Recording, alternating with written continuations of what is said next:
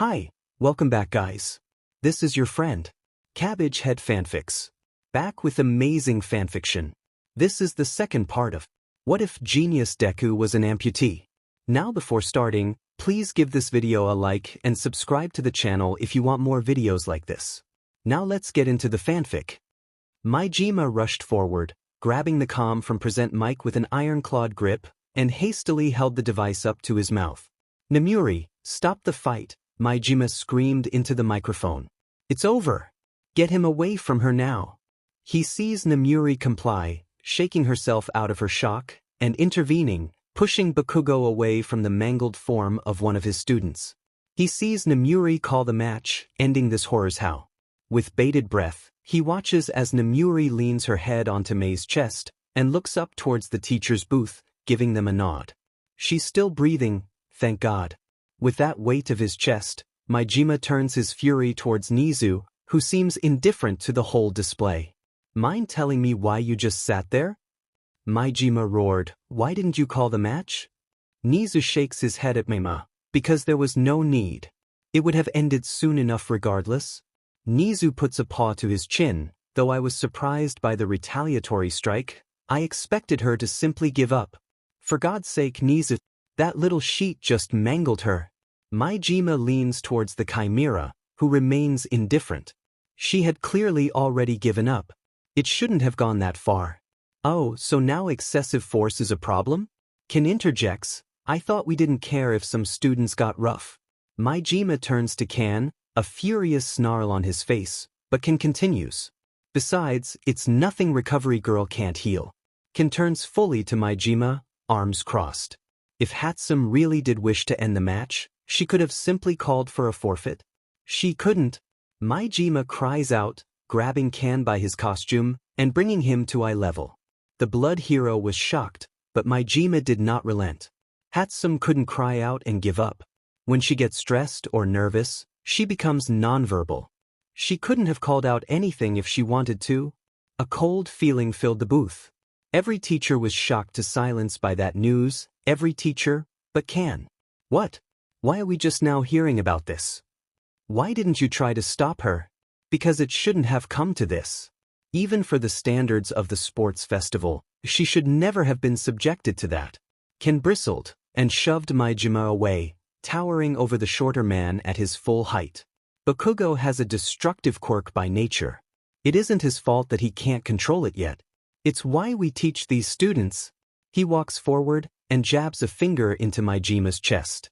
However, if you didn't want Hatsum hurt, then you shouldn't have allowed her to participate. It sounds to me like you can't control your students, Ken's glare hardens, or you won't. Maijima does not wither under the larger man's gaze. Rather, he seems to bristle and expand, meeting the gaze head-on. Sounds to me like we aren't talking about Hatsum anymore, Ken. Maijima, I understand your anger. These kids are your responsibility, and as such you feel some level of responsibility for this happenstance. Snipe began placatingly, but Ken does have a point. How do we not know that Bakugo simply lost control? It wouldn't sit right to blindly accuse someone without evidence. Evidence? Maijima threw his hands into the air, exasperation clear on his face. Did you not see what I saw? She was crawling away. Are we just going to ignore that? Bakugo willfully maimed her. Ken rolled his eyes, and what about what Midoriya did to Yaoyorozu? He could have caused her severe burns, or broken her skull if her head were any closer to the shield when he punched through it with that spike. Maijima turned to Ken in a rage, ready to refute his accusation, but was interrupted by Toshinori, who had been silent the entire time. Maijima, while I feel for you and understand where you are coming from, you are ignoring the bigger picture. Toshinori tented his hands, staring down at the arena. In truth, the sports festival is a chance for the hero course to display themselves to the world, and show the public that they are here. As unfortunate as Mei's incident may seem, Bakugo is doing just that. Leaning back, Toshinori's eyes locked onto Maijima's helmet. I believe that in this instance, Bakugo was attempting to show his directive when it comes to crime. He wishes to market himself as brutal, but decisive, and so far he has done just that. Maijima is stunned into silence, but he notices Ishiyama nodding to the side of All Might. While I personally don't like that brand of hero, I can understand your point. The cement-headed man mused. Bakugo just sent the message to all villains that when he joins the ranks of heroes in the future, he will be someone for them to fear. It's a gamble, but if done right, it can do wonders on crime statistics. Crime statistics? Maijima was bewildered, looking at his colleagues with some level of disgust. Do none of you care about the injuries she suffered? Ken bristled. Of course we care about our students, all of our students. Ken shook his head, and I am not denying that Hatsume's condition is troubling. The tusked man sighed, and his shoulders slumped, but I am saying that there could be a million reasons for what Bakugo did, and I hesitate to believe that what Bakugo did there was malicious, at least without proof. Maijima looked around at the rest of the staff. Many of the teachers were nodding along with Kan, while others simply stayed silent. He noticed Present Mike staring away from the conversation, trying to stay separate from it. Turning his head, he sees Ectoplasm silently staring at the floor, and feels his anger begin to boil over. This is insane. Maijima jabbed an iron-tipped finger into Kan's chest. Why is anyone trying to entertain this idea? That little sheet could have ended her. To be fair to the boy, Maijima, did he know about Hatsume's eccentricities? Toshinori spoke. I mean, this is the first any of us have heard of the girl's mental state. How can you fairly assume Bakugo didn't just assume she still wanted to fight? The number one hero closed his eyes, nodding to himself. When in active combat with a villain, a hero cannot assume that just because they have ceased fighting, that they are giving up. Not to mention, Hatsume did launch a counterattack at Bakugo, albeit futilely. You all seem to be forgetting one very key detail. Maijima growled, iron-tipped fingers digging into his palms. Hatsume isn't a villain. Maijima's tones skyrocketed in volume, catching some of the teachers off guard. She is a student, damn it. A student who is under our care. And here you all are either pretending to ignore this little fact, or actively trying to undermine it. It's disgusting, Ishiyama interjected. I believe that you are both getting tracked from the topic at hand, and ignoring the person with possibly the most insight into the subject entirely. Ishiyama points to Aizawa, who is simply staring at the blank screen, completely oblivious to the conversation at hand. Maijima, however, decides to interrupt his introspection. That's a wonderful point. Mind explaining what the hell just happened, Aizawa? Aizawa shakes himself to attention and schools his features. He takes a moment to properly formulate his thoughts, before continuing. What makes you think I can understand his actions any more than you can? The ragged man's eyes narrow, staring down at his class booth. Bakugo is a driven student. He scored top marks in both the written portion and practical portion of the exam. Aizawa looks back to Maijima, and the iron-clawed man can see the perpetually tired man looking even more exhausted. I didn't ask for his resume, Aizawa, Maijima gritted out. I asked you to explain how that kind of behavior hasn't at least been discussed. I have seen you expel students for the most asinine of reasons, yet you let that slide. Aizawa didn't speak for a time, leaving Maijima to stir in his anger. What infuriated Maijima more is the nonchalant expression on Aizawa's face, as if he truly didn't understand Maijima's issue. The iron-clawed hero worried that that inference might be right. I really don't know what you expect me to say to that, Aizawa began, turning away from Maijima. Bakugo is an incredibly motivated student, with a childish ego befitting his youth. The shaggy man then held up his hand, lifting one finger. The reason why his behavior hasn't been discussed is because it hasn't needed to be. Aggressive as he is, that aggression comes from a determination for heroism I see very rarely. He holds up another finger. As for why I haven't expelled him, or anyone else in Class 1A save for one, is because Bakugo, like his classmates, has potential to be a hero, potential that, if properly nurtured, will make him an effective crime fighter, and serve our society better in the long run. In truth, I think it's irrational to immediately assume that what Bakugo did out there was done out of a place of aggression. The exhausted man runs a hand down his face, and Maijima can note the traces of anger hidden deep in the man's eyes. And frankly, power loader, I don't appreciate you questioning my judgment so blatantly, especially when you still have yet to assure us that your judgment is sound. After all, If Hatsum truly was so outmatched in that fight, then it is your responsibility to inform us before the match even started. Maijima can't believe what he is hearing, and his disbelief is only escalated by the silent agreement of the majority of his colleagues. He realizes in that moment he is outmatched, but he is still ready to defend his point. However, he is thwarted by Nezu raising a paw, silencing the debate. Maijima, I can understand your anger, but unfortunately there isn't much that can be done at this point. Nezu gestures to Kan, the others have a point, though not in the way they intend to. All of the injuries that were inflicted on Hatsum, while painful, can be healed by Recovery Girl. The student will suffer no physical injuries from this situation. As for your claim of willful maiming, we do not know if that is the case, or if this is a matter of youthful negligence.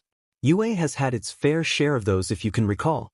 Nezu closes his eyes. Finally, while Bu's display may have seemed overwhelming, he did not break any rules with his display. While it is recommended you do not go too far in combat, situations happen when young people are put into a ring. Sometimes they go too far, but sometimes overwhelming force is necessary to overcome overwhelming odds. Sometimes you must go beyond and make a statement. Maijima's fists clenched painfully, the iron-clawed tips digging into his palm. Looking around, he noted that all of the other teachers had fallen silent. With Nezu's declaration, the discussion was over, simple as that. His rage, however, was not gone. It still boiled right under his skin, begging to be let out. However, instead of lashing out once again, he marched out of the booth, heading towards the nurse's office. Though he only made it a few steps before Ectoplasm grabbed his shoulder. Mina, please be reasonable, Ectoplasm pleaded. Try to understand where they are coming from. That's the problem. I can't. Maijima grunted out, his rage only boiling more under the pressure of his disbelief. No matter how I try to see it, their perspective still sickens me. He chuckles sharply. A matter of youthful negligence? What a load of shit. We have had hundreds of students come through the hero course, and things have never gotten that bad. Well, honestly I can understand their point. Maijima's breath hitched, but then his form almost seemed to close up. Of course, so that's why you didn't back me in there. I didn't back anyone in case you forgot. Ectoplasm raised his hands in surrender. Look, I agree with you. What Bakugo did out there, that was too far, way too far. Then why didn't you say anything? Maijima roared, refusing to look at the lipless hero. Maijima, Ectoplasm sighs and pauses to consider his words. You need to understand that they are focused on the bigger picture, like you should be, Ectoplasm rebutted. Try to see this from the perspective of a hero, Maijima. At the end of the day, this event is for the betterment of hero society. It wasn't clear to either hero who he was trying to convince. You seem to forget, Ectoplasm. Maijima spun around, getting close enough to invade Ectoplasm's space, grabbing him by the trench coat. That I am a hero. As good a hero as anyone else. But while all of you are trying to see with your hearts, I'm looking with my effing eyes. The shorter man spun around and began walking away. Maybe you should try it for once? He needed to check on his student. Hana Sada was sipping her fruity drink, relishing in its sweet flavor. However, her eyes were glued to the Jumbotron across the street, currently airing the UA Sports Festival Live. Across from her, her friends, Keiko and Fumiko, were chatting among themselves. Wow, that last match was intense, Keiko chirped. Gotta hand it to that support course girl, even in a losing fight, she never gave up. Keiko took a small bite of her pastry, chewing quickly before continuing. She even got a decent hit in right at the end. Yay, but honestly that whole fight was so boring. Fumiko flopped down on the table, puffing air up and causing her bangs to bounce in her artificial breeze. I mean, she never stood a chance from moment one. Talk about predictable. The girl crossed her hands in front of her head. Lame. I know, but that was a given. Heroes always win. Keiko kicked a foot up on the table, so I was more looking to see if she could even make a dent. Color me pleasantly surprised. The two girls continued chatting, laughing among themselves, but then Keiko noticed Hana sitting silently, no longer sipping her drink. Hana, you okay? Keiko leaned over the table, snapping Hana out of her thoughts. You got a stomach ache or something? No, I'm fine. Hana waved her hands in front of her in placation. But Keiko didn't seem convinced. Then why are you just sitting there, staring into space? Well, Hana hesitated as if debating whether to give voice to her thoughts. I don't know, didn't that fight rub anyone else the wrong way? Her friend seemed confused, so she continued. When you were watching the fight, didn't it seem off? Hana looked back up at the screen. At points, it almost looked like the girl was trying to get away from the hero course boy. Well, duh, Fumiko commented. Of course she was trying to get away. Bakugo's quirk is relatively close range. Keeping her distance was her only chance. Well, yeah, but I don't know, it almost looked like she was trying to crawl out of the arena, like she was trying to escape. What? No way. Keiko shook her head. You're just imagining things, Keiko. If that girl really wanted to get out of the fight, she could have just called a forfeit.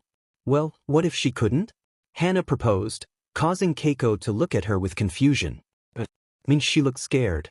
Maybe she wasn't thinking straight? Fumiko seemed to ponder Hana's words. That doesn't seem right. Heroes would have stepped in if it was really getting that bad, right? Hana's friend had seemed to shrink a bit, mind awash with indecision. Keiko seems to really consider her friend's words, her previously joking attitude giving way to a more serious tone as her feet moved from the table and her posture straightened. Maybe Hana has a point, Keiko concluded, her pastry forgotten on the table. However, before Hana could respond, they heard the voice of two boys from behind them. Hey cuties! How's it going? The trio turned and saw two boys walking towards them, wearing matching high school uniforms. Both boys had muted features and hair color, entirely unremarkable in almost every way. One boy was maybe an inch or so taller than the other. If it weren't for the frankly uncomfortable flirtatious expression on their faces, Hana would have likely paid them no mind. The duo swaggered over to their table, standing in front of the Jumbotron, and addressed the middle school girls with cocky smirks. Hana could see the practiced facade they were putting on, and laughed internally. Keiko rolled her eyes. Well, things were going great until you two started blocking our view. This, surprisingly, only seemed to embolden the boys, who turned and gestured to the screen. Oh, were you watching the sports festival? The taller one asked them, smirk growing. Hey, this might sound weird, but see that guy, Katsuki Bakugo? He tapped his chest twice. We're tight with him. Fumiko gave a dry chuckle. Yeah, and my dad is all might, she responds, sarcastically. Don't believe us? The taller one takes out his phone, scrolling through his pictures, before settling on one and spinning the device around. The three girls saw a hastily taken picture of the two boys in front of them, sitting in a movie theater with the boy from the Jumbotron, all wearing matching middle school uniforms. Oh wow, Keiko says, her expression getting more animated. I totally thought you were joking.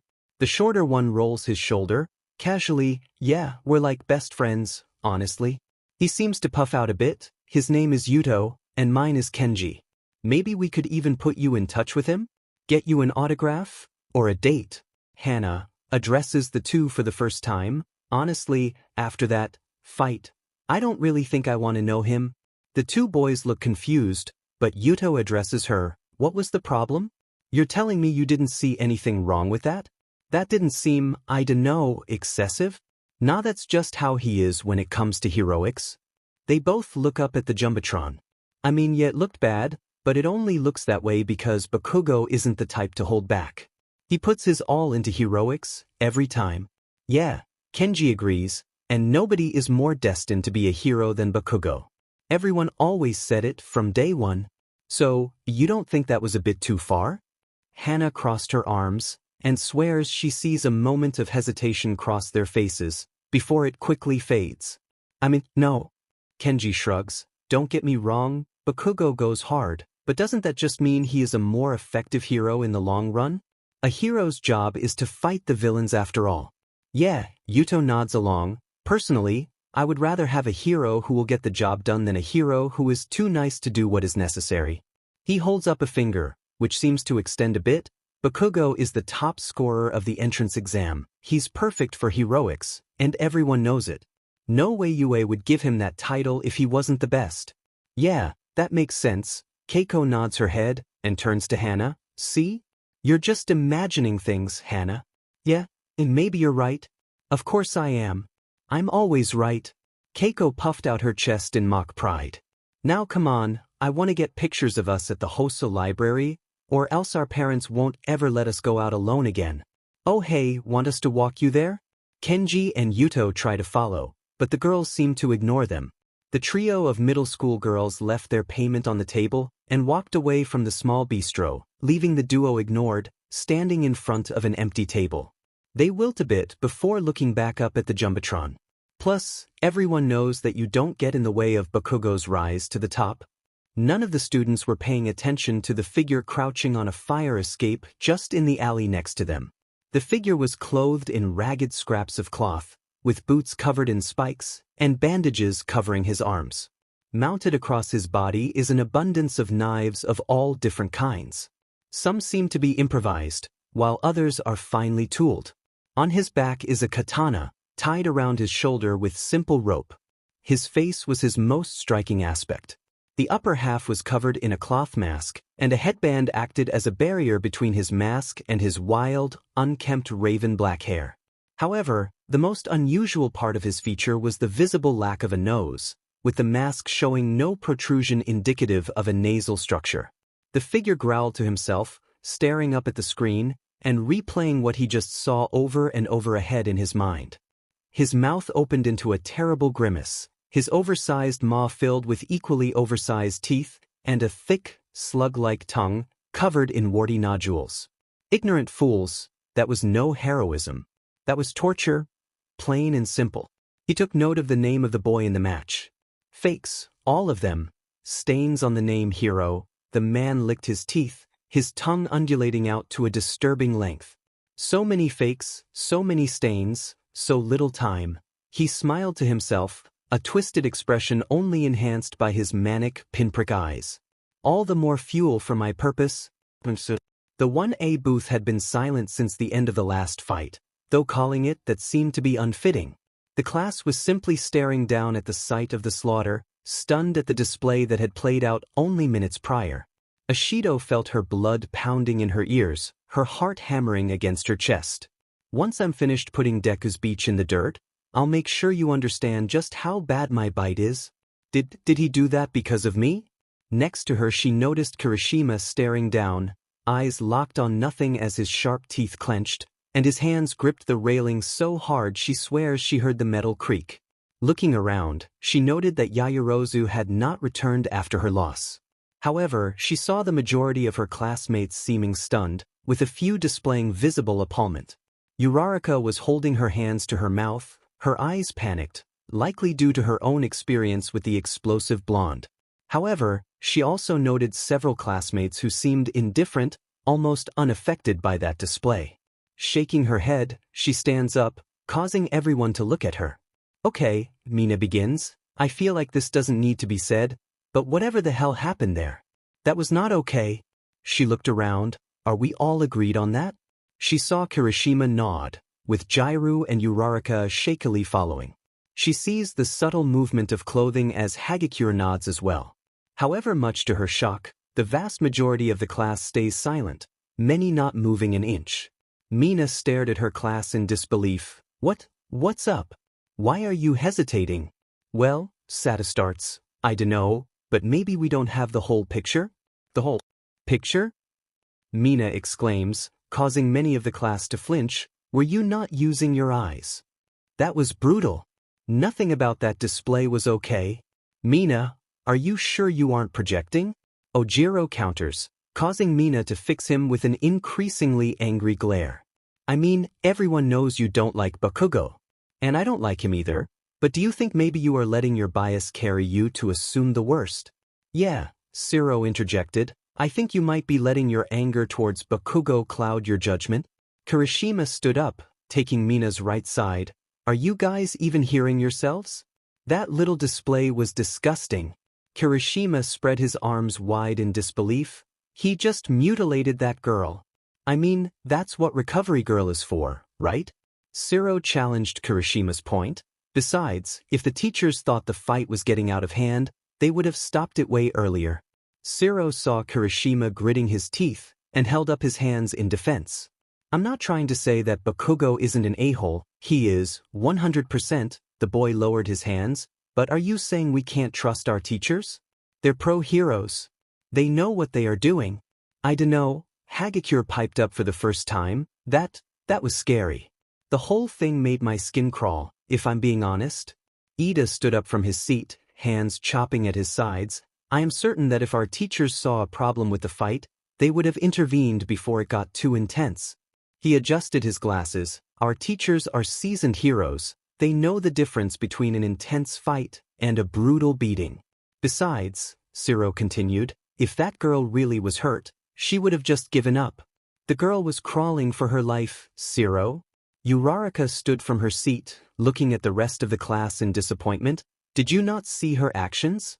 She was clearly terrified. Ojiro shrugged. That last hit with the rock says otherwise. Seems to me like she was still going, if I'm being honest. Honestly, mademoiselle, Aoyama chimed in, winking at his classmates. Are you certain you aren't letting your own defeat at Bakugo's hands cloud your judgment? Uraraka deflated slightly, seeming to draw inward. This has nothing to do with that. Mina slammed her foot into the floor of the stands. How are you all ignoring what just happened? That girl could be seriously hurt. Mina took a deep breath. Bakugo has gone too far. He has done nothing but cross lines since the sports festival started. What's to say he doesn't keep pushing? Kirishima nodded. Honestly, I'm questioning how someone like him got into the hero course at all. But that's the point, Shiro says. He did get into the hero course, at the top spot no less. His eyes narrowed. It's like you guys have no faith in our teachers. You really think UA would give the top spot to some monster like you say? The guy's AD-. Sure, but nobody can deny he was built for heroics. Mina looked as many of the class nodded, and felt anger bubble within her chest. What the hell was happening? Did they not see what she saw? Just when she was about to continue, Mineta, of all people, piped up. Are you sure that you aren't just scared because you have to fight Bakugo next, Ashido? Just like that, Mina feels her anger fade, as cold fear sets in. She looks up at the bracket as if hoping that Mineta was wrong, but sure enough, she saw her name right above Bakugo's, and felt her blood freeze. Oh god, he's right, I'm facing Bakugo next. Mina's breathing grew shallow, replaying the last fight in her head. If that's how far he goes against someone who can't fight back, then what is he going to do to me? Just as she feels her fear begin to spiral, she feels a warm hand on her back. She turns to see Kirishima staring at her, worry clear on his brow. Then, she saw the subject of their discussion walk into the booth, hands casually fitted into his pockets. His eyes scanned around the booth, seeing all eyes on him, and he almost seemed to preen under the attention. Finally, his eyes settled on Mina, and his expression broke out with a smirk. There was no joy on his face. No. This felt like a shark staring down an injured fish. A predator staring down its next meal. Then, Mina felt her fear fade, and anger take its place. Instead of withering under his attention, she seemed to expand, straightening out and meeting his hungry gaze with her own glare. This seems to catch Bakugo off guard, and his smirk fades into a grimace. Eventually, the standoff ends, and Bakugo moves to sit down at his side of the booth, kicking up his feet in boredom. Mina turns as well, and moves to walk out of the booth, heading down to do warm-ups in the hall next to the waiting room. I'm not gonna let you scare me, Bakugo, I'm coming at you full force. Her anger blazed within, driving her gait down into the winding tunnels, and her mind went back to the opening ceremony, to his opening speech. If I have anything to say about it, you won't get to fulfill that promise. Todoroki sat on the bench in the waiting room, staring at the closed door. He didn't move a muscle, instead simply staring at nothing, and trying to quell his growing anger. Especially after his conversation with his father. You are embarrassing yourself, Shudo, his father barked out. Every moment you continue this childish rebellion, you waste both your time and my own. Shudo grit his teeth, fist clenched in rage as frost began to cool his right side.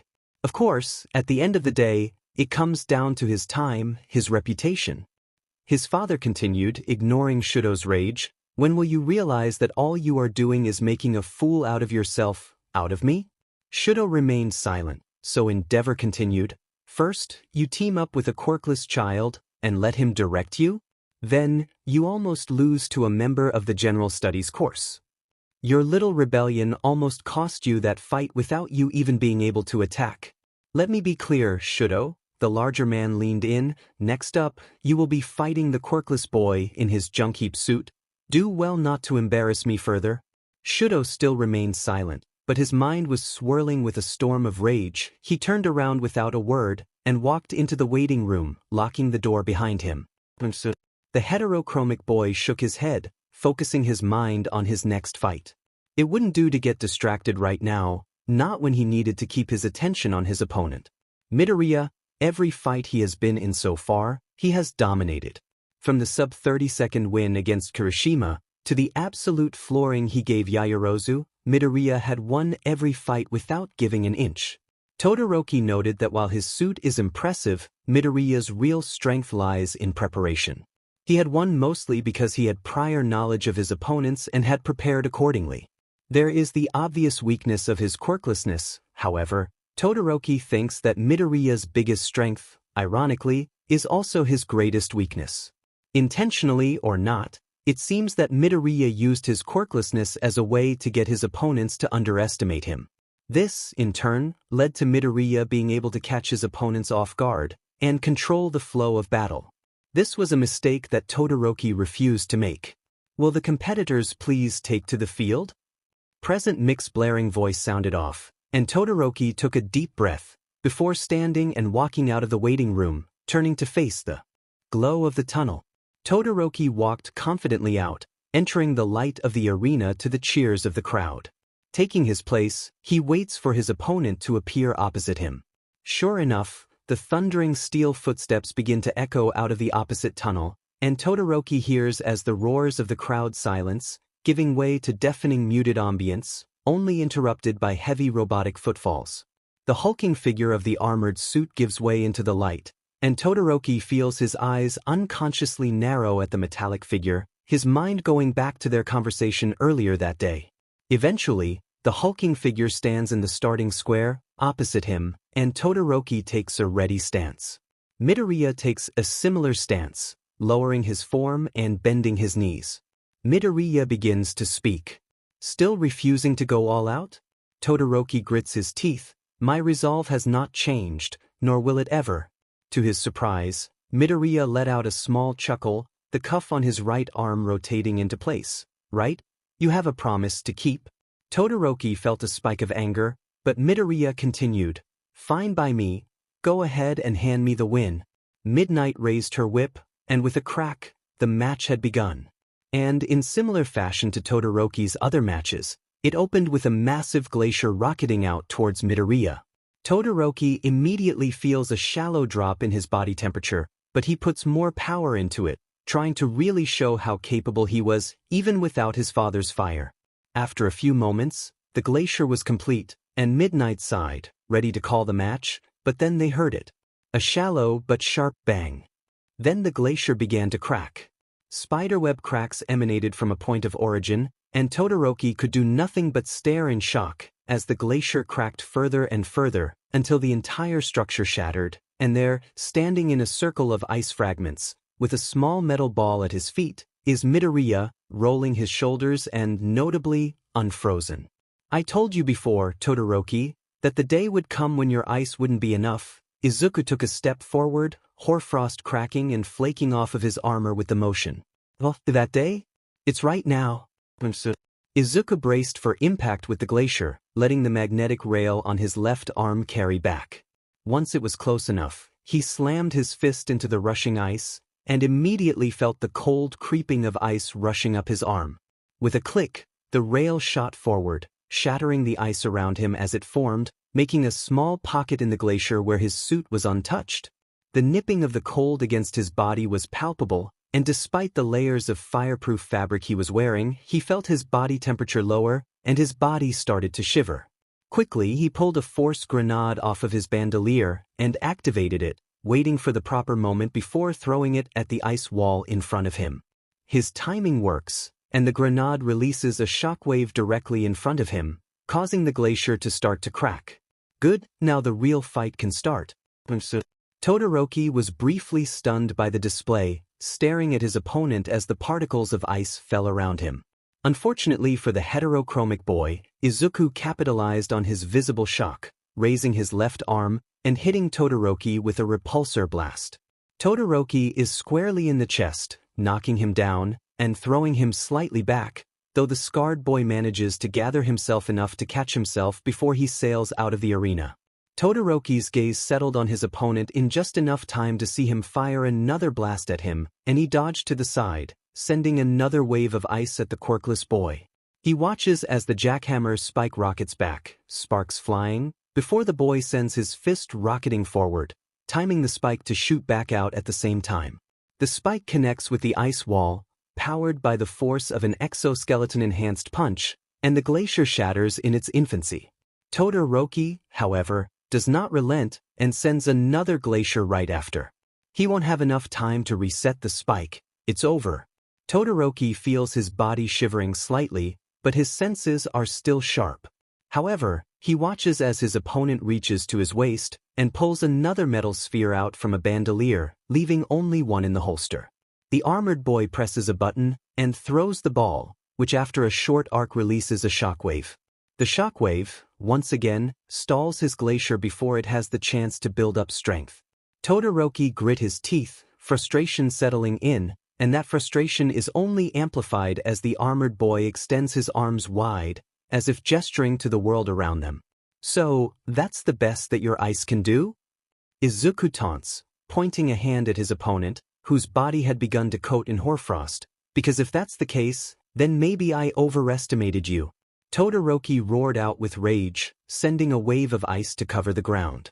The ice began to creep up Izuku's legs and boots, but with a hiss, he watched as several spring structures along the leg harness expanded, cracking the fragile ice. Midoriya lifted his right arm, spinning the cuff, and began to run forward. Todoroki noted that a thin metal rod extended from the cuff, a small pilot light igniting. Todoroki knew what that meant. Ducking out of the way, Todoroki watched as a blast of fire shot out where he had stood. Todoroki tucked into a roll, falling forward and raising back up. He sees as Izuku begins to move his arm to carry the fire, but Todoroki rushes forward, ducking under the fire and grabbing the metal rod of the flamethrower's pilot light. With a swift burst of ice, he extinguished the light and snapped the pilot light off, making the flamethrower useless. He hears Midoriya curse under his breath and levels a fist at Todoroki, but Todoroki meets that fist by grabbing one of the joints of the armor with his right hand and beginning to freeze Izuku's body underneath the armor, frost creeping up his jumpsuit. A hiss of pain follows, but Midoriya pulls away, the tearing and cracking sound of the fabric of the suit tearing slightly along the amputee's left shoulder and chest. Todoroki can't capitalize on this, however, as the armored boy completes the arc of his fist, slamming it into Todoroki's chest with debilitating force. Todoroki stumbled back, but when he raised himself he was met with an open palm in front of his face, the center of the hand glowing with a blue light. This was all the warning he received before a blast of energy hit Todoroki directly in the chest, causing him to fly backwards, his brain bouncing around in his skull. Todoroki hits the ground, but quickly rolls to the side as an armored head slams into the ground where he once was. Todoroki quickly rose to his feet, sending a wave of ice at Midoriya, hoping to catch the boy off guard. However, he failed to notice the whirring of an engine, as the turbine on Midoriya's back spooled up. Just before the glacier reaches the amputee, a deafening roar of a rocket fires, and Midoriya soars into the sky, nearly 50 meters above Todoroki. Todoroki, however, notes that the quirkless boy now begins his descent, and tries to predict the arc of his fall. Once he notes the angle of the fall, Todoroki sends a spike of ice directly up, straight towards Izuku, trying to get Midoriya to panic. What he doesn't expect, however, is for Midoriya, instead, to shift his weight so he is facing down and reel his fist back, the spike shooting back into the ready position. With another whirring of the engine, Midoriya is sent rocketing down, fist cocked back, and he meets the glacier ice to fist, the spike rocketing forward, and carrying the force of the rocket behind it. The ice gave way under the weight of the mechanical monstrosity, shattering as his fist carried down, straight towards Todoroki. The scarred boy barely had time to move before the Midoriya slammed straight into the ground, the cement of the arena cracking under the weight. The eruption of force from the impact clips Todoroki in the back, causing him to stumble and roll, falling away from the arena. His breathing was getting more laborious, and felt the familiar sting of frost as his body took a deep shiver. He slowly stood up, facing his opponent, and saw the mechanical figure rising from the crater. Dust and ice particles obscured the figure, save for a hulking outline and the two glowing eyes of the faceplate. When the dust started to settle, he noticed the leg apparatus was bent and crooked at odd angles, the harness seeming to have lost all function. When Midoriya turned his massive figure to face Todoroki, he noted that the boy was favoring his left leg, perhaps a sprain or shallow fracture. "What's the matter, Todoroki?" Midoriya asked, though Todoroki noted the taunting tone. "You getting cold? Why are you doing this?" Todoroki shouted out, his throat hoarse with emotion and hypothermia. "Why are you going so far? Did my father put you up to this? Is that it?" There was a moment of silence, before he saw Midoriya's stance get more openly hostile. He barely has the energy to move before a blast of energy whizzes past his head. "God, you're just like Bakugo," the amputee shouts, catching Todoroki off guard. "Everything that anyone does always has to be about you." Todoroki clears some distance with a backstep, dodging another repulsor blast, and slams his right foot into the ground, sending a wave of ice forward. But again, Midoriya shatters the glacier with the spike mounted to his left arm. "You ever think, maybe, that I am fighting so hard because, unlike you, I don't have another choice?" Todoroki keeps backpedaling, sending small bursts of ice, none of which seem to affect Midoriya, who remains stationary. "Get over yourself. I couldn't give a damn about you or your dad. I just want to prove that no matter what you throw at me, I can take it." Izuku braced himself as a glacier hit him directly, grabbing a force grenade and launching it forward, crushing the glacier. "Besides, you handed me the win the minute you told me about your fire." Todoroki watched as the rotator cuff clicked into place, before the plate at the top of the cuff rose up, revealing two small hoses feeding into a metal tube. He watched as a paddle flipped out, and Izuku put his left hand to the paddle and slammed it back. The sound of a powerful puff of compressed air was heard, and immediately after, the sound of something ceramic breaking was heard as well. Todoroki stumbled back as something whizzed towards him, impacting his chest. Immediately, he felt the pain of a high-speed projectile breaking against his sternum, but the feeling was immediately followed by an inescapable feeling of cold. He heard the sound of something sizzling against his skin, feeling the popping of something impossibly frigid sucking the minuscule heat from his body, leaving him gasping for air and curled up into a fetal position on the ground, desperately trying to preserve what little warmth he still had. Todoroki coughed weakly. "What did you do to me? What did I do?" Midoriya responded, "I just won the match. I built this compressed air cannon with Bakugo in mind, and it could still function for him as well, but when building it originally, I ignored a possibility that would have been great to have explored."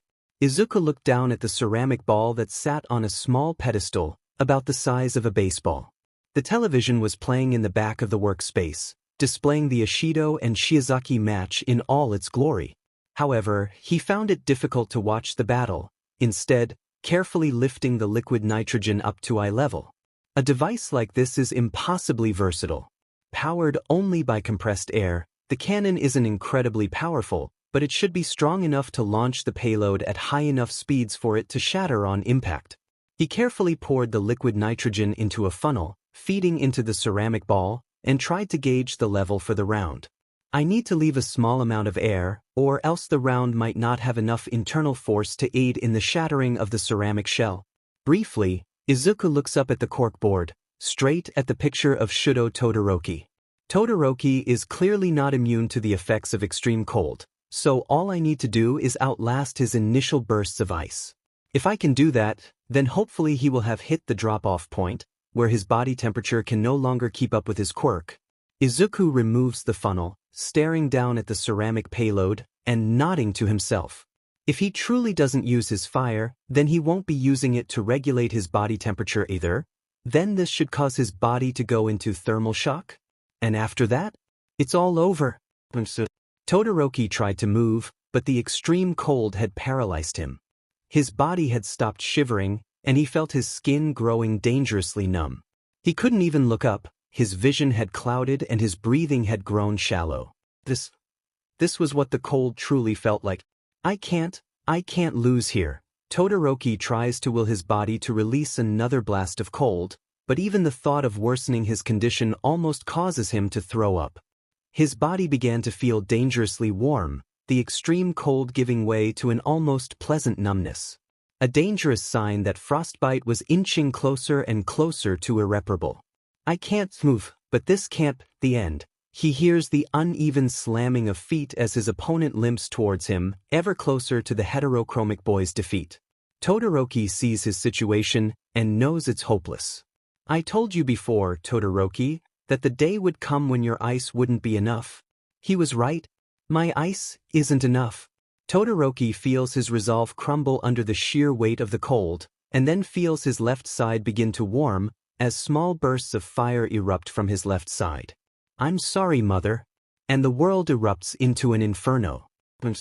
Endeavor watches as his creation curls up on the ground, freezing himself into an early grave, with nothing but frustration and disappointment. This entire fight had been an embarrassment. From the first moment, the quirkless boy had been able to counter his son's ice. Sure, Shudo had gotten some hits in, but the fight had been close. It shouldn't have been close. And it shouldn't have been a loss either. With a huff, Endeavor turns around, preparing to go home, before the familiar feeling of warmth touches his back. Quickly, he turns around and sees an inferno erupt around Shudo, as the boy stands up, his uniform top beginning to burn up. Endeavor feels elation, looking at his creation, ceasing his childish rebellion, and finally living up to his potential. Good, now you can live up to your purpose, my magnum opus? Todoroki is confused by the feeling of freedom that the flames dancing across his body give him. He feels the fire emanate from his chest, filling his previously frost-bitten heart with a nearly forgotten warmth of the inferno within. However, his attention was focused solely on the armored student in front of him, who seemed to be frozen in place.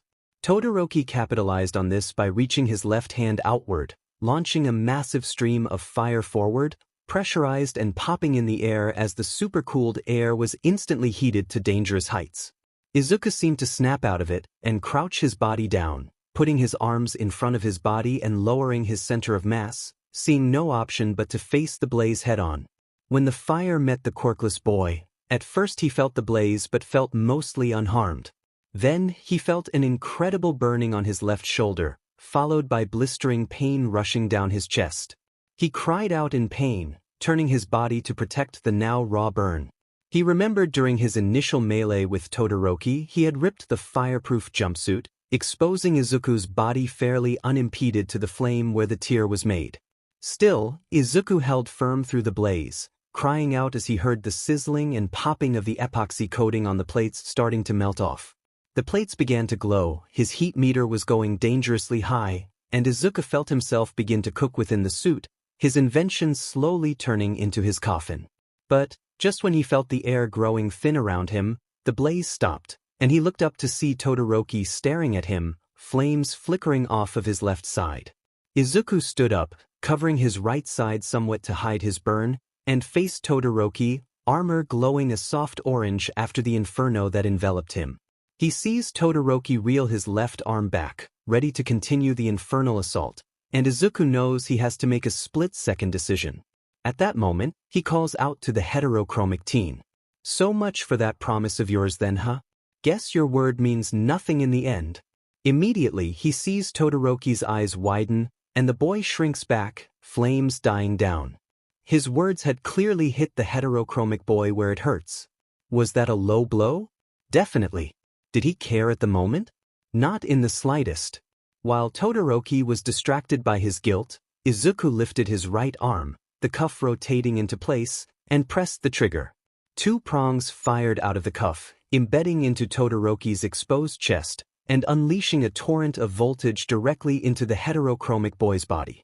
Todoroki grunted and his body began to spasm, before falling over, lying still save for the occasional twitching.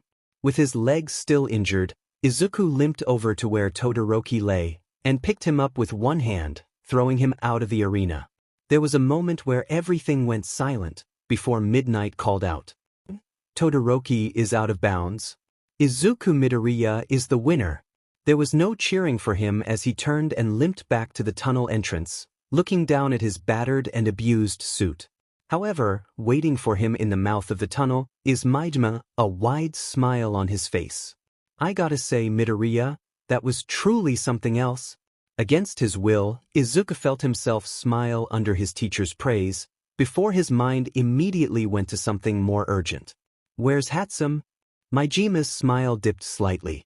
She's in the recovery girl's office. Physically she is healed, but she hasn't woken up yet. There was a moment of silence before Izuku piped up, "Can you take me to her? After I get out of the suit for a bit?" Maijima's smile came back in full force, and he offered a stunted nod.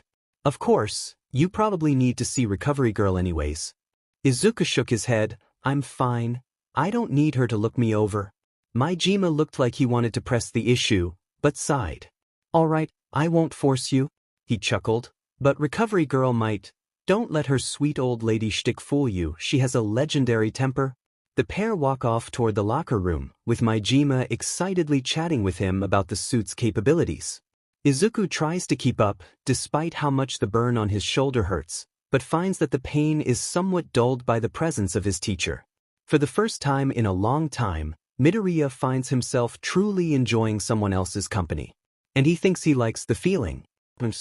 Mina breathed deeply, continuing to stretch her joints in the tunnel. Her match had been delayed by the damage caused by the last one, and the whole arena still needed to be repaired. She had been watching the match from the base of the tunnel, and had felt the extreme waves of cold and heat. Watching the match was almost like watching two titans clash fist to fist, crushing the world around them and refusing to give an inch. She had to admit they were impressive. Todoroki, without a doubt, he had always been top of the class. It makes sense that his prowess in combat was so stunning. His impressive spectacle was sure to catch any eyes that his name did not.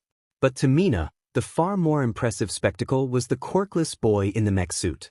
Sure, he wasn't as flashy or as outright eye-catching as Todoroki. In fact, Midoriya's style was very simple and blunt. He fought efficiently and brutally, with a unique intelligence backing his actions.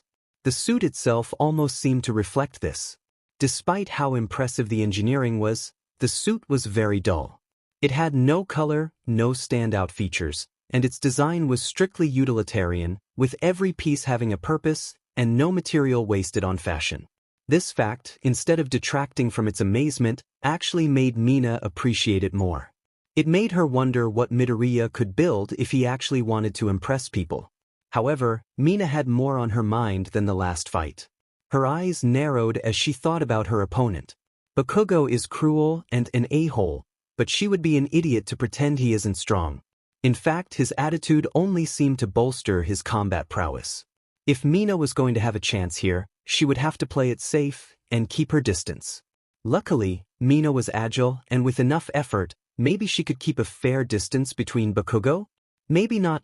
Bakugo was fast too, and he could use his explosions to maneuver incredibly well. So trying to keep distance would be difficult. She can't fight close up either, that's where Bakugo shines. So, if I keep my distance, he can close the gap. But if I fight close up, he will win. This is bad. Mina would have an uphill battle ahead of her. She didn't have a plan, not even the beginnings of one. She smacks her head with her palm, as if trying to rattle a strategy out of her head. Sometimes, I wish I was smarter, Mina sighs to herself. I wish that I could just think up a plan and know it would work. But every time I try, it's like my thoughts all get jumbled up. Come on, brain, work. Mina ruffled her hair, leaning up against the side of the wall. No, I shouldn't kid myself. It's not just my brain. I'm scared, Mina sighed, letting her hands tremble slightly. What he did to that support course girl, that was cruel. I don't know what she did to him, or if she did anything at all, but he hates me, he wants to hurt me. Damn it, why can't I control myself? I'm supposed to be a hero. Mina shook her head. Why am I freezing up? Why am I so scared? Aina? Mina shot straight, turning to the sound, and seeing Kirishima standing to the side of her, with a concerned expression. Oh, Kirishima? Mina immediately tries to mask her fear, putting on a wide smile. What brings you here? Kirishima rubs the back of his neck. Well, I wanted to wish you luck in your next match. This could be a tough one.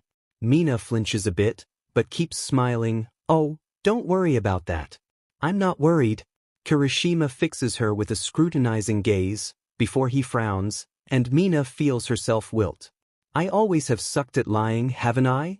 Mina, Kirishima approaches her, and puts a hand on her shoulder. You don't have to put on a brave face for me or anyone else.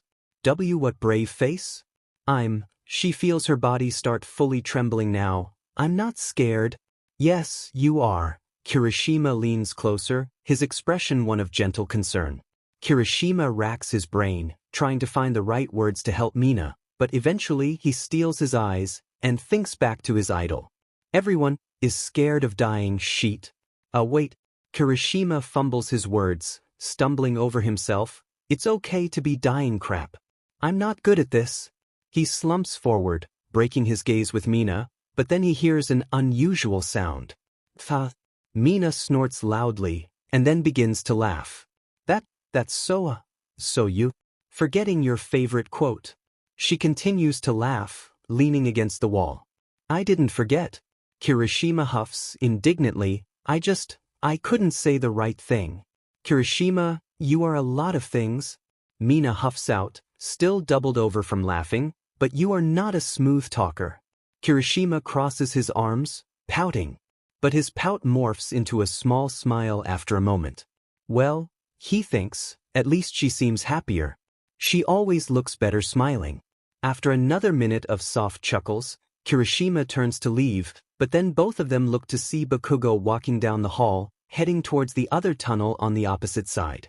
Bakugo's eyes find their visages, and light up in anger. He slowly turns to walk towards the pair. Kirishima moves to intercept, but Mina puts a hand out, stopping him and facing Bakugo head-on as he squares up with her. As they stand across from each other, Mina hears Bakugo chuckle, a sadistic smirk on his face. So, you were actually stupid enough to show up? He rolls his shoulders and takes a ready stance. Oh, it's your funeral. Mina's eyes narrow, but the feeling of fear in her heart only grows. Bakugo turns around and walks off, chest out, and pride in his step. She feels her fists begin to tremble again, but Kirishima puts a hand onto her shoulder again, a silent show of support, and the feeling subsides. I may be scared, I may not have a plan, but if you think I'm going to just give up, you're dead wrong. Maijima knocks on the nurse's office door, with Izuku standing beside him. His eyes can't help but lock onto Izuku's covered left shoulder, knowing the burn that lies beneath, as well as the slight limp in his gait. However, when Izuku notices the teacher staring, he shifts his body to block Maijima's line of sight. Maijima sighs, seeming a bit irritated. So, you sure you aren't going to tell Recovery Girl? Izuku shakes his head, but doesn't meet his teacher's eyes. I already told you, I don't need her help.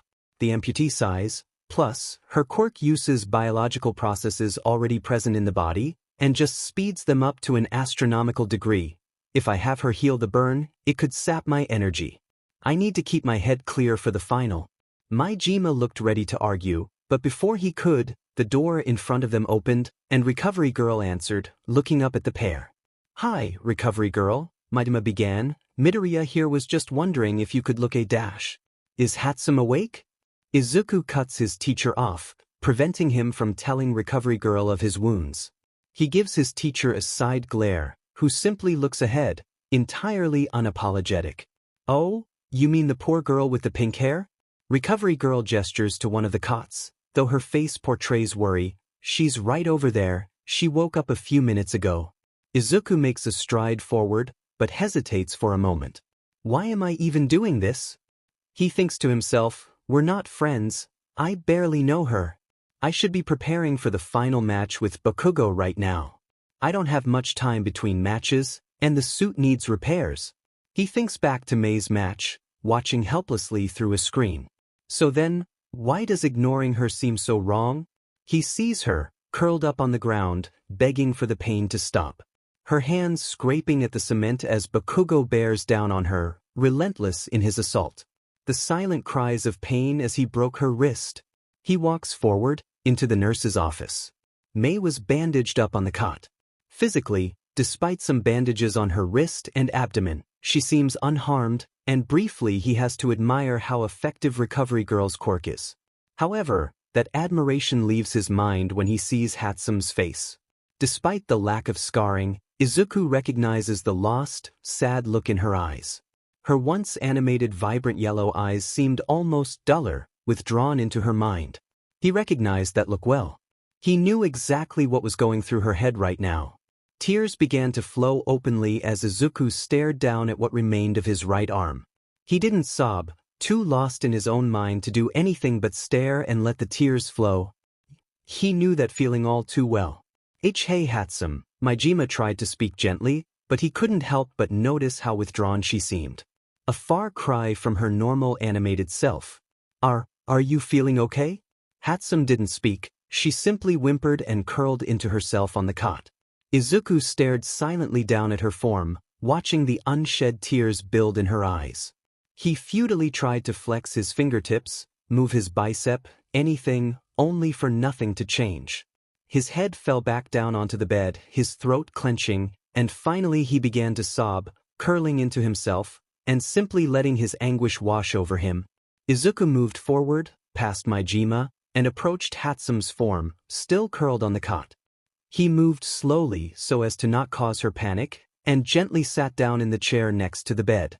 Mei's crosshair eyes locked onto his face, but she made no further action. It hurts, doesn't it? She still remains silent, curling further into herself. Izuku sees Majima move over to interrupt him, so he continues. Not the wounds, those hurt too, but what hurts more is that feeling in your heart. Majima stops, freezing up at Izuku's words. Izuku notices some acknowledgement in Hatsume's eyes. He takes a deep breath and continues. It isn't the fact that you got hurt that causes you pain. No, not this time.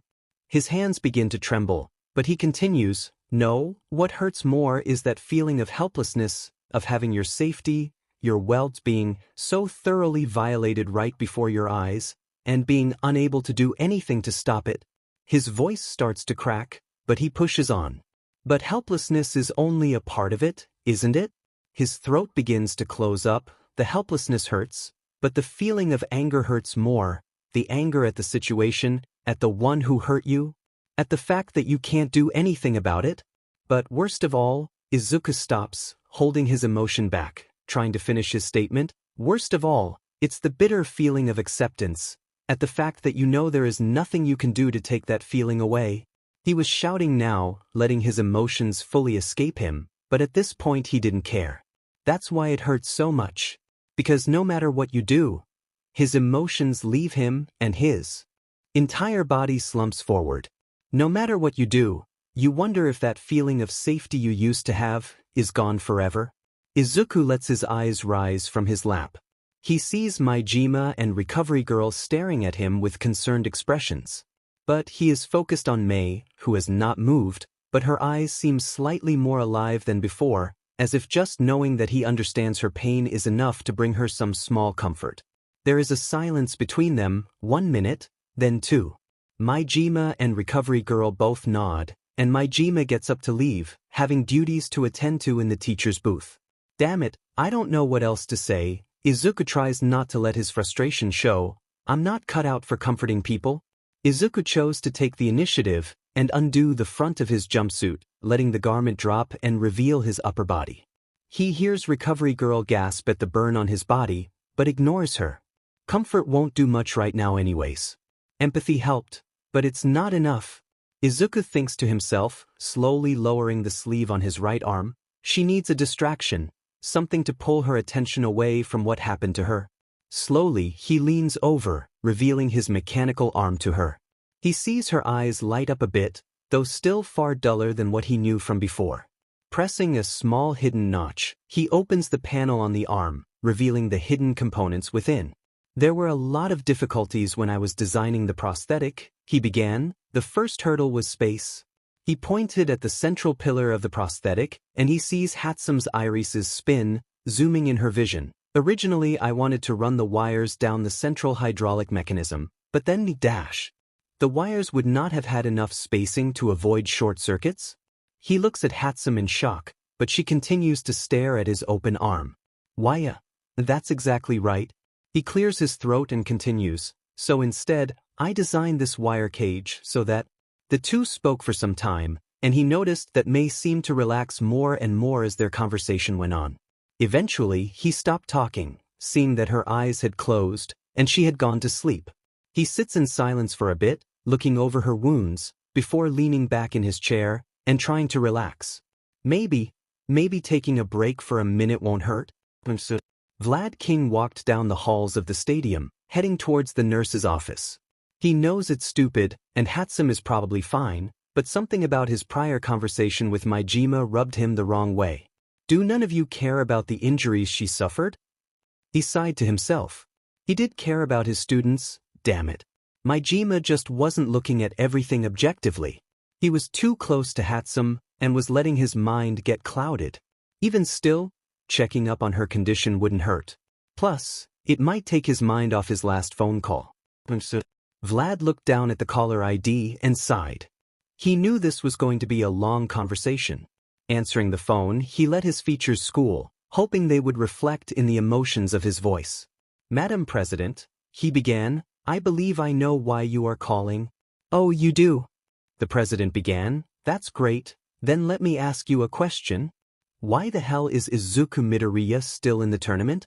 Vlad stiffened, but did not speak. He knew the question was rhetorical. I believe when we last spoke, you assured me that Izuku Midoriya would not make it to the final.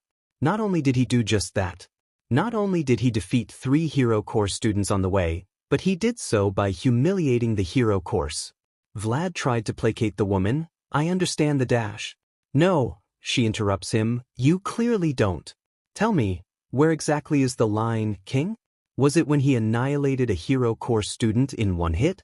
Or what about when he humiliated the heiress of the Yaoyorozu conglomerate live on television? Madame Pre-dash. Because I know where my line is, Vlad King. It was when he defeated the son of the number 2 hero, with a taser. Ken sighed, I understand, Madam President. I didn't expect the boy to make it this far, especially not to beat Todoroki.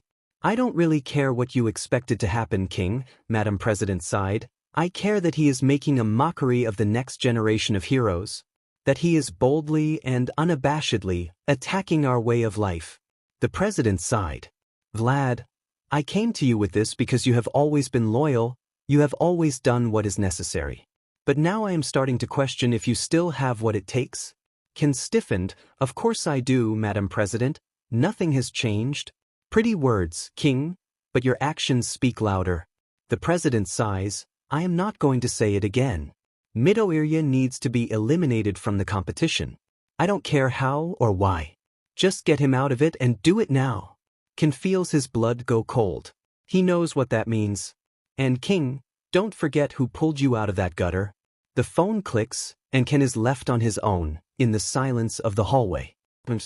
Vlad shakes himself out of his mind. He tries not to think about her order as best he can, but he knows he is simply running from it. Feels wrong. Her order. He had never questioned her before, but now.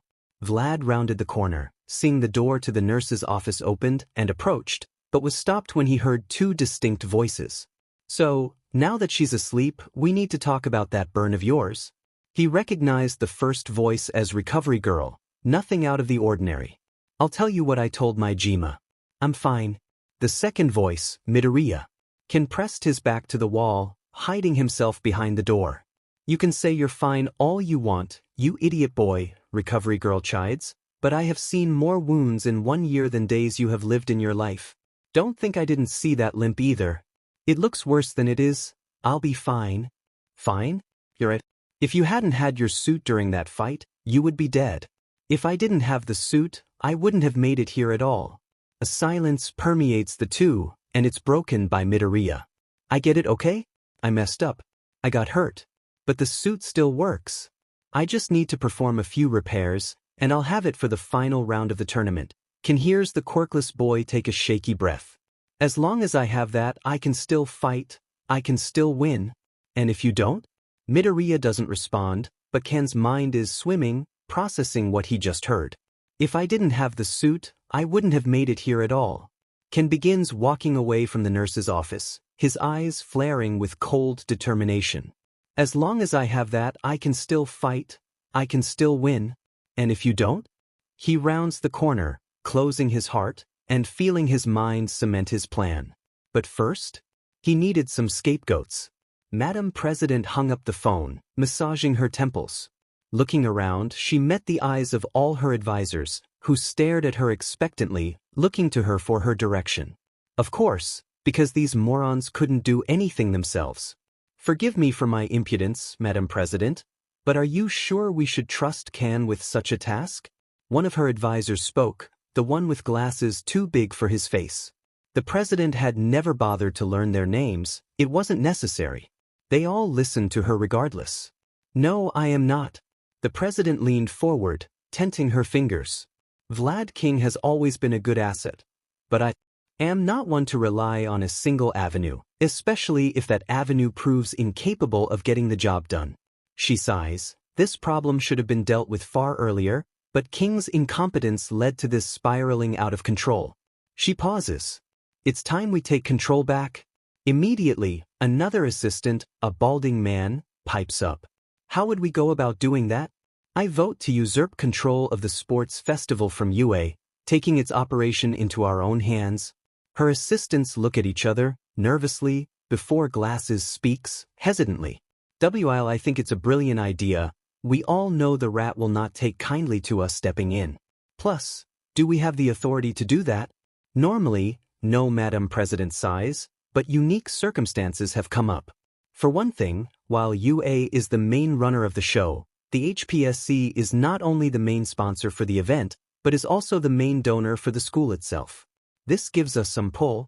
The president stands, not to mention, with the emergence of the embarrassment of the hero course, at the hands of a quirkless no less, whose image is lower than normal, if only slightly. I say we leverage all of this and use it to take control of the event. And with that, we bar the quirkless boy from entry?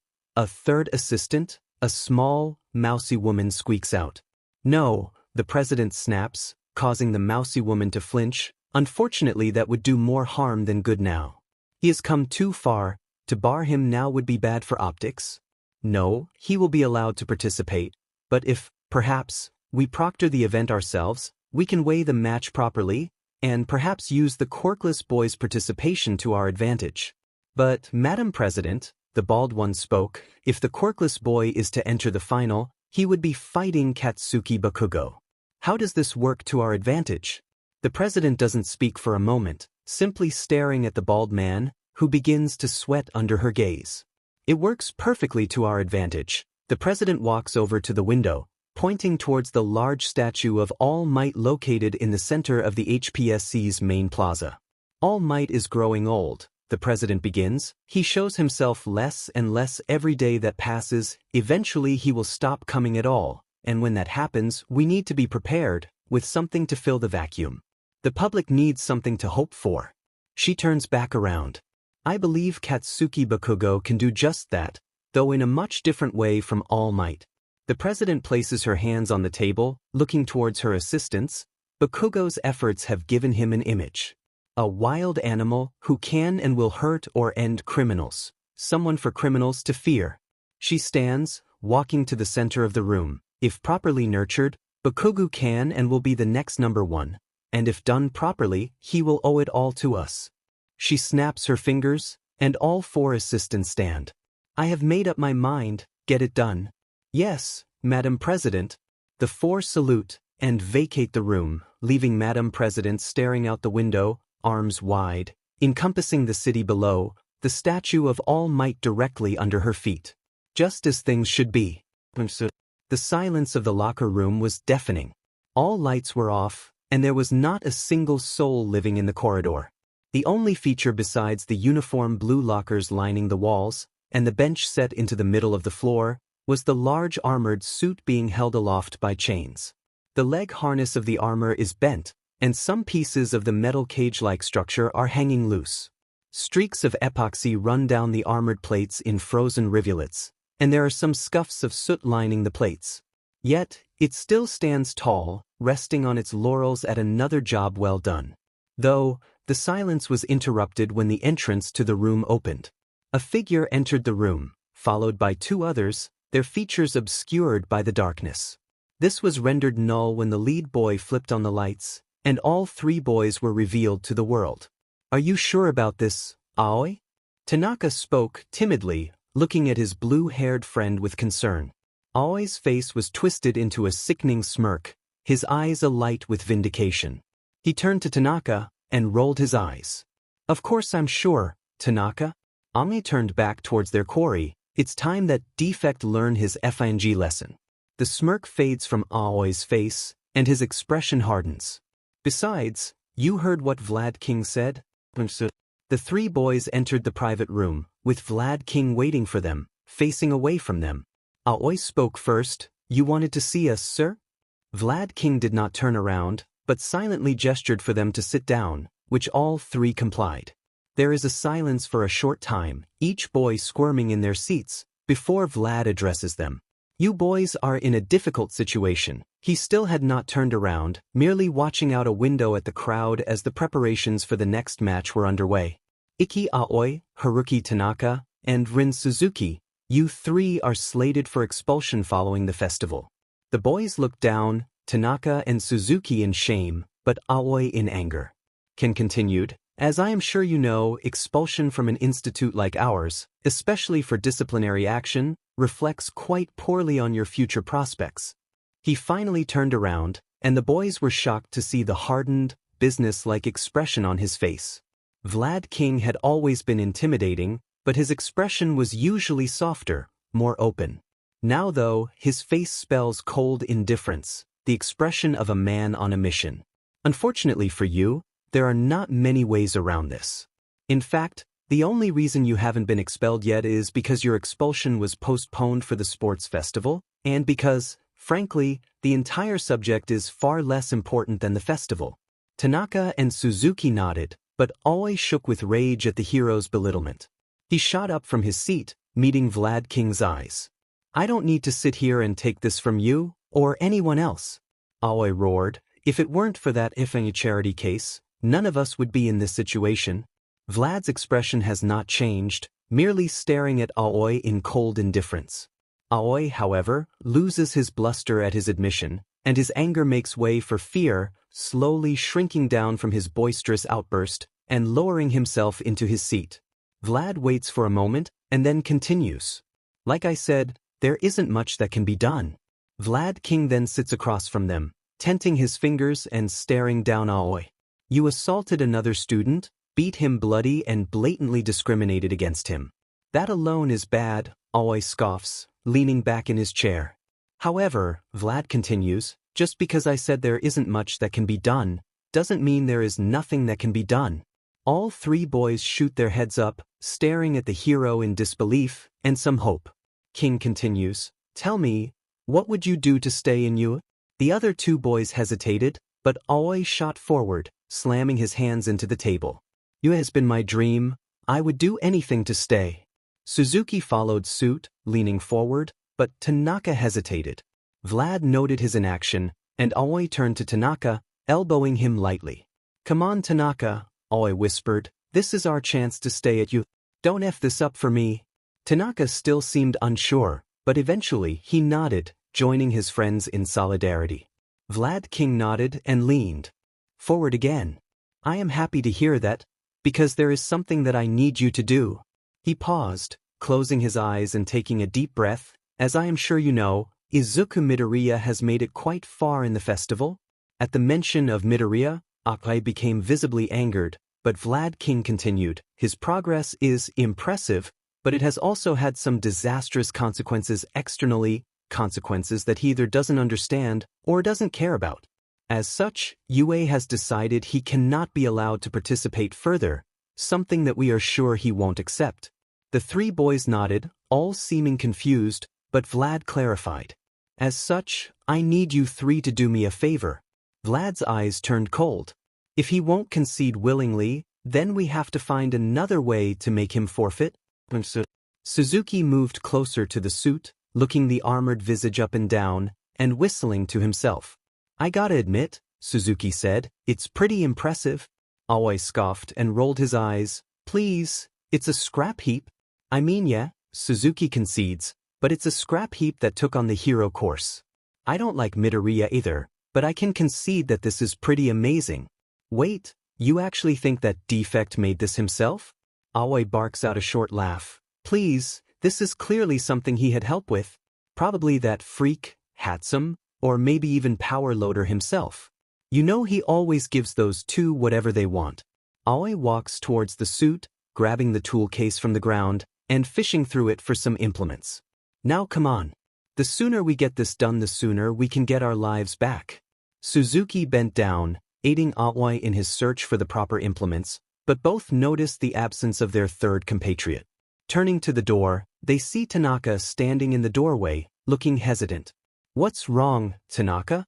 Aoi shouted. C/Mon, Vlad said he doesn't know when Midoriya will return, so we need to work fast.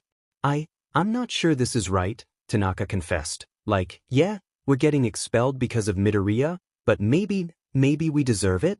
Suzuki looks at Tanaka in disbelief, but Aoi looks furious. The blue-haired boy stands, marching over to Tanaka and grabbing his shirt, hoisting him forward. Tanaka grunts out but doesn't resist. What the hell is that supposed to mean, Tanaka?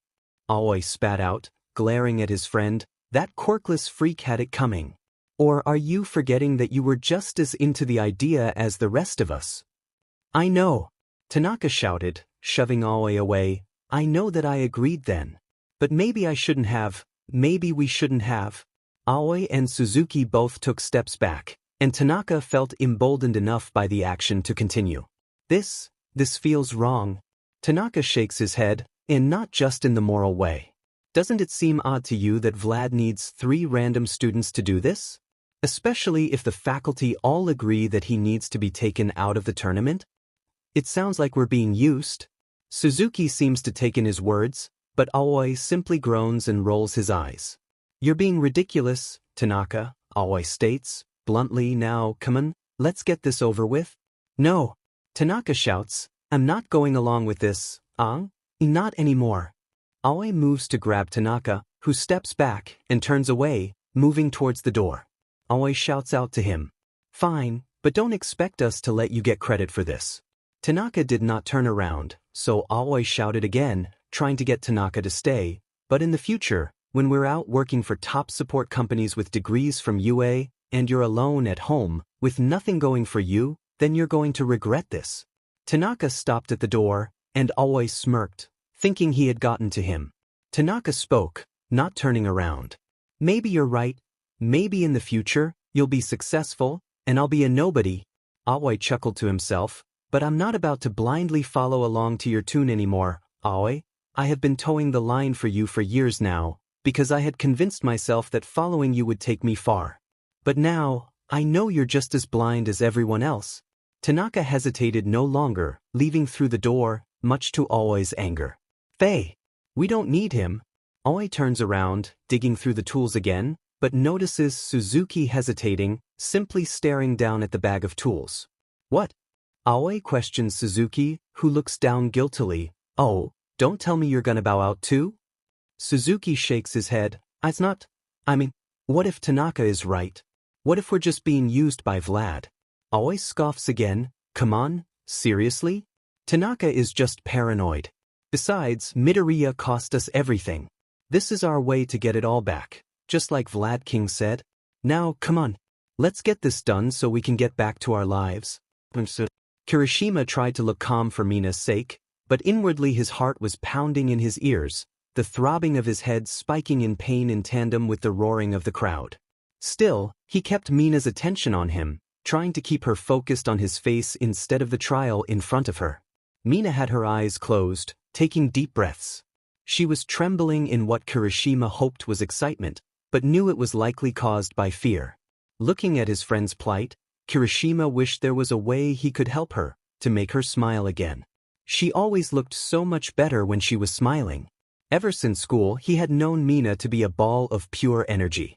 She had always been boisterous at the worst of times, filling the room with energy whenever she walked in. Even back then, he had always admired that about her. But now, it was like all that energy had just disappeared, and in its place was nothing but a vacuum of life.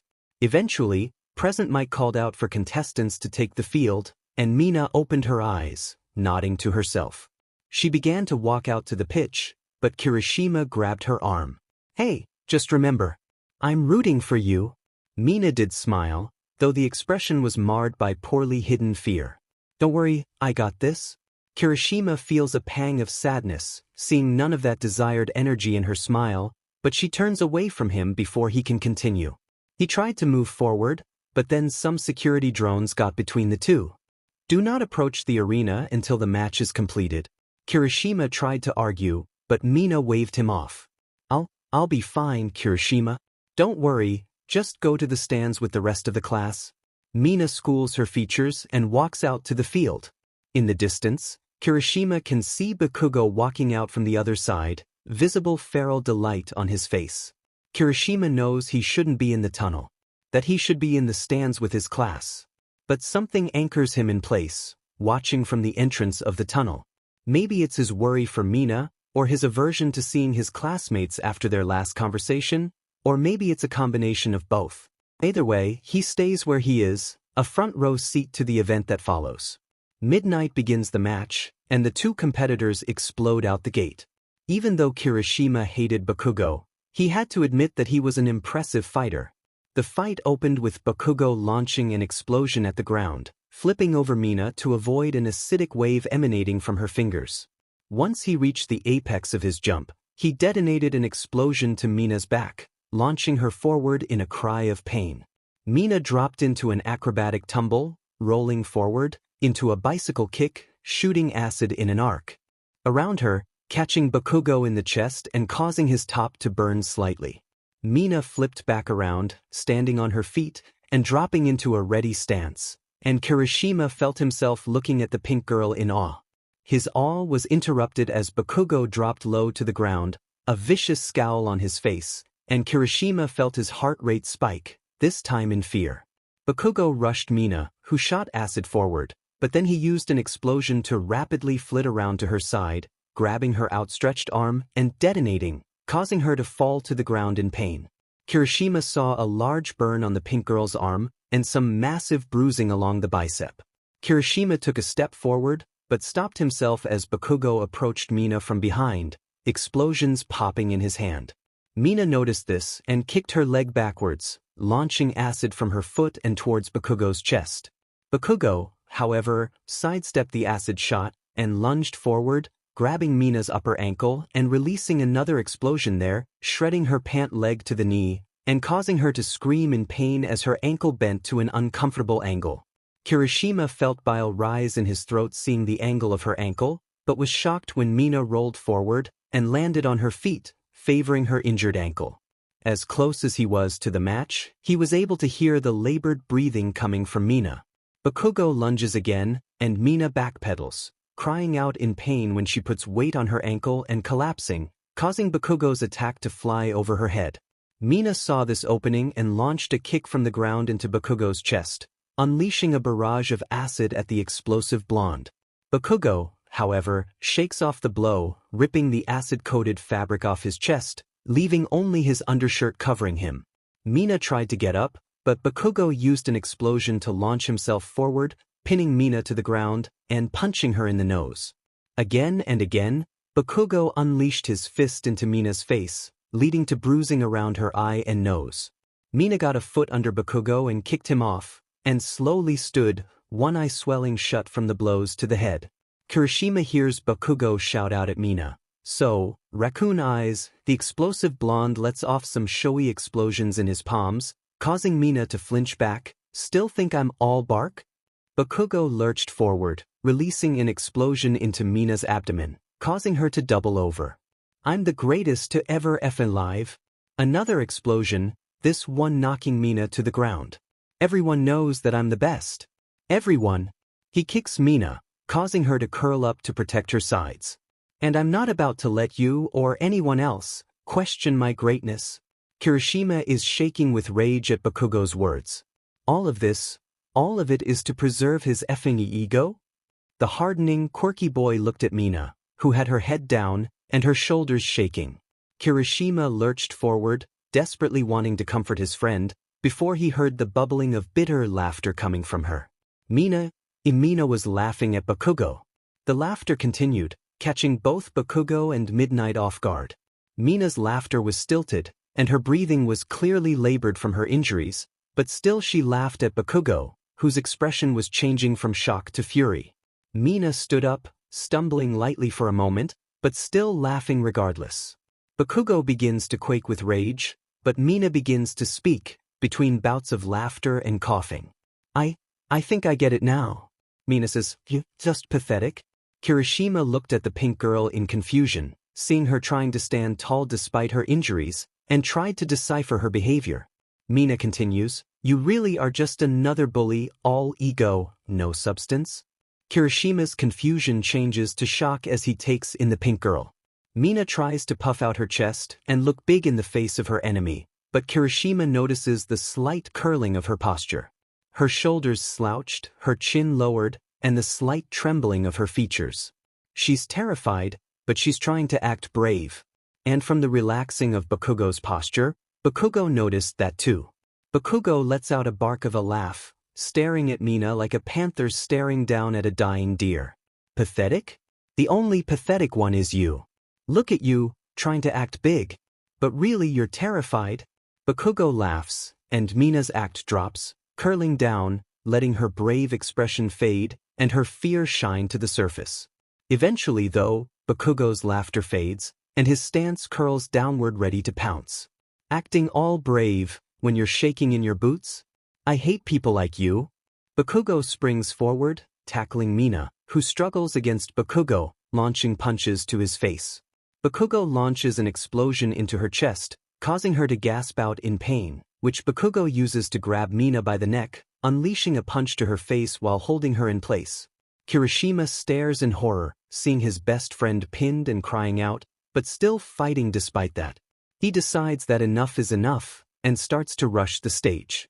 Immediately, 2 security drones get in his way. Do not approach the arena until the match is completed. Let me through. Kirishima struggles against the robots, who hold him in place. Please. It's over. She's done. Just let me through, I need to get her out of there. The match is not completed until one student is thrown from the arena, forfeits, or is rendered unable to fight. Please. He's just hurting her. It's over, let me through. Kirishima shoves against the bots, pushing an arm through the 2 and trying to wrench his body forward, but is unable to pierce the wall of metal fully. Why, Kirishima thinks, why am I so useless? However, the struggle is noticed by several people. Cameras move from the match to Kirishima, who is shown struggling against the robots, trying to charge the stage. Midnight's attention is briefly moved away from the fight, towards the scuffle at the entrance of the tunnel.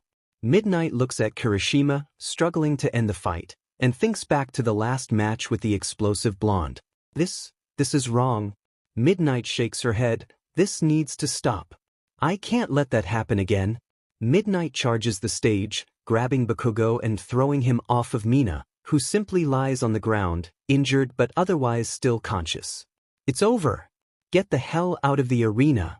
Midnight bellows out at a prone and shocked Bakugo. Any further action against your opponent, and I will disqualify you.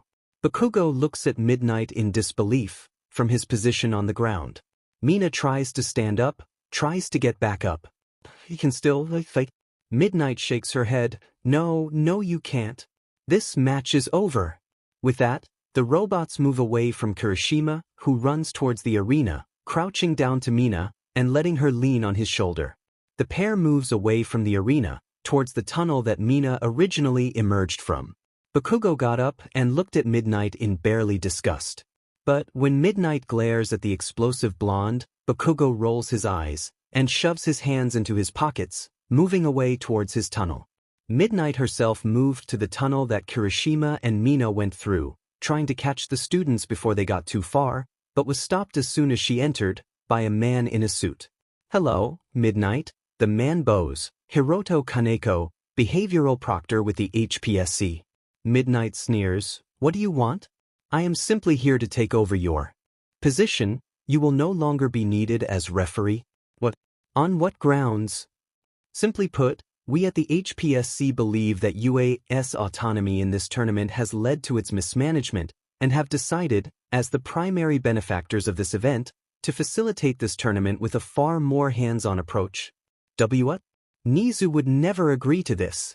Maybe so, but Nezu must also abide by the wishes of the sponsors of the event, lest those sponsors pull funding.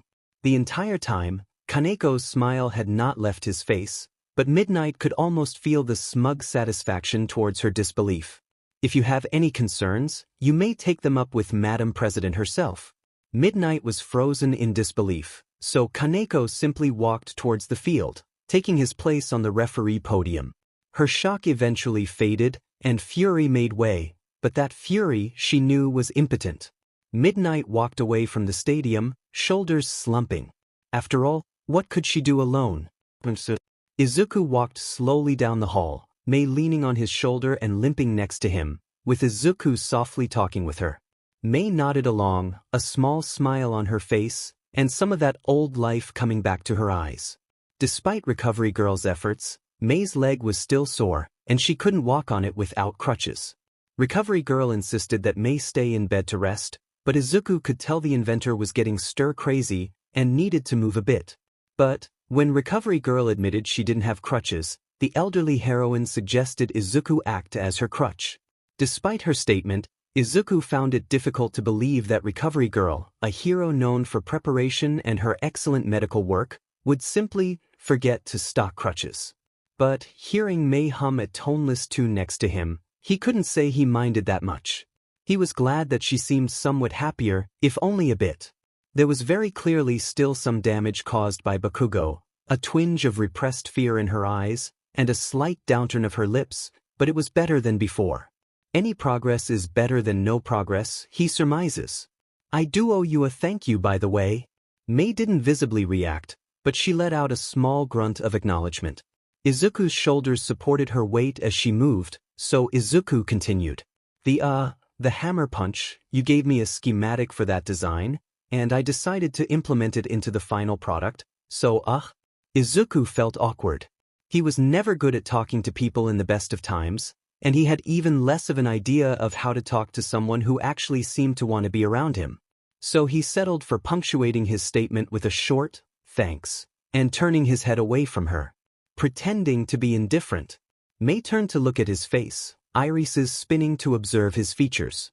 Izuku sees this from the corner of his vision, and fails to hide the rising flush of embarrassment on his face. "You have freckles?" Mei speaks, bluntly. Izuku turns to her in confusion, and sees her staring at his cheeks, the diamond of freckles on each one. He responds as she leans closer to him. "I did not see your freckles before. But you have freckles?" Izuku feels himself grow more embarrassed and tries to lean away from her, a futile effort given their current position. Eventually, though, the pair reach the locker room. "All right," Izuku takes a deep breath to calm himself. "I could use a hand repairing some of the systems for the next match." "Can you do that?" Mei nods. "Yes, my hands are not injured, and I do not use a wrench with my left foot." Izuku sighs to himself, and steers his attention to the final match, to his opponent. Immediately his gaze hardens, and he focuses his attention, before opening the door. Immediately, his heart drops from his chest. The suit, once hanging on its chains, lies in a heap on the ground, multiple parts separated from the main body. The lower harness of the suit was ravaged, bent and melted in several places, and rendered misshapen and utterly useless. The rivets on the chest plate had given in, and the metal plates had separated from the chest, the exoskeleton being left in pieces as a consequence. "No," Izuku whispers, letting go of Mei, and stumbling towards the suit. He lays his hands on the pieces, desperately hoping that his eyes had deceived him, though those hopes would be rendered misplaced. Izuku feels tears well in his eyes, as a sob of anguish erupts unconsciously from his throat. No, no. No, damn it, no. He crouches low, sobbing as he holds the now useless helmet in his hands, staring down at it through his tears. Why? He states through sobs, choking up in his despair. Why not? A voice in his head chides. Did you honestly expect it to go the distance? Something made by a useless weakling like you? You're lucky it made it this far. Of course it broke. Who am I kidding? He drops the helmet to the side, letting it roll away clumsily. I can't do anything right. Why did you ever think that you could win this? I'm useless. You were done before you even started. I'm done if I can't. Why are the rivets bent like that? Izuku looks up at Mei, who stares down at the suit, irises rapidly spinning, pupils flitting about across the pile of metal and scrap. You said that you fought the ice fire boy, but those rivets are bent, like they were pulled out by hand. Plus, there is a hole in the middle from a drill. Izuku looked at the rivets lying on the ground, and noted she was right. The rivets had small holes, nearly imperceptible to normal eyes. But Mei didn't have normal eyes. Plus, these joints, while they are melted, have precise scorch marks, like they were hit by a small, very hot stream of fire. Almost like a dash. Like a blowtorch. Izuku lifts the remains of the leg harness, noting the scorch pattern is present across multiple pieces. Immediately his despair evaporates, and the head of anger replaces that feeling. This wasn't a failure. His fists clench, teeth grit, as a familiar rage erupts in his chest. This was sabotage. He picks up the faceplate and hurls it across the room, the metal helmet slamming against the wall. How could I have been so stupid? Of course it didn't fail. He leans down, looking over all the components that remain. Of course, I can't just win something. Every time I try, they set me up to fail. He looks up at the clock. 2 hours before the final, a break for lunch added onto that makes 3 hours. He looks back down at the pile of his former magnum opus.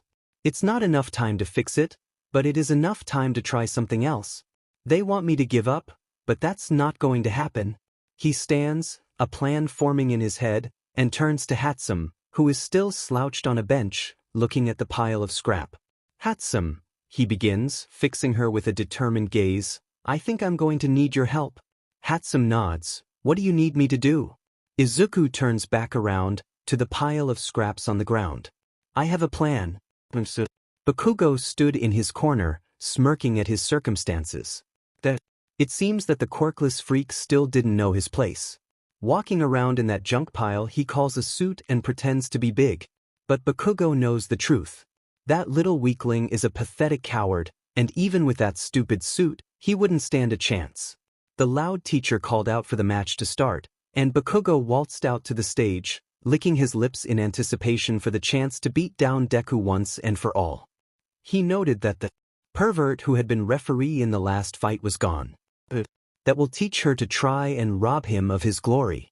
Bakugo stands in his spot on the arena floor, waiting for Deku to show up in his stupid suit, but that never happens. A minute passes and Bakugo starts to get irritated.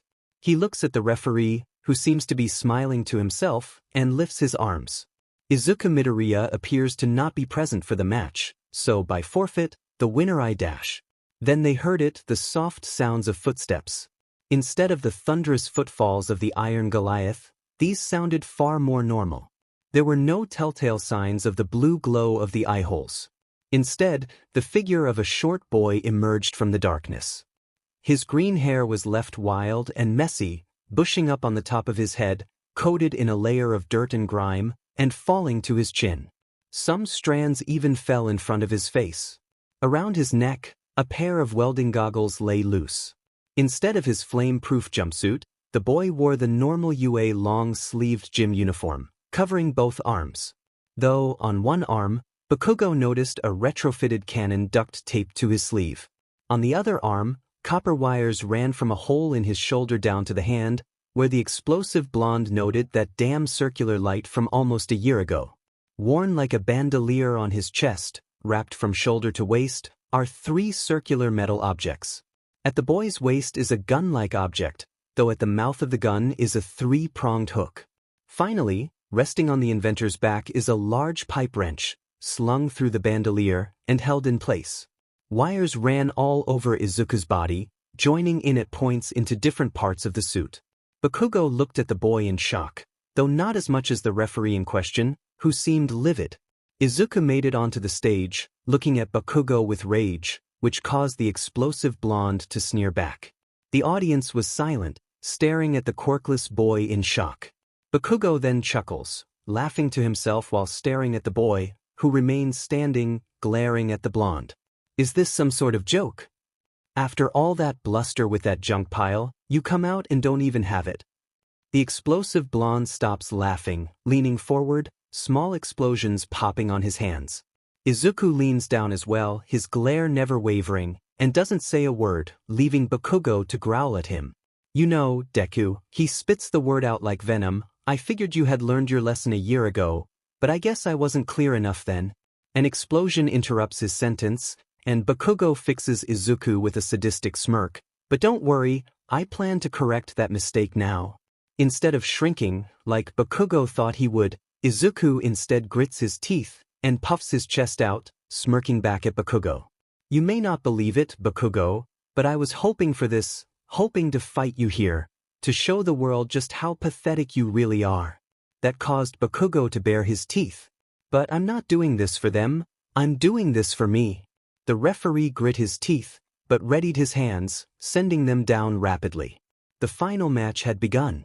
When Midoriya exited the tunnel, many of the teachers reacted in the same way.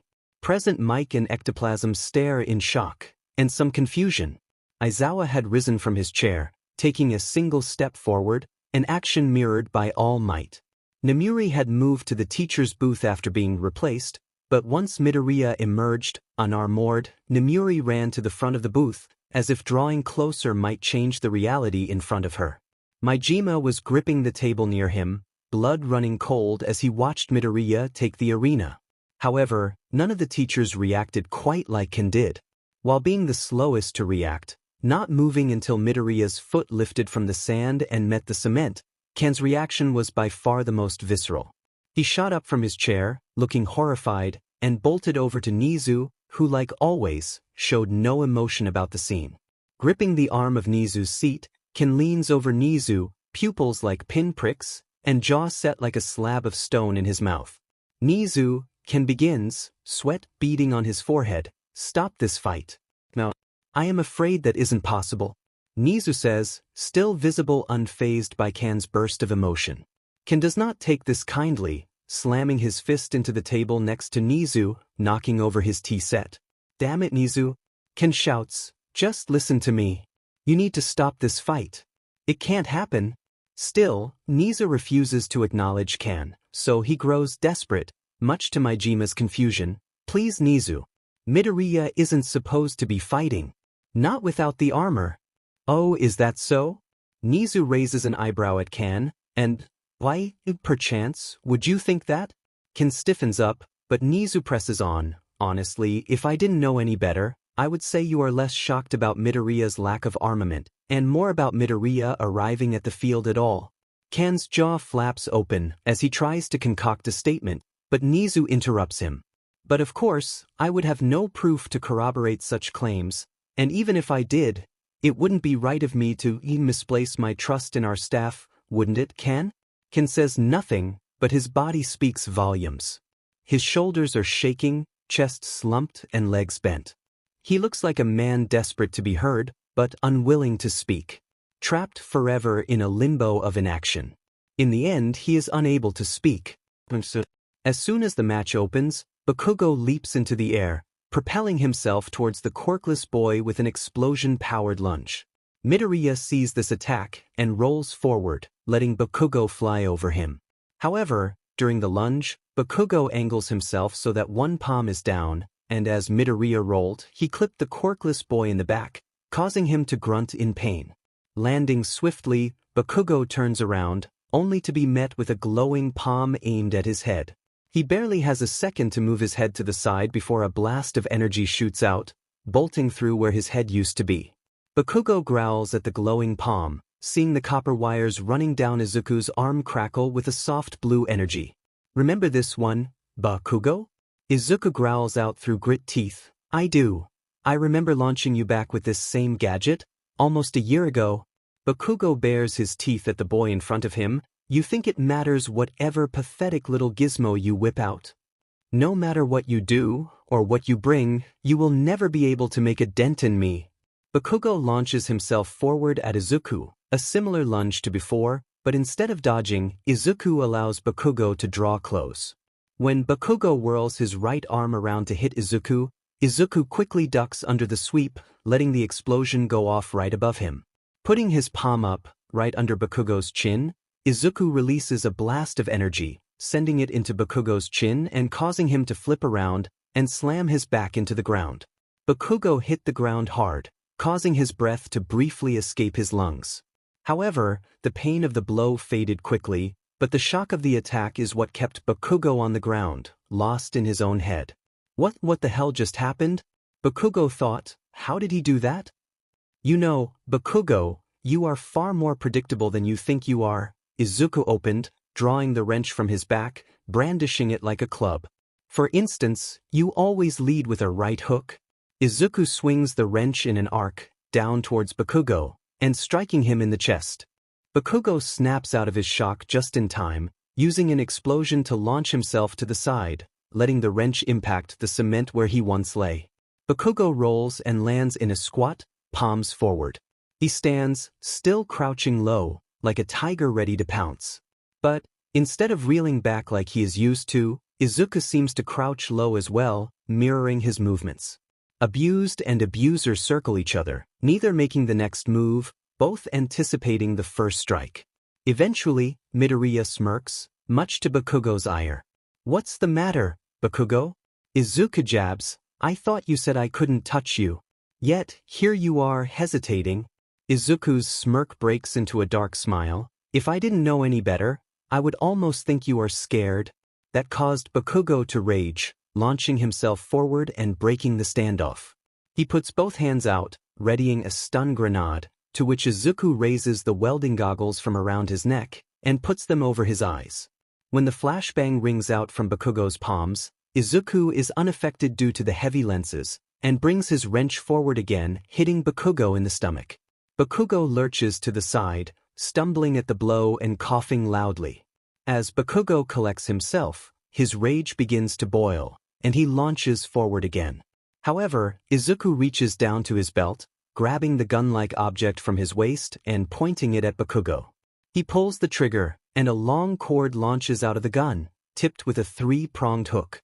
Bakugo dodges the grapple and closes in, releasing an explosion that hits Izuku in the chest, causing him to stumble and fall.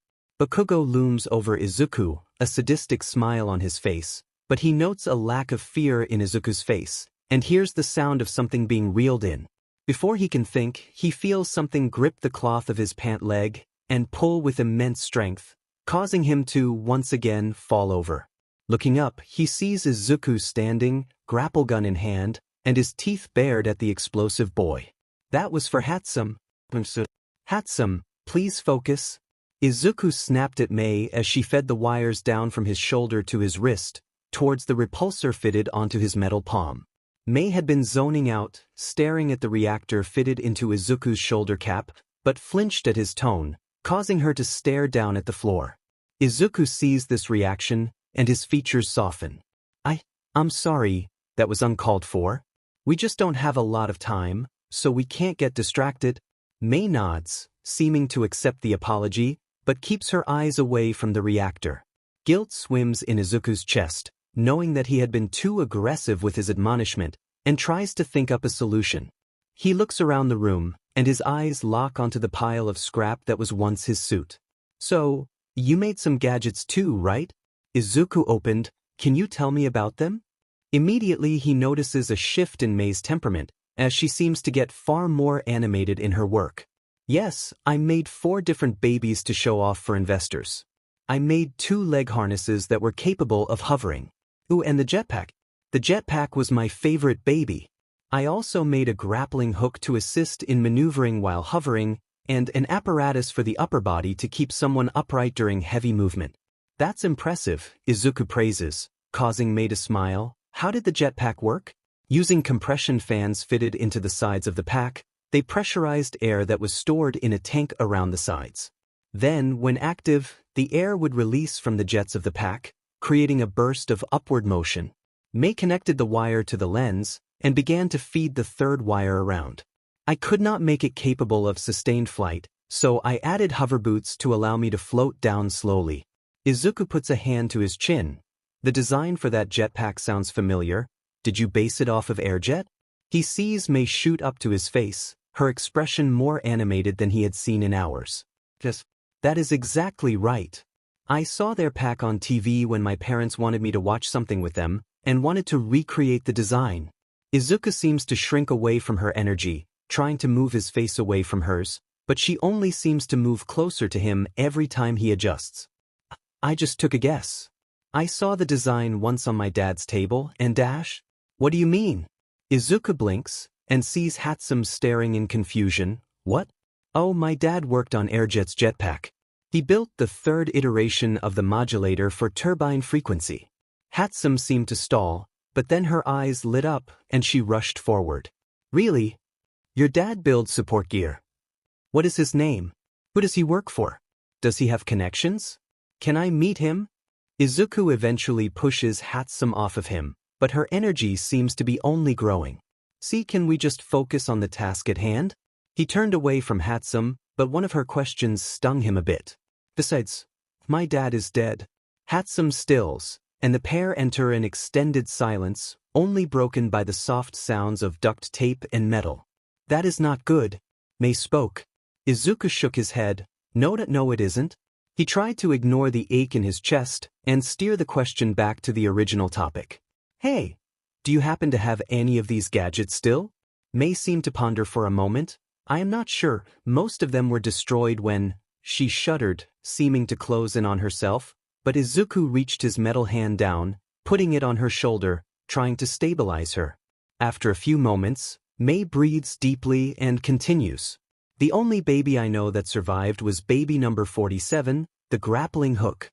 Izuku thought for a moment and eventually leaned down to Hatsum, who was fitting the last wire into place on his wrist. Do you think I could see it? I want to try something with it. Bakugo yanked the hook off of his leg, allowing it to reel back in. Izuku lowered the grapple, but kept his hand on the trigger. Bakugo quickly rose to his feet, beginning to circle Izuku, his thoughts swimming. What the F is going on? Bakugo thinks, this is shitty if Indeku. Why is he fighting back? Bakugo narrowed his eyes. Looks like I need to really show this defect his place now. Bakugo launched himself into the air, Izuku readying himself for the impact, but when Izuku moved to dodge his attack, Bakugo used a well-placed explosion with his other hand to sweep around Izuku, surprising the quirkless boy. Bakugo then impacted his side, causing Izuku to gasp out in pain. Izuku tried to right himself, but Bakugo capitalized on Izuku's imbalance, slamming his fist into Izuku's cheek, and following it up with an explosion-fueled punch to the stomach. Izuku cried out in pain as the explosion impacted his stomach, throwing him to the ground. Bakugo launched himself forward, and Izuku tried to right himself, pointing his repulsor at Bakugo, who dodged it and impacted Izuku again, throwing him violently to the side. Izuku struggled to rise, but Bakugo unleashed another explosion onto his back, causing him to fall flat on the ground. Bakugo pressed a knee to Izuku's back, holding him down, and Izuku knew he had to think fast. As Bakugo pulled his fist back, ready to rocket it into the back of Izuku's head, Izuku knew he had to think fast. When I was building the arm, I had to install a splint in the back of the wrist to restrict the motion of the wrist to a natural range. But if I put pressure here... Izuku reached over to his metal hand, grabbing the wrist and clenching, allowing the splint in the back of the wrist to fall loose. Hearing the telltale clinking of metal falling loose into the space within the arm, Izuku's hand spun 180 degrees around, his palm glowing and firing off, shooting into Bakugo's face, causing him to cry out in pain. Izuku felt his wrist lock up and swore, lifting himself and throwing Bakugo off of him. Izuku stood, grabbing his wrist and trying to rewrite the motion of the hand, but found that due to the strain that motion had put on the bearing, the entire wrist mechanism had locked up. He looked over and saw the referee looking at his wrist in confusion. Bakugo, as well, seemed shocked by the state of his right wrist. However, he only hesitated for a moment, launching himself forward. Izuku dove to the side, still getting clipped by the large explosion produced by Bakugo, and grabs his wrench off the ground. Bakugo launches forward, ready to strike Izuku in the chest, but then Izuku swings the wrench in an upwards arc, thwarting Bakugo's attack, and causing Bakugo to dodge, shooting back. Izuku stands, holding his wrench in his left hand. Of all of the quirks I have analyzed, Bakugo, yours is the one I understand the most. I have seen firsthand what you are capable of. Izuku raised the wrench, pointing it at Bakugo. You can't surprise me anymore, Bakugo. You hear me? Bakugo roared out, releasing an explosion at his feet, and kicking up a cloud of smoke. Izuku tries to find Bakugo in the smoke, moving from his position, but Bakugo's hand shoots out from the smog, grabbing Izuku's metal shoulder, and detonating. Izuku feels his bones rattle through the metal embedded in his bones, and he cries out in pain. He stumbles out of the cloud of smoke, only for Bakugo to lunge out after him, eyes feral, teeth bared. The explosion connects with Izuku's stomach, causing him to tumble to the ground. Izuku rose to his knees, seeing Bakugo approaching slowly, explosions popping in his palms. Izuku sees the sleeve of his uniform burning away at the arm, and he makes a split-second decision. As Bakugo rushes him, Izuku rips the sleeve from his arm, revealing the metal prosthetic to the world. A chorus of gasps erupt from the arena, and he notices Bakugo seem to grow shocked for only a moment. It was a moment enough. Capitalizing on the small opening, Izuku delivers a punch to Bakugo's chin with the metal arm, causing Bakugo to stumble to the side.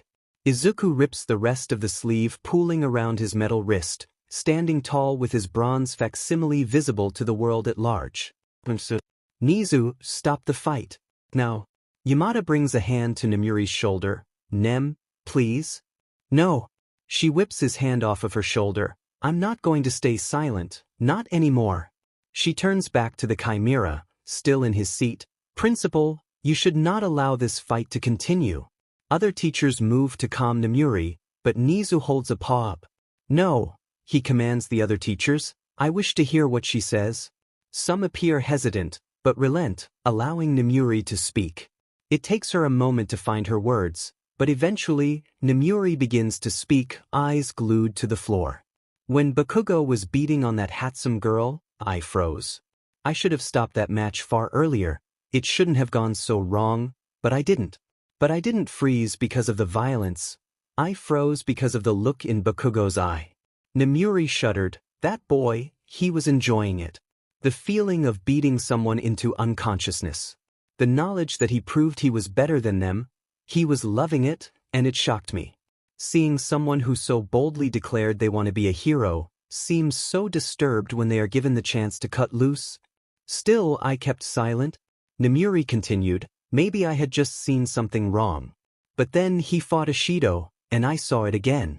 When he realized that Ishido was afraid of him, it was like he was relishing in that moment. He looked so vindicated by it, like he had just proven something. Her eyes snapped up, meeting the rodents. Right then and there, I realized there is something deeply wrong with that boy. You didn't hear what I heard. You didn't see what I saw. Namuri approaches Nezu. When this tournament started, I got this feeling deep down that something bad was going to happen. And over the years, I have learned that these feelings are usually right. So I'm asking you again. Stop this fight before that happens. There was a long stint of silence among the teachers, most taking in what Namuri had said. Aizawa seemed pensive, internalizing her words and trying to piece them together with his own interactions with Bakugo. Toshinori seems unconvinced, but otherwise receptive to her words. Maijima stands up, her story igniting his anger once again, but Nezu stops them all. I am not saying I disagree with you, Namuri, nor am I saying you are wrong. Nezu speaks, but like I said to Ken before, there is nothing that I can do anymore. I cannot stop this fight. Because of the HPSC's interference, even if I wanted to stop it, I no longer have the authority to. Nezu looked down. The HPSC played every card they could, and have strong-armed us all. The A is no longer in control of the sports festival. Namuri slams her hand into the table. Then take control back. This is your school. Your event. An event which is putting a disabled boy at a lot of risk. Namuri was raging now, taking it all out on the principal. They are just an agency, they don't run this show. I say take control back, and show them what happens if they try to overstep. Ishiyama nods. The HPSC has far overextended themselves, and I believe it is time we take the sports festival back. Several heroes nodded in agreement, Namuri leading the charge with others stepping into line, but before much could be done, a voice rang out from the entryway. Ah, I see there is a meeting coming to fruition.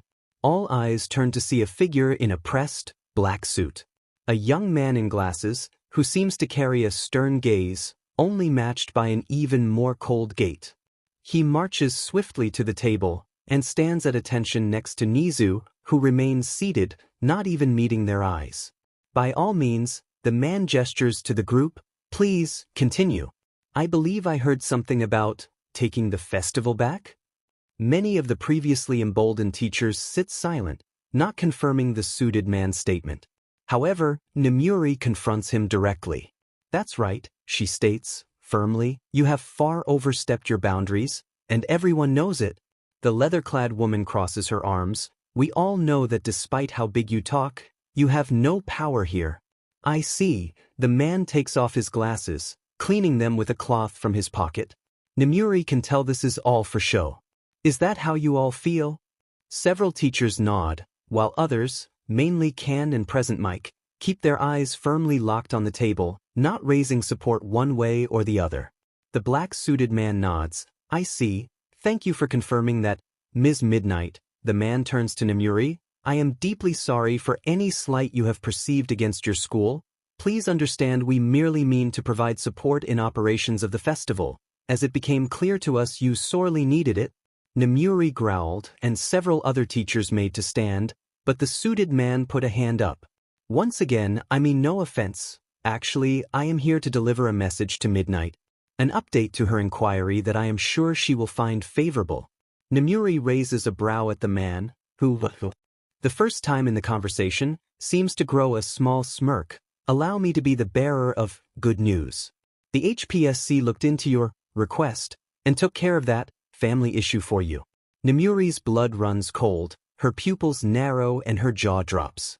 Her mind permeates with disbelief, but the suited man continues. Let me assure you that she is en route to the finest establishment we could afford at this very moment. Escorted by agents who I am sure will do everything in their power to make sure she arrives safely. The suited man sighs, putting on a pantomime of sympathy. But as I am sure you know, there is only so much we can do. Patient transfers can be so very risky. He then gestures to Namuri. Now, you were saying? Something about the sports festival? Namuri feels her heart hammer in her chest, her breathing growing ragged. She tries to find her voice, desperately trying to say something, anything, but his words ring true in her ears. All manner of pleasantries fade from the statement, and what remains is the vile truth lying within the flowery presentation. Slowly, her fists begin to shake. Whether in anger or fear, she isn't sure. What she is sure of is that she slowly, reluctantly, takes her seat. The man in the glasses smirks at the group. Or perhaps I was mistaken.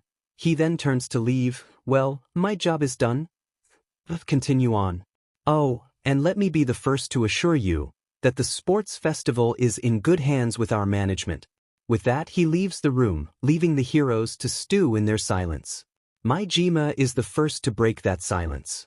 What the hell was that? Namuri, come on. You're just going to give up. Just like that? Namuri stays silent, looking haunted. Maijima turns his attention to the principal. Nezu, please. This is insanity. Are you just going to let the HPSC take over this event? This is your school. You need to step in and stop them. Nezu stands, causing everyone to grow silent. Do you not think I want to? Nezu speaks, the calm in his voice hiding a tempest brewing within. I want nothing more than to take back control, to kick the HPSC out, but I can't. Not without risking the entire school to do it. He turns back to Namuri, who notes his teeth are bared and his fur stands on end. It seems you saw the truth, Namuri. You said before that the HPSC is just an agency? Tell me, do you still believe that? Namuri doesn't respond much to Nezu's prediction, so he continues, let me assure you, the HPSC tries to play itself as small, another gear in a larger machine. But in that perception, that is where their strength lies. Nezu then turns his gaze. To some, it seems like his eyes are lingering over the arena, but to one man clad in red, he knew those beady eyes were focused directly onto him. The HPSC extends far beyond their agency. They have hands in every walk of life. Izuku stood once again, panting violently, and nursing his bruised ribs. Bakugo, too, was panting, though trying to play up his confidence. However, Izuku saw through the facade, noting the bruising and burns on his chin and how Bakugo winced slightly whenever he breathed in. Still, Bakugo shot forward, rocketing towards Izuku once again. Izuku tried to block his strike, covering his face, but that only led to Izuku being struck in the stomach, causing him to double over. Izuku was then struck in the chin by a knee, causing him to stumble and fall to the ground. If you know so much about my quirk, then you should know that the more I fight, the stronger I get. Bakugo boasted, delivering an explosion to Izuku's stomach. Izuku tumbled over. The quirkless boy tried to rise, only to be kicked in the ribs. You should have known that dragging this out would only make this more painful for you. Another explosion, another stint of Izuku tumbling over. But no, you need to keep popping up, trying to act like you are bigger than you actually are. An explosion to Izuku's shoulder, causing him to fall to the ground. You should have just stayed down. A punch. Given up. A kick. But no. An explosion to Izuku's ribs again. You just can't stop getting in my way. Ruining my perfect backstory, just like you always do. Izuku holds up his arms to block the blow, but Bakugo grabs his metal arm, palms heating the bronze flesh, and detonates. A massive explosion rings out, echoing across the arena. The bright phosphorescent light briefly blinds viewers. As the flash fades, the smell of burning metal and slag permeates the air. Izuku lurches back, looking at the twisted and sparking remnants of his arm. The forearm was shattered, melted slag is all that remains of the wire cage.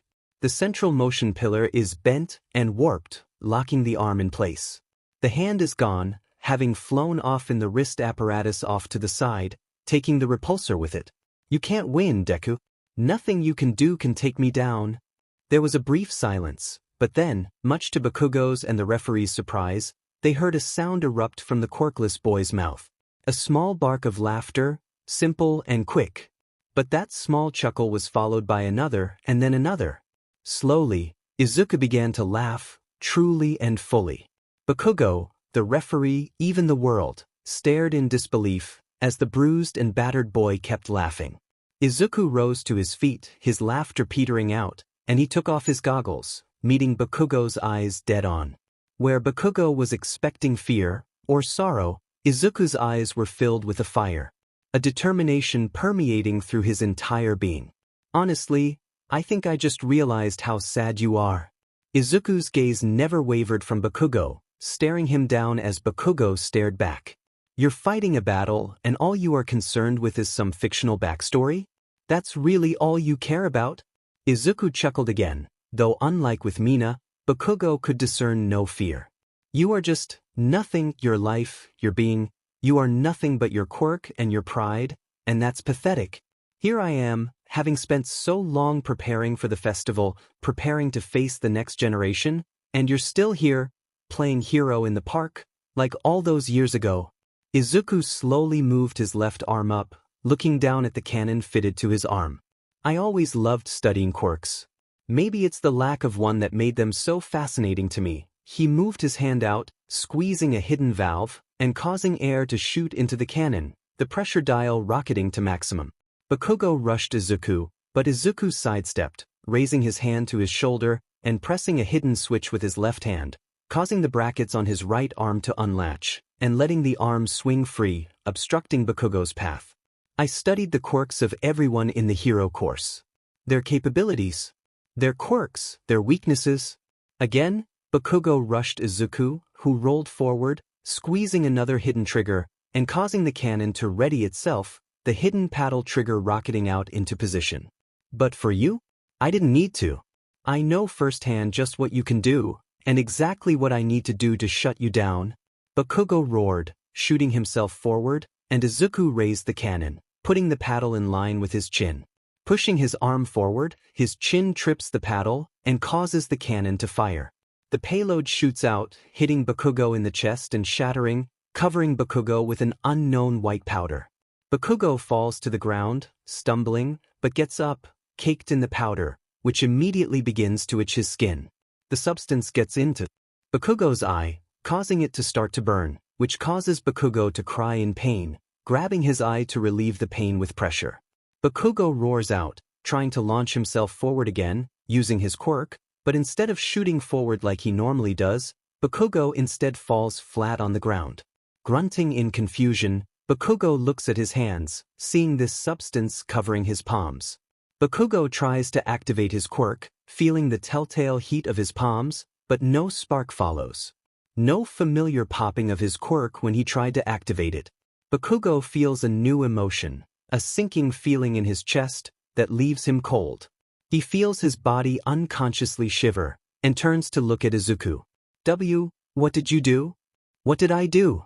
Izuku parrots, I showed you just how weak you really are.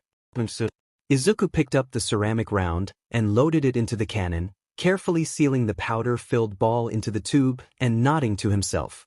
Hatsum looked at the cannon, wrapping the final turn of duct tape around it and attaching it to Izuku's left arm. What is in that? Hatsum pondered. Sodium hydroxide, Izuku said, curtly, also known as lye. Nitroglycerin is a powerful explosive compound that reacts violently with heat. However, it can be neutralized with caustic soda, leaving it inert to heat. In other words, if his sweat mixes with this powder dash, then the nitroglycerin in his sweat will become unreactive, meaning his quirk doesn't work anymore? Izuku sits stunned for a moment and blushes a bit. Hatsum nods to herself, that is a good idea. His explosions hurt a lot, and it would be good to stop him from doing that to you. Izuku shakes his head, that's the problem, I can't use this immediately. Hatsum looks at him, confused or somewhat afraid, if I use this too early, then it might not bond properly with his sweat. I need him to be really sweating, which means I will need to wait to use this. Mei stutters out. But that means that I need to draw out the fight, possibly take some hits as well. Izuku felt his heartbeat increase as the cold feeling of fear permeated him, but he took a deep breath and focused. But, if it works, it will be worth it. Izuku grabs the wrench from the ground and rushes Bakugo, who by instinct, tries to dodge using his quirk, only for the sodium hydroxide to quash his attempt. Izuku whirls the wrench in a wide swing, connecting with Bakugo's right arm. Bakugo cried out, stumbling back, only for Izuku to capitalize, swinging his wrench around again, and slamming into Bakugo's sternum. This caused Bakugo to fall back, flung to the ground from the blow, breath leaving his lungs. Not so tough without your quirk, are you? Izuku tackled Bakugo, trying to hold him down, but the lack of a right arm led to Bakugo breaking free, flipping them and sending Izuku tumbling. As Izuku rolled, he quickly grabbed a force grenade from his bandolier and grabbed the grenade with the grappling hook. Izuku rose to his feet and rushed over to the side of the arena, trying to get distance, but Bakugo followed, sprinting at him with fists akimbo. This time, Izuku was prepared, pressing down on the switch on the grenade, and whirling around, firing the grapple towards Bakugo. Bakugo sidestepped, but Izuku grabbed the carbon fiber cord of the grapple with his teeth, spinning the cord around like a whip. The path of the cord was interrupted, angling wildly towards Bakugo's body, just in time for the grenade to detonate directly into the base of Bakugo's spine, sending him hurtling forward, straight into Izuku, wrench bared. Izuku sent the wrench into an uppercut, connecting directly with Bakugo's chin, and causing the bow's bottom jaw to crash into the upper jaw, briefly concussing the explosive boy. Bakugo felt stars dancing in his eyes from the blow. His brain felt like it was rattling around in his skull. But Izuku did not relent, slamming the wrench into Bakugo's stomach and sending Bakugo to the ground, tumbling violently. Bakugo made to stand, groaning in pain and confusion. What's happening? Another blow, this time between his shoulder blades. Why? Why am I not winning? A punch to his shoulder sends him falling to the ground. I'm the best, I'm not supposed to lose. In desperation, he reached out for his quirk, but similar to before, the powder prevented his sweat from igniting. Izuku then sent a steel-toed boot into Bakugo's side, sending him sprawling to the floor. This isn't happening, this can't be happening. I'm meant to be the winner. I am meant to be the undisputed champion. So how is quirkless Shidi Deku putting up a fight? Bakugo, beaten and bruised, roared as he lunged for Izuku's legs, grabbing his ankle and sending them both tumbling to the ground. He pinned Izuku, delivering punch after punch to his face, but the potency of his blows is far and away from before. Bakugo is so used to attacking with his quirk that his attacks lack potency without it, something that Izuku is able to compare personally. Izuku slams his left hand into Bakugo's stomach and flips them, punching Bakugo in the nose over and over again. Bakugo and Midoriya traded blows like this, one flipping the pile, getting in a few good hits, before being flipped, and taking the same hits all over again. This eventually culminated with Izuku kicking Bakugo off of him, sending the blonde tumbling. Bakugo rises to his feet again, trying desperately to think up a solution, only to be left with nothing. Every idea that ran through his head involved his quirk, and thanks to this damned powder, his quirk wasn't working. Izuku rises to his feet too. Both boys were bruised, bloodied, and panting with exhaustion, but unlike Izuku, Bakugo seemed a stranger to this feeling, something Izuku noticed. What? Can't take a hit? Izuku pants out, grabbing the wrench from the ground. After all that boasting about how great you are, you can't take a punch? Shut the F up. Bakugo shouted, lunging towards Izuku, who sidestepped. This is all your fault. Again he lunges for Izuku, but Izuku ducks out of the way. If you had just stayed in your FNG place, then none of this would be happening. This time, Bakugo's fist connects with Izuku's side, though only grazing him. Why won't you just get out of my story already? Izuku dodges again, elbowing Bakugo in the back as his blow carries wide. Bakugo falls to the ground, and Izuku stares down at him.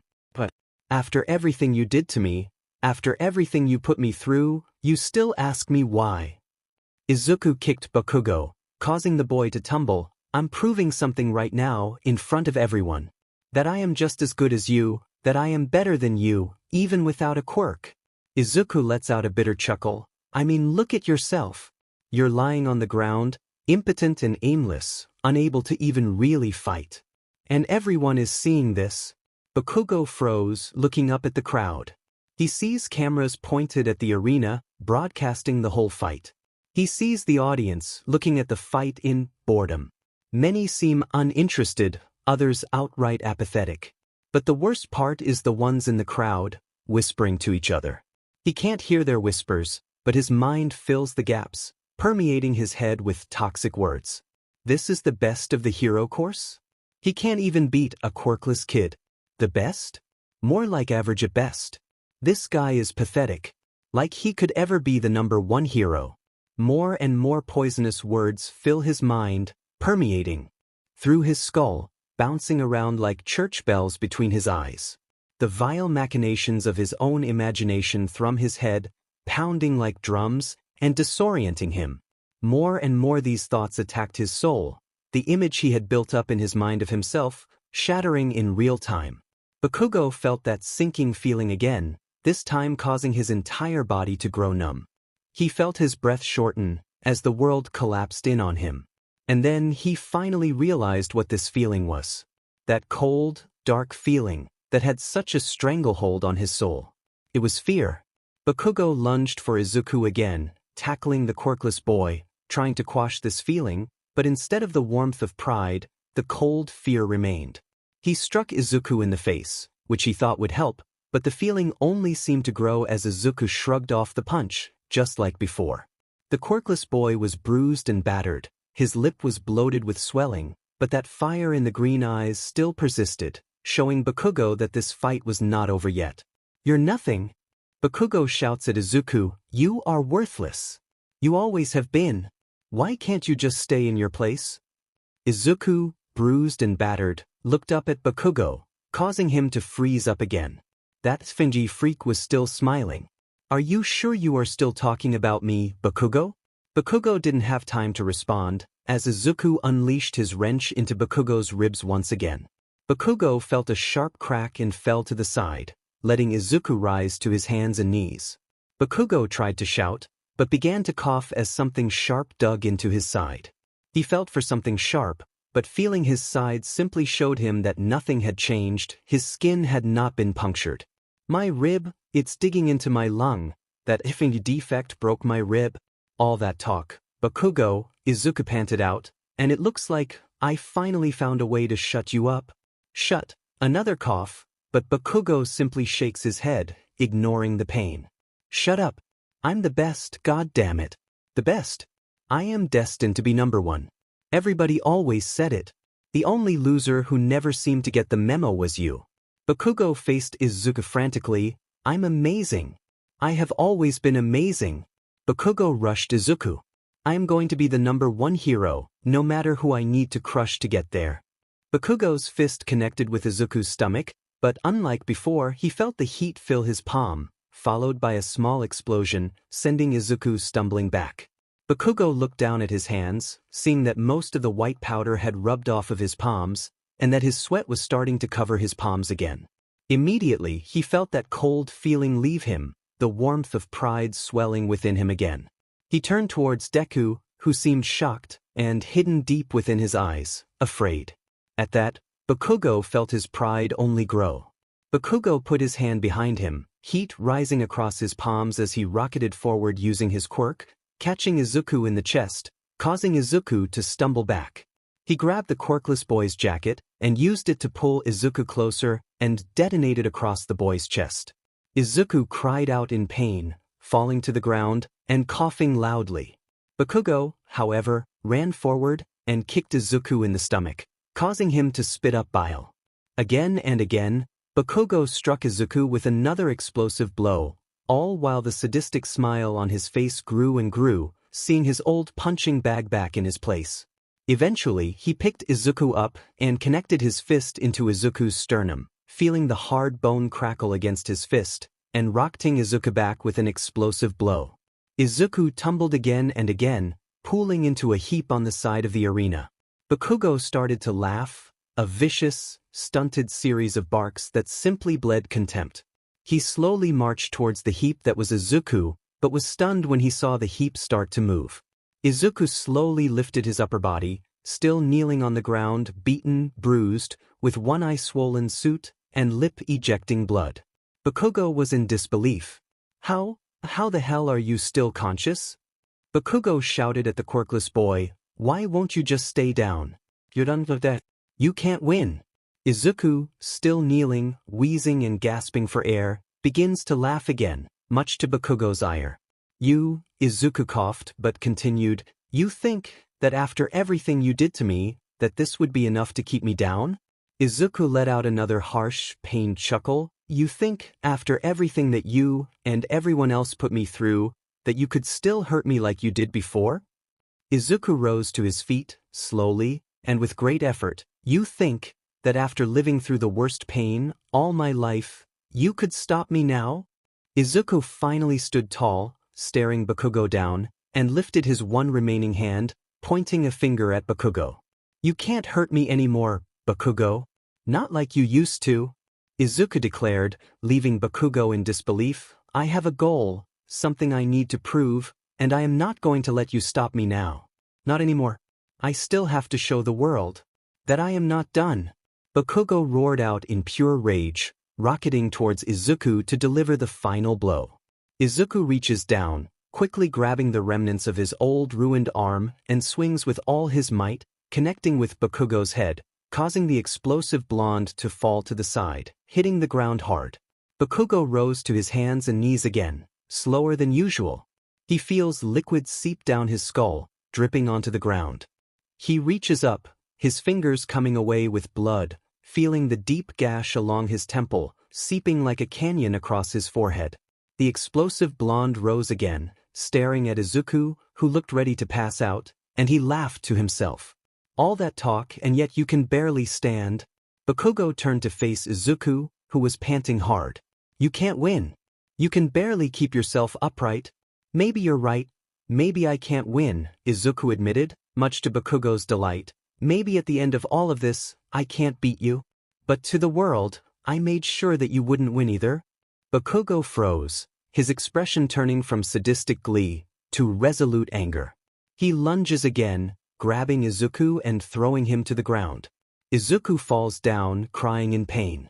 Bakugo pins Izuku once again, holding his palms up to the air. You think that after everything you did to me, that this would be enough to keep me down? You know, Deku? Maybe I was wrong before. Maybe I assumed that after taking your arm, you would have learned your effing place. Bakugo's grin grew manic, almost feral with its bloodlust, but it seems I wasn't clear enough the first time. You talk about taking away my win, but you seem to have forgotten. Bakugo raises his hand to Izuku's face, pressing his palm to the right side of Izuku's skull. Izuku begins to panic, struggling against Bakugo's grip, but Bakugo knows to pin Izuku's other arm with his hand, keeping him trapped beneath him. I always win. Izuku has barely a moment to fight back, to do anything to get himself out of this. But in the end, just like a year ago, he can't. Bakugo's palm hummed, then seared, and finally he detonated, releasing an explosion that rocked the arena, sending Izuku sprawling back, falling to the floor of the arena, and screaming in pain, the harsh, shrill cry of agony piercing the heavens, just like the events of 1 year ago. Bakugo rushed towards Izuku while he was down, kicking the prone quirkless boy several times in the ribs, but Izuku's cries never stopped, his hands gripping his face. Bakugo went to deliver another blow, but he felt his hands get restrained by something flexible and strong. This same material wrapped around his legs, sending him falling to the ground, hogtied and impotent.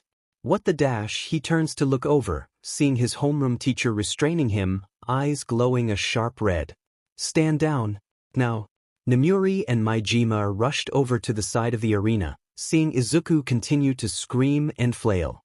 Midoriya, calm down, you're going to be a dash. Maijima's sentence was cut short, as he lifted Izuku's hand from his face, and he gasped in horror, nearly throwing up. Along the right side of Izuku's face, a large burn ran from ear to nose. His skin was scorched and torn, the entire wound bleeding profusely. The flesh of Izuku's ear had been charred and disfigured, creating this almost ghoulish protrusion from the side of his face. His mouth dribbled blood, one of his teeth was missing, and the lip had been split clean, from bevel to the skin of his chin, and his mouth only released soft wails of agony, accompanied by bubbles of sobs. His skin simmered with still raw heat, flesh once untouched by the sun, revealed anew to its rays, and crying out with all it could to escape the fiery glow, but nothing compared to the state of his right eye. Izuku's right eye socket was forced open, the eyelid having completely burnt away. The skin around the socket was stretched and crimson, the epicenter of the blast, flowering out around the socket like a rose in bloom. Inside the socket, a slightly translucent material dripped from it, dribbling out from the wound, as his optic nerve had begun to simply dangle out of the socket, attached still to the remnants of what once was his right eye. Oh my God! Namuri shouted, gasping in horror, and trying to cover the wound. Cut the feed, the referee shouts, cut the damn feed dash. The screen turns black, the video playing seemingly having died right in front of the audience's eyes. Hannah stared up at the blank screen, the visual of the last frame burned into her mind. What just happened? All right, Hisashi spoke, straining to lift his bag out of the back of their car. I think this is it. The heat of the August sun beat down on him as he finally got the lip of the bag free and set it on the ground with a huff. He wiped the sweat from his brow, the dark strands of messy raven hair sticking to his forehead. Turning his head, Hisashi squinted his eyes as the harsh rays reflected off the metallic paint of the airport gate, scanning with his diminished vision to find his terminal. From the corner of his eye, he saw Inko step out of the car, briefly taking some time to reassure their son, who was sitting in a booster seat in the back. Izuku seemed depressed, looking down at the floor of the car with watery eyes, a sight that broke Hisashi's heart. If the conversation he and his son had had the previous night, Izuku needed encouragement right now. But more importantly, Hisashi needed to get Izuku out of that school, something he, unfortunately, did not have time to do now. Inko approached her husband, noting his contemplative expression with concern. "You're worried about him, aren't you?" Inko said. Hisashi groaned in frustration, but did not offer any further verbal answer, merely nodding. His wife placed her hand on his shoulder and gave him a tight-lipped smile. "Hisashi, I'm sure that Izuku's quirk is just a bit late, is all. It's rare for 2 years to go by without a quirk awakening, but it isn't impossible." Hisashi looks at Inko with surprise. "Wadash, no, that's not what I am worried about."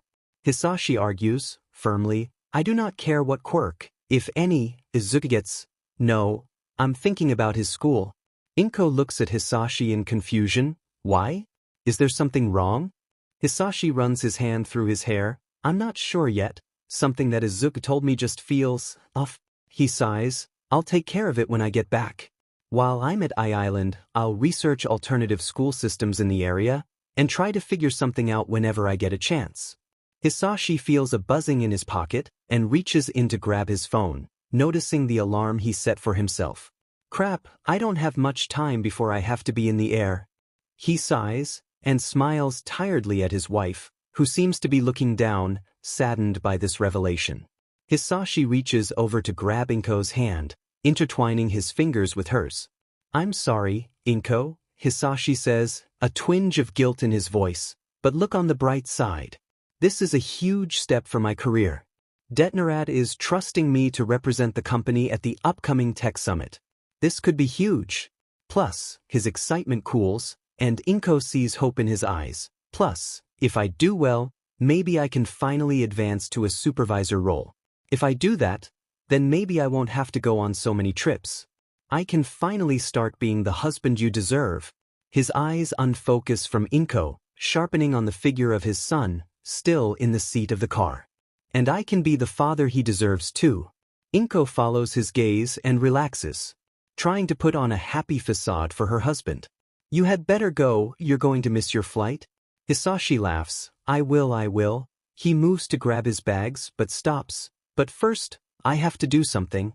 Hisashi leaves his bags, walking over to the side of the car, where Izuku was seated, looking forlornly down at his all-might action figure. Hisashi opened the car door, catching Izuku's attention, his green eyes looking up to meet his father's visage. "Hey, but..." Hisashi smiles down at his son, but Izuku cannot meet him with another smile. Hisashi leans into the car. "It's okay, I'll be back in a week." Izuku turns his gaze from his father. "But then you'll just have to leave again." Hisashi feels his heart shatter at that, and he leans further into the car. "I'm sorry, Izuku, it isn't fair at all," Hisashi sighs. "But hey, try to think about when I get back. You will get to tell me all of those new things you have built. Plus, I can show you all the cool heroes and gadgets I saw while there." Izuku seems to brighten a bit at this, but the light quickly fades, and he and his father are left in silence for some time. Hisashi sighs again, and makes to leave the car, but Izuku calls out to him one last time. "Dad, what if I never get my quirk?" Hisashi stops, and turns back around, seeing Izuku staring intensely at his all-might action figure. "I'm scared. I don't want to be quirkless. Everyone at school keeps saying that quirkless people are weak and useless. I don't want to be useless." Hisashi stayed silent for some time, and Izuku thought he may have left, but was startled when a familiar warm hand rested on his shoulder. He looked up to see his father staring down at him, his face set in stone, and his gaze intense. "Izuku," his father begins, "when I was young, my father always talked about how great of heroes his children were destined to become."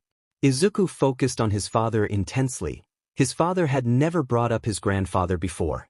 Grandpa was always obsessed with this idea of heroes, and that there were people who were born to be heroes, and people who didn't matter. Hisashi sighed, looking up to the sky. "I had 3 siblings, 2 older brothers and a younger sister. All of them had powerful quirks, more powerful than me. They were all obsessed with becoming heroes, doing everything they could to be the next best thing. Meanwhile, I was more interested in machines and mathematics. Grandpa hated that, and he tried to quash my interests, telling me to focus on becoming a hero instead, but I never listened." Eventually, he gave up on me, and my siblings followed suit. To them, I was a pariah, the failed child. Growing up like that, I grew to resent his ideas. I hated that I had to be a hero, or I didn't mean anything to him. Hisashi closed his eyes and took a deep breath. For a while, I even resented heroes too.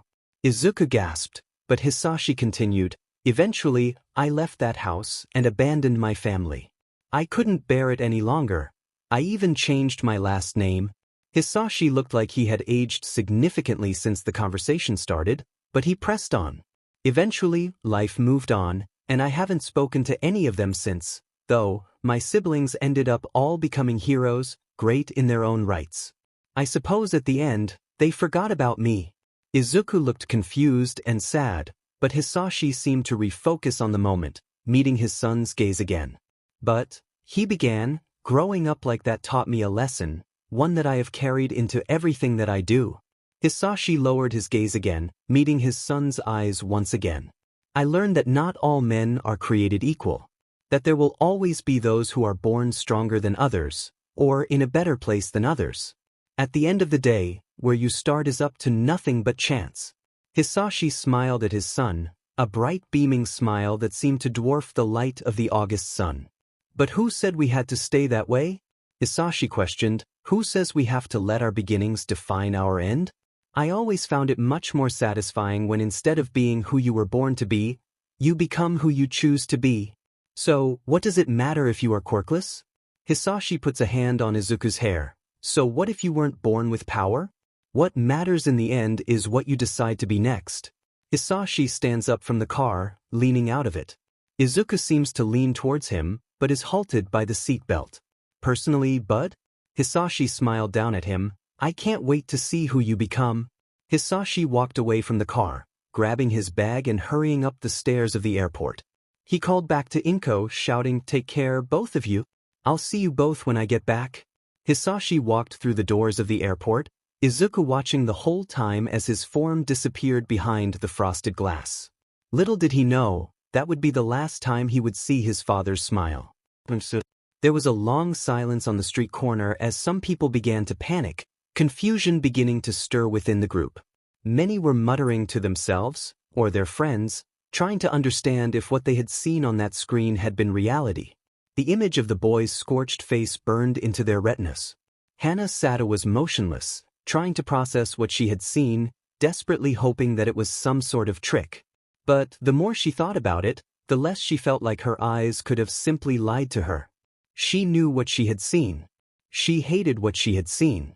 All right, vacate the area. Hana was broken from her musings by several sharply dressed sidekicks directing people away from the square, trying to disperse the crowd. Hana felt a hand lay on her shoulder, and looked up to see an armored man staring down at her. She knew that figure well, and had seen him race several times before. Ingenium, she begins, Sorry, he interrupts, but we need everyone to disperse. It is best if people simply leave and go about their business. But what about that boy? Hana tries to argue, what is going to happen to him? Ingenium keeps directing her away from the square. I'm sorry, kid, but we need people to leave the road.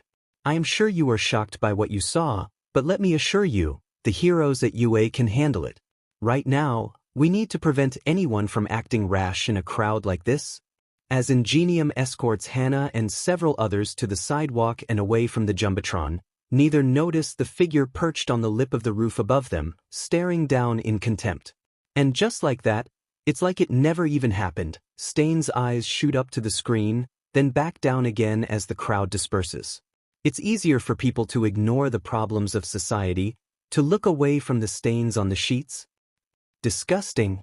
These fakes, every day they sink their roots more and more into this country. Today, they brush off a mutilation. Tomorrow, I'm running out of time. My message needs to be heard. Ingenium speeds off, down the street, but Stain's gaze never leaves him. And I know where I should start. There was no medal ceremony for the sports festival this year. There was no event for the second or third years as well. After the events of the finale, UA had shut down the entire sports festival and had the stadium vacated after the fact.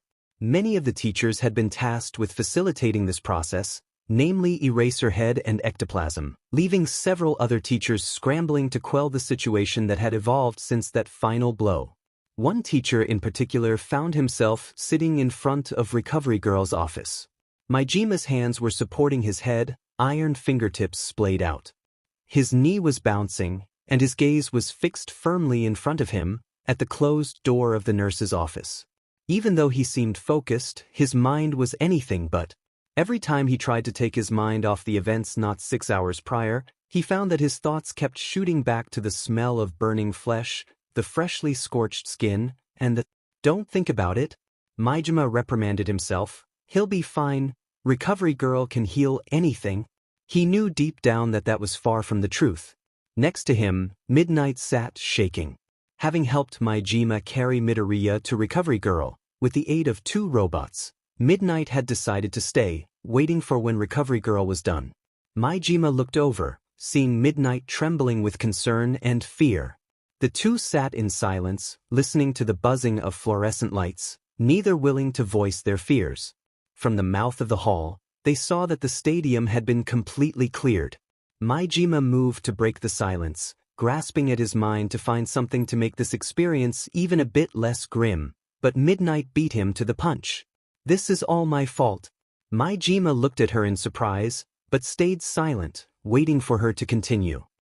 I failed, as a hero and as a teacher. I failed to protect my students." "That isn't true, Maijima tried to respond, but Midnight interrupted him. "Yes, it is true." Midnight shook her head. "Maybe for a civilian, this would be acceptable, but I'm a veteran hero. If I had just done my job. If I had just..." She trails off, her words unable to articulate in her emotion. Maijima stayed silent. He wanted to argue with her, but he couldn't deny he had been thinking similar to her during that mess. He looked at Namuri, and noticed that her eyes were ragged. This had clearly been weighing on her for some time. Sometimes people need to get it out. Maybe I'll let her talk? As predicted, Midnight continued, it was my responsibility to judge when things went too far, when violence becomes too much violence. Injuries were expected, but this? She chuckled bitterly. I had every chance to do something, and I just stood there. Midnight's voice settled back to a reasonable volume, and she slumped forward, staring at the door. Maybe, if I had disqualified Bakugo before, this wouldn't have happened. Maybe you're right, Maijima spoke, causing Midnight to let out a bitter bark of a laugh. Then again, maybe you're wrong. At this point, we can't change what happened. What we can do is be there for Izuku, and make sure that this doesn't go unpunished. Midnight sighed. You heard the commission. That ship has sailed. Maijima's jaw clenched, recalling the conversation that many of the teachers had mere hours prior. Maijima stormed into the teacher's booth, where many of his colleagues were gathered, seeing that many were discussing something heatedly around the central table. Despite an abundance of seats, none were sitting down. The iron-clawed hero slammed his hand into the table, catching everybody's attention. He looked around the table, seeing Aizawa staring at him with a facade of indifference, but having worked with the man for years, he noted the hint of guilt buried in his eyes. Ishiyama could not meet his glare, choosing to look down at the table. Yamada and Namuri were next to each other, Namuri with a heated gaze, and Yamada with concern. The only one who did not react much was Nezu, who stood on the table, gaze locked at a picture pinned to the table. A picture of Katsuki Bakugo. Maijima grabbed the picture and held it up. I want this FNG monster expelled. Now, nobody seemed to offer an argument initially, but after hesitating, Ishiyama spoke. To play devil's advocate, Ishiyama started, noting the glares that met him after that statement. We do not know the circumstances that led to Midoriya's injuries. Perhaps things are not as they seem. Maijima almost lunged over the table at his cement-headed colleague, but Midnight acted first, shouting at the man. You have got to be kidding me, she shouted, causing Ishiyama to flinch. We all saw him hold Midoriya down. We all saw him grab him. I am not defending Bakugo's actions, Ishiyama placated. I am simply suggesting that we not be rash, and let ourselves calm down and think rationally. Rationality flew out the window when this little sheet mutilated another student in a school-sanctioned event. Majima roared, slamming Bakugo's picture into the table. Where the hell is he anyways? He is detained, Aizawa said, under guard in a place that I will not be telling you where. Majima grit his teeth, but the message was clear. They were worried Majima might hurt the boy. A fair worry, Majima admitted to himself. I reiterate, Majima said again, I want him expelled.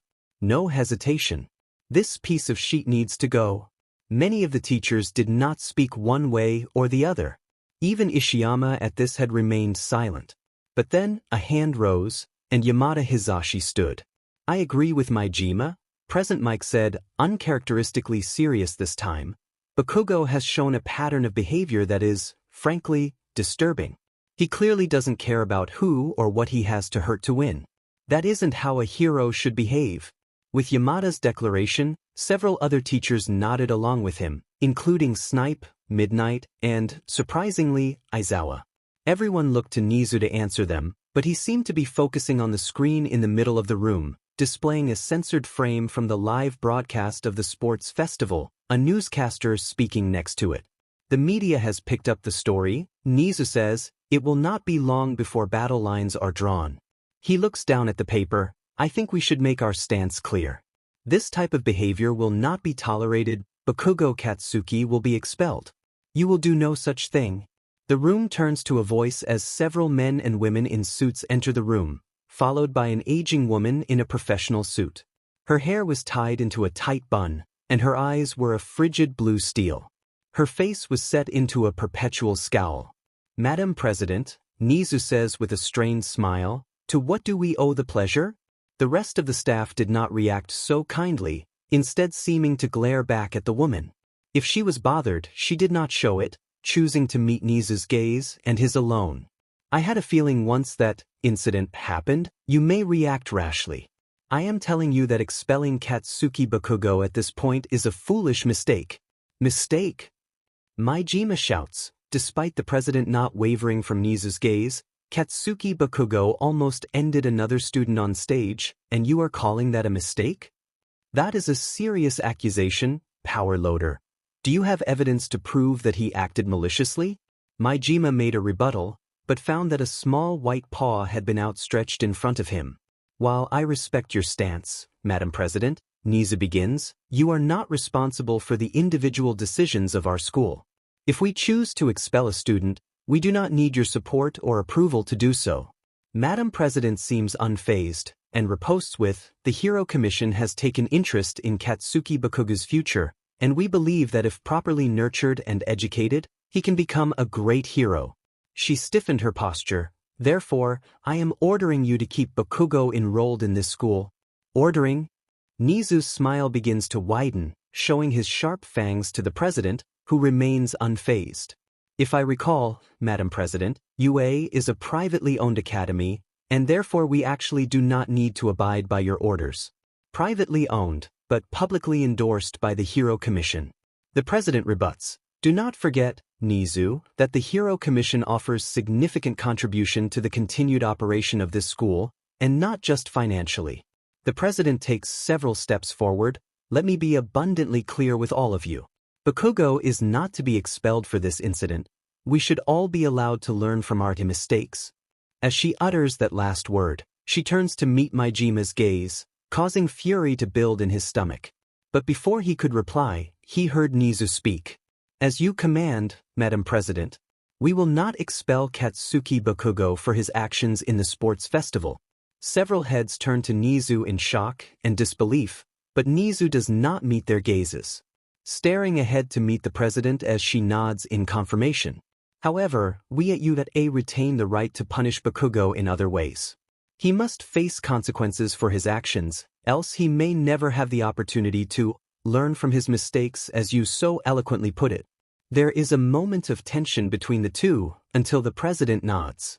Good, I am glad you understand your position, Principal Nezu. With that, she turns and walks out of the room, the other suited figures following her out the door. Trust me, Madam President, Nezu is no longer smiling, his teeth bared, ready to rip his target to shreds. I understand my position perfectly. After the commission leaves, Majima storms over to Nezu, slamming his hand into the table in front of him. The iron tips of his excavator claws dig into the fine wood, causing it to splinter. Are you effing kidding me? Majima roars. All that talk, and you cave like a coward the first bit of pressure gets put onto you? That's really all it takes? Nezu doesn't respond, so Majima leans closer. You are weak. You're really going to let that psycho get away with mutilating a student?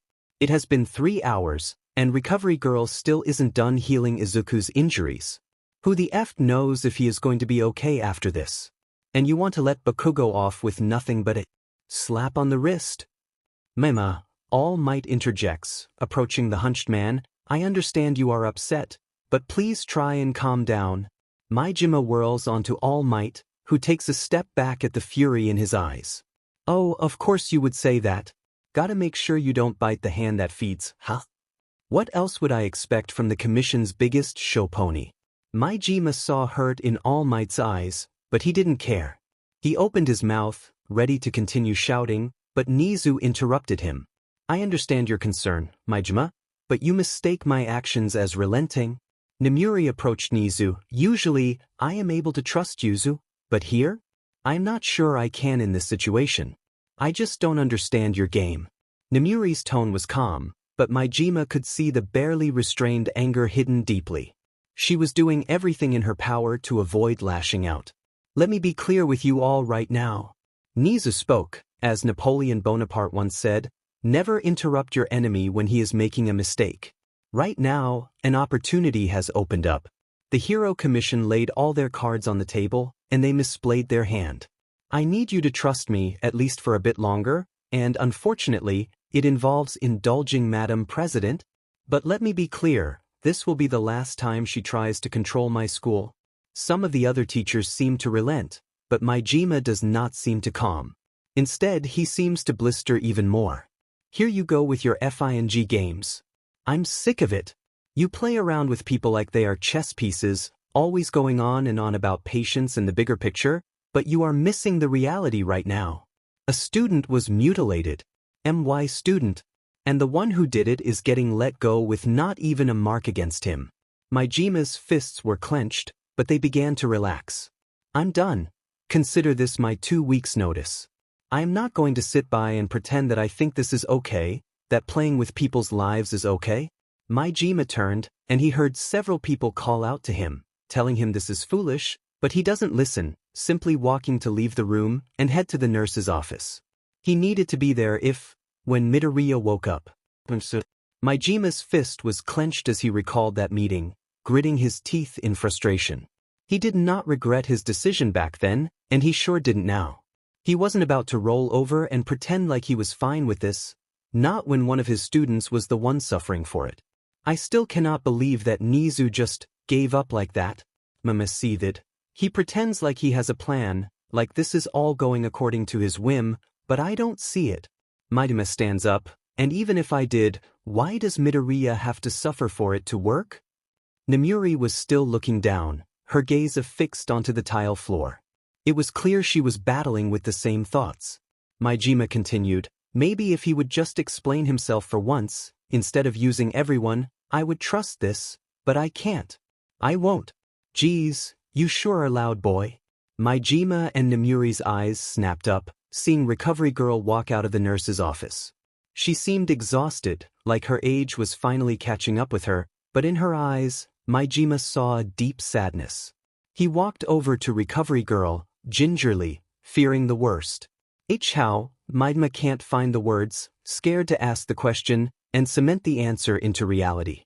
Recovery Girl met him with a complicated gaze, but sighed, you can relax a bit, Midoriya isn't dead. Majima breathed a sigh of relief, feeling a weight lift from his shoulders, but he still felt that same pit of sadness, knowing that that was likely the best news he would get. I did everything I could. It was touch and go for a bit. The boy is exhausted, but will hopefully wake up tomorrow. Recovery Girl looked down, a deep grief on her face. I have seen so many young heroes suffer horrifying injuries, too many young people having their lives ruined before they really begin, but this boy isn't a hero, he shouldn't have been put through this. Recovery Girl opens the door, allowing both Namuri and Maijima to enter the medical wing. The lights were blinding, but Maijima zeroed in on the lone figure in the far corner, still asleep on his cot. He quickly walked over there, assessing the boy as he lay. "Like I said, I did everything I could," Recovery Girl lamented. "There is only so much my quirk can do." Recovery Girl sighed out, age showing clear on her face. "My quirk speeds up the natural healing of the body. I can heal fresh wounds, like burns, but I cannot heal what the body can't, or what is no longer there to heal." Izuku's form seemed fragile and thin. His breathing was ragged, but steady, hooked up to a nutrient 4 and a breathing mask. His uncovered eye was closed, relaxed but strained. His body still had several bruises littered across his skin. On the other side of Izuku's face, a thick swath of bandages covered his right eye and upper skull. "I will say, this boy is tough. Tougher than most. But my quirk has limits. I was able to heal most of the burns on the right side of the face. His ear is restored, though he will likely suffer bouts of chronic tinnitus. He can at least hear out of it. I was not able to heal the more severe burns all the way, so his eye socket will have scarring, and," she pauses, "and I could not save his eye." Maijima's breath hitched, and he felt the weight of her words crash down on him. Namuri looked close to tears, so Mainma laid a supportive hand on her shoulder, trying to stabilize her. "What can we do now?" Maijima turned to look down at Recovery Girl. "Frankly? Nothing." Recovery Girl's blunt delivery washed over Maijima. "I will stay overnight and watch Midoriya. You two need to go home, get some rest, and try to be there for him when he wakes up. This won't be an easy recovery process." The two heroes nod and make to walk out the door, but Maijima stops, taking a look back at his sleeping student. He keeps his gaze there for some time, before turning back around and leaving the room. Maijima and Namuri walk in silence towards the gate of the stadium. The sun was beginning to set, bathing the world in bright orange and pink hues. Throughout the walk, Namuri was throwing glances onto Maima, concern blatant on her face. "Do you want to talk about it?" she suggested, but was met with some more silence. Eventually, they reached the entrance of the school, the sun dipping low, the sky darkening. Namuri made to walk away, but was stopped when Maijima spoke for the first time since the nurse's office. 15. Namuri looked back at him in confusion, but Maijima wasn't looking at her. He was looking at the ground, grief etched onto his face. "He's only 15. Maijima clarifies, "Only 15, and he's faced worse than most people can imagine." Maijima chuckles, bitterly. "I have seen veteran heroes break from losing a limb, the pain, the recovery, the shame they feel at being incomplete." Maijima swallows harshly, stalling himself, "And he's just a kid, not even old enough to drive, and he's a double amputee." A cold breeze blows between the two of them, and Namuri closes the gap between them, reaching out and pulling Maijima into an embrace. Maijima, shocked, does not make a move, just letting her hug him. "It's like you said, we can't change what happened, but we can be there for him when he wakes up." Maijima feels her words wash over him, and he nods. Namuri releases him, and the two greet each other farewell. The walk to the parking lot is short, but his mind racing as it is makes him feel like it takes an eternity before he spots the familiar metal visage of his car. Maijima reaches his car, starting the engine, listening to the vehicle roar to life. He doesn't shift the car, leaving it in park for some time, pondering the events of the day. "We can't change what happened, but we can be there for him when he wakes up. I'm not going to abandon you, Izuku," Maijima declares in his head. "I'm not going to let you suffer alone." Interesting. A figure sits in his office, watching a replay of the final fight of the sports festival, sipping on a crystal glass filled with fine brandy. Despite his lax posture, it is clear to everyone who knows the man that he is anything but relaxed. Again, he replays the television, the screen stopping on the visage of a blonde teenager, a malicious grin on his face as he unleashes an explosion upon the quirkless boy. Powerful quirk, he presses a button, and it moves to a clip of Bakugo using his quirk to rocket ahead, moving into a flip over his opponent, not to mention incredible skill, and a ferocity to match. Another button, this time with Bakugo fighting Mina Ishido. Bakugo bulldozes Mina, knocking her down, and unleashing an explosion at close range, disorienting her. He has an excellent grasp of his abilities and knows how to use them to win. It is clear we should keep an eye on this Katsuki Bakugo. He may be useful in the future. A large oak door opens, cracking light into the room. He sees a figure enter the room. A disheveled man with unruly black hair and blue-tinted sunglasses enters the room. He wears a long black trench coat that goes down to his shins and thick black boots on his feet. "Apologies, sir," the man speaks, an easy smile finding its way onto his face, "but I think you would be happy to learn that we have gained a new ally to the cause." "Oh?" The sitting man rumbled, his brown hair only partially revealed by the crack of light entering the room. "And whom might that be?" "Another member of the National Diet, sir," the black-haired man responds. It took some convincing, as well as extended periods of discussion, but he has finally seen the light. However, it is almost time for the banquet. "You have a speech, remember?" "Ah," the man finally stands, towering over his chair. "Thank you, Trumpet. I had nearly forgotten. I found myself quite thoroughly entertained by the sports festival this year, and nearly lost track of time." "I understand, sir. But remember, you need to be punctual.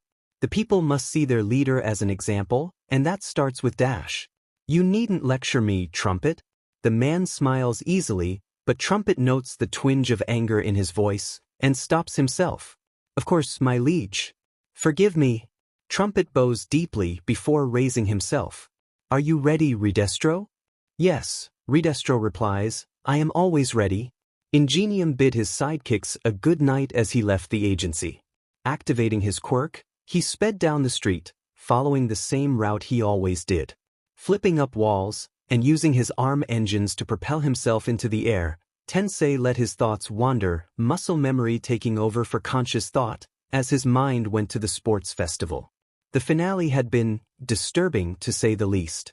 He couldn't get that image out of his mind. The green-haired boy with the metal arm, writhing on the ground, clutching his singed face. It was horrifying. Tensei tried to push his mind to something more personal. He recalled his brother's match against that pink-haired girl from the support course. Personally, seeing his uptight little brother bumbling around the arena in what appeared to be a scoliosis brace on steroids? Hilarious.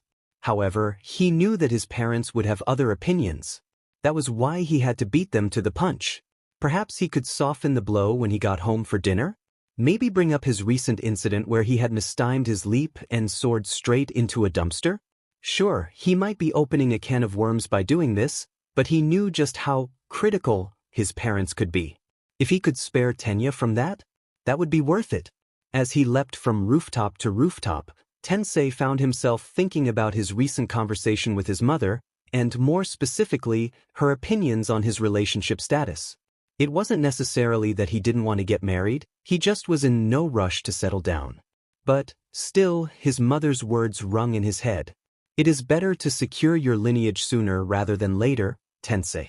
I have set up a meeting with a suitable partner, and I expect you to at least meet the woman." He knew deep down his mother only wanted what was best for him. But as the years had gone by, he was starting to wonder if his mother really knew what was best for him at all. She had had his life laid out for him since his birth, from his schooling to his career to his marriage.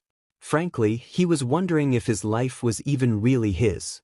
Eventually, Tensei dropped down into an alley, sliding down one of the walls, before revving his engines and rocketing off towards the street, his musings still prominent in his mind. "All right," Tensei muses, "right turn, 2 blocks, and then it's time to face the music?" However, in his introspection, he failed to notice the thin string that glinted in the bright streetlights. Upon contact with the wire, he felt the thin but strong material collapse around his thighs, tripping him up and falling. Immediately, his mind flew into hero mode, and he made to roll and flip himself up. This attempt was thwarted, however, when he felt a sharp object pierce his thigh, right between the seams of the armor plating. He grunted in pain, and tried to stand, unsteady due to the wire still wrapped around his ankles. Tensei used the sharp edges of his bracers to catch the wire, and pulled as hard as he could. He felt the wire catch and tear, allowing him to finally stand firm, scanning the alley to find the culprit. However, he found that no matter where he looked he couldn't see a figure in the shadows of the alley. Okay, he's an ambush fighter, preferring to attack using surprise. Not to mention he laid a trap here. He knew that I would be coming home today, meaning he knows my schedule. Tensei felt his heart hammering in his ears. He aimed for my thigh to prevent me from running away. He's smart, and he doesn't seem to be one to waste time. Tensei tested his injured thigh, feeling the tearing of muscle upon the blade. He knows that removing the blade is likely to make the situation worse, but he also knows that running at his top speed out of here is unlikely. Not to mention, there are likely more traps around. He was stuck. Tensei put on a false smile behind his helmet, trying to amplify bravado. So, he began, usually when I meet someone on the street, they ask for an autograph. Can't say this is my warmest greeting, but you certainly left an impression. Silence. He scans the alley, the fire escapes and the dumpsters, trying to find the attacker. Then he sees it. A flash of light, and another blade fires out from the shadows. There, Tensei ducks under the knife, turning his engines up and shooting forward. His thigh is screeching out for him to stop, but he still launches himself up onto the fire escape to where the knife was launched. He notices a flash of movement and rushes towards it, seeing a ripped red coat. Charging up his punch, launches a fist at the jacket, backed by the revving of his engines, and thrusts his fist true into the back of the figure, only to feel a sharp pain as his fist meets a hard object, instead of the familiar feeling of flesh and bone. The jacket catches into a breeze and lifts, revealing that the article of clothing had been pinned to the railing of the fire escape. His fist making contact with the thick metal pole. Pain permeated up his arm, and he did not have time to scan the shadows again before he felt another blade enter his shoulder blade. Tensei cries out in pain, turning around in hopes of catching sight of the figure, only to be met with another blade, this time embedding itself in his side. This is bad, Tensei thinks, focusing his hearing on his surroundings. I can't keep track of him. Every time he attacks he has already moved to a different vantage point. Tensei hears a whistling sound from his side, and ducks, barely avoiding another blade, as it flies past him, embedding itself in the brick. The hero takes a moment to observe the blade, and is taken aback by the sight. It's a pocket knife. Tensei kept low, crouching and ready to spring. Looking at the other knives embedded in him, he catalogues the lack of uniformity to the blades, each one being of different quality, material, and age. All of these knives are different. It's like this guy just picks up every blade that he can find. You know, some people collect coins. Tensei jabbed, have you ever thought about finding a more normal hobby? With that, Tensei notices something out of the corner of his eye, a shadow slowly rising, just above and to the side of him. He turns to meet the figure, but is blindsided when they seem to apparate in front of him, with the figure closing on him before he can get a proper look. The figure tackled Tensei, knocking him off the fire escape and restraining him, following the pro-hero as he fell to the concrete below. Tensei felt the figure grab the knife out of his shoulder and tear it out, causing the armored hero to cry out in pain. Tensei twisted to lay a blow on his attacker, who hopped off him, skidding a few feet away. Ingenium rose to his feet, ready to rush the villain, but he noticed the villain raise the knife to his lips, covered in Tensei's blood, and run an oversized, slug-like tongue across the flat. Immediately, Tensei felt his body go entirely stiff, and he fell onto his side. His limbs had completely locked up, preventing him from moving. The attacker slowly walked over to the downed hero, clearly taking his time now. Shameful, a raspy voice sneered out at the downed hero, for all of your boasts, you crumple so easily. You couldn't even land a blow. Tensei managed to twist his neck, meeting his assailant for the first time, and felt his blood run cold. Hero, killer, Tensei rasped out, barely able to manage as much. The hero ender did not respond, finally alighting over the paralyzed body of his quarry. In the past, we had true heroes, gods amongst men, who pushed the world into a bright new era. Now we are left with the likes of you, carrying it towards an age of darkness. Heroism is a privilege, a duty given to the most righteous of our society, and its name is wasted on fakes like you. He looked down at Tensei, his expression revolted, like a man observing an ant on his food. This society is dying. It is dying a slow, painful death, and it's you and your kind, the stains on the name hero, that are supplying the poison. Stain lifted his boot and slowly pressed it into the knife embedded in Tensei's side, causing the blade to sink deeper and deeper into the downed hero. Tensei grunted in pain, feeling the sharp edges sink further into his body, but did not stop glaring up at the hero ender. But change is coming, and it will be born in the blood I spill on this day, and every day after that. Tensei watched as Stain drew his katana from his back, an old, poorly maintained blade with a jagged, crooked edge, and positioned it above the man's head. Stain lowered his hands, unbuckling the helmet from the paralyzed hero, and removing it, meeting Tensei's glare directly for the first time. You think that you're doing the right thing? Tensei jabbed, gritting his teeth in pain as the blade was pushed even deeper. You really think that you're the hero here? Stain lifted himself from the downed hero, leveling the blade with Tensei's throat. No, I don't. A quick thrust, and an upward slice, and all Tensei knew was darkness. It started with a faint buzzing. Quiet, like a mosquito whizzing around in his skull. The world was pitch black, calm, and dead. He floated within this abyss, no breeze to tickle his skin, no sun to heat his face. Everything was a stagnant calm pool. Then, the buzzing grew louder, causing the back of his head to sting. He began to stir from his non-existence, forced into the reality that he, indeed, was real. The buzzing in his head was met with a piercing sensation in his face, and a soreness in his jaw. His limbs felt like they were being pulled apart, every cell in his body repelling from each other, like magnets of the same charge. He wanted to go back. Then the memories hit him. They flashed behind his eyes, scenes playing out in front of him, reminding him of his life before this moment. Colorfully costumed heroes scolding him, the distinct singing of starburst explosions on his skin. His garage, and the acrid smell of slag and fire that accompanied it. He remembers an open field, a stadium, surrounded by thousands of jeering spectators. He felt the feeling of bright lights beating down on him, the heat and pressure of a metal exoskeleton pressing against his body, only to be robbed of that feeling. He feels a blazing palm press against his face, looking up at the malicious scarlet eyes, staring down at him. The feeling of heat gathering in the hand, and then the buzzing faded, escaping the confines of his mind and projecting above him.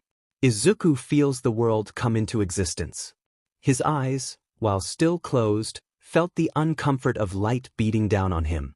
He felt a pounding in his head, a migraine unlike anything else. He groaned in pain and tried to roll over to his side, only to feel a tugging on his arm, followed by a sharp pain in his wrist. He began to cough, trying to find a position that stems all of these sensations. He hears someone talking, but the sounds are garbled, like they are speaking in another room. Eventually, he finds the strength to open his eyes, and notices that his vision is obscured. Moving his head a bit, he feels the brushing of gauze over his right eye, and notes and 4 connected to his left wrist.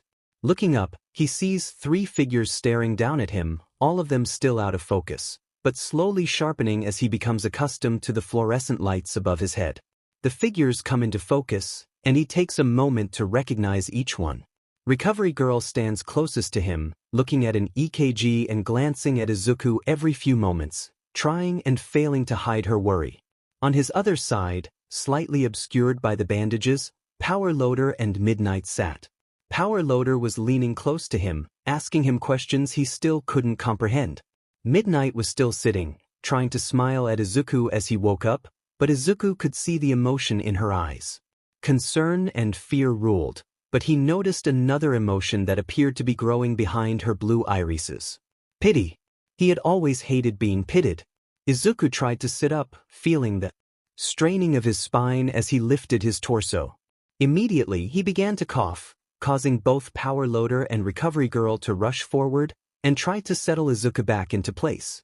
His ears began to equalize, and he saw Recovery Girl thrust a cup of water forward. Izuku lifted his arm, but found the strain of moving to be too difficult, and he allowed Recovery Girl to tilt his head back and pour the water into his mouth. At that moment he realized how dry his throat was. He felt the water scratch against his esophagus, causing a tickling in his throat. He felt his throat flex, rejecting the liquid and causing another coughing fit.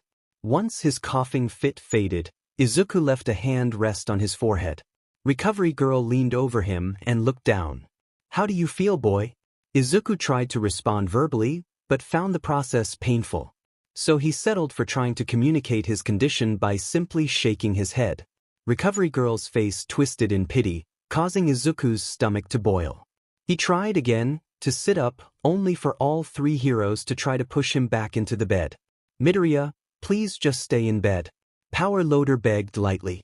Izuku did not listen, trying again to get up, but realizing the futility of this act, he obliged, laying back down. "Good," Recovery Girl stated, "now do us a favor and just rest, you still are not fully recovered."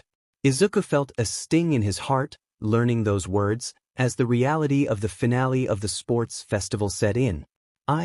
He coughed again, "I lost, didn't I?" He heard Power Loader rush out some platitudes, trying to spin the truth into an optimistic light. "Try not to think about that right now. Right now, focus on the present." All of it rang hollow in his ears. Instead, he felt a wave of emptiness wash through him. Just like a year before, he had set out to do one thing: win the sports festival, prove everyone wrong, and he had failed. He felt his eye water, and tears slowly escaped his eye, running down his face. He couldn't stop the flow, feeling his failure wash over him. Useless. He couldn't help but flinch as that word rings out in his head. But he also couldn't refute it. He felt that for all his efforts, for all of his determination, he still wasn't good enough. Because the truth is, Deku? You never stood a chance. His mind was clouded, so he reached out to grasp onto the present, to try and ignore the stirrings in his head. He honed in on Recovery Girl, who seemed to be patiently waiting for him. Izuku moved to look at Recovery Girl, who smiled at the boy. "All right, dearie. Let me run a few examinations on you, okay?" Izuku nodded, slowly, and Recovery Girl moved over, pulling out a small rolling table, covered in implements. She pressed over his body several times at his joints, causing him to wince. Eventually, she checked his breathing and reflexes as well. Pulling out a cuff, she checked his blood pressure and made sure his breathing was stable. Izuku found himself relaxing somewhat, shutting off his mind and losing himself in the medical examination. Eventually, Recovery Girl backed away, and her gentle smile turned strained. "Okay, dearie, I need to change the bandages over your face. Can you hold still for me?" Izuku nodded, somewhat confused at her hesitation. Recovery Girl slowly walked over to him, untying the gauze and slowly unwinding the bandages. Izuku braced for the moment the bandages fell away, and he would need to adjust his eye to the light once again, but was surprised when he felt the bandages fall away, yet no bright flash of light followed. The vision of his right eye is still as dark as ever. Izuku reached over with his only hand, trying to grab for a second bandage, perhaps fixed over his eye with adhesive, but when his hand made contact with his face, he felt no such device. Instead, his hand ran across his skin, the touch feeling foreign to him, as he brushed his brow, feeling the beginnings of small hairs growing upon it. In that moment, Izuku felt his blood run cold, and the world went still around him. He placed his fingers lower this time, around his temple, hoping that he had simply missed the bandage, only to be met with skin again. However, his touch was much less prominent, and the texture of the skin was much more rough and thick. Izuku's breathing grew quicker, as his head shot around the room, trying desperately to find a reflective surface. He needed to see it himself. Slowly he rose from his bed, this time backed by the panic rising in his stomach. He brushed past his teachers, and grabbed the reflective surface of a food tray from the cart. He held the tray up to his face, the cruel truth settling in, and he felt the world shatter again. Stepping off the train, a crowd of people poured out of the doorways. Dozens turned into hundreds, as people steamed out of every orifice from head to tail of the massive tram. In that crowd, a woman jogged as best as she could while wearing a pencil skirt.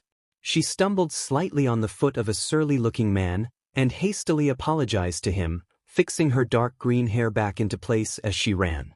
Shoving pedestrians to the side was unadvisable at the best of times, but to Inko, she felt it necessary in this moment, hastily displacing people in her quest to reach her destination. Checking her watch, she swore to herself, working off memory to navigate the winding streets of Hosu. She kept looking up to the road signs, checking for the proper street. When she finally reached a familiar name, she turned sharply, continuing to speed walk down the bustling sidewalks. Inko kept flitting her eyes towards the buildings, checking for the one she had familiarized with over the past few years. Finally, she caught sight of the modest mid-rise building and breathed a sigh of relief. Taking a deep breath, Inko schooled her features and walked through the front door. Inside the lobby, Inko caught sight of several of her co-workers, scrambling up the stairs into the office above. At the rear of the room, surrounded on both sides by stairs, was the secretary, who waved cheerily towards Inko. Inko sighed and waved back tiredly. She approached the secretary, pressing her ID onto the sensor at the desk. "Just in time, Inko," the secretary chirped. "Careful, or you might be a whole minute late one of these days." Inko sighed. "Sorry, there was a delay in the trains. You know how the metro can be sometimes, right?" Inko heard the bubbly woman begin to babble, but tuned her out. It has become routine. The woman greets her, and Inko pretends to greet her back. The woman then rambles about the happenings of her life in the past day, and Inko pretends to care. Inko probably shouldn't be so cruel. The woman is plenty nice, if a bit excitable. Perhaps one day she should try and learn the woman's name. Inko broke from her musings, the secretary still talking. She looked up at the clock, noticing the time, and attempted to hurry this along. "Well, I should get to work." Inko turned on her heel, barely registering the farewell from the cheerful secretary. Walking up the stairs, Inko walks towards the double doors, entering the maze of cubicles that had become her life. She saw her co-workers all hunched over their keyboards, busily typing away and answering calls. Taking another breath, Inko quickly stepped over to her cubicle. The area was plain, with no decoration or color to brighten the dour visage. Her space was neat, no papers or sticky notes pinned to the walls of the cubicle. It was perfectly clean, even a speck of dust on the station, as if nobody had been there at all. Inko took her seat, logging into her computer to begin work. Immediately, several applications opened, as well as her unfinished work from yesterday. She sighed and got to business. Hey let her body carry itself as her mind wandered, her fingers furiously typing away as her thoughts floated away from her body. She had stayed in a cheap hotel in Chiyoda the night prior, busying herself with finishing up some projects in her downtime, working into the early hours of the morning. A few years ago, she might have been exhausted, but over the years, she had learned to appreciate the little sleep she got. "Mrs. Midoriya, I am afraid we have some difficult news." Since the less she slept, the less time she had to think about that. She was startled from her thoughts when a hand reached over the wall, slapping the felt side twice. Inko rolled her eyes, putting a smile on as a man rose over the barricade, leaning his head over the gap. Tatsuya Seiko. Inko supposed that he was somewhat handsome. Wavy brown hair, light brown eyes, an easy, somewhat mischievous smile on his face. His white dress shirt was well fitted, and he cut a good figure. If it weren't for his incessant flirting, Inko might be able to tolerate him more. Hey Midoriya." His voice carried easily. "Fancy seeing you here today." Inko laughed hollowly. "Good morning, Seiko." His smile grew, and Inko fought the urge to scoff. "I see you are as busy as ever." He laughs off her jab. "Well, not all of us can work every moment of our lives. Some of us that are still human need rest." His smile turns roguish. "Speaking of relaxing, you up to get a beer after work?" Inko huffed. "Sorry, Seiko, but I am busy tonight." Normally, Seiko would shrug, claiming that he would get her eventually. But this time, Seiko rolled his eyes, his smile becoming more forced. "Come on, Midoriya," Seiko urged. "It's just a beer. You never take breaks. I bet you didn't stop working all weekend." Inko opened her mouth to refute, but found herself being interrupted by a yawn. Seiko's smirk turned eloquent, and Inko had the decency to blush. "See? You never get out, Midoriya." Seiko leaned over the partition more, leering at Inko with a trickster's crooked grin. Tell you what, forget the beer. You need an adventure. How about me and you head off to Shinjuku? We can do whatever you want. Inko's patience was running thin. Seiko, I already explained to you that I am busy. I have several reports that are overdue, not to mention that I need to keep pace with next week's projects. This was, of course, a lie.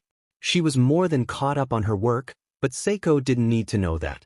Seiko clearly wasn't done pushing, however, and opened his mouth, intent on maintaining his feudal wooing, but by this point, Inko had stood and began walking towards the water cooler, trying to clear her head. Grabbing one of the cheap paper cups, Inko leaned over the cooler, pouring herself a drink, idly listening to the chatter from other employees as they flit around the break area like hummingbirds. Was kind of scary, that mech suit thing, right? Did you really expect anything else? Shame how boring the finale was. Inko quirked an eyebrow at their chatter, left in the dark as to the topic of their conversation. With her cup full, Inko downed the cool water and quickly walked back to her desk, intent on completing her work today. However, curiosity buzzed in the back of her head, itching at her focus until it was satiated with answers. Reluctantly, she addressed Seiko, who was still leaning over the partition, seemingly refusing to do his work. Seiko, said man's focus locked onto her, what are they talking about in the break area? Oh, that. Seiko ran a hand through his hair. Probably the sports festival. That's all anyone has been talking about all day. Inko's eyes widened. Oh, that was this weekend? It feels like the last one was just yesterday. Well, this festival was definitely one to remember. Seiko's expression turned somewhat grim. Honestly, it's probably for the best that you didn't watch it. It got a bit intense. Oh my, it was that bad? Inko's attention had since turned away to her computer, continuing her work. Yeah, it was bad. Seiko extrapolated lightly with one hand, emphasizing his speech. The festival was kinda off from the start, to be honest. But it got really bad in the tournament. There was this kid with this massive mech suit. The thing was massive, I swear you could hear its footsteps echoing through the recording. Inko affirmed, no longer paying attention. Now that she had been answered, she had long since gone back to her work.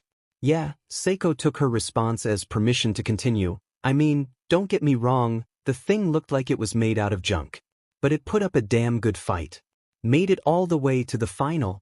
Oh, really? Several charts blinked to life on Inko's screen, and she began rapidly inputting data points.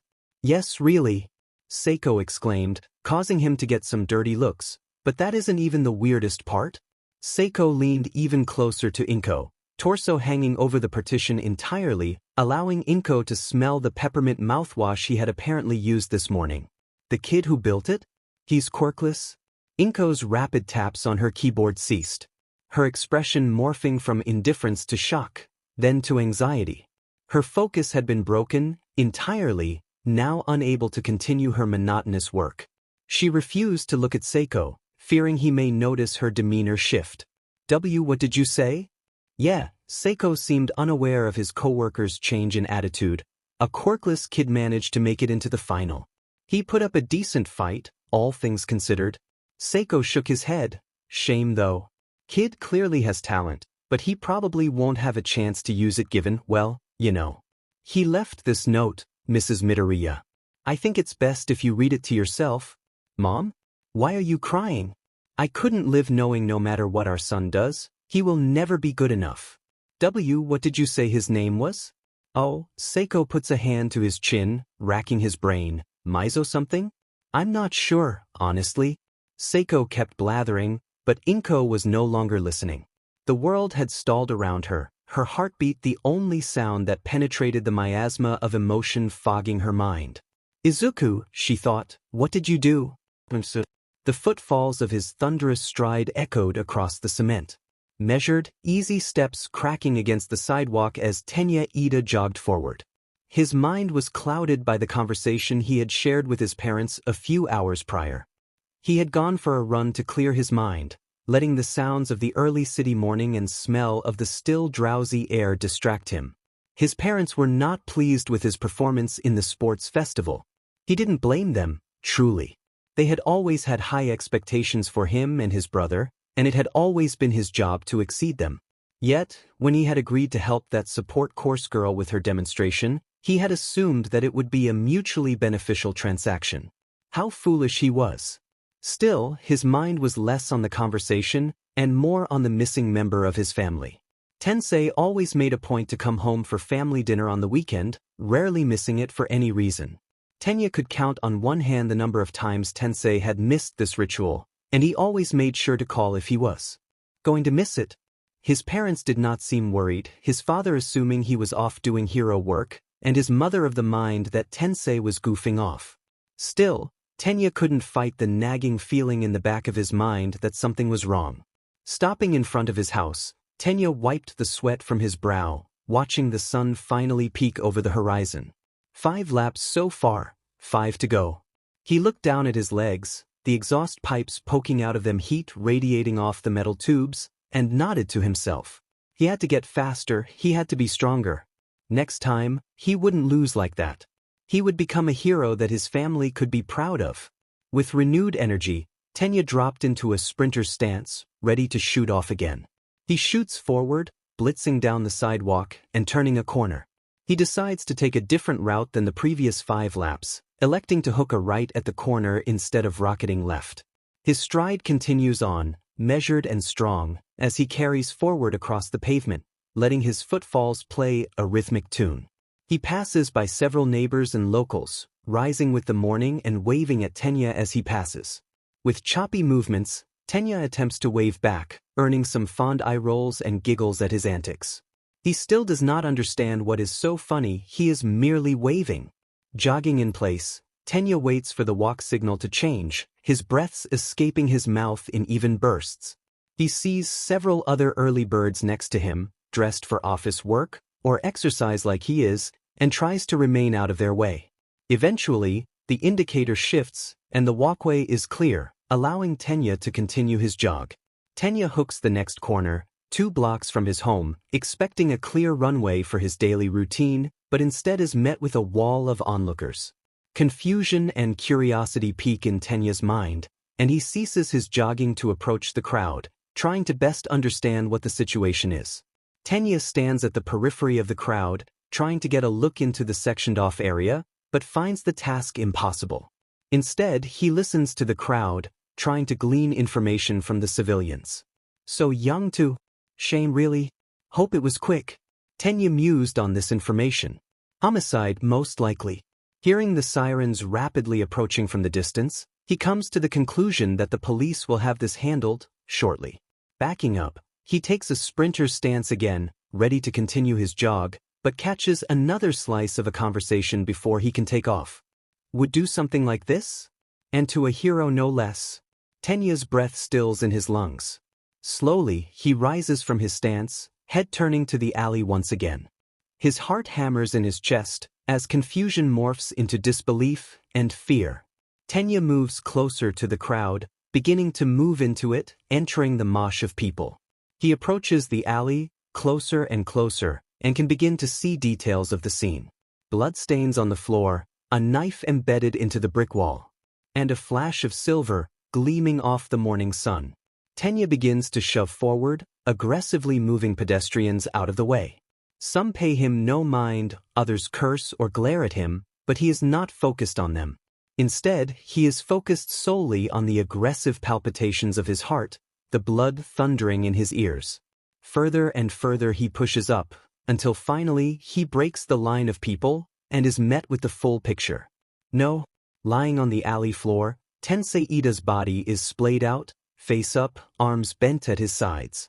One leg is twisted, violently, and the other is decorated with an open wound, a pool of blood around it. He sees the armor of his torso, once pristine and shined to perfection, now pierced and filthy, covered in alleyway grime. But the sight that catches him the most, the one burned into his mind forevermore, is his face. A narrow hole is run through Tensei's neck, blood pooling around his head, and dyeing some of his blue hair a pitch black. His mouth and cheeks are relaxed, not dissimilar from the times he has seen his brother sleep. But unlike those times, his eyes are open, the pupils dilated, and irises devoid of the roguish joy they had once contained. Tenya fell to his knees, feeling the police push past him, setting up a barricade and directing citizens to vacate the area, but he finds himself incapable of movement. Staring at his brother, what once was his brother. His eyes are locked onto the dead eyes of Tensei Ida, and he knows he will never forget those eyes. Sipping his fourth cup of coffee of the morning, Aizawa still felt as if he was not awake enough to deal with the day.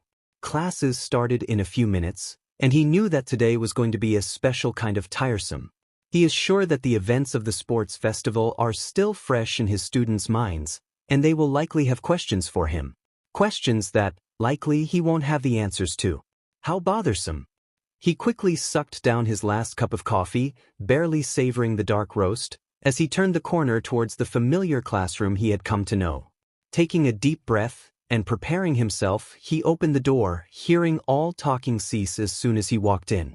"Good morning, class." They stay silent, and Aizawa takes his place at his desk, scanning over the students in the classroom. Looking over at the students, many behaved normally, such as Shoji and Sato. However, he did notice that many of the students seemed off, even more quiet than before. Shoto Todoroki had his head down, glaring at his left hand like it owed him money. His posture was rigid and tense, unwavering in his turmoil. His gaze was intense, but conflicted. Aizawa recognized a hint of guilt in his eyes. Right next to him, he saw Yaoyorozu, slumped in her chair, very uncharacteristic of her normally perfect posture. She hid her emotions well, but Aizawa could tell that she was upset, likely at herself. Kaminari was uncharacteristically still. Usually the electric blonde was tapping his feet, or flipping his pencil, but today he sat silently, deep in thought. Sometimes his gaze would float over to Mina, who seemed closed off. Every once in a while, her eyes would flip over to the far side of the class, only to shoot back to her desk, trying and failing to keep herself from shaking. Aizawa could not tell if she was shaking out of fear or anger. Kirishima, however, was a much easier book to read. His gaze was locked firmly over to the far corner of the classroom, glaring at the student sitting second to the back. His jaw was clenched, and his eyes held a fire unlike anything that Aizawa had seen from the usually jubilant redhead. The target of Kirishima's anger, Bakugo, was leaning in his chair, slumped with a foot kicked up on the desk, acting nonchalant. But Aizawa could almost hear the blonde's teeth grinding at his classmate's behavior. Aizawa felt a spike of anger rise in him as he laid eyes on the blonde, but tried to tamp it down. For now. In the far corner of the classroom, Hitoshi Shinso seemed to nervously look around the room, trying to gauge what exactly was going on with his new classmates. Aizawa could only imagine how tense this felt to an outsider, compared to someone who knew the full situation. Hitoshi's first day, and he could feel the animosity towards the blonde so palpably he could almost touch it. The student that shocked Aizawa the most was Ida, who sat in his normal seat. Normally a poised and diligent student, Ida instead was like stone. His shoulders were tense and hunched, as his gaze fired down to his desk. He did not stand to greet Aizawa, a behavior that he had come to reluctantly enjoy. Instead, he stayed seated, barely even acknowledging the teacher's presence. But what got Aizawa the most was his face. Ida's normally rigid face was twisted into a scowl. His brows were furrowed and his jaw was clenched so hard Aizawa could see it shake. His lips were almost imperceptibly curled inward, a snarl most would miss. But his eyes, normally calm and collected, denoted nothing but malice. Hatred. Aizawa had heard the news. He could guess who the boy's anger was directed towards. "Okay, class," Aizawa began, "today will be somewhat unique." He pulled out a small remote, turning on the projector. As I am sure most of you know, the sports festival is a great way to present yourselves to the public, but also to advertise for internships. He turns back towards the class, his expression bored. "I'm sure that you all can gather this, but your first internship is very important. It is a good way to evaluate your flaws, and to improve yourselves as heroes, something that all of you need to work on." Aizawa heard a scoff, and turned his gaze to the back of the class. Bakugo's chin was raised, and his usual scowl had curled into a cocky grin.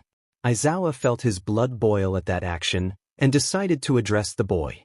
"Do you have something you wish to add, Bakugo?" Bakugo leaned further into his seat, Maybe these losers need to improve, but in case you forgot, I won the festival. Maybe you misspoke, but I hardly see any flaws here. Aizawa clenched his jaw, and noticed many of the rest of the class had too, but took a deep breath, thinking back to his conversation with Nezu. After Maijima had left the room, many of the other teachers had dispersed. However, Aizawa had stayed, silently eyeing the rat as he sat back in his massive seat. Silently, Aizawa took a seat next to Nezu, both simply staring down at the picture of Bakugo Katsuki on the table. A period of silence fell over the two, but was broken by Nezu. You are upset with my decision? It was not a question, rather, it was an observation. One that Aizawa could not completely refute. Instead, he leaned forward, locking eyes with Nezu. Not upset, necessarily. Tamotsuya confused. Aizawa tensed his hands under his chin, his attention lapsing. I'm sure you can understand. Natsu nods, though he interjects. While I do understand, I was hoping that you would trust my judgment. How are we supposed to trust your judgment when you don't trust us enough to explain anything? The duo fell into another silence, and Aizawa felt as if he may have crossed a line. Before he could elaborate, Nezu began to speak. I have spent a long time with humans, and there are many things I have learned over the years. However, I still feel distant to humanity, and I am cognizant enough to know that what I have learned about humans pales in comparison to what I have yet to learn about them. Nezu looked down at the table, the face of Katsuki Bakugo staring back at him. I have always heard the phrase, trust is earned. But I suppose I never considered that trust, once earned, can easily be lost. I suppose that is something I may need to consider in the future.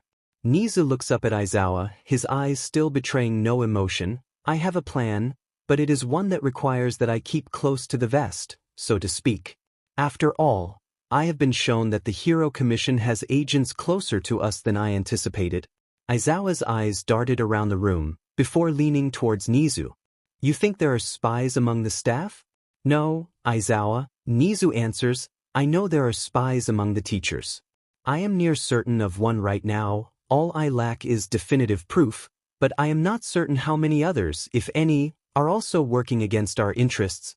Aizawa begins to think out loud. It seems obvious that Kim was a commission plant. His actions and attitude during the festival give that one away, but we can't say for certain just yet that he is. Plus, even if he is, I am not so certain that anyone else is also an agent. True, Nezu affirms, but can you be certain that anyone isn't an agent? Aizawa chooses not to answer that question. However, the lack of response serves only to confirm Nezu's case. In any case, Nezu redirects, I believe that the Hero Commission unknowingly presented us an opportunity, one that I intend to use to the fullest extent. In the meantime, it requires I let them believe they have won, as much as it pains me to do so. So, we're just going to let this slide? Aizawa rebuts, we're just going to let Bakugo get away with maiming another student scot-free? Nezu moves to answer, but Aizawa continues to rant. When I was dragging him into a holding room, do you know what he did? Nezu doesn't answer, so Aizawa continues, he struggled, looking back at me and said I won, didn't I? Aizawa's fists clenched, and his teeth set into a snarl. That little sheet truly doesn't think he did anything wrong. All he cares about is winning, by any means necessary. The ragged-looking man shakes his head, his wild, unkempt hair flapping with emotion. I don't know if I can treat him fairly, anymore. I don't even know if he deserves it. Who said anything about treating him fairly? Aizawa's eyes shoot up, expression of disbelief, but Nezu continues. In fact, who said anything about letting him off, scot-free, as you put it? But, the commission said Bakugo isn't to be punished for his actions? Nezu makes a noise of disagreement, and holds up one finger. They said Bakugo isn't to be expelled for his actions. In case you forget, I ensured that his punishment was left up to our discretion. Nezu squeaked out a laugh, lifting his teacup to his lips. Actually, I am glad that you decided to confront me on this, Aizawa. As Bakugo's homeroom teacher, I wanted to discuss Bakugo's punishment with you. Nezu leaned forward, and Aizawa followed suit. If I may, I have some suggestions for you. Aizawa snapped back into the present with Kirishima standing from his chair, ready to confront Bakugo, who eyed the situation with boredom. Aizawa took that moment to stop the situation. Quiet down, class. Aizawa eyed Kirishima, silently. Kirishima grunted, but acquiesced, sitting down at his seat once again. Bakugo puffed, proudly, but Aizawa's glare caused him to raise an eyebrow. Without further ado, here are the number of internship offers that everyone received. A list popped up on the board, with the vast majority of the class receiving at least a dozen or so internships. However, there was clear bias towards a few names. Todoroki received the most, with a few thousand internship offers. Followed behind by Mina, who received a bit over 1,000. Kirishima received a several hundred and Ida received a few hundred himself, with the numbers trickling down from there. Even Shinso, whose transfer was finalized not 2 days ago, received a few dozen offers, much to his shock. However, one name stuck out, right at the bottom of the list. Katsuki Bakugo, 7. Aforementioned explosive blonde shot out of his seat, disbelief on his face, that quickly followed into anger. What the F is this? 7 offers. That's bullshit. I won the FING Sports Festival, right? I should have received thousands of offers, tens of thousands. He charges up to the front of the class, slamming his hand into the desk in front of Aizawa, who looks at him in boredom. What the F did you do? Did you sabotage me? Huh.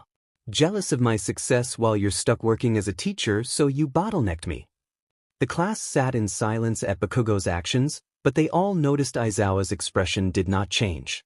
Instead, he kept looking down at Bakugo, exasperated and bored of this situation. This behavior only served to anger Bakugo more. Your internship offers will be delivered to your desk, Aizawa said, pointedly ignoring the blonde in front of him and addressing the rest of the class. Take some time to flip through them and pick an internship. We will be picking her names with midnight in about an hour, so use this time wisely. Bakugo, Aizawa spoke calmly, do you mind if we speak outside? Aizawa did not wait for a response, merely walking to the door and heading Bakugo's angry grunts and growls as the boy reluctantly followed him. Robots lowered from the ceiling, carrying stacks of paper of various sizes, but Aizawa paid them no mind. The door shut behind them, and teacher and student found themselves in an empty hallway, the silence being disturbed by Bakugo's anger. Bakugo opened his mouth to begin yelling at Aizawa again, but Aizawa's glare stopped the boy. His quirk was alive, and his eyes blazed an enraged crimson. Bakugo felt his palms grow cold, as his quirk became inactive, and he felt that same spike of fear that he had felt in the finale. All right, Bakugo, Aizawa spits his name out like it was a rotten piece of food. Let me make one thing very clear with you. If it were up to me, you wouldn't even be in this school anymore. Aizawa's gaze never wavered, and Bakugo tried to hide his discomfort with bravado. An attempt that failed. Still trying to act big, huh? Well, let me correct that. You should count yourself lucky that you got any internship offers at all. Bakugo flinched at that, and Aizawa pressed on. But fine. Since you can't be grateful for the internships you did get, despite everything that you did, maybe you don't deserve to have one. Bakugo's eyes widened. He finds his anger again, and begins to protest. What the F dash? You can't effing do that. I showed I was the best. I won the sports festival, didn't I? I won, didn't I? Aizawa's jaw set. Maybe in your small world, but reality isn't that simple. Aizawa stands, turning away from the blonde. You will not be going outside of UA for an internship this year. I can't trust you to represent the school in a manner that we can approve of. Instead, your internship will be in-house, with me. Bakugo's jaw flapped in disbelief, but Aizawa waved him off. Now, go back into the classroom, sit down and shut up. Understood? Bakugo looked like he wanted to protest again, but Aizawa's glare stopped that, and the boy huffed, stomping back into the classroom. Aizawa then pulled out his phone, dialing Nezu and listening to the phone ring.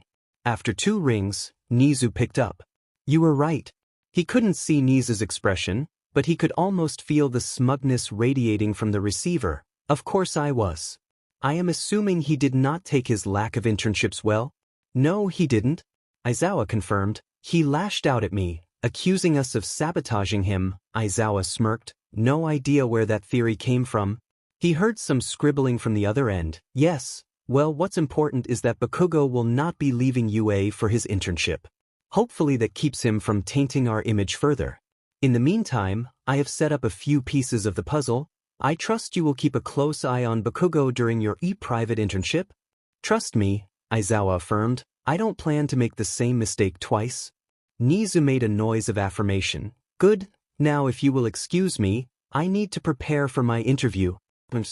Maigma sat at his desk, head down as he blinked away his exhaustion. The sounds of his students tinkering away at their stations creating a cacophony that prevented him from getting some much-needed rest. He had spent the entire night in the nurse's office, trying his best to keep Midoriya calm. He knew going in that this task would be difficult, but he didn't expect it to be so futile. Midoriya dropped in and out of consciousness rapidly, every time waking up with a start in terror. There were times that Maijima would have to hold him down while recovery girls sedated him. However, the worst thing to him was when Midoriya would wake up calm. He would just sit there, motionless. He might ask to go home, but recovery girl would remind him that he is still under observation and keep him in bed. Every other time, he was completely silent, simply stewing in his own head. Then somebody would try to touch him. It wouldn't take much. A simple grasp of the hand, a touch to the shoulder, even something as minor as feeling his forehead for fever. As soon as someone made contact, he would reel back, like their hands were covered in acid, curling in on himself, as his eye flew wildly around the room. Eventually, they would get him to calm down, but it broke Maijima's heart every time it happened. Maijima was grateful that he had the chance to confront the saboteurs directly this morning. Ectoplasm opened the door, leading Maijima into a room where 3 students sat, detained in their chairs. Haruki Tanaka, Rin Suzue, and Iki Aoi. Maijima did not hide his contempt towards the 3 students, but he held his tongue. For now. Instead, he took a seat across from them and simply grabbed a remote, turning to the monitor embedded in the wall. Clicking the remote, the screen blazed to life with high-definition footage of the front of the men's locker room for the sports festival. The support course teacher was not looking at the screen, staring daggers at all 3 boys, who flinched when they saw the footage playing. They watched as their silhouettes came into view, sharpening and coalescing to show the 3 students silently walking to the locker room and entering the room, disappearing from view. Still, Maijima stayed silent. Instead he hit the button to rewind the footage, stopping right on the frame where all 3 boys' faces were visible. He then took a moment to zoom in on their faces, enhancing the footage and sharpening their features, showing how clearly they could prove that the figures were the 3 boys in front of him. Did you honestly think that we wouldn't find out? Maijima began, the most respected hero school in the country, and you didn't even consider we might have cameras? Suzue stuttered out his defense. W didn't think we would have to hide. We were just doing what we were told. Told by who? Maijima interrupts, sharply, causing Ren to begin to blubber out a string of incoherent nonsense. Aoi rolls his eyes and leans back in his chair. You can drop the act, teach, Oppai drawls. We know all about the situation, you can stop with the theatrics and just let us go. Maijima clenched his fist, causing his claws to scrape, loudly, against one another. However, he eyed Ectoplasm, carefully, who seemed just as lost as he was, but gave him a small, imperceptible nod, his masked features speaking volumes. Play along. I see, I misspoke, that's good. I am glad you followed through with your instructions. The 3 students relaxed, seeming to take a breath. Aoi smirked, broadly, happy with the outcome. We were just doing what you tell us to, sir. The blue-haired boy's brown-nosing was making Maijima sick, anything to resolve our prior issues. So, they were under the impression that this was our idea. Maijima thinks, good, we know they were under orders, but not enough. I need a confession. Still, Maijima said, you should have been more careful not to end up on camera. If another party managed to get their hands on this footage, it could be a disaster for you and us. Maijima fast-forwarded the footage, showing Tanaka leaving the room, followed by Aoi and Suzue 20 minutes later. Not to mention, you took quite a while. Things could have gone very poorly if you had been caught. Aoi stiffened his posture and nodded, with Rin Suzue following suit. Tanaka was silent, looking at the situation with confusion and disbelief. Yes, sir, Aoi belted out. We would have gone faster if Tanaka hadn't grown cold feet. Aoi pointedly glared at Tanaka, who sunk into his chair. Maijima raised an eyebrow under his helmet at the display. So, you're telling me Tanaka did not participate? No, he got scared and ran off like a coward. Aoi shouted, Rin nodding along, unlike us, sir. We performed our duty for Hero Society. Okay, so I got a confession, that Tanaka did not get involved, Maijima thinks, eyeing Tanaka, suspiciously. Good to know, I'm almost there, I just need a name. Despite the UI complications, I must say I'm impressed with your methodology. Maijima opened the file, showing pictures of the suit after its sabotage. Despite your efforts, it almost looks like it was just a failure of the suit itself. Yeah? Aoi boasted. Vlad made it clear that UA wanted it to look like an accident, so we took extra care to do just that. Aoi's smile was so painfully honest that Maijima wanted to throw up. But with that, Mama dropped his act, his face growing into a snarl. So, Maijima's tone had become aggressive once again, shedding his calm facade. It was Kan that gave the order? Ren and Tanaka note the change in attitude, but Aoi seems oblivious. Yes, sir. Aoi nodded his head, still leaning back in his chair. However, he was caught off guard when Maijima lifted a clenched fist, unfurling his iron claws, and slammed them into the table, splintering the wood and piercing the piece of furniture with a mighty blow. That iffy piece of sheet! Maijima shouted, turning to Ectoplasm. Go inform Nezu, hopefully we can trust the rat to take care of this at least. Ectoplasm created a clone, who exited the room and sprinted up to Nezu's office. Maijima turned back to the students, who were staring up at him in fear. What's going on? Aoi looked bewildered, his calm confidence oozing out of him. Did something happen? What happened, Aoi, Maijima seethed out, is that you just confessed to being an accessory to a crime. What? Aoi shot out of his chair. Bibi was the one who gave the order. We were just following what you guys said. Do you honestly think that if we wanted Midoriya out of the competition, we would have come to you for help? Maijima roared, causing Aoi to sink back into his chair. Maijima ripped his claws out of the table, causing the flimsy wooden furniture to splinter and crack, splitting in half. Do you honestly believe that you matter that much?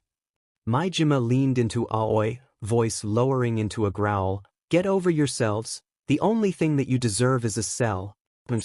Maijima did not know what had happened to Aoi and Suzue, other than the satisfying image of them being detained by Ectoplasm's clones, but he knew that Tanaka was separated from them and was being interrogated at that moment by staff. Hopefully Tanaka would sing, but until that time, all he could really do is wait. He got up to do his look-throughs of the workstations, peeking into everyone's booths to get an idea of what they were working on. A few students he had caught using welding equipment unsupervised, and gave them an earful, but otherwise, no issues so far. None of them knew of his quitting yet, but he would tell them eventually. Continuing on his path, he comes upon a booth that is unusually silent today. Hatsum. Normally, this booth experiences periodic flashes of bright light, loud bangs, and even some accidental explosions, but today it is completely silent save for some frantic scribbling. Maijima's curiosity piqued, and he lifted the curtain, revealing the pink-haired girl hunched over a desk, drawing on some drafting paper. Her foot was tapping, rhythmically, but otherwise she seemed completely focused on her task. He looked at the ground, seeing several crumpled-up pieces of paper strewn about, almost forming a trail to the overstuffed garbage can. The can was filled with dozens of pieces of paper, all crumpled into a ball, and left to the side. Maijima looked back to the girl, who still had not noticed him, who had stopped writing, and balled up the blueprint she was just working on, tossing it behind her with a huff of indignation. The oblong ball of paper sailed through the air, hitting the rim of the garbage can, and bouncing off, settling onto the floor with some soft hops. Looking closer, Mama noticed that the girl had a small mirror set up on her desk, and her eyes would flit back and forth between the mirror and her now blank drafting paper. The girl's face showed pretty severe exhaustion. Despite the extended weekend, it seems that Hatsum had gotten no sleep. In addition, her hands seemed raw, and he could see clear signs of stress along her fingers. Maijima recognized the signs of overworking, and decided to confront her. Approaching Hatsum, he laid a hand on her shoulder, causing the girl to freeze, stiffening up like prey for a moment, before relaxing and continuing her draft, though acknowledging Maijima's presence through a grunt of affirmation. "Everything all right, Hatsum?" Maijima asked. "Usually you are far more. Devil may care with your approach to inventing. Why does the devil care what I do?" Hatsum responds, still drafting on her paper. "I do not understand what the devil has to do with my inventing." Maima shakes off the response. It's only saying, "I see," Mei nods. "I am not good with those. Can you be more clear next time?" "Yes, Maijima stutters out. "What I meant is that while you usually take longer than most to finish drafting, usually you are at least on a proof of concept stage by now. Is there something on your mind?" Mei hesitates, then continues drafting. Maijima huffs, tiredly, waiting for Hatsum to respond. "I need to make sure that this works right. This needs to work, but I have never built something like this before." He sees Hatsum turn her head to look at him. "I do not know what I should do." "Well," Maima straightens, "perhaps I can help? Why don't you show me what you are working on?" Hatsum straightens, handing Maijima the paper with a semi-completed blueprint on it.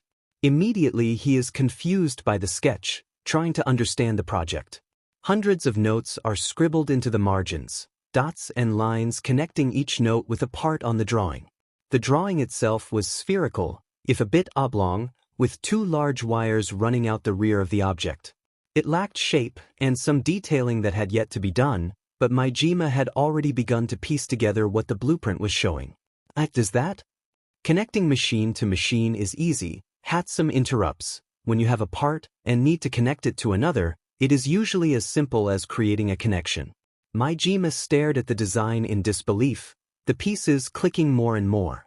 He reached down, lifting up a crumpled schematic from the floor and unraveling it, showing a similar design.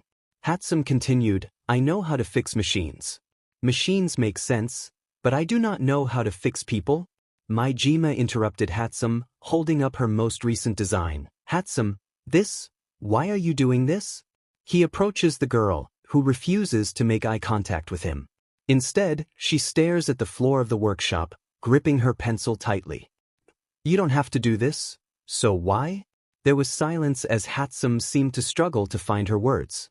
Maijima stayed patient, letting the girl find her footing, and eventually she nodded, slightly. "You do not know how to fix people," Hatsum repeats, "but I want to try, at least. An inventor's job is to fix things, to help people, like how he helped me before." "Hatsum," Maijima began, but was interrupted by the girl. "We are inventors, we fix problems," Hatsum declared, firmly, "and I want to try and fix this one." Maijima remained silent for a moment, staring at his most eccentric student with a mixture of shock and pride. Listening to her declaration lit a fire in him, and he looked at the girl's quiet determination with admiration. He wanted to remind her that what she was trying to do was dangerous, especially to do alone, with such clear signs of fatigue. But in his heart, he can't bring himself to do, at least not right now. Still, he needs to draw a line somewhere. "As your teacher," Maijima begins, "I cannot, in good conscience, let you do this." Hatsum moves to interrupt him, protesting his statement, but he holds up a hand, at least, without proper supervision. Hatsum stills, and Maijima pulls up a stool next to her, placing her schematic down in front of the both of them. "Now," he affirms, "walk me through your design here. I want to make sure I know the process." Tenya Ida rifled through the internship offers on his desk, blankly, his movements even more robotic than usual. Each offer he picks up from the few hundred offers on his desk feels more bland than the last. Sure, he recognizes some names. There is even an internship offer from the lion hero, Shishido. Normally, Ida would be excited, but he finds himself barely registering the names of each hero. He simply flips through each offer with a mixture of boredom and contempt. He knows that his performance in the festival was subpar. Likely the only reason he got this many offers was because of the situation surrounding his brother. He could hardly think about the internships right now. His mind was focused on that alley. The visage of his brother's corpse is still fresh in his mind. His parents had been inconsolable when they heard the news, the police delivering their findings to the family. It was then that Tenya learned who had ended his brother. The hero ender.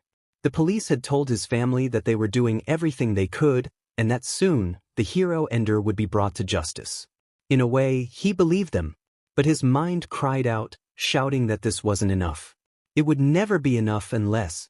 Hey Ida! Tenya broke from his musings to look up, seeing Kirishima, Ashido and Uraraka staring down at him, their faces clear with worry. We heard what happened, Kirishima supplied. So that's what this is about. We just wanted to tell you that, if you need anything, we're here for you, man. Ashido and Uraraka nodded, and Kirishima leaned towards Ida, trying to convey his sincerity. Tenya took a breath, schooling his features. It would be best not to worry them. He needed them to leave him alone. He needed to do this on his own. Thank you, my friends, but there is no need to worry. Trust me, I am fine.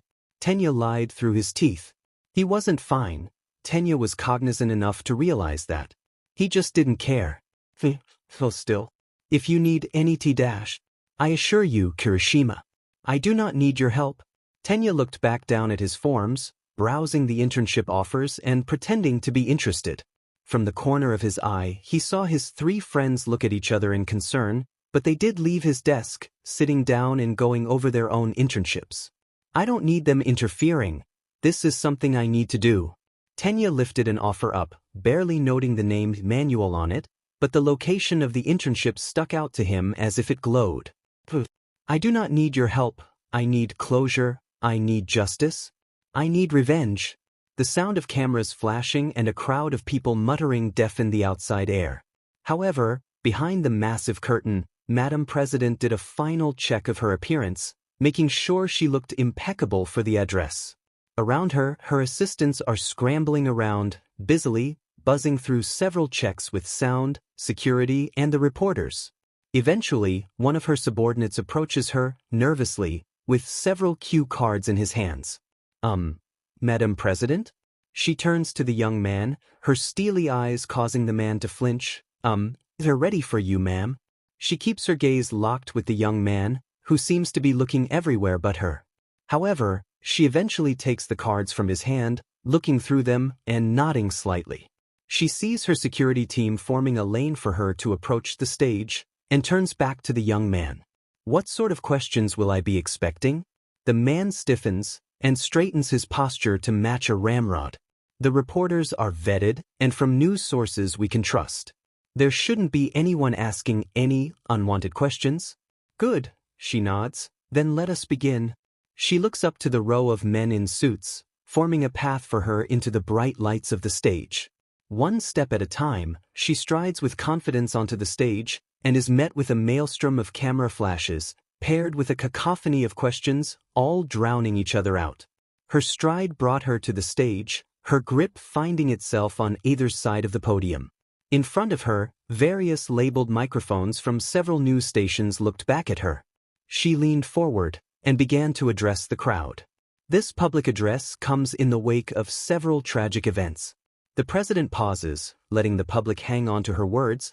I intend to address each point to the best of my ability, but I ask that you voice your questions only when called upon. She gestures to the crowd, to an older man with a notepad, who stands from his position. Ma'am, the unprecedented events of the sports festival are still fresh in everyone's mind, specifically of the finale. Do you have any statements regarding those events? An expected question, one that she had prepared for ahead of time. The incident regarding the events of the UA Sports Festival was an unfortunate tragedy. She heard cameras shuttering but continued on. Our condolences go out to those affected by the match, both as participants and as viewers. The reporter sits down, and then the president points out a young woman wearing a long overcoat. The woman stands and begins writing in a notepad. There have been several questions regarding the actions of Katsuki Bakugo. Namely, the maliciousness of his actions. Can you enlighten the people on that front? The president shakes her head. That matter is still being investigated, however so far we have no reason to believe that Katsuki Bakugo acted with actual malice. Once again, a pause, before continuing. Bakugo has a powerful, but volatile quirk. It is far more likely that the young man simply lost control of his quirk. The woman, instead of sitting, pressed the question, accident or not. He still put a student into critical condition. Surely there will be severe punishment administered to the boy? She narrows her eyes at the reporter, slightly, but keeps her features schooled. She did not appreciate the pressing, but was prepared for it regardless. I should not have to remind you that Katsuki Bakugo is not just a student at UA, but was the student who received the highest score on the entrance exam of his year. The president flipped through a card, stealthily. So far in our investigation, we have found nothing but positive commendations of Bakugo and his potential as a hero. What happened a few days ago was likely an unfortunate accident, one that, in my opinion, should not lead to the dissolution of such a promising young hero. Besides, Madam President continues, UA is a private institution, a separate entity. We have no say over how they choose to reprimand their students, and while we are aiding in the investigation, they are the primary party in said investigation. Her gaze hardens on the young reporter. Do you have any more questions? The reporter flinches and returns to her seat, much to the president's delight. She moves to point out the next reporter, but finds her efforts interrupted. You say that, ma'am, a new reporter stands, one who had not been called on beforehand, but was it not a commission agent acting as referee during the finale of the festival? The president feels a spike of anger quake in her chest, but keeps her features neutral. That was not an approved question. She flips her eyes back to the corner of the stage, where her assistant, now former assistant, was trembling. However, perhaps she could use this. The Hero Commission was called upon to fill in for the referee during the finale. That is true. The president concedes this, but her gaze turns more to steel, but that does not equate to us commingling in the internal policy of UA. Perhaps, the reporter parries, but it does suggest that, perhaps, UA and the Hero Commission are not as separate as you claim. I worry that, however unintentional, there may be a conflict of interest involved there. She was now glaring at the reporter, who seemed to be grinning back, smugly. She could hear other reporters muttering about this. She could feel the concern of her team behind the curtain, chattering among themselves, but her mind was calm. This was a bump in the road, a misplay for sure. But not one she couldn't recover from. She simply needed to change direction. I am not here to entertain conspiracy theories, she addresses, firmly, to the reporter, who seems to try to interrupt her, but she presses on. I am here to reassure the public of the truth. If you wish to know more about the events of the sports festival, it would be best to direct those questions to the school themselves.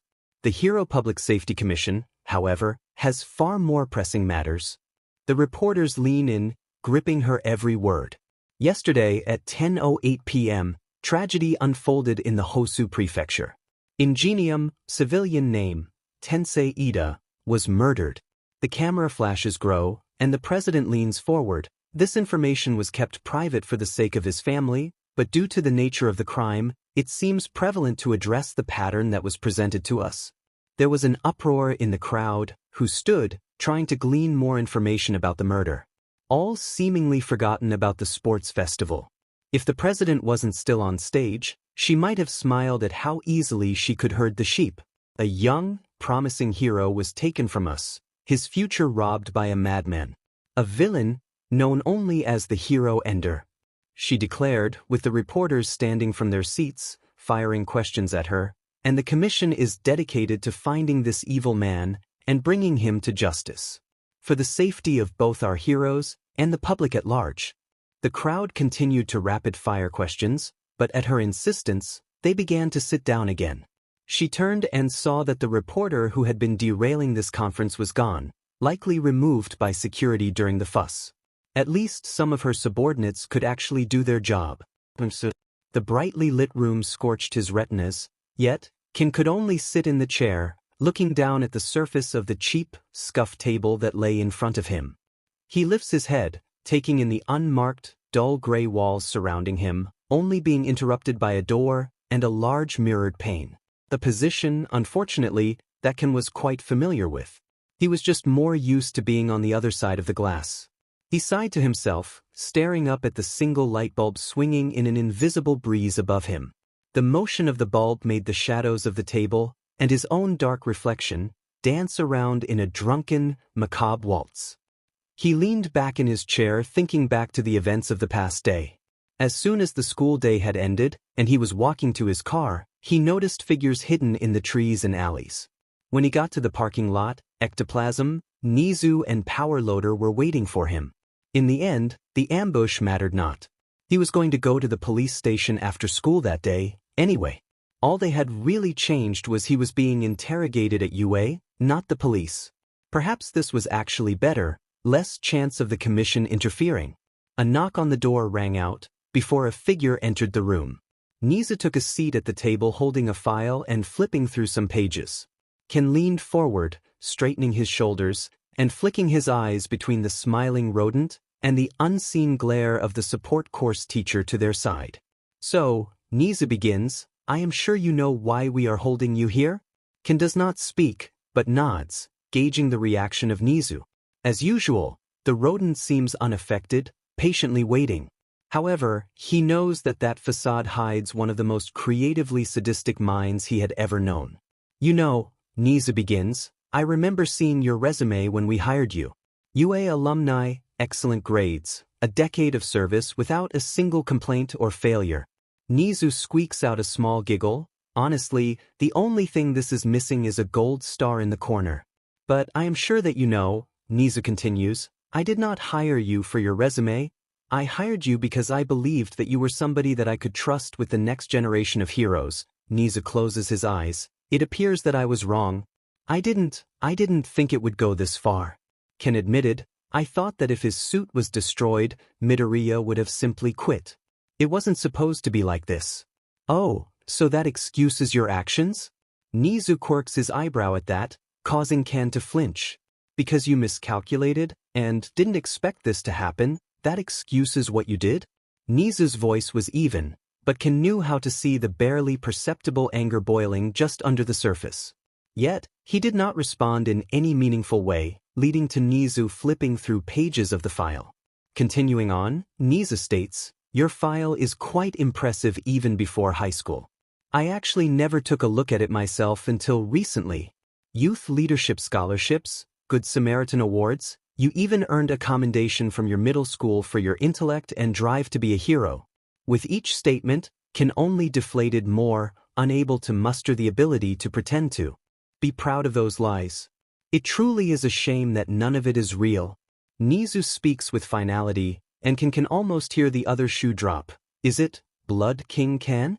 Ken froze at Nezu's words, his blood running cold. He looks up and sees Nezu staring back at him, the rodent's beady eyes giving nothing away. His jaw opened, but simply flapped, loosely, like a flag in the wind. He felt his veins fill with ice, his mind finally processing the truth. It was all over. Eventually, he found his voice. How? I must say, Nezu interrupted, lazily flipping pages, the commission did an excellent job of hiding your past.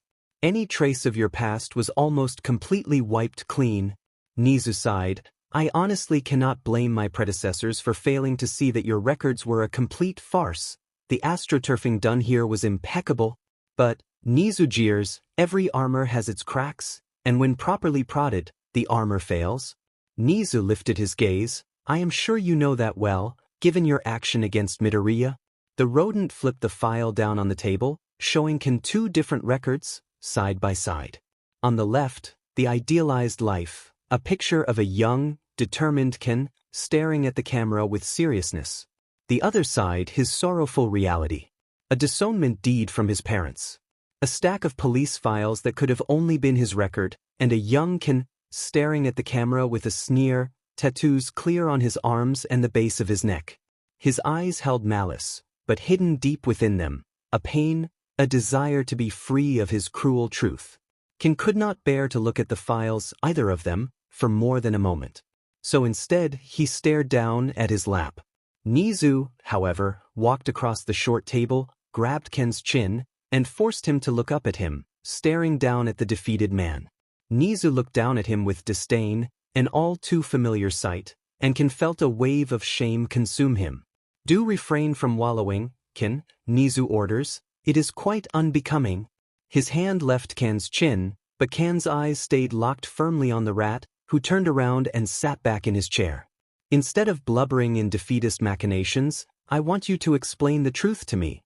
Perhaps speaking in candor for once in your life will help you find your conscience. Ken took a moment to gulp in a breath, slowly calming himself to speak. Eventually, he finds his rhythm and opens his mouth. As soon as my quirk came in, everything in my life started going wrong. My parents began to distance themselves from me. The teachers and students at school were afraid of me. But things got worse when I used my quirk at school. Ken's eyes glazed over, lost in memory. I barely remember what started it, but another boy was insulting me, and I just wanted him to stop. So, I cut my arm open and grabbed him with my blood, pinning him to the ground. The hulking man let out a shuddering breath. The teachers took me inside and called my parents, and when my parents arrived, they told me that I was a monster and that they knew this would happen. Ken barked out a bitter chuckle. Before I even had a chance to argue, they had come to a corner and shoved me out of the car, driving away. I never did see them again. I ended up in some foster homes, but every time it was the same. They took me in, found out about my quirk, and it was right back out on the streets for me. Ken paused, and Nezu leaned in, invested in the story. They would make up excuses, saying I was violent and cruel, that I stole things and attacked them, anything to get me out the door. Ken paused, before quoting the phrase he had internalized all those years ago. The boy with the creepy blood quirk. Eventually, I was deemed a lost cause, and the orphanage kicked me out after a few years. Ken's mind went back to the days of sleeping in boxes and ducking into alleys, desperately hunting for food. I was bitter and scared, Ken admitted, a kid on the streets, desperately trying to survive. It was only a matter of time before I would mix in with the local criminals.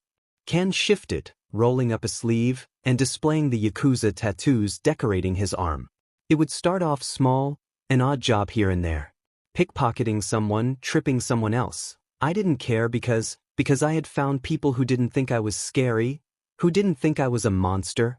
Things escalated, Ken continues, of course they did. I went from pickpocketing to armed robbery. I knew it was wrong, but every time I would come back and they would celebrate me, they would treat me like family. Ken sighed, they were even the ones to give me my last name. I hardly remember what my name was before then. Not that it matters, anyways.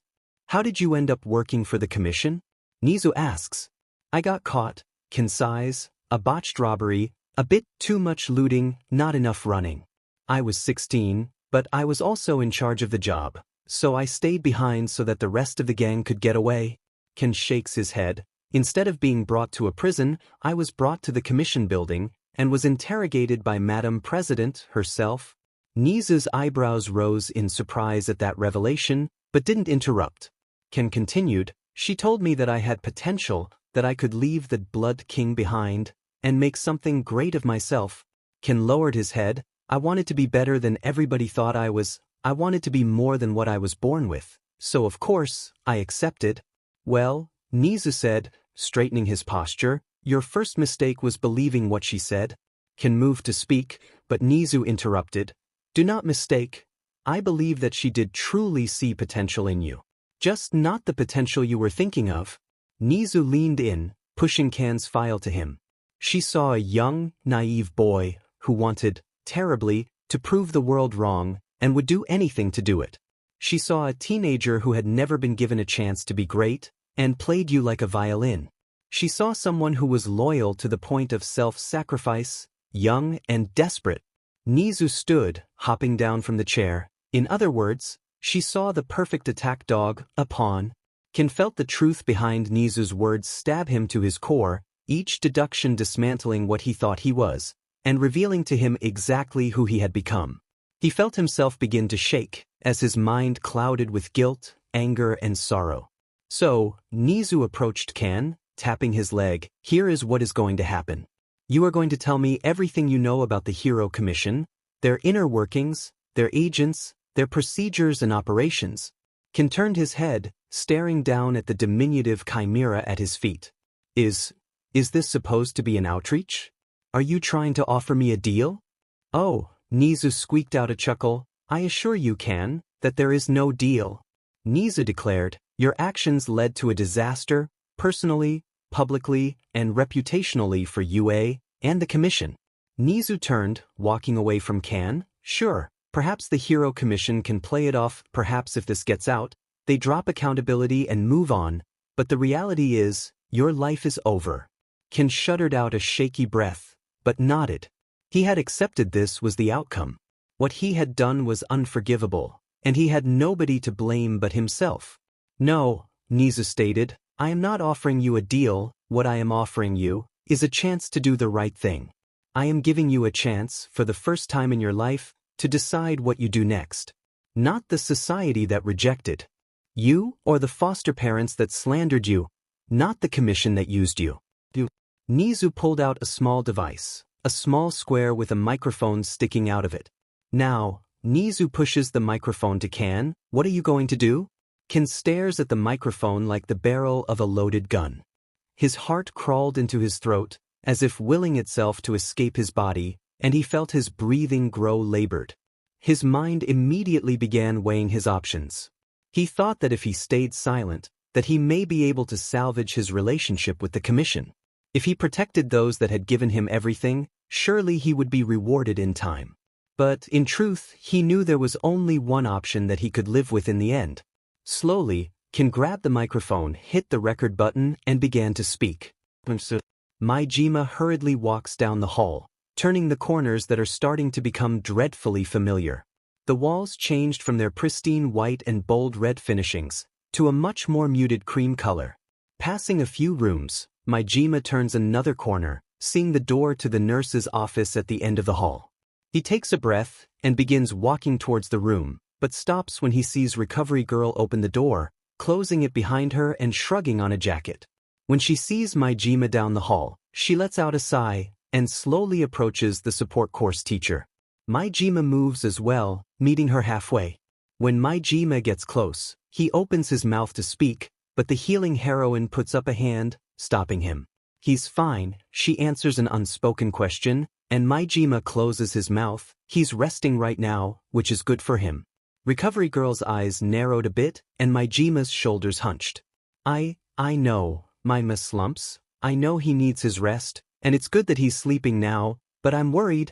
Recovery Girl sighs and makes to reassure Power Loader, for the umpteenth time, that Midoriya is recovering, but he interrupts her all too familiar tirade. I'm not talking about his condition this time. Maijima takes a deep breath. Don't you find it odd that nobody has come to pick him up? Or even check on him? The thought had crossed Recovery Girl's mind multiple times. She had called his home several times, left multiple messages, but had received no answer. Not even an email. The implication of that was bleak, to say the least. But Recovery Girl was far more focused on keeping Midoriya resting. If not for his physical well-being, then for his mental health. Perhaps his family is on vacation? Recovery Girl supplied, optimistically, but that only seemed to weigh on Maijima more. Vacation? Yeah, sure, he chided, sarcastically. I spent over 2 weeks combing the footage and dictation he had given me for the process he used for his arm. Maijima lifted his hand, counting down his fingers. I witnessed him cause 4 small explosions, 3 critical failures, and burst into a tirade of curses that would make a hardened criminal blush. And do you know what I never saw? Recovery Girl's stomach dropped more, what little optimism left fading. She knew the answer. Not once did his parents, or anyone, ever check on him. Maijima concludes, answering Recovery Girl's fears with bitter truth. Not even a quick peek, or a shout for him to quiet down. So, no, Maijima continues, I'm not worried about his recovery while he's here. Maijima took a deep breath. I'm worried about what happens after, when he leaves, and goes back to that house. Maijima leaned against the hallway, the stress of the situation clearly getting to him. Recovery Girl, eventually, took up a position across from Maijima, leaning against the other wall, and facing the support teacher. A drawn-out silence fell over the two, neither willing to break the tranquility of the moment. Maijima for the sake of trying to quell the ache in his temples, and Recovery Girl, as she tried to find the right words for the situation. Neither would have the opportunity, however, as they heard loud footsteps jogging down the hallway. Rounding the corner, they saw a flash of bright red hair, as Eijiro Kirishima appeared to them, panting lightly in exertion. Oh! Kirishima burst out, am I too late? Sorry, I got lost on my way here. This school is a maze. Hello, dearie, recovery girl says with a tired smile. Did you get hurt in hero training? No, I mean yes, but not badly. Just some bruising. Kirishima sighs. I was wondering if the support course kid was still here. Mido, something? You mean Midoriya? Maijima instinctively gets defensive, rising from his leaning position on the wall. Why do you want to know? You and him have hardly interacted before. Kirishima sighs and slumps forward. I know that it's none of my business. But I just wanted to see if I could talk to him. Kirishima begins to rub the back of his head, not for any particular reason. I just know that when I'm down, having someone to talk to can help me get my mind off of it. Kirishima lifts his gaze to meet Maijima, his eyes open and kind. He went through something horrible. And I thought, maybe I could help with that? Maijima relaxes, regretting his suspicion of the boy. Still, he finds himself with some lingering questions. Forgive me if this comes off as rude, Kirishima, Maijima opens, but you and Midoriya aren't exactly friends. Why are you so concerned about him? Kirishima looks up at the support course teacher with confusion clear on his face. What do you mean? Yeah, we don't really know each other, but that doesn't mean that I don't feel bad for what happened. Kirishima's confused expression only grew, though he seemed to grow somewhat shy. Isn't it only right to want to help people who are hurting? Maijima was stunned briefly by the boy's question. He chided himself, berating his previous attitude of skepticism towards the boy, and moved to apologize. However, Recovery Girl interrupted the teacher. That is very kind of you, dearie. Recovery Girl lays a hand on Kirishima's shoulder, but right now Midoriya is not taking many visitors. He needs to focus on resting, and as I'm sure you can imagine, that can be hard with people asking you questions. Recovery Girl then points to her watch. Besides, visiting hours are over now. As is school hours. You had best get home before your family gets worried. Plus, you have internships in the morning, right? Oh, of course. Kirishima slaps his forehead. Sorry, I completely forgot about the time. I'll get out of your hair. Kirishima spins around to start jogging away, but is stopped when Recovery Girl calls out to him. When Midoriya is ready to receive visitors, you will be one of the first we tell, okay? Kirishima smiles back, sharp teeth glinting. Thanks. I would really appreciate it. With a wave, Kirishima runs back down the hall, towards the entrance of the school. Once he gets far enough away, Recovery Girl sighs, leaning back against the wall once again. She looks up, pointedly, at Mina, who had the decency to act embarrassed. You really pressed that poor boy, didn't you? Recovery Girl did not seem mad, more disappointed. Not that Maijima could blame her. I know that was too far. Maijima admitted, but really, can you blame me for being a bit distrusting? Given everything that has happened? Her features fall, and she lets out a breathy chuckle. Yes, I suppose you had reason to act the way you did, but you seem to have forgotten one of the golden rules of heroics, young men. Recovery Girl set her cane, and began to adjust her coat, lining up the button. Sometimes, she continued, it can be hard to see the good in the world, especially when the bad is so easy to see. But that is why you need to remind yourself that for every bad person out there are 100 good people, all trying to do the right thing. She finished buttoning her coat, striding slowly down the hall, Maijima still watching her go. Never stop being a good person, because of bad people. With that, she turns the corner, leaving Maijima alone in the hall. Never stop being a good person, huh? He looks back at the door to the nurse's office, locked for the night. I wonder who she was talking to there? Hannah climbed the stairs of her apartment building, her eyes heavy with exhaustion.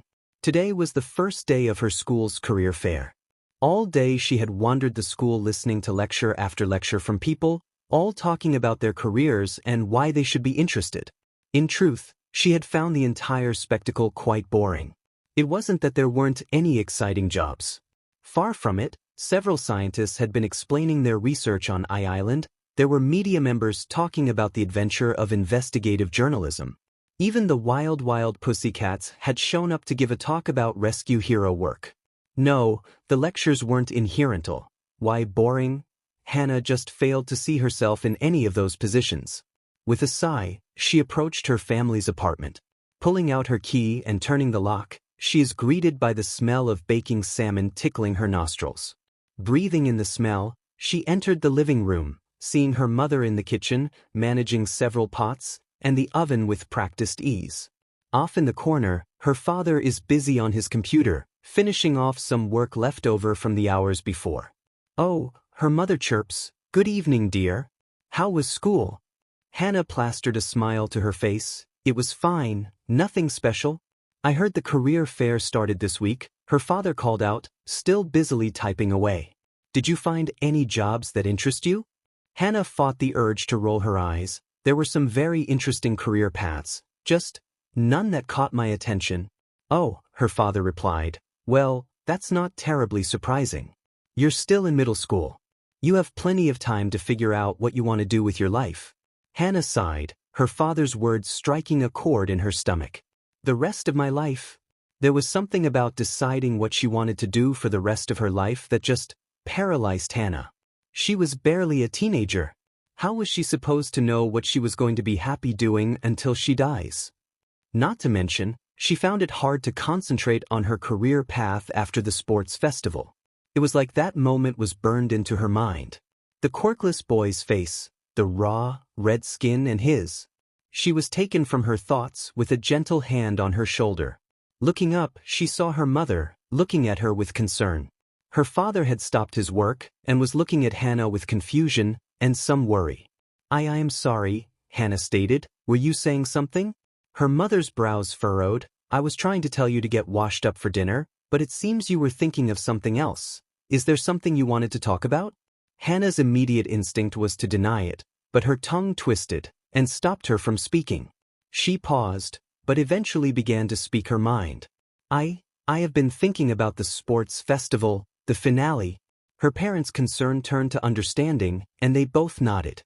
"Oh, sweetie," her father begins, "why didn't you tell us?" Her mother nods. "Yes, you should have come to us earlier." The woman's brows furrow. Such a horrible accident. Accident? Hana stares at her parents in confusion. Her parents matched her confusion. Yes, accident. Her father said, "You must have not heard about the press conference." The Hero Commission president gave a statement about the situation. Hana did not answer, processing that revelation as she went into the bathroom to wash up. Pulling out her phone, she opens the search browser and finds a video of the president speaking. She lets the video play, absorbing the words that the Hero Commission president states. The woman speaks with authority and finality, which Hana knows should reassure her. But the more she thinks about the conference, the more confused she becomes. Accident? Hana thinks back to the broadcast from the finale. The blonde-haired boy, Bakugo, pinning the other down, holding his hand open over the green-haired boy's face. That wasn't an accident, it couldn't have been. She washes her hands, staring into the mirror, as if her reflection could offer some form of answer. But then why would Madam President lie? Maybe there was something I didn't see, maybe it really was just an accident. She finishes washing her hands, drying them on the plush towel next to her. This doesn't make sense, she declares, nodding imperceptibly to herself and opening the door to the bathroom. I'm missing information, but what? Looking back at the still image of the commission president, she whispers, "What am I missing?" Toshinori sighed from his chair, leaning back into the plush embrace of the furniture. The teacher's lounge was empty, allowing him to properly relax for a spell. Looking out the window, he saw the vast expanse of forest that marked UA's campus, with tall skyscrapers far in the distance, framed by a bright blue sky. He took a moment to take in the skyline, taking a deep breath, and ignoring the warm cup of tea in front of him, slowly going cold. Still, despite his attempts, he finds that he is unable to relax. Years of spending nearly every waking moment leaping across city blocks and fighting villains had left him with a chronic inability to simply take a moment to himself. He finds his foot tapping, fingers anxiously checking his messages, morbidly hoping there was something new for him to do. But, like the last several times he had checked, there were no new messages. He finds his fingers idly tapping, lightly fanning his toes within his oversized shoes. His eyes darted around the room, desperately trying to find something to catch their gaze. The features of the room remain unchanged. 3 coffee mugs in the sink, unwashed, one cupboard drawer slightly ajar, and the soft squealing of the mechanism of the refrigerator with a photograph framed next to it. His eyes focus on the picture, a staff photo from a few years ago, before he had taken this position. Getting up from the chair, he walks over to the photo, a frozen memory he was not privy to the making of. He sees his co-workers standing shoulder to shoulder, in various states of animation. Going from the left side, he sees Midnight smirking, winking at the cameraman. Next to her, Present Mike pumps a fist into the air, mouth wide in a shout of excitement. His antithesis, Aizawa, stands bored with Yamada's arms slung around the tired teacher's shoulder. He almost seems more haggard and sleepless than now. Though, Toshinori does note that he has considerably less stubble. Hound Dog stands with his arms crossed, muzzle present on his face, but a toothed smile clear from within the mesh. Next to him, Cementos stands with his hands behind his back, not smiling, but otherwise politely participating. Between all of them, Nezu stands diminutively between the legs of Aizawa. And Hound Dog, arms outstretched like a ringmaster presenting his circus. Even through the photo, he senses Nezu's deceptive cunning, but the stoat seems well-meaning even now. Towards the right side, Ectoplasm stands relaxed, his pointed prosthetic feet poised in a soft V, with Ken standing rigid, saluting the cameraman like a soldier salutes their superior. Finally, at the end stands Midama, looking like he wished to be anywhere but there at that moment. He can't help but note the feeling of disordered unity this photo emanates. The group in this photo are chaotic, but also in sync, playing off one another to bolster their strengths and cover their weaknesses. A staff of different, but unified people, all working towards the same goal. Yet as of recently he hasn't been able to feel that from his new co-workers anymore. His eyes flick back to the support teacher, and Toshinori finds his heart clenching at the man, reminded of their last interaction in the teacher's booth. Something about Power Loader's words had stung him in a way he couldn't properly understand. He knew that a lot of what the short man had said was spoken in anger, but they stuck with him all the same.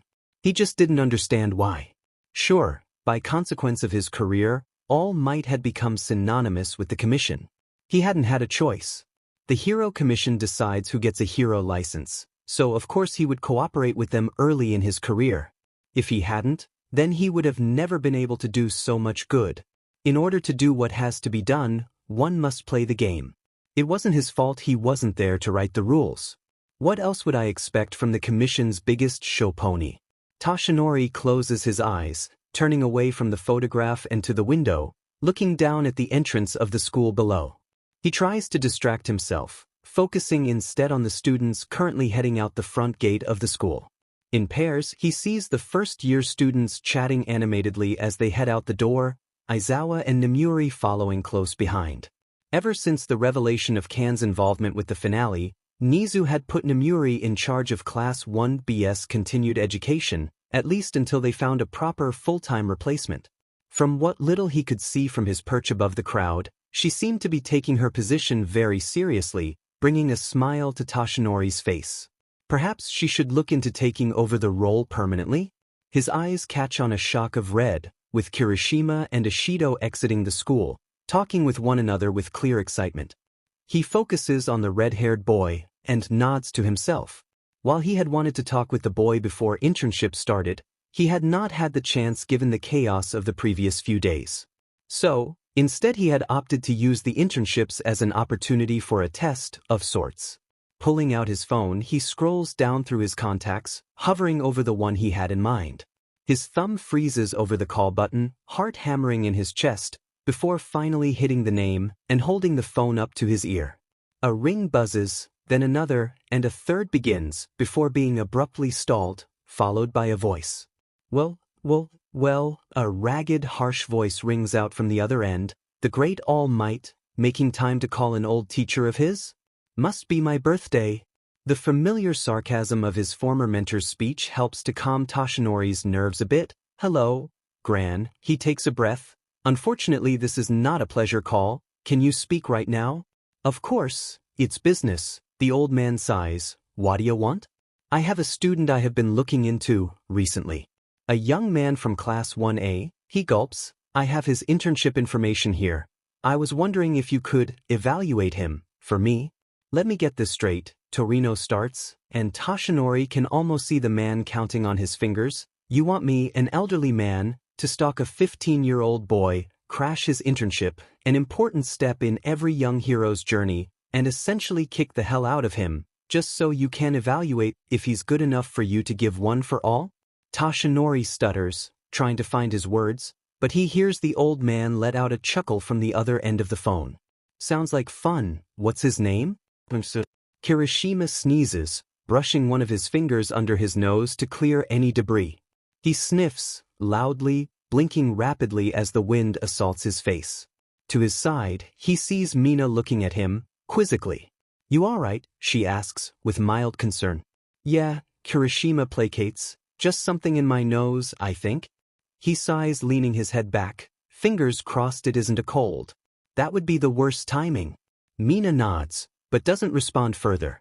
The group follows their teachers in 2 lines walking towards the train station, getting several stares from bystanders. Some people even go as far as to take pictures of them or ask several for their autographs. Many young children even ran up to Mina as they walked, asking for pictures with the pink-skinned hero in training.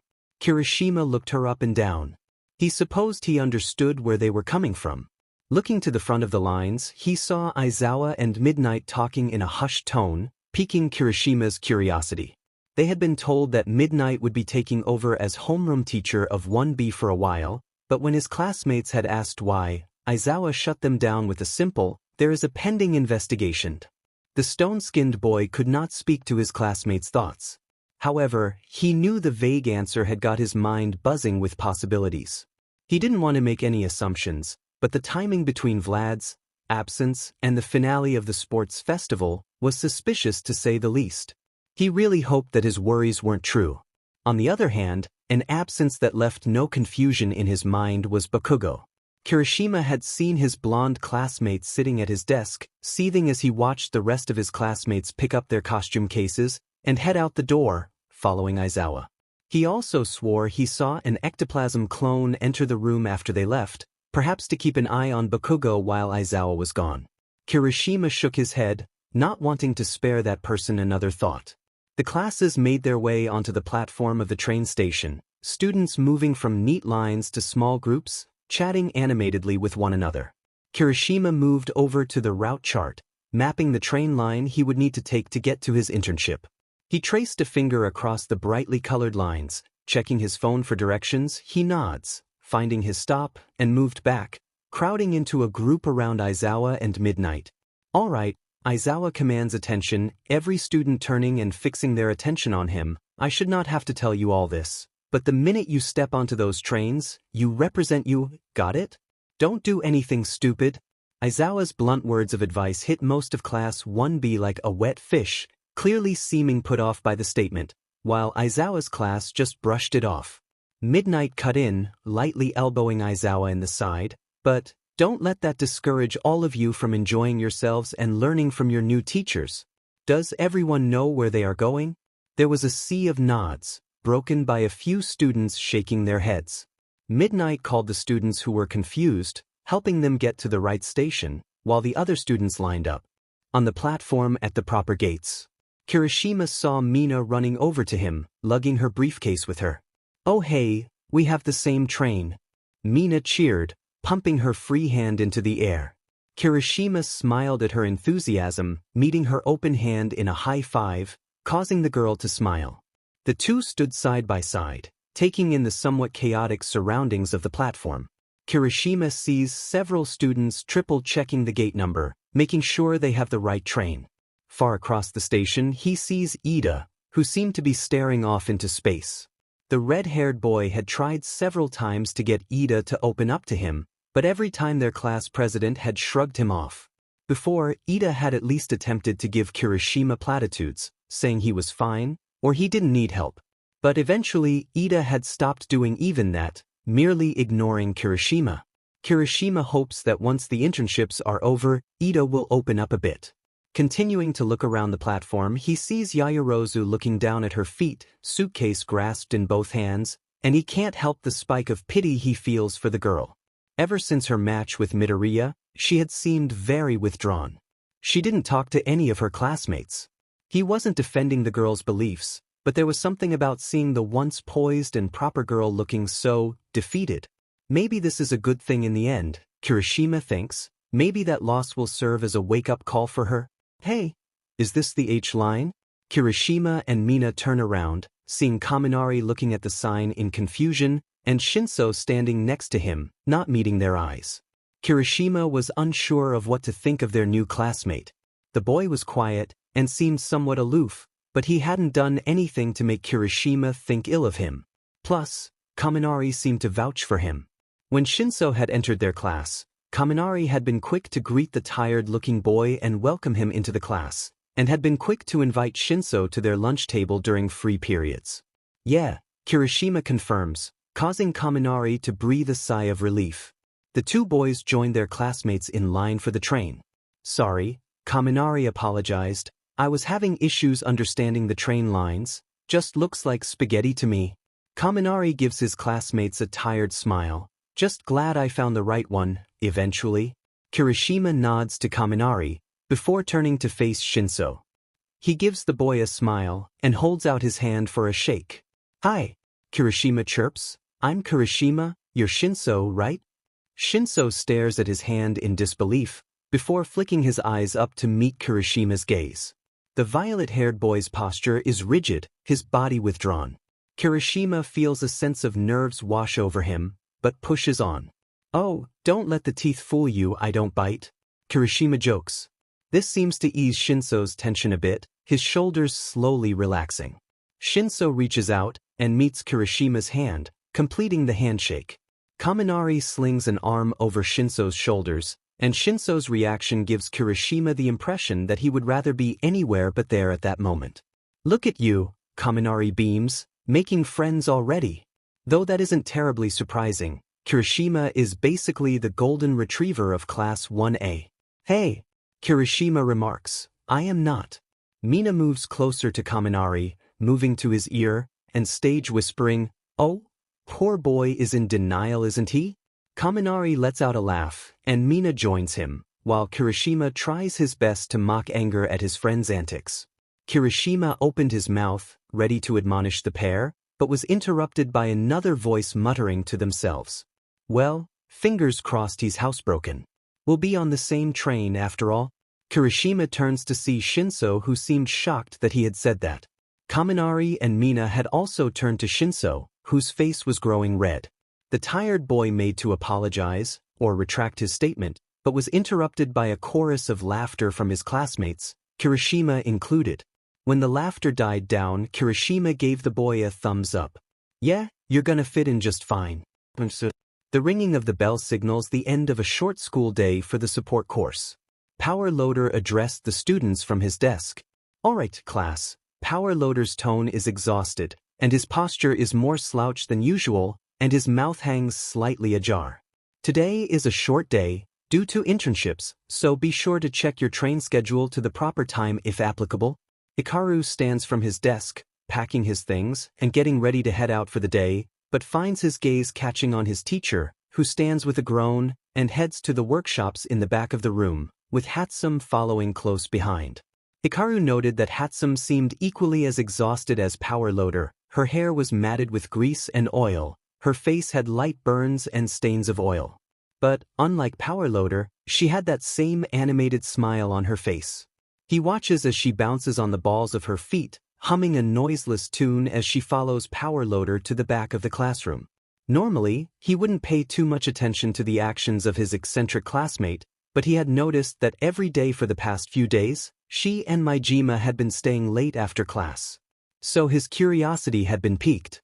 He waited for the two to round the corner of the workshop, and slowly began to follow them. He saw them disappear into Hatsum's stall, and he waited for a minute. Eventually, he heard the sounds of machines whirring up, and excited chatter between teacher and student. Slowly, Hikaru moved closer to the stall, the chaotic sounds of their talking slowly becoming more coherent as he grew closer and closer still. Eventually, he was aligned with the tarp defining the station walls, and could hear the speech from within the partition. Hatsum for the last time. The device does not need a laser. Power Loader seemed frustrated, but he could hear Mei's excited humming from within. You are correct, Hatsum admits, it does not need a laser. But it should have a high-powered arc beam powered by a potent diode. Hatsum, that the Sam-Power Loader stops, and Hikaru can hear the man's iron-tipped fingers scraping against each other. Look, we still haven't properly figured out integration.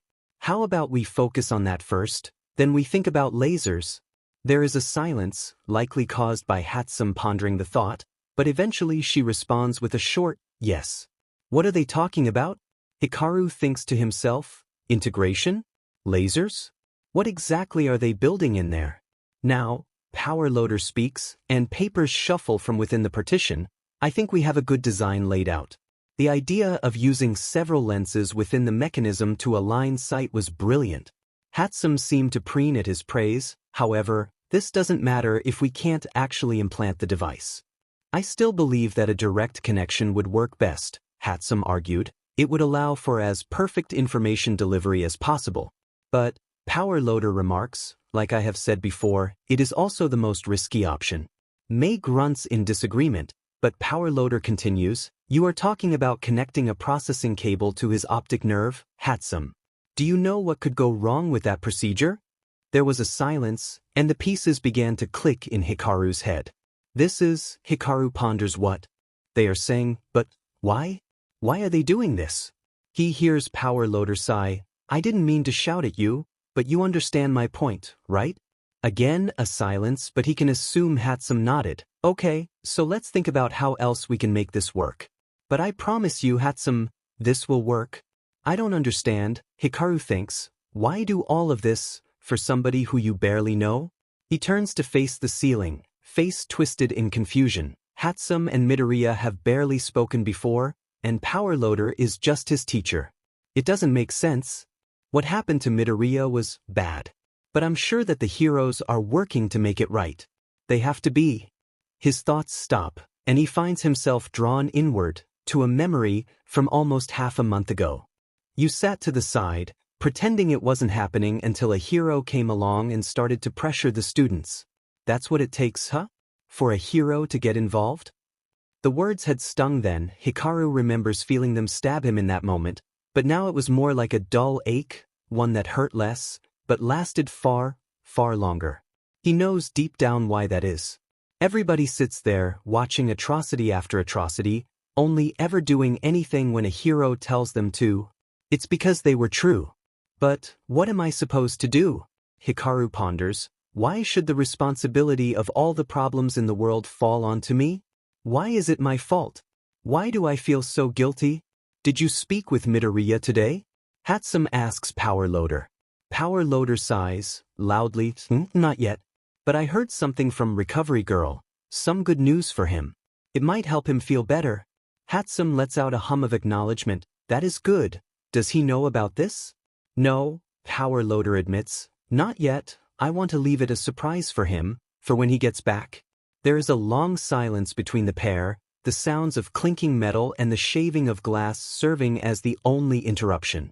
Hatsum pauses. Do you think this will help him feel better? He can't see it, but he can almost hear the smile on Power Loader's face. I know it will. I never had a hero. I never wanted a hero. All I wanted was for someone to do something. Hikaru remembers how people describe an epiphany. Waking up from a dream that has lasted your whole life. A curtain lifting, showing the world in a brand new palette of colors, far more vibrant than before. Yet, what he feels in the moment is nothing quite so romantic. There is no curtain, no saturation of life. It's more like a click as the last piece of the puzzle fits into place. Muted, subdued. But he recognizes it nonetheless.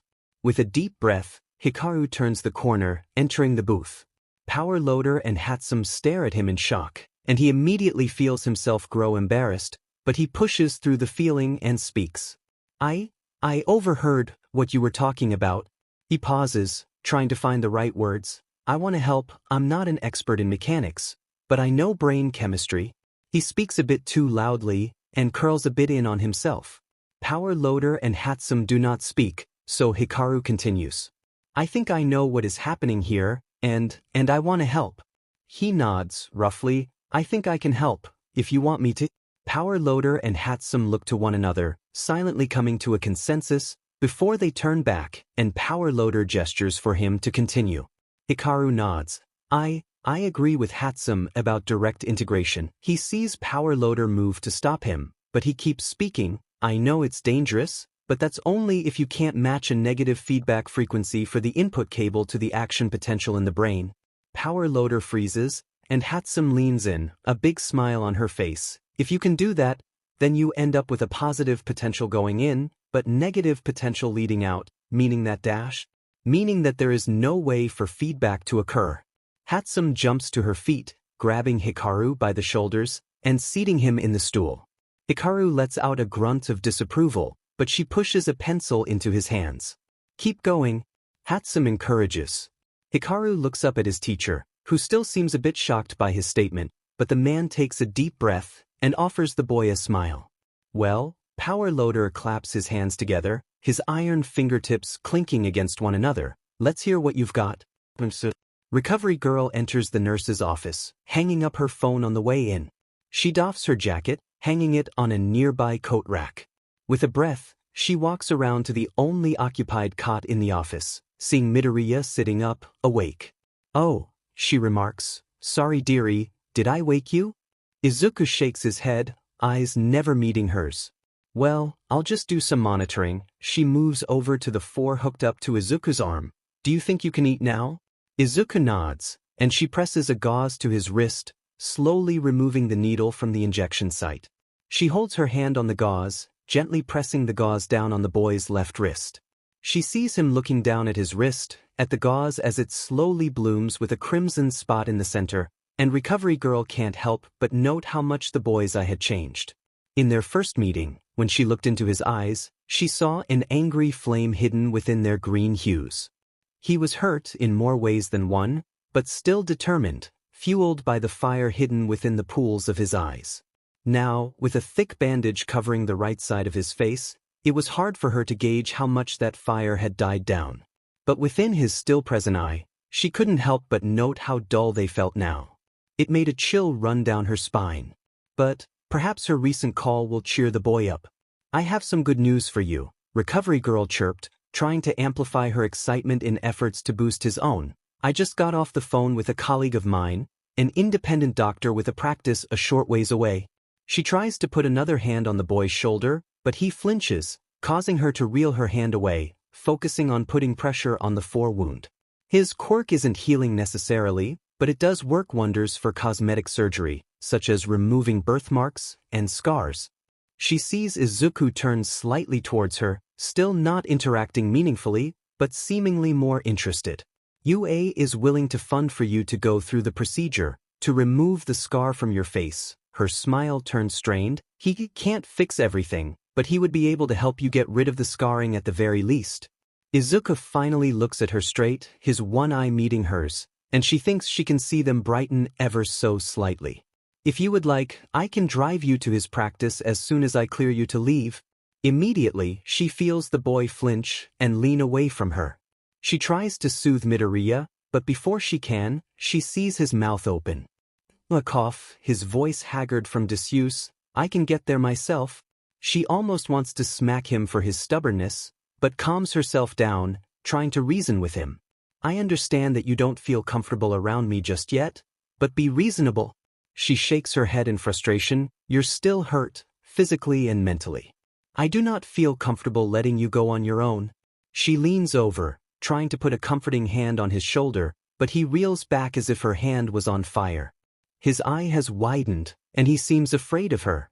Before she can reason with him, he hisses. Don't touch me, he commands, slowly trying to get up from his cot. Recovery Girl tries to stop him, but he uses his one arm to spin himself to the other side of the bed, legs swinging off the cot and hanging down towards the floor.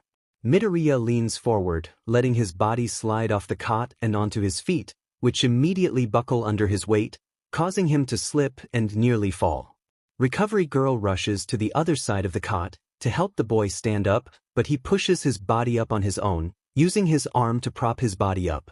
He leans heavily on the cot, but finally puts his weight on his legs, standing somewhat upright. I do not need your help. Midoriya states with finality. Recovery girl wonders if he is talking to her, or to himself. Just give me the address, and I can go myself. Recovery girl shakes her head.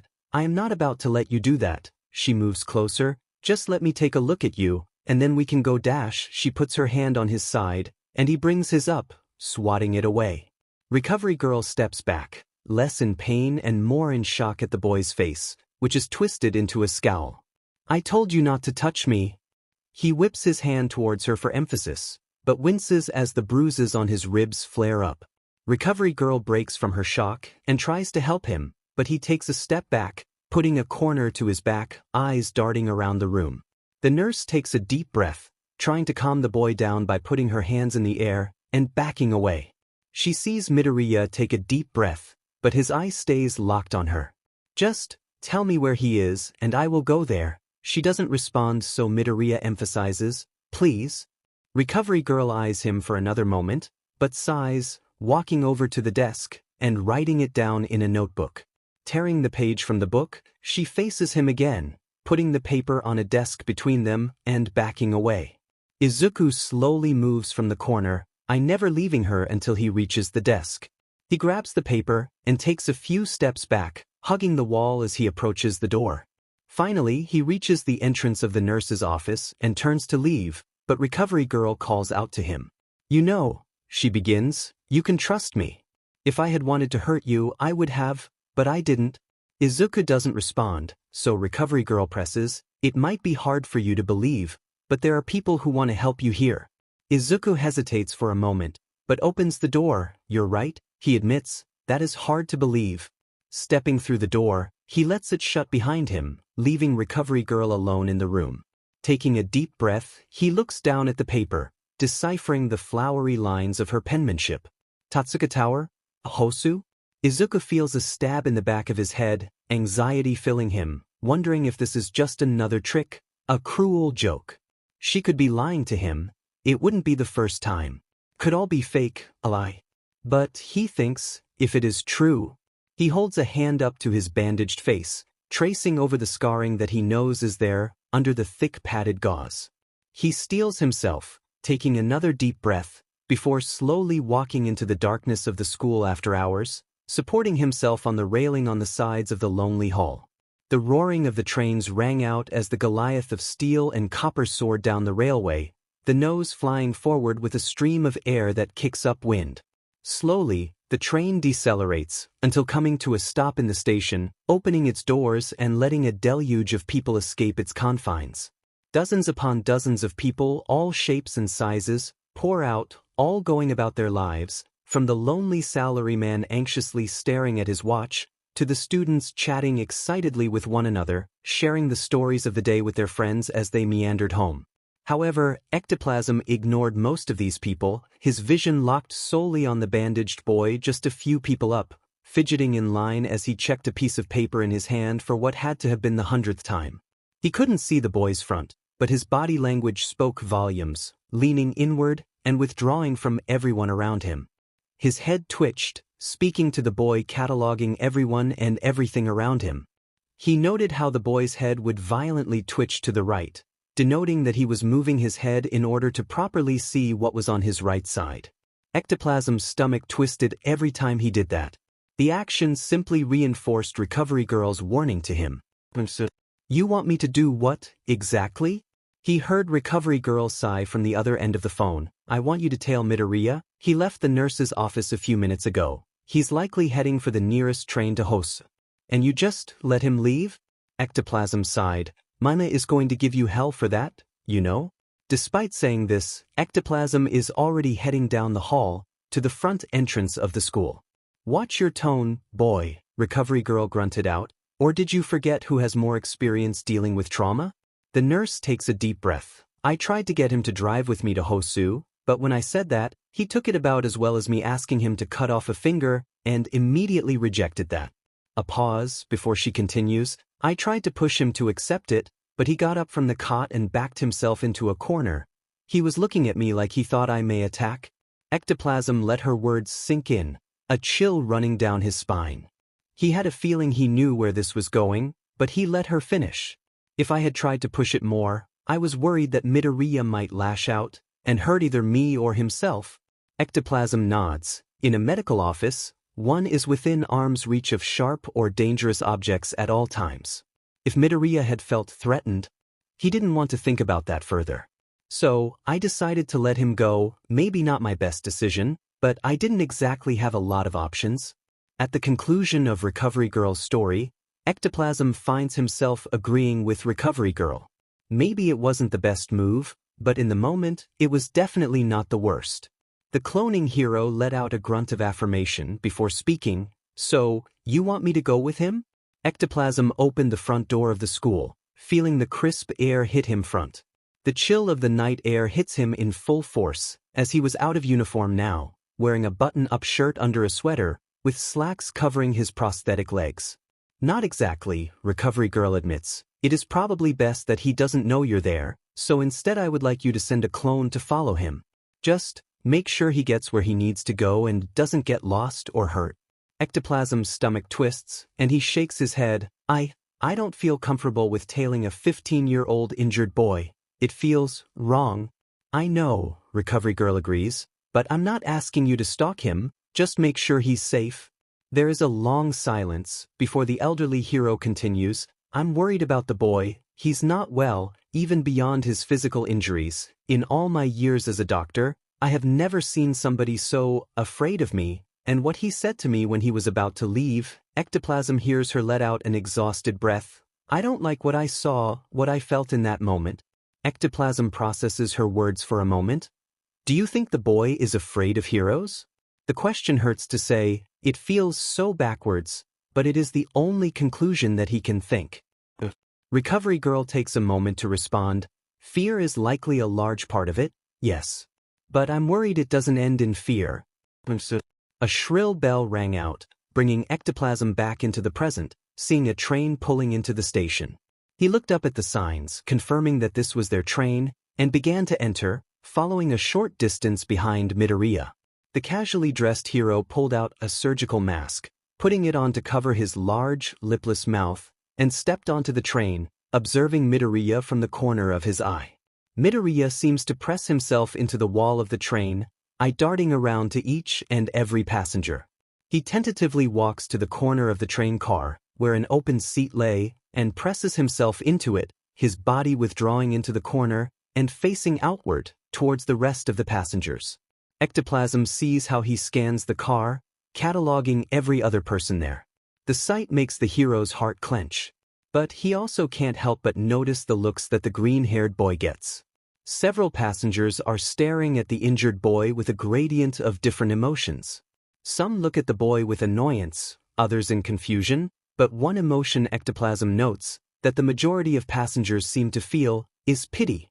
The vast majority of people looking at Izuku seem to observe the bandaged boy as if he were some kind of injured animal. Hooded eyes, slight frowns, but a clear distance they are trying to put between themselves and the boy. He could see some people whispering to one another, causing Ectoplasm's stomach to turn. Poor kid really? Yeah, a shame. I wish somebody would do something. I'm sure a hero will help him. Ectoplasm felt a spike of anger rise in him, but kept silent. Trying his best to act casual and keep an eye on Midoriya, but when he turned to the boy, he found his blood running cold. Midoriya was no longer staring at the crowd, his eye no longer flying across the room. Instead, the boy was pointedly staring down at the floor, his body rigid and tense. But what caught Ectoplasm so off guard was the boy's eye. His eye had darkened, the dull forest green was sharpening to a raging emerald inferno, as the boy trembled in his seat. However, it was clear he wasn't trembling in fear. He was shaking with unexpressed fury.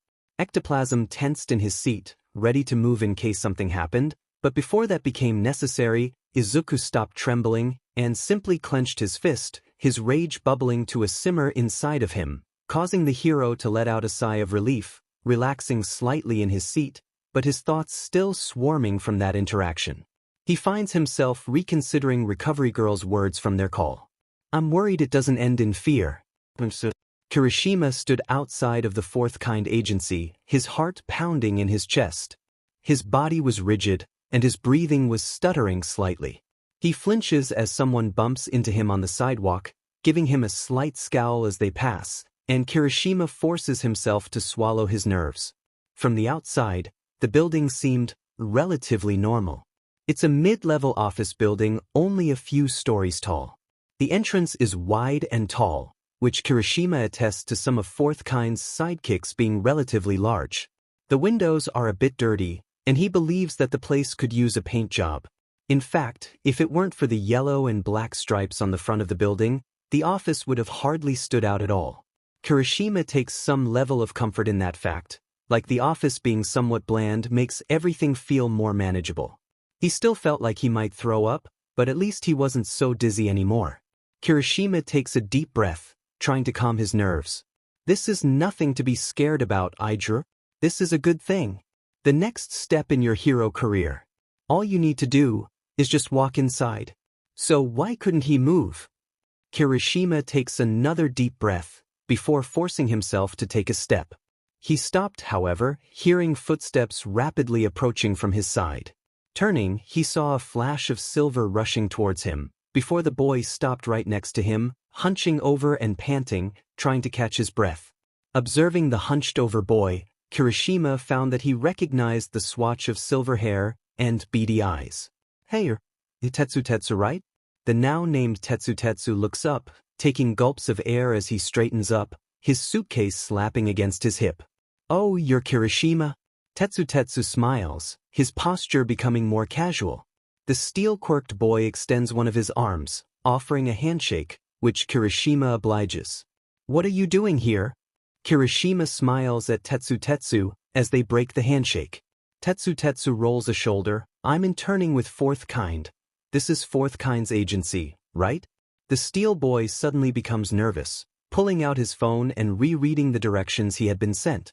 Kirishima nods, and Tetsu relaxes. Oh good, so you're here too then?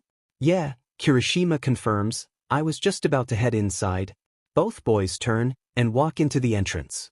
Man, am I glad that I'm not alone here, Tetsu admits. Honestly, I was really nervous about the internships.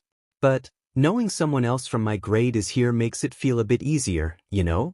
They pass the doorway and enter a fairly normal-looking lobby. The room has a few wooden tables and chairs, and the walls are white with fairly minimal decoration beyond that.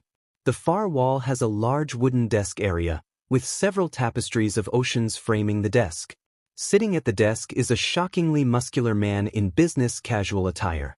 His hands are massive, with large bone spikes protruding from his knuckles. He appears to be typing at a comically small computer, doing his best to not hit multiple keys with one thick finger. From the frustrated expression, Kirishima believes he is failing at that task. The man looks up, seeing the two heroes in training approaching the desk, and straightens to greet them. Kirishima sees his expression relax, though he wonders if it is because he is happy to see the boys made it there safe, or because he would rather be doing anything but typing at that desk. Oh, you made it, the man speaks, standing from his chair. Kirishima watches as the man's figure extends to the ceiling, to the point where his head nearly scrapes the tiled roof. He walks around the desk, moving to meet the boys in the middle of the room, and extends his arms in a wide greeting. I'm glad you both got here so early, the man chuckles. Did you have any troubles finding our humble office? Kirishima finds him caught off guard by the inflection of the man's voice. His tone is deep, sure, but the man speaks in a smooth, articulate tone, and his manner of speech is shockingly refined. It reminds him of talking to Cementos. No, sir. Kirishima and Tetsu shout out at the same time, their posture turning rigid, and their arms flying to their sides, briefcases slapping harshly against their legs. The massive secretary chuckles again. No need for such formalities, young men. The man extends a hand, shaking their hands one after another. My name is Daigo Amari, but I would prefer if you two used my hero moniker, Hyde. He turns, outstretching an arm to gesture to the door. Welcome to the Fourth Kind Agency. If you proceed through that door, all you need to do is follow the hall to the end, and you will arrive at Fourth Kind's office. He's expecting you. Thank you, Hyde, sir. Kirishima and Tetsu salute the large man, who sighs fondly and rolls his eyes. The man sits back down behind the desk, hunching over and letting out a tired sigh as the two boys head through the door. However, Kirishima stops, turning back to Heidel. I don't mean to be rude, but you might want to ask fourth kind for a bigger desk, or a bigger computer. You seem to be having some trouble there. Hyde sighs and shakes his head. It's fine. We do not actually have a front desk secretary. The boss doesn't want to hire one. The large man puffs out a breath. So, instead the sidekicks of this agency take turns covering the front desk. This week is just my turn, thanks for the concern, but I'll be fine. Kirishima shrugs and follows Tetsu into the agency, where he sees several people in hero uniforms bustling about the agency. There were a few desks, but the vast majority of people were not at them. Instead, Kirishima saw a crowd gathering around a large boxing ring, cheering as he heard blows being traded within the mosh. From within the ring, he sees someone shoot up, feet connecting with the high ceiling, calves coiling up like springs, before he rockets down, causing a massive dust cloud to emanate from the arena. The cheering grows louder, and Kirishima makes a note to check out the spar when he gets done meeting fourth kind. For now, he turns to enter fourth kind's office, where the aforementioned hero sits at his desk, mulling over several reports. He sees the man reading two different documents in both his right hands, eyes scanning over both in turn, while his left hands work towards writing vigorously on two separate sheets of paper. When the boys enter the office, fourth kind looks up, giving the two boys a feral smile. Finally, fourth kind royals, getting up from his desk. I was starting to think you two would never show up. Again, Kirishima feels his posture go rigid, and sees Tetsu mirror his posture. Yes, sir, the two belt out, sorry, sir. Fourth kind approaches the two, seeming to scrutinize them. Eventually, he takes a position behind them, and before the two can look behind them, Kirishima feels something impact his head, causing him to reflexively activate his quirk. By then, he felt a dull ache at the sight of the impact, but he also heard the hero curse behind them. Well, fourth kind remarks, you two certainly have thick skulls, that's for sure. The man walks around them, and fourth kind seems to be nursing two of his hands. I suppose that's a good thing. It means you two can take a hit. The four-armed hero sits back down at his desk, hissing as he massages his two wounded hands. I watched you two in the tournament, and I'm not going to lie, I wasn't terribly impressed. The chivalrous hero speaks bluntly, his tone like a wet hand slapping you in the face. Despite the sting in his pride, Kirishima's posture doesn't change. He merely nods at the man's statement. In truth, Kirishima wouldn't have put it any other way. But luckily for you, fourth kind claps his two uninjured hands. That's why these internships exist. So that professionals can give you something to focus on improving. Fourth kind pulls out two badges for the boys, and puts them on the front of the desk. As an agency, we focus on combat and martial arts. It's the way we do everything around here, and frankly, you two could use some serious combat training.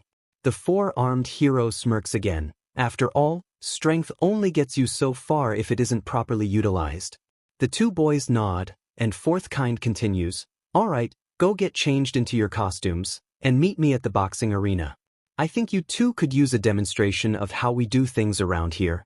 The boys nod and turn to leave, but are stopped when fourth kind points at Kirishima directly. Oh, before you go, Kirishima turns back, posture straightening militaristically. Someone called me earlier, said they want to help in your training. Kirishima feels shocked at that revelation, but lets the veteran hero continue. Normally, I wouldn't let someone interfere, but this man was a former teacher at UA, so I figured if anybody can offer you some good advice, it would be him. Kirishima hesitates, still shocked by this new information, nods, and fourth kind waves them off, letting the two boys leave to the locker room, where they begin to change. In that process, Tetsu makes an attempt to strike up a conversation. So, the steel-quirked boy begins, you are getting some extra help? That's awesome. Do you know who it is? Kirishima shakes his head, no, I didn't even know this was happening. The red-haired boy sighs, I don't know, it's kinda nerve-wracking. Tetsu shrugs, I mean I don't see the problem, though I'll admit to being a bit jealous. Tetsu slips the straps of his chest piece on, but if they are offering more help, why not give it a shot? Kirishima pauses in fixing his jaw plate on, considering his schoolmate's words, and nods, eyes growing determined. You're right, he admits, let's see what they throw at me. The boys finish getting ready and leave the room. They see fourth kind waiting for them at the boxing ring, where fights are still raging in the arena. When they reach their mentor, he moves to the side, letting them see the spar happening within the ropes. Moving to the lip of the ring, they are immediately enthralled by what they see. In the arena, there are two figures, both panting with bruises and some cuts. Kirishima recognizes the first, a short man with cropped black hair and yellow irises. His costume consists of pants cropped at the knee, with steel boots on his feet. His upper body is fairly dull, wearing a tight athletic shirt with built-in stomach and shoulder padding. His hands have thick gloves covering his entire forearms and bracing his elbows, and he wears earmuffs, protecting his ears in a way similar to wrestling headgear. The second figure is much larger than the former, with a thick metal jaw and sharp teeth. His head is squared off, covered in a metal barbuda helmet, his eyes covered by a visor built into the helmet.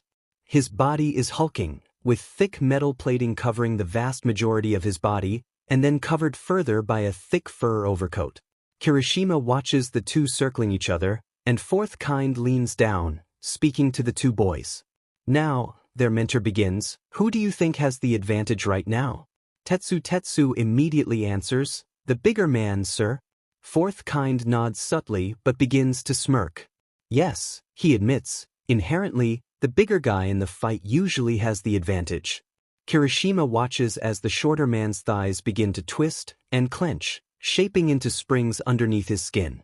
But the true measure of victory often isn't size, but skill. The shorter man fires off towards the armored man, who moves to strike him. But mid-leap, the short man flips around, legs coiling again, and he impacts with the chest plate of his opponent. His legs then rapidly extend, impacting the chest plate and caving it in, and launching the shorter figure back towards the edge of the arena. Spinning again, he impacts the ropes, which collapse and stretch to stop him. His opponent is staggered, but the short man angles his body, and the ropes snap back into position, sending him rocketing forward, and impacting with a kick once again into his opponent's chest piece. The plate caves in, and his opponent falls to the ground, defeated. The short man flips off his defeated sparring partner, and lands in the center of the arena. Kirishima only then notices how tired the shorter man looks, with thick dark bags under his eyes. Fourth kind calls out, and the short man approaches the trio.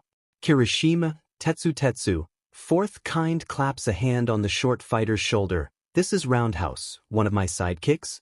Fourth kind observes his downed opponent, and someone who is rapidly running out of sparring partners. Roundhouse looks a bit embarrassed, but gives the two boys a tired smile. Sorry about that, don't worry, he'll be fine. He turns, seeing some other sidekicks pick up the armored hero and drag him over to the infirmary, I think. Fourth kind laughs, clapping his hand on Roundhouse's shoulder again. Now, I'm going to have the two of you training with Roundhouse at least twice a day. As you have seen, he's a fantastic fighter, and I am sure that you two will learn quite a lot from him. The two boys nod, and they hear the front door open again. Fourth kind turns to see a figure enter the office. Ah, fourth kind claps. Good, you made it. The four-armed hero grabs Kirishima's shoulders and leads him over to the man at the door. Kirishima takes in the figure and finds himself taken aback by the man. He is a short, elderly man with a cane, wearing a white and black unitard and a domino mask. The man has thick smooth boots and a yellow cape on, and stares up at Kirishima with a dull expression in his brown eyes. Kirishima, fourth kind bellows, this is Gran Torino. He is the hero I told you about, who will be assisting with your training. Kirishima looks up at fourth kind, then back to the old man, his face a mess of disbelief. Wait, you're serious? Kirishima speaks, thoughtlessly, causing Gran Torino's scowl to deepen. And what's that supposed to mean? The short old man shouts, causing Kirishima's posture to instinctively turn rigid. You think you can take me, boy? Gran Torino's scowl turns into a sadistic smile. I'm gonna have to teach you some manners.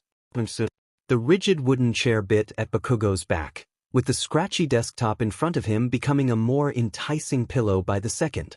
Looking up through his eyelids, he sees Aizawa sitting at his desk, in the front of the classroom. The teacher was speaking, but Bakugo found himself tuning out every word, the tapping of his pencil against the desk, a metronome that anchored his sanity. When he had arrived at the school, he had been told not to bother getting changed into his costume. Apparently he wouldn't be needing it for the rest of his internship. He grit his teeth, palms unconsciously flexing outward, feeling the heat of his quirk buried under a thin layer of skin. This was such a waste of his time.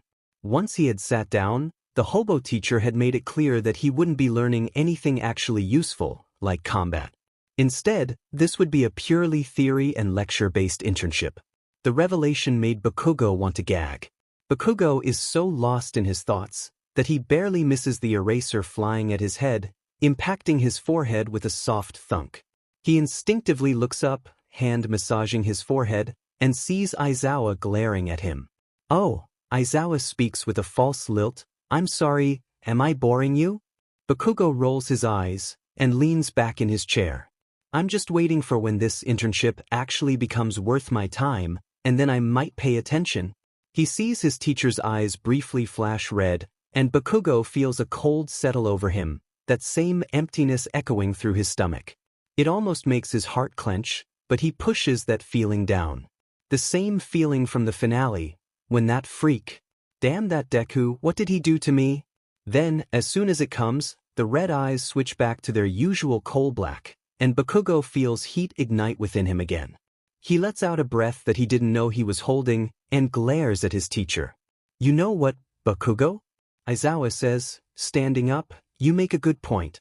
Maybe we can skip to something I had planned for later." Flicking a switch, a screen lowers from the ceiling, and a projector starts to play. Bakugo rolls his eyes, readying himself for another boring lecture, but when the screen blossoms to light, he finds himself shocked by a single still image. In the image, he sees a wide shot of the sports festival arena, where thousands of people observe the tournament block.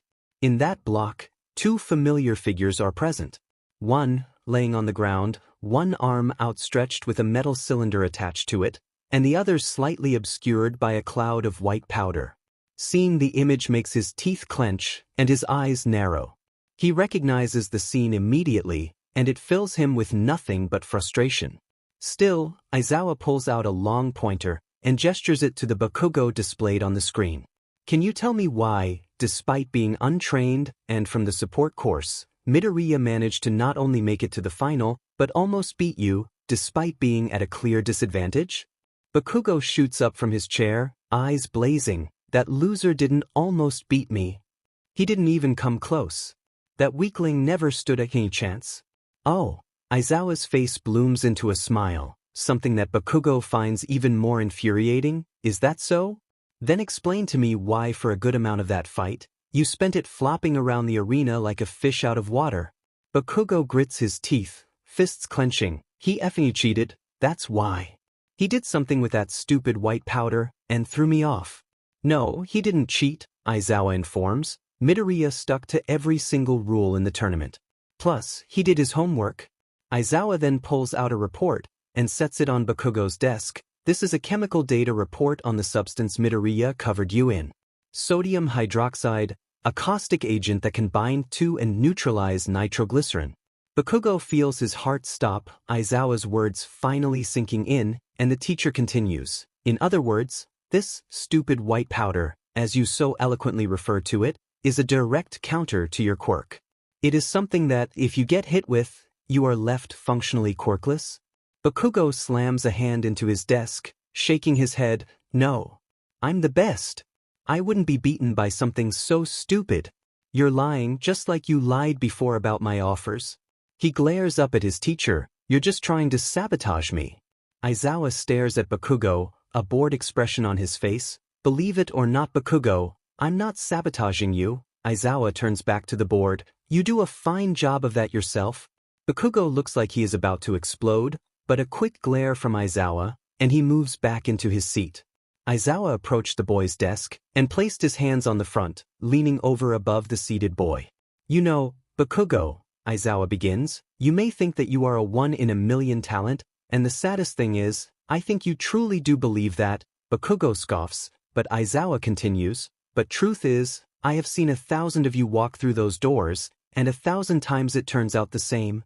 Aizawa leans closer, his eyes beginning to glow, and Bakugo does his best not to let it get to him. You come from a small, shitty school, where everyone treated you like you shat gold, and kissed your boots as you walked by. You were told from a very young age that you were destined to be great, and that you were made for heroism. Bakugo doesn't react much. Outwardly, but inwardly he feels his blood turn to ice. Then, you make it here on raw power alone, and suddenly you're surrounded by 19 other students just as exceptional, if not more so, than you.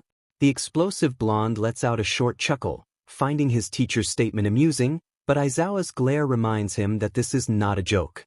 You try to ignore it, try to deny it, but as the days pass and you see your classmates getting better and better, it only serves to make you realize that you are only a star when the rest of the cast are nobodies. Aizawa pauses, leaning back and beginning to walk away. You know what happens after you realize that? Aizawa's question is rhetorical, so Bakugo does not answer. You burn out. You give up. Motivation dies, and you either leave the class or end up an unknown, unremarkable hero. Bakugo growls, ready to deny his claim, but Aizawa turns around, eyes blazing red. That is the truth, Bakugo, Aizawa declares. You aren't special, you never were. Aizawa turns again, walking back up to the projection, and adjusting his sleeve. You aren't one of a kind, you're one of the herd. The sooner you realize that, the quicker you can start actually becoming the best you can be. Bakugo looks down at his lap, gritting his teeth, hands clenching and unclenching. He feels his blood pound behind his ears, as the familiar emotion of fury burns in his heart, but the comfort that heat brings him is corrupted by a chilling, icy feeling deeper within. Bakugo does everything to ignore that cold. Izuku's eye moves from one face to another, doing his best to catalog the people around him, trying to see if he can place any familiar faces. He steps lightly off the train and onto the slightly cramped Hosu platform. He looks back down at the note recovery girl had written and tries to match the address with a map from his phone. However, when he holds up the phone, the reflection of the black mirror shows him what lies behind him. A few people down, he sees a man with dark hair and milky white eyes. The man has a surgical mask covering his face, but from the corners of the mask, Izuku swears he can see large square teeth reaching almost up to his ears. The man is dressed casually, but what disturbs Izuku is that he recognizes the man from the first platform, and the man's eyes seem to flick back to him. Izuku tries to play it calmly but feels his heart rate spike at the revelation. Turning on his phone and opening the map. He walks down the platform, observing the pink-orange of the sky bathed by the setting sun, and walks into the somewhat calm streets of Hosu. However, now he takes a moment to reach down and fake the act of tying his shoe. While doing so, he peeks around his shoulder, subtly, and sees the man has stopped, casually idling on the sidewalk, pretending as if he isn't matching the green-haired boy's pace beat for beat. Midoriya feels his heart pound as he gets back up and starts walking down the street. He pretends to check his phone, but in reality he is using the device to look behind him, still seeing the man following him. He ducks into crowds, trying to break line of sight, before breaking into a run, sprinting as fast as his aching body can carry him. He hears someone shout out from behind him, but he keeps running, not daring to look back. Rounding the corner, he keeps sprinting, but finds his foot caught on something unseen, causing the boy to tumble. He quickly gets up, nursing his still bruised ribs, and ducks into an alley, trying to calm his wheezing breath. Pressing himself into the corner of the alley, Izuku quickly scans his surroundings, trying to find something he can use to potentially defend himself, and his eye lands on a broken piece of wood lying on the floor of the dirty back alley. Grabbing the plank, he holds it up, readying it best he can with one hand, and waits for someone to turn into the alley. A shadow approaches, soft, but almost false footsteps ring out as someone approaches. Eventually, he stops, and Izuku feels his blood pounding behind his ears. The figure turns, and begins to enter the alley, and Izuku can see the same man from the station enter the alley. Izuku holds his breath, hoping the man leaves, but he sees the man's milky eye twitch, and he notices Midoriya pressed into the corner. Izuku readies the plank, about to swing, but stops when the man puts his hands in the air. "Oh, Midoriya, it's okay," the man calls out, his voice familiar to the boy, It's me, Ectoplasm. Izuku is stunned, but keeps holding the plank, and Ectoplasm slowly drops his hands, lowering his posture to seem as non-hostile as possible. Izuku, however, finds his face twisting into a scowl. "Why were you following me?" the boy demands. "You've been tailing me since the train station, so why?" Ectoplasm points his palms to the floor, trying to calm the boy. "I was asked to watch over you on your way to Totsuka Tower, to make sure you didn't get into any trouble." The disguised teacher removes his mask and slowly approaches the cornered boy. "I apologize if I scared you, but I was trying to make sure you were safe. I told Recovery Girl I didn't need anyone watching over me." Izuku snaps, causing Ectoplasm to freeze. "I don't need your help. I can do this myself." There is a moment of silence, the quiet only broken by the bustling crowds around the corner, and Izuku's own heavy breathing. Ectoplasm takes another slow step forward. "You're right, you don't need my help." He placates the boy, but Izuku only seems to grow more tense. "But that doesn't mean we shouldn't offer help. We're heroes, that's what we do." "Oh, like how you helped me in the festival?" Izuku roars, causing Ectoplasm to flinch. "You all talk big about helping people, or doing the right thing for the sake of doing good, but that's all it is, isn't it? Just talk." "That isn't true," Ectoplasm denies. "We really do want to help you, Midoriya. I know that's hard to believe, but please, just listen to me." "No." Izuku's declaration causes Ectoplasm to freeze. That's how it always starts. You say one thing and do the other. Heroes are supposed to help us, but where was a hero when I needed them? Huh. Izuku's left eye begins to glisten. Where were the heroes when I lost my arm? Where were the heroes when I lost my dad? Ectoplasm takes a subtle step back, trying to process Midoriya's rant. Everyone keeps saying that I'll be okay, that heroes will come and save me. But they never did. Now Izuku felt tears running down his cheek, and he saw Ectoplasm take a small step back. "So why should I believe you now? Why should I believe that the heroes will save me this time?" The two stand in silence again, and Izuku sees Ectoplasm's expression morph. Before it was one of calm, a cool head with measured actions, but now Izuku sees his face twist. His lipless mouth curls down a bit, and his eyes change. Before, ones of calculated action, now seem to be filled with a sympathetic light. Pity. Izuku felt his stomach turn, his anger bubbling again, and he shouts at Ectoplasm, "Stop looking at me like that." Ectoplasm seems taken aback. "I hate that expression. I hate when people look at me like that, like I'm some sort of starving animal. I don't want your pity. I don't need your help. I don't want you here." Izuku steps one foot out of the corner, then another. "All this time when I needed your help, you weren't there. None of you were." "Izuku," Ectoplasm puts his palms up again. "Please just listen to me. I am sorry about what happened to you. Truly, I am. It's horrible, all of it." The hero breaks eye contact with Izuku for the first time, and looks down at his feet. "We failed you, that is for certain, but we are trying to do right by you now. Please, all I ask is that you give me a chance to prove that." Izuku keeps his hand up, plank ready, breathing heavily through his mouth, and Ectoplasm doesn't dare move. A moment passes, then another, then, almost imperceptibly, Izuku's arm lowers, just a bit, but Ectoplasm lets out a held breath. The teacher straightens his back, and slowly begins to approach the boy. He is so focused on their interaction, that he doesn't hear the soft whistling of a blade flying through the air. However, he only has a moment to register something impacting the back of his head, before the clone's form begins to dissolve. Looking down, he registers a blade poking out from between his eyes. Turning around, he sees a figure drop down from the roof, another knife drawn, glinting in light, while the rest of the man is coated in shadow. This is the last Ectoplasm's clone sees before it dissolves, leaving Izuku alone with the figure. Izuku begins hyperventilating, watching the clone pool into a puddle of white sludge. The blade that struck the clone in the back of the head clinks to the ground, a soft tang ringing out in the alley. Izuku's heart pounds from within his head, his skull throbbing, as the figure approaches him. But Izuku lifts the plank, readying it next to his head. "So, the man drawls out, his voice scratchy and rough, 'You wish to fight? Then let me feel your resolve.' Another step, then another, and finally the man is within range to be seen by Izuku. The man's body is covered in a black undersuit, with steel knee plates and boots. His arms are relatively bare, only covered in winding gauze wrapping from bicep to wrist.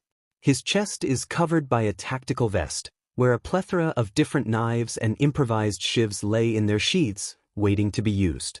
His neck is covered by a long, red scarf, with a katana sheathed over his shoulder.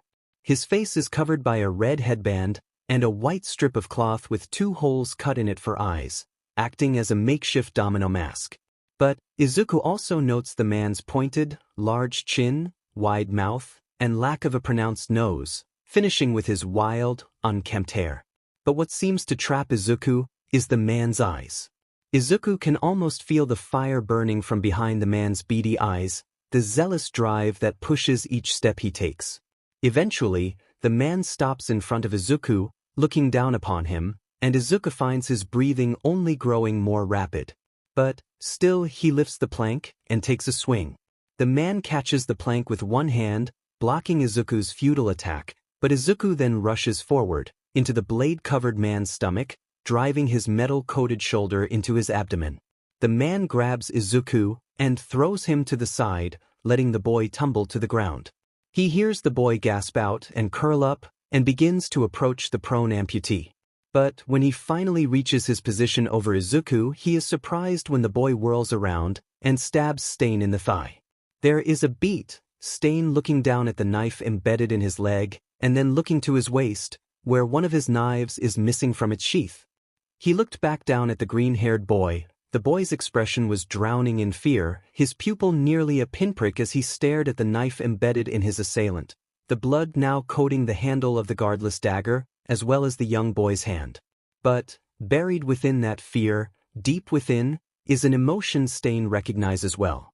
He keeps looking down at the boy, who falls to the side, and crawls backwards to a wall, pressing himself to it. Stain slowly approaches the boy, before breaking out into a sickening smile. "You," Stain says, "you are the boy from the sports festival, aren't you?" Izuku freezes, trying to deduce Stain's intentions, but slowly nods. Stain takes another step forward, and Izuku withdraws further as well. "Your eye," the zealous man says, "I know the look in your eye." Izuku glares up at Stain, trying to discern what he means, but Stain continues. "Despite this broken world's attempts to destroy you, you can still fight." Stain reaches down and rips the knife from his thigh, sheathing it back on his waist. "Despite everything you have been through, you still desire to see the world change."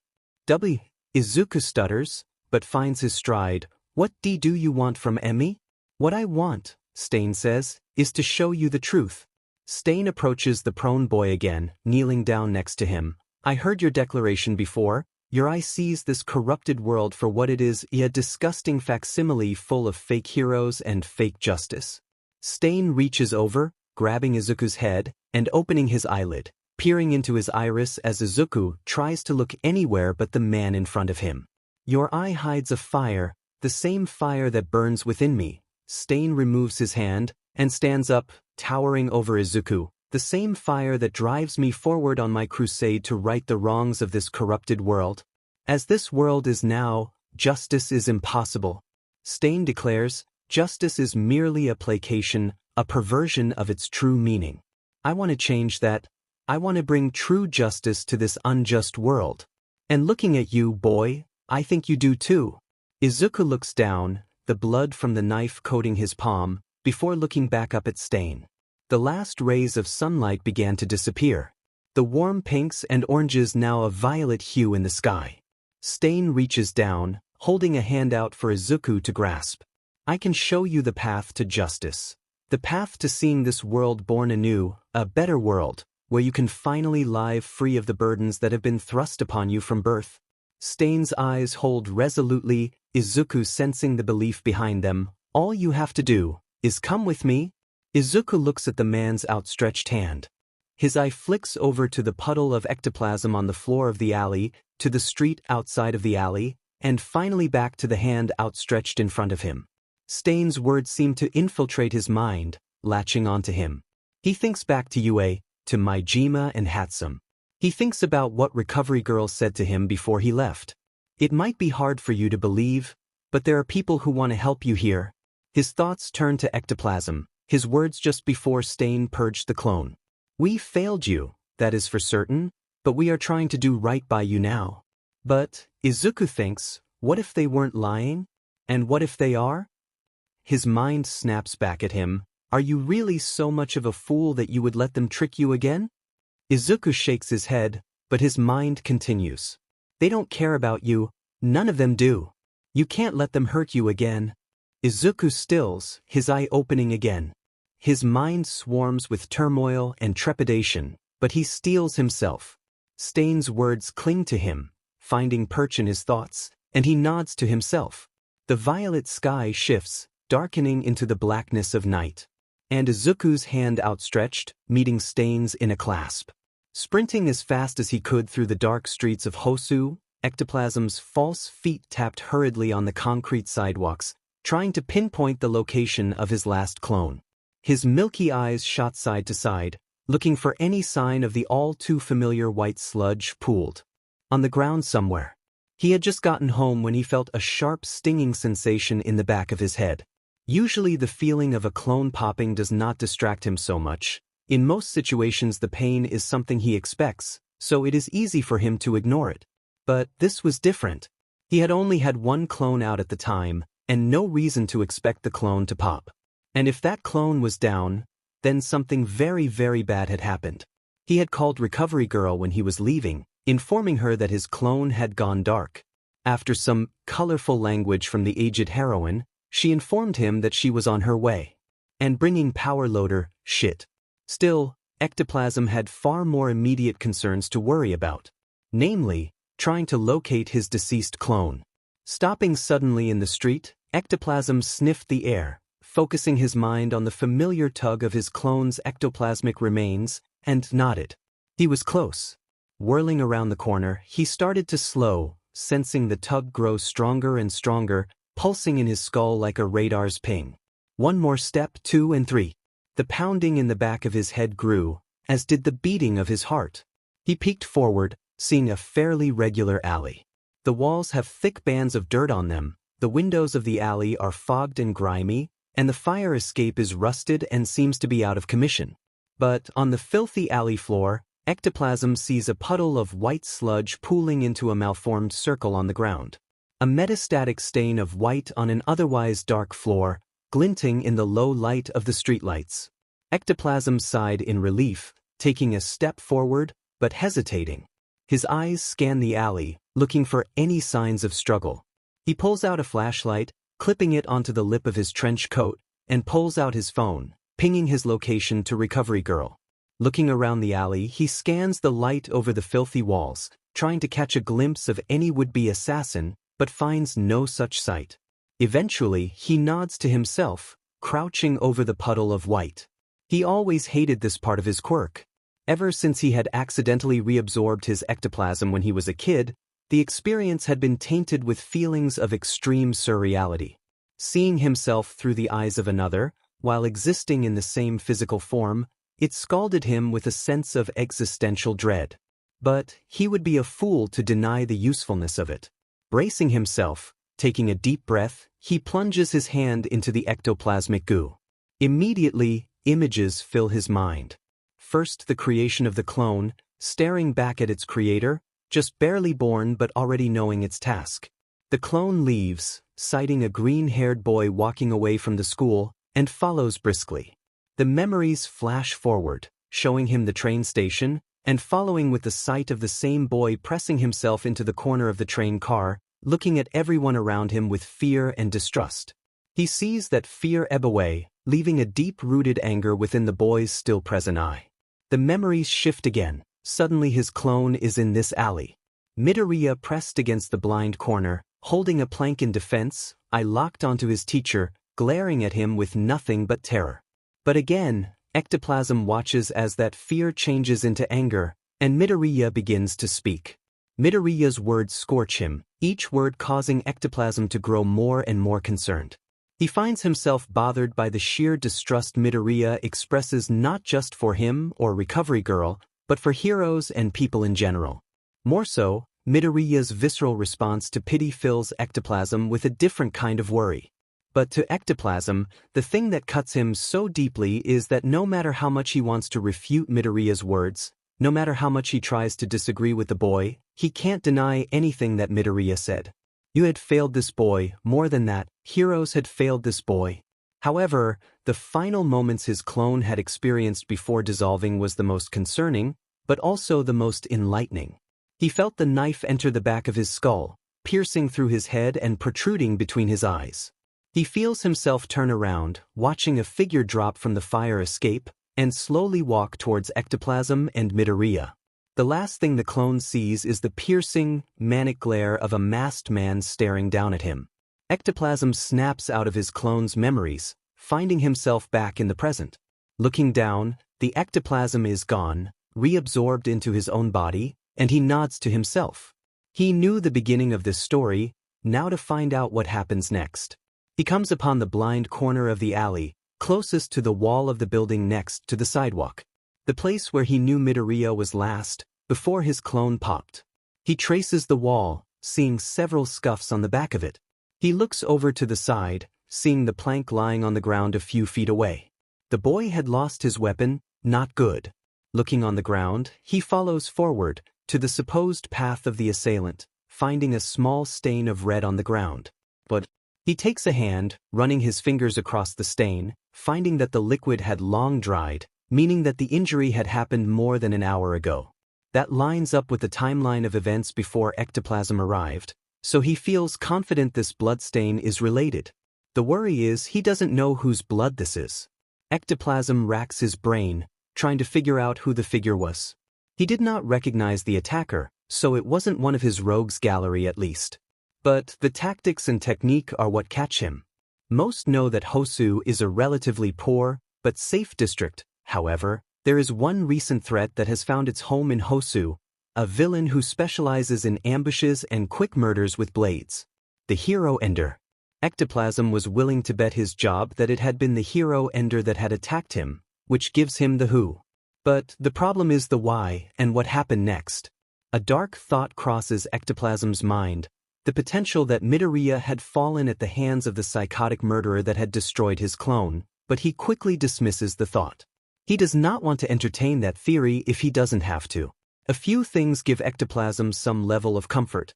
As the name would suggest, all of the Hero Ender's targets had been heroes, meaning that the chances that the villain had continued his crusade on the young amputee are slim. In addition, in every Hero Ender attack, the villain had simply left the body where they died. This is presumably to garner attention, so the lack of a body in the alley is comforting, if only slightly. Finally, if there had been a murder, the Hero Ender would have been far less clean. The 2 old stains of blood would not have been enough. In every other ending, blood pools on the ground, is painted across the walls, and coats the corpses as well as the landscape around them. Though, maybe all of this is just wishful thinking.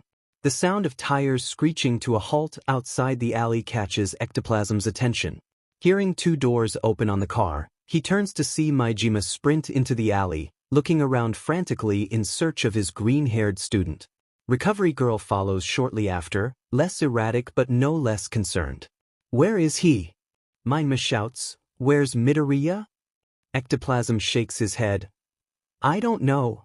Maijima approaches Ectoplasm, grabbing the taller hero by the scruff of the neck. What the hell do you mean you don't know? Maijima roars in Ectoplasm's face, but the other hero remains calm. I mean, Ectoplasm begins, slowly, that my clone did not see what happened after it popped. Maijima begins to speak, but Ectoplasm cuts him off. However, that doesn't mean I don't have information. If you would let me speak, I would love to share it. A beat passes before Maijima obliges, letting go of Ectoplasm's collar, and stepping back. Ectoplasm nods, scanning his flashlight over to the blind corner of the alley. This, Ectoplasm points, is where I last saw Midoriya. He was frightened when he noticed I was following him, and had grabbed that plank. Ectoplasm flashes the light over to the plank on the ground, and brandished it as a weapon. Maijima seems shocked by that revelation, but Recovery Girl, in contrast, seems to have expected something like that, though she doesn't look proud of that revelation. The support teacher shakes his head. Why would Izuku attack you? He didn't, Ectoplasm remarked. I believe he was scared and didn't recognize me. I had the clone dressed in my civilian clothes to avoid suspicion. Ectoplasm lowered his head to Recovery Girl. I think we can both understand, in hindsight, why that might be. Recovery Girl does not speak, but her silence is the only response that Ectoplasm needs. Either way, I tried to talk Midoriya down. I think I was making progress, but then a knife pierced my skull. The other two heroes seem disturbed, but Ectoplasm pushes on. I have strong reason to believe that my clone was taken down by the hero Ender. Recovery Girl seems to be pondering something, but Majima immediately interjects. Okay, so we know who, but that doesn't explain where Midoriya is. Like I said, I don't know where Midoriya is, Ectoplasm admits, but I have reason to believe that wherever he is alive. Majima breathes a sigh of relief, but straightens quickly. So, Majima nods resolutely. The question now is, how do we find him? No offense, Mana, Ectoplasm begins, but you aren't exactly the best at tracking out there. Majima growls, but Ectoplasm holds up his hand. I am not trying to insult you, but I am saying that too large of a search party may hinder the effort. A massive party looking for him may only serve to scare him more. Ectoplasm looks down and continues. When my clone confronted Midoriya, he said some very concerning things. He seemed to resent heroes, not just me or UA staff, but heroes as a whole. The clone hero breathes out a breath he didn't know he was holding. I worry that this goes far deeper than the sports festival. This is something deeply rooted in the boy. There is a deep silence between the heroes for a period. Before Ectoplasm continues, we can worry about this after we find the boy. He turns to Recovery Girl. Ma'am, if you could contact the local police as well as the local hero agencies, and let them know of the investigation, that would be helpful. The last thing we need is for them to make the situation front page news and make everything worse. Recovery Girl nods, heading back to her car. Ectoplasm turns to Majima. As much as you will hate me for saying this, I think your place is back at you, working on that project of yours. Majima immediately begins to protest, but Ectoplasm stops him cold. Please, the last thing Midoriya needs is to see you tracking him and thinking that you're hunting him down. He already hates us, but you two are fairly close. I worry that you could only make the situation worse than it already is. Oh, sure, Majima snarks, beginning to grow angry, because you certainly did a great job making sure that nothing went wrong, huh? Ectoplasm's lipless mouth curls down, and Majima can tell he touched a nerve. The support teacher tries to apologize, but he is stopped when Ectoplasm begins to speak. I know that you have doubts about you, but I need you to trust me right now. Ectoplasm looks at the support course teacher, his milky eyes showing nothing but confidence and determination. I know we messed up, not just here, but during the sports festival too. I won't argue that we failed. The taller hero takes a step forward, and I know that you're frustrated, but I am not about to sit here and let you take out your frustration on me.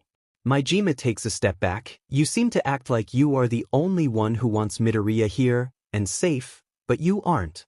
Majima is stunned, hearing the normally calm and collected teacher shout at him, but Ectoplasm continues. Do you think that I don't care?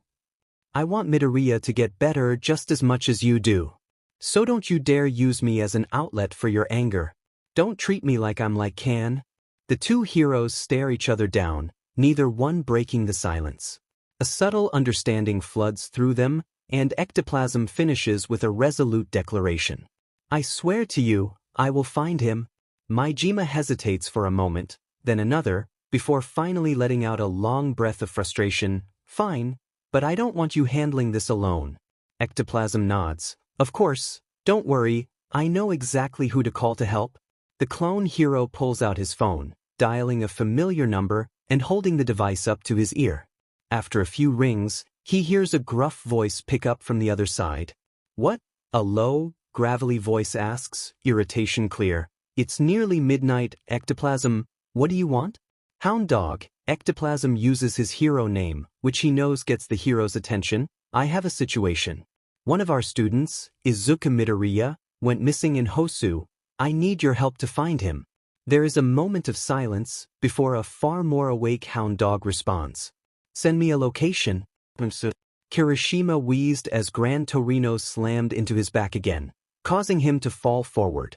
He tried to prop himself up on his hands and knees, but a flash of yellow in front of his face preceded a boot impacting his chin, the old man flipping in the air as Kirishima flew back, landing in a slump.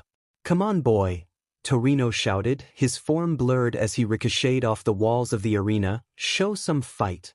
Or are you just going to lay there and let me beat you unconscious? Kirishima wiped the blood from his lip, rushing to get to his feet. Once he straightens up, he readies himself for an attack, wildly scanning around the ring for a sign of the veteran hero's next move.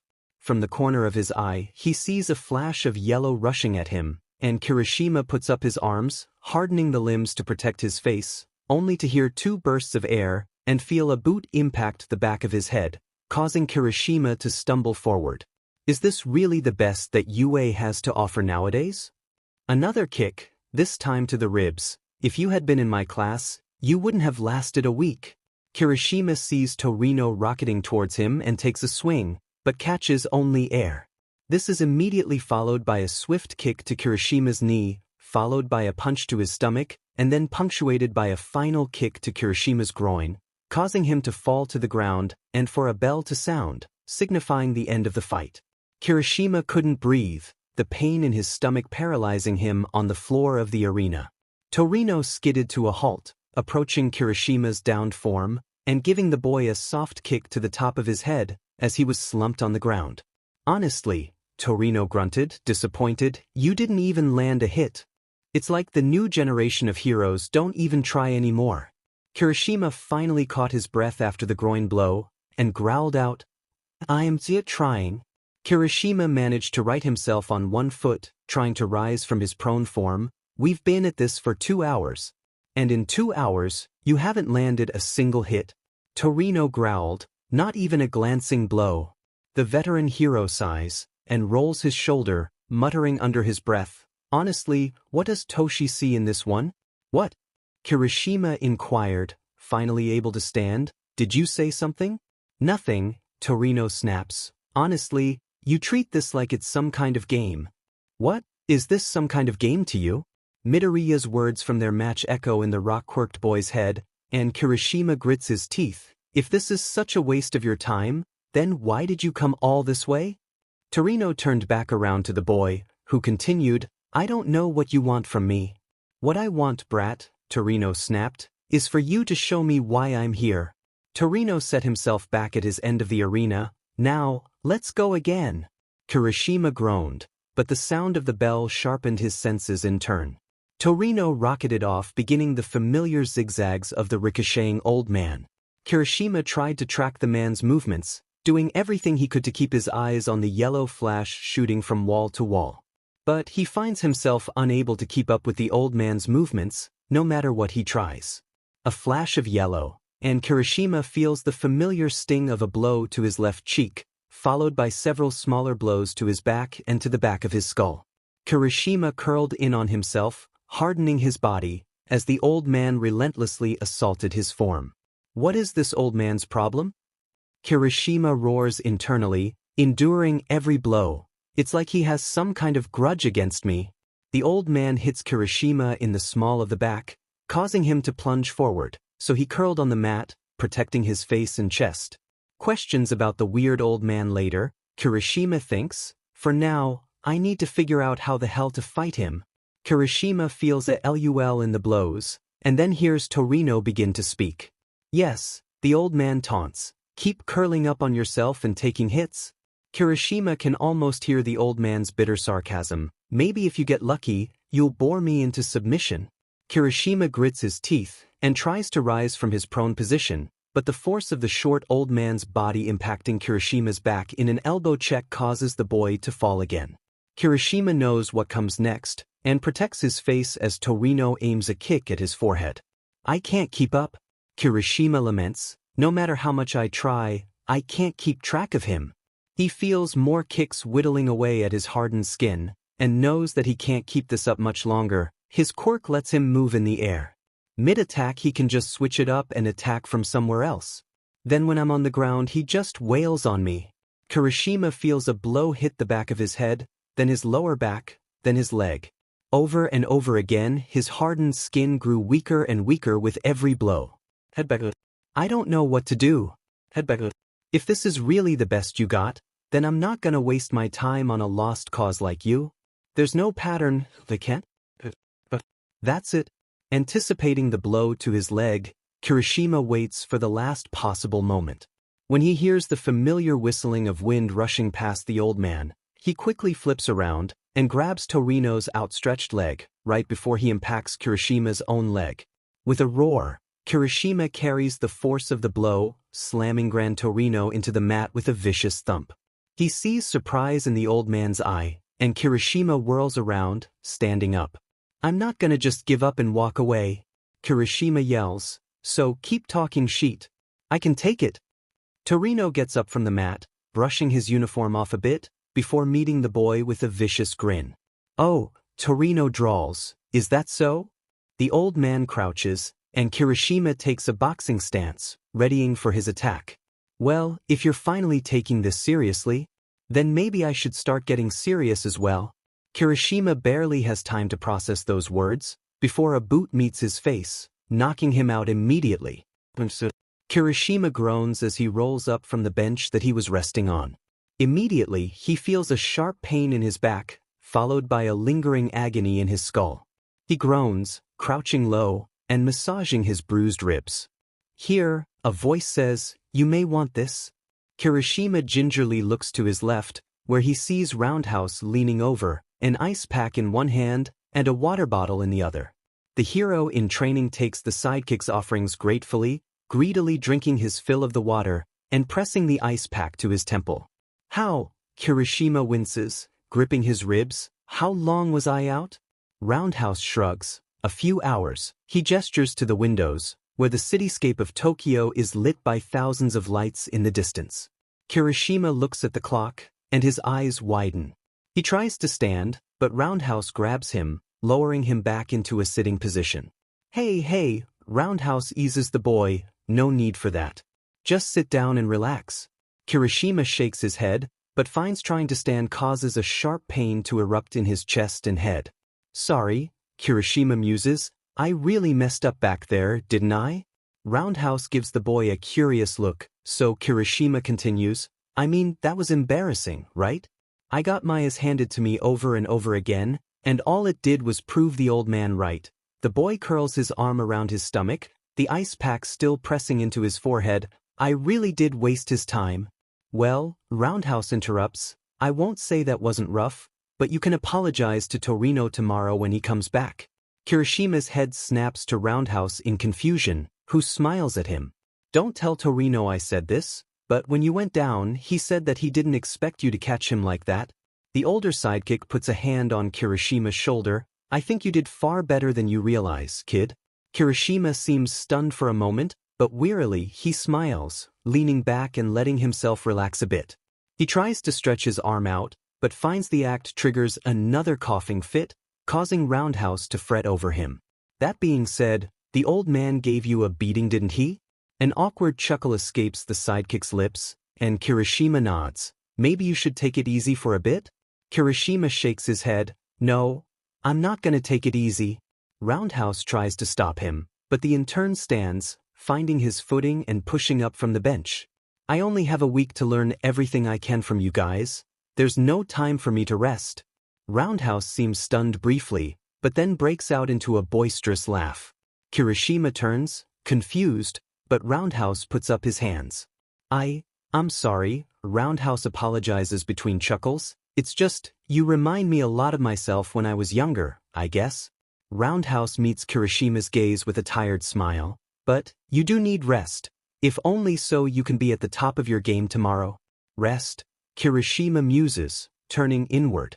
Right now, Midoriya is not taking many visitors. He needs to focus on resting. I wonder how Midoriya is resting? Midoriya? Kirishima is caught off guard by Roundhouse's statement, oh sorry. Did I say that out loud? Kirishima turns to apologize, but freezes when he sees Roundhouse's face. Where the sidekick was once relaxed and smiling, his face now seemed haunted. His once calm yellow eyes now seemed alert, and the color seemed to shift from a warm sunrise yellow to a piercing mustard color. Did you say Midoriya? Roundhouse questioned, as in Izuku Midoriya? Kirishima replied, nervously. Yeah? He's a classmate of mine. Roundhouse seems to choke on his own breath. Is he okay? Roundhouse questions, please tell me that he's okay. Whoa hey! Kirishima tries to calm the man. 1 second they were talking calmly, and now it seemed like Roundhouse was about to have a nervous breakdown. What's going on? Are you alright, Roundhouse? Roundhouse takes a deep breath, his arms shaking. Please, tell me if he's okay or not. Kirishima tries to consider his next move. He has no idea what happened, or why Roundhouse suddenly looked like he had seen a ghost, but there was a look in Roundhouse's eyes, a fiery desperation, that made Kirishima want to be honest with him. He isn't doing too good. Kirishima admits, I don't know how bad it really is, I haven't been able to see him. But, from the way that recovery girl talks about it, I don't think it's good. Roundhouse seems to collapse back into his bench, falling down, and glaring at the ground. Kirishima sees his eyes glaze over, seeming more encumbered by the second. The weight, though, is something unseen. Kirishima hesitates, but slowly sits back down next to the slumped sidekick. Kirishima begins, nervously, are you okay? Roundhouse took a deep breath, trying to gain control of himself. I'll be fine. Kirishima finds himself unconvinced by the man's response, and feels some pieces clicking together in his head. Do you and Midoriya know each other? Roundhouse stiffens, and Kirishima feels like he is onto something. I don't think it's my business to talk about. Roundhouse declares, clamming up. Kirishima, however, presses on, moving closer to the sidekick. What do you know about Midoriya? Roundhouse does not respond, but Kirishima is not about to take his silence as an answer. Clearly you know something about Midoriya, something big. What do you know? Why do you care? Roundhouse snaps. If you don't know, then clearly you and him aren't friends. The hero sighs and lowers his gaze again. Besides, it won't make a difference anyways. It will to me, Kirishima declares, crouching down in front of Roundhouse, forcing the sidekick to meet his gaze. I want to help Midoriya, he needs people to help him. But I can't help him if I don't know what's wrong. Roundhouse remains silent, but Kirishima doesn't budge either. Please, aren't heroes supposed to help people? There is a long stretch of silence again, and Kirishima almost gives up, but then he hears Roundhouse begin to speak. I only know so much, but what I do know is disturbing. Kirishima stays kneeling, not backing down, and Roundhouse sighs. I was on patrol, it was about a year ago. I had just started working at Fourth Kind's agency about 2 months prior. I had only officially been a hero for 4 months at that point, so I was still new. The sidekick takes a deep breath, and Kirishima swears that he seemed to grow even more tired. I'm not trying to make excuses, but it's important that you understand this was my 3rd solo patrol. I was new and stupid. I was walking down the streets of Mizudafu. It was a slow day, no crimes, sun shining, it felt peaceful. Or, it was until I felt someone slam into me. Roundhouse lets out a shuddering breath. It was a middle schooler, short and skinny, with green hair. He seemed to be panicking, trying to run, so I grabbed his sleeve, trying to calm him down. Kirishima sees Roundhouse's eyes grow misty, but the sidekick pushes on. Then the kid looked up at me, and he said to me, please, you have to help me, they are trying to end me. Kirishima didn't say anything, but he felt his heart pounding in his ears. He already knew that this wasn't going to end well. I saw who was following him. It was 3 boys in the same school uniform as him. He heard Roundhouse's voice grow hoarse and began to crack. I thought that he was joking, that it was just some middle schoolers trying to pull a pee prank, so I didn't believe him. The tears began to fall, and Kirishima put a hand on Roundhouse's shoulder, keeping him anchored so he could keep talking. I'll never forget the look he gave me, Roundhouse said, his voice carrying a haunting weight of guilt. He looked so betrayed. I had never thought I would see someone look at a hero like that. It stuck with me, haunts me. Roundhouse shudders, taking a deep breath. and trying to control his emotions. He ran from me after that, the 3 boys chasing him down, and I noticed he dropped his student ID. I picked it up and I saw his information. Izuku Midoriya, quirkless. Roundhouse pauses, calming himself. I realized then that this wasn't just some prank, this was something far worse. So I tried to run after the boys. But by the time I started running, they were gone. I searched the area for some time, hoping to see some signs of them, but I wasn't so lucky. Roundhouse gulps, his eyes misting again. Eventually, I looked into public records, cross-referenced his name and got an address, and I started running to the location. By then, the sun was starting to set, and I couldn't see the street signs properly, but then, I heard a loud explosion a block up. I ran as fast as I could, but by the time I got there was only one person there, lying on the ground. I went up to the boy, seeing it was the same green-haired boy from before, but he was covered in bruises, his ribs were broken, his skin was burnt and cut, and Roundhouse began to cry again, and his arm, Kirishima's eyes widened. He remembered seeing a robotic arm in the final, and was both confused and amazed by the ingenuity, but he never stopped to think about why the quirkless boy had a metal arm, and the revelation made him feel sick. Another pause, another shaky breath. If I had just checked the records immediately, if I had just done my damn job. Roundhouse seemed unable to finish that stream of consciousness, so Kirishima leaned forward, tapping the man's cheek lightly. Don't dwell on that right now, Kirishima scolds. What happened next? Roundhouse nodded, and continued, I called an ambulance, and the police. The ambulance took him to the hospital, and I followed. Roundhouse grit his teeth, his eyes moving from sorrowful to enraged. The nurses said the kid didn't have health insurance, so they would need to take payment out of pocket.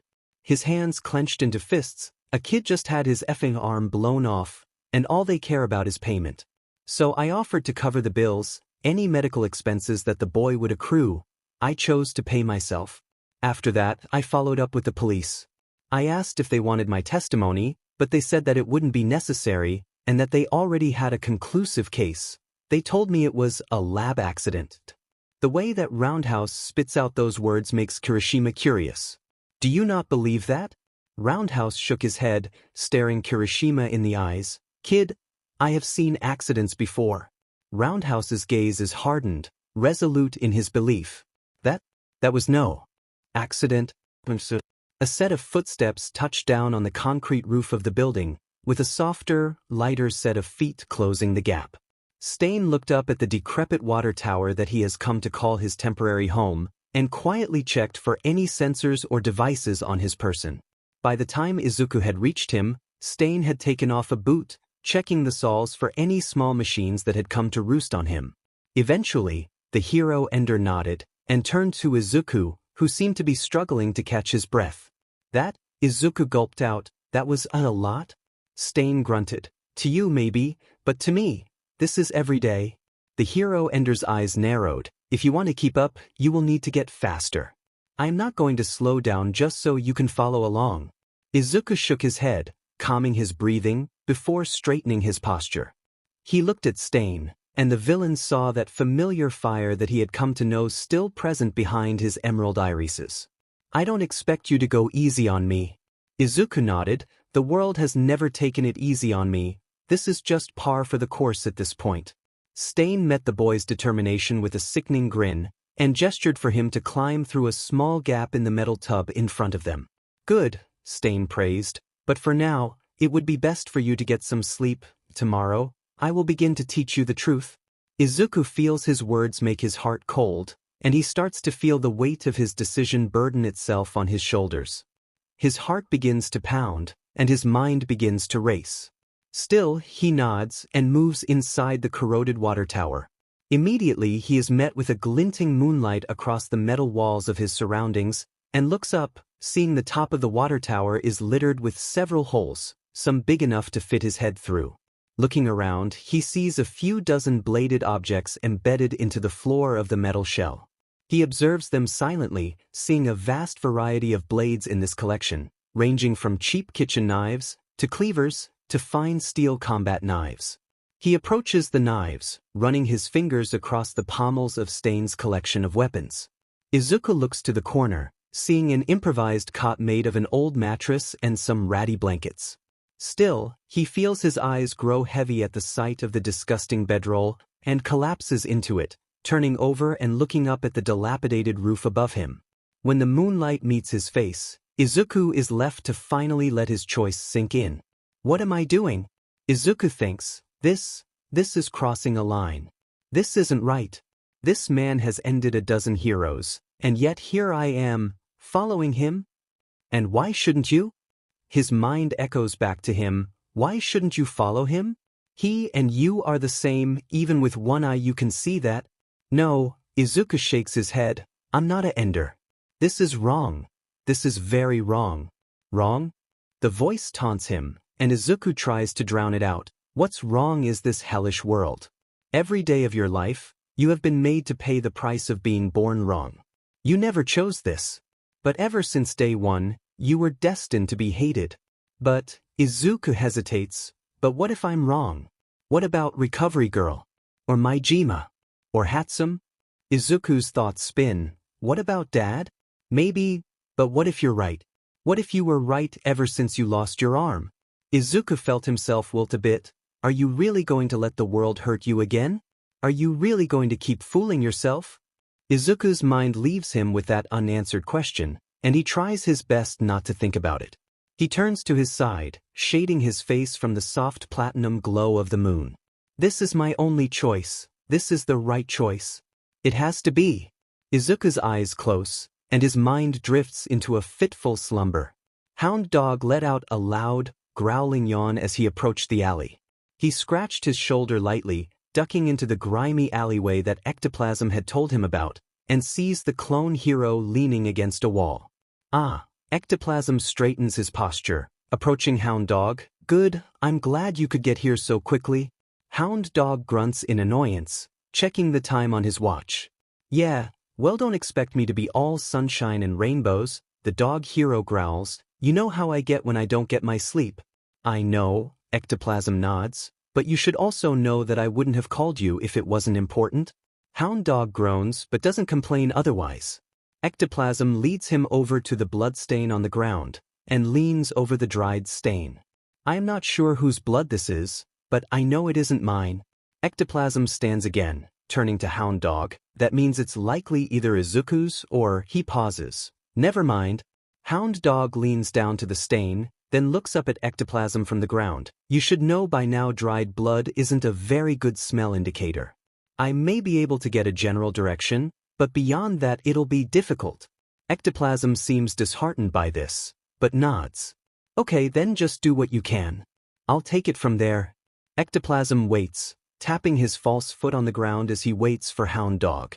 However, Hound Dog stays crouching, staring at Ectoplasm with a complicated expression. What? The clone hero addresses his co-worker. What are you waiting for? Hound Dog continues to stare at Ectoplasm, then sighs, straightening his posture, and looking at Ectoplasm with a deadpan stare. Alright, Hound Dog leans back. What is this really about? Ectoplasm seems stunned. What do you mean? First, Hound Dog begins counting off his fingers. You call me in the middle of the night to help you find Midoriya, only to drag me to this alley, and have me point you in the right direction? The dog hero puts up another finger. Then, when I tell you that it might be more difficult than that, you tell me that you will take it from there? Do you see why I'm a bit suspicious? Ectoplasm does not speak in his defense, so Hound Dog continues, what are you hiding from me?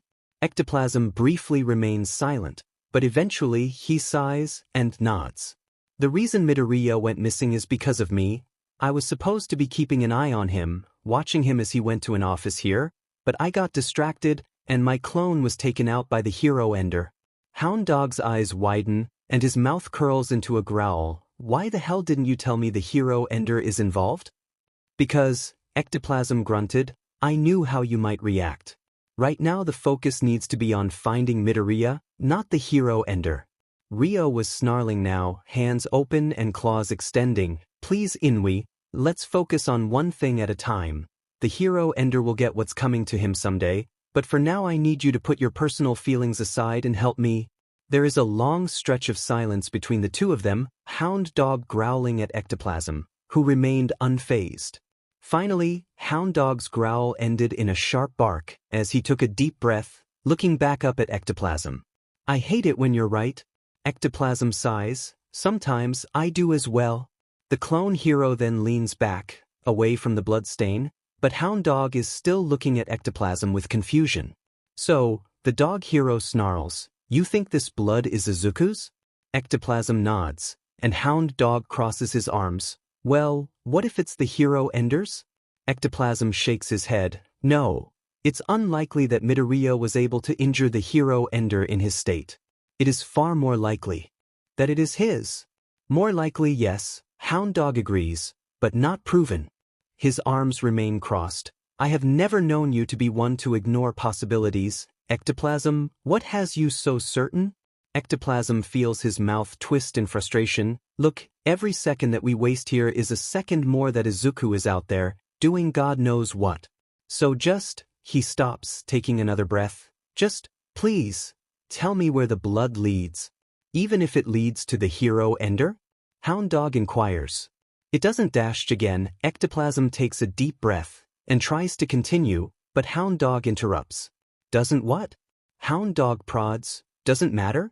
Ectoplasm doesn't answer, but his silence lets Hound Dog draw his own conclusion. "It doesn't matter, does it?" Ectoplasm stays silent. "Because no matter whose blood it is, you think you'll find Izuku at the end of the trail, don't you?" "Izuku isn't a bad person," Ectoplasm declares. "I didn't say that," Hound Dog rebuts. "I said you think Izuku is with the hero Ender right now. That's why you don't want me to chase the trail with you, isn't it?" Ectoplasm, again, refuses to answer verbally, but his body language tells Hound Dog all he needs to know. The question now, Hound Dog walks over to Ectoplasm, standing next to him, is "Why do you think that?" Ectoplasm tries to keep up the facade of indifference, but he sighs, letting his shoulders slump. "I should have tried harder. Ectoplasm let out a shuddering breath. "I tried to calm him down, to get him to listen." There is a pause before Ectoplasm continues. "The things he said they worried me. He was so angry, but at the same time, so scared." "Scared?" Hound Dog repeats. "Of you? Of me, of heroes, the people?" Ectoplasm turned fully to Hound Dog, facing him head-on. Midoriya is in a dark place. He feels like he can't trust anybody around him, and frankly, I can't blame him. Ectoplasm throws his arms into the air, pacing in a circle. "When I saw his behavior in class, and wanted to help, I failed. When I had a chance to prevent him from being assaulted by Aoi, I failed. And now, when I had a chance to convince him that I meant him no harm, that nobody here wants to hurt him, I failed again." Inui stayed silent, letting Ectoplasm speak. "Every time I had an opportunity to help the boy, I failed. Why are you so convinced that Midoriya's pain is solely your fault?" Hound Dog says, empathetically, "There was no way you could have known about Aoi, and what happened in this alley was not something you could have realistically prevented." Ectoplasm. Ectoplasm seems to grow more reserved, his tone becoming more like the calm muted voice that Inui had grown accustomed to. "When I look at Midoriya, at his bandaged eye and his missing arm, at his mannerisms and actions, I can't help but see myself." The clone hero takes a deep breath. "I lost my legs when I was well into adulthood. I came to terms with it, but it was a long road. But I am a hero, and I knew the risks going into it. I knew that this could happen, and I think that helped me accept that. But," Ectoplasm's voice shudders, "Izuku is just a boy, half my age when my accident happened, not to mention he's a civilian." Ectoplasm turns to Hound Dog. "I know that feeling, the feeling of looking at the world and not being able to trust the smiles on people's faces.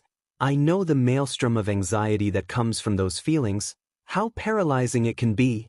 That's why nobody knows your name, isn't it?" Inui inquires. "Not even the other staff?" Ectoplasm nods. "To this day, I feel that fear. The fear that someday soon, everything around me will crumble. Just like it did when I lost my legs." Even though the clone hero's eyes are covered, Hound Dog notes that they seem to be focused in a faraway look. "I see that fear in Izuku, and I want to help him, but now he's in the hands of that psycho, who's doing God knows what to him. You're worried that Midoriya may be swayed by the hero Ender?" Inui did not say it as a question, and Ectoplasm knew it wasn't. Izuku isn't a bad person. Ectoplasm declares, once again, he's confused, angry, and scared. He needs help. Ectoplasm's fists are clenched, but he feels Inui pay a paw on his shoulder. Then we'll find him, Inui stated firmly, we'll find him, and you can tell him all that yourself. Bakugo groaned as he worked the knots out of his lower back, his face frozen into a frustrated scowl. His back was stiff from sitting at his desk for hours while Aizawa barked bullshit at him, and when he got up, his legs felt like ice, with needles stabbing into every corner of his limbs. Several times, Bakugo found himself so bored that he found counting prime numbers in his head to be a far more entertaining activity. He looked up at the setting sun, pondering his last few days of lessons, if you could even call them that. Over the past 2 days, Bakugo had not done a single activity worth his time. It was always the same. He would show up at the school, Aizawa would lecture him on something pointless, again, then he would go home and go to sleep. It was agonizing.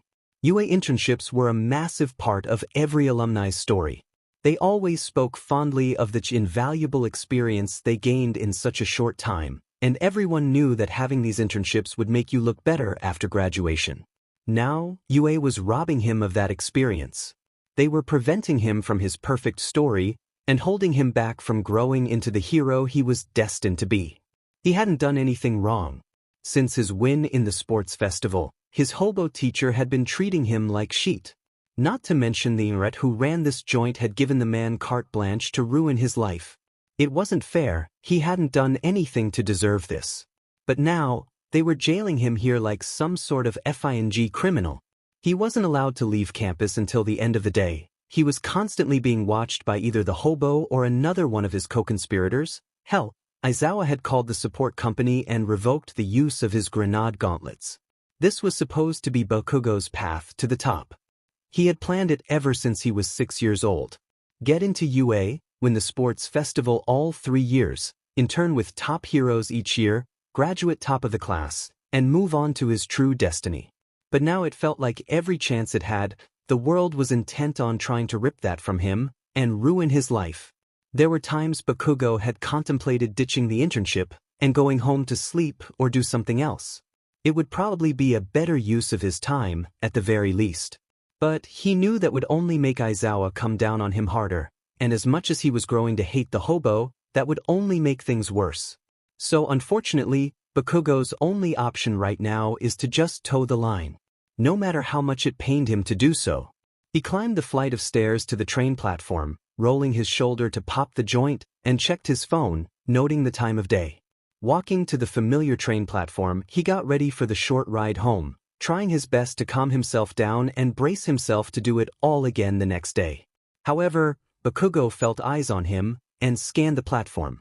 The vast majority of people preparing for the end-of-day commute were minding their own business. However, he noticed several people scattered around the station, staring at him with complicated expressions. Bakugo's eyes flicked around at the people staring at him, feeling the tension from the day return to him in force. Glancing at their faces, he catches some familiar emotions. Some look at him with curiosity or shock, likely at seeing someone with some fame. Others seem to glare at him with suspicion, causing him to grit his teeth. But, for him, one emotion catches him the most off guard. Several people seem to look at him with concern, their anxiety clear in their eyes. It was almost like they were trying to best catalog his position in the station, keeping him within their peripherals, and documenting his every motion. Like a wild animal. The roaring of the train and the battering of air snaps him from his introspection, and he tries to ignore the dark feeling in his chest as he boards the train. He moves to the corner of the train, sitting and crossing his arms, glaring at the floor of the train. He sees a few dozen other people pour in from the corner of his eyes, but tries to pay them no mind, huffing as the doors of the train close. However, with the bustling of the station muffled from the thick metal doors, he begins to hear the muted whispering of his fellow passengers. He turns his head to view the other traingoers, and as soon as his eyes meet them, the whispering stops. His jaw clenches, and his eyes narrow, but he simply scoffs, turning back to his original position, and crossing his arms again.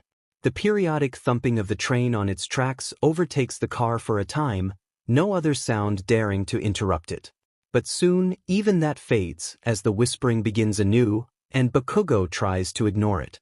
But despite that, he finds himself bombarded by fragments of their whispers.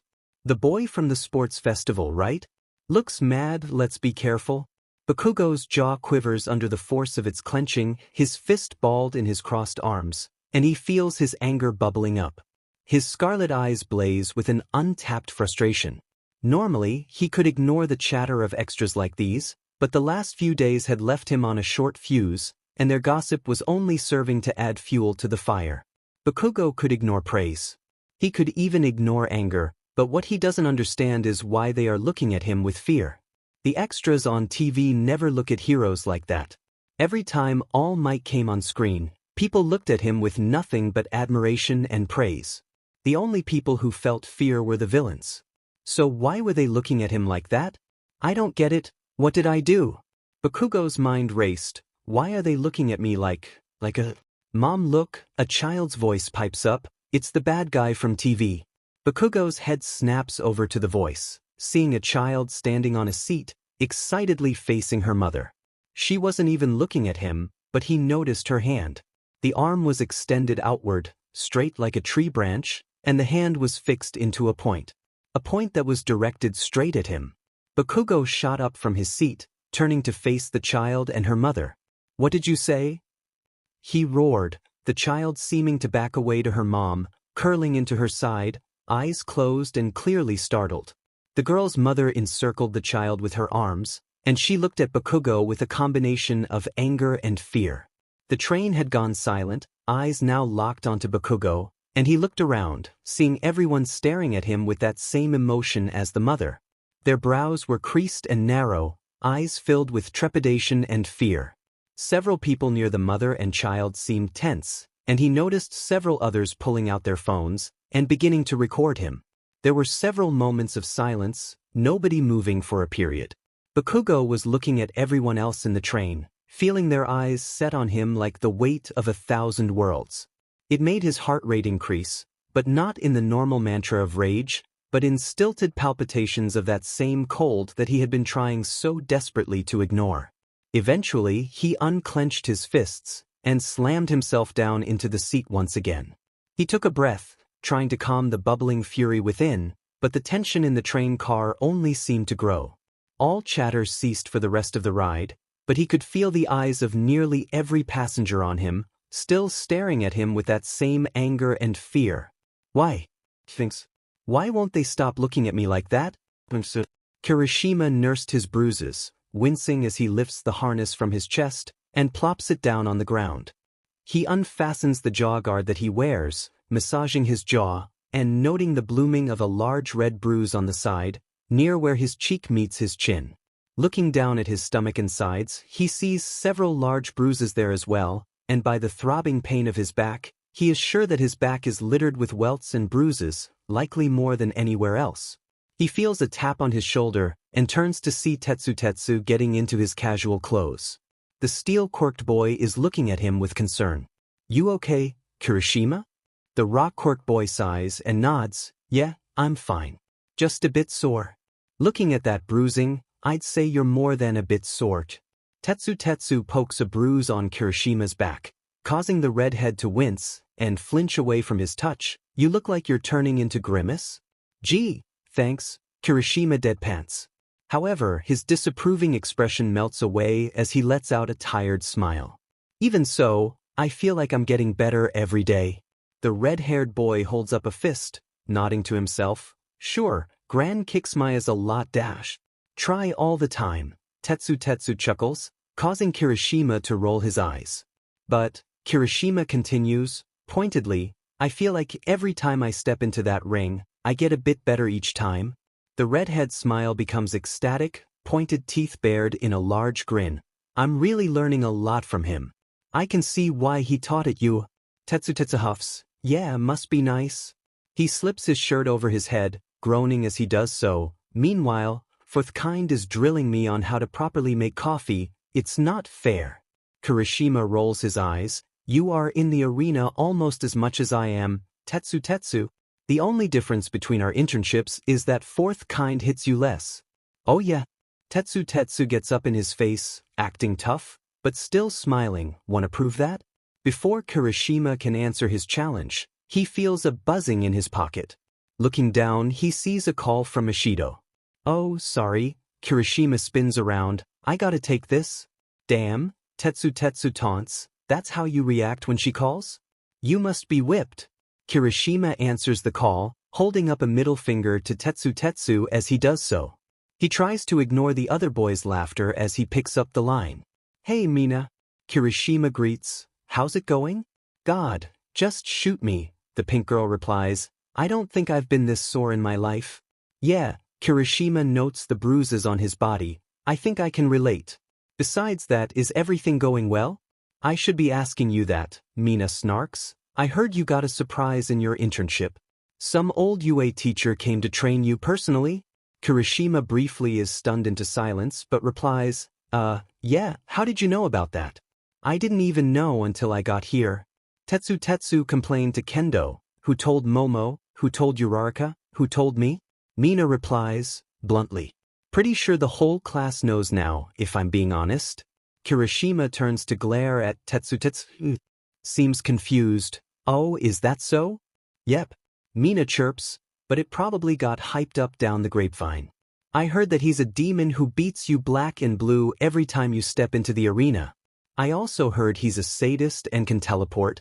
Kirishima feels his face drop. No, that's pretty spot on.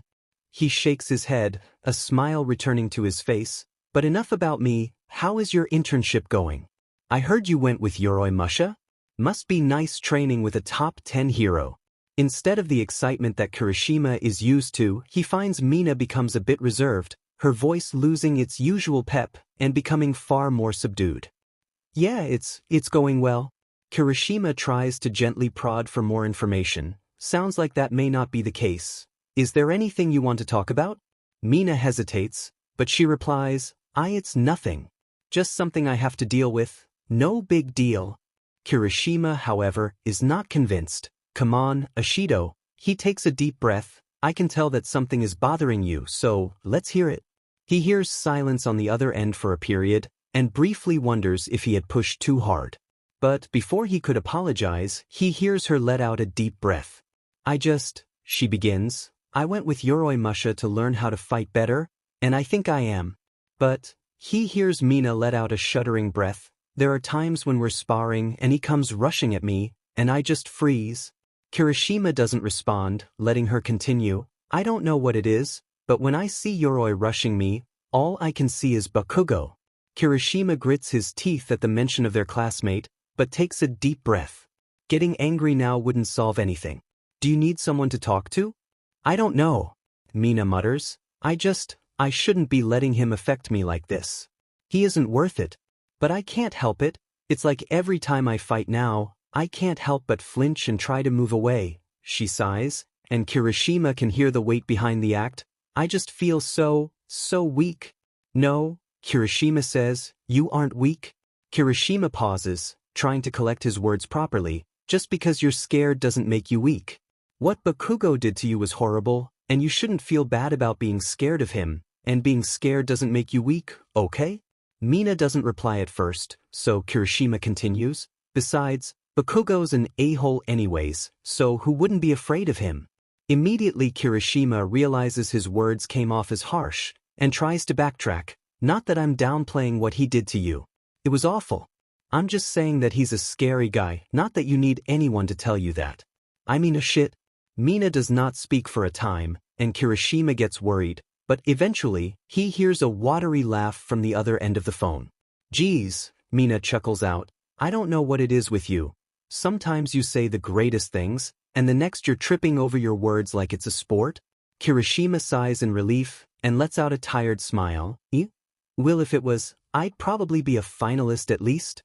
Mina responded with a much heartier laugh, causing Kirishima to smile much more warmly from the end of his phone.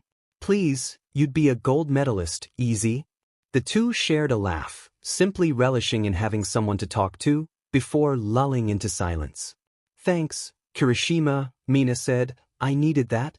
Anytime, Kirishima replied. He was startled when he heard the door to the locker room open and looked over to see Gran Torino glaring at him on his phone.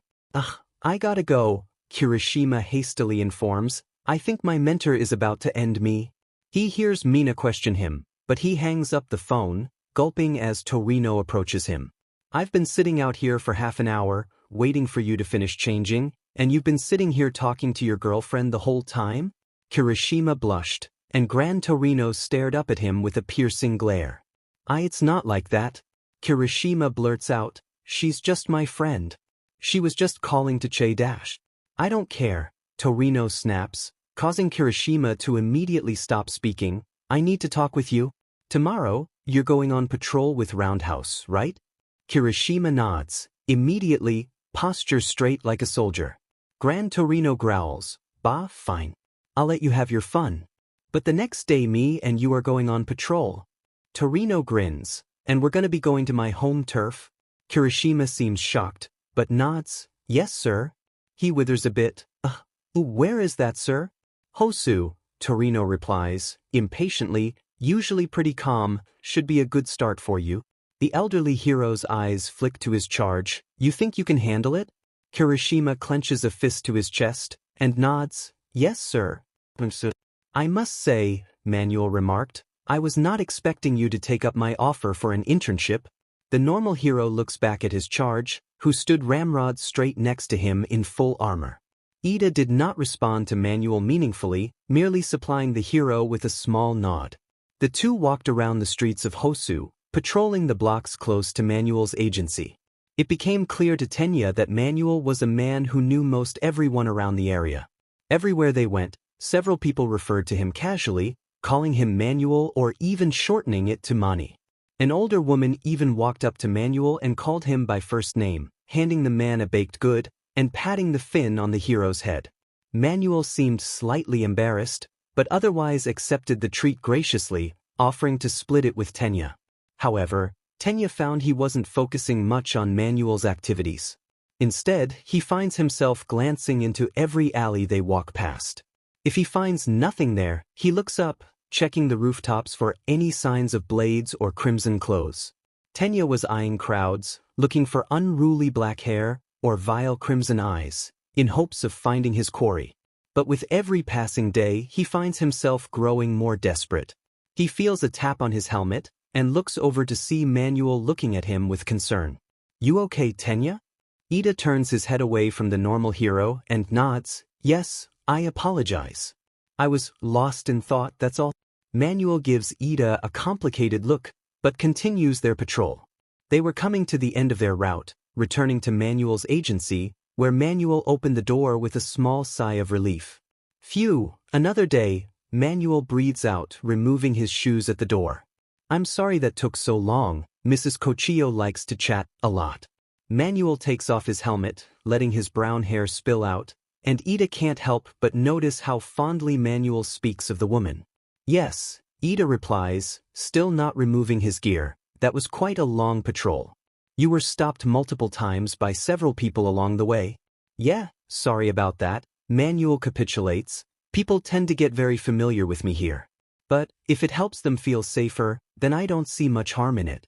Not like they have reason to feel safe, Tenya remarks in his head, not with him on the loose. Manuel fixes Ida with another complicated look, and simply takes in the boy's posture. However, after a time, he sighs, and straightens out to meet the boy head-on. You know, Manuel continues, I wasn't sure how to bring this up out there, but I think I know why of all the offers you got, you chose me. Tenya freezes, but Manuel continues, I feel responsible to tell you that if you are planning to do what I think you are going to do, it is a very bad idea. Ida grit his teeth under his helmet, but Manuel continues, you are still unlicensed. If you do anything out there without my or another hero's express permission, you could get into some serious trouble, Ida. Manuel's warning only serves to grate on Tenya more, his posture quivering and his hands shaking with rage. The normal hero sees this, and puts his hands up in surrender. That's part of the reason I wanted to take you on patrol today. I know that the news says that the hero ender is in Hosu, but I wanted to try and show you the area, and the people in it. Ida does not say anything, but Manuel does not expect him to.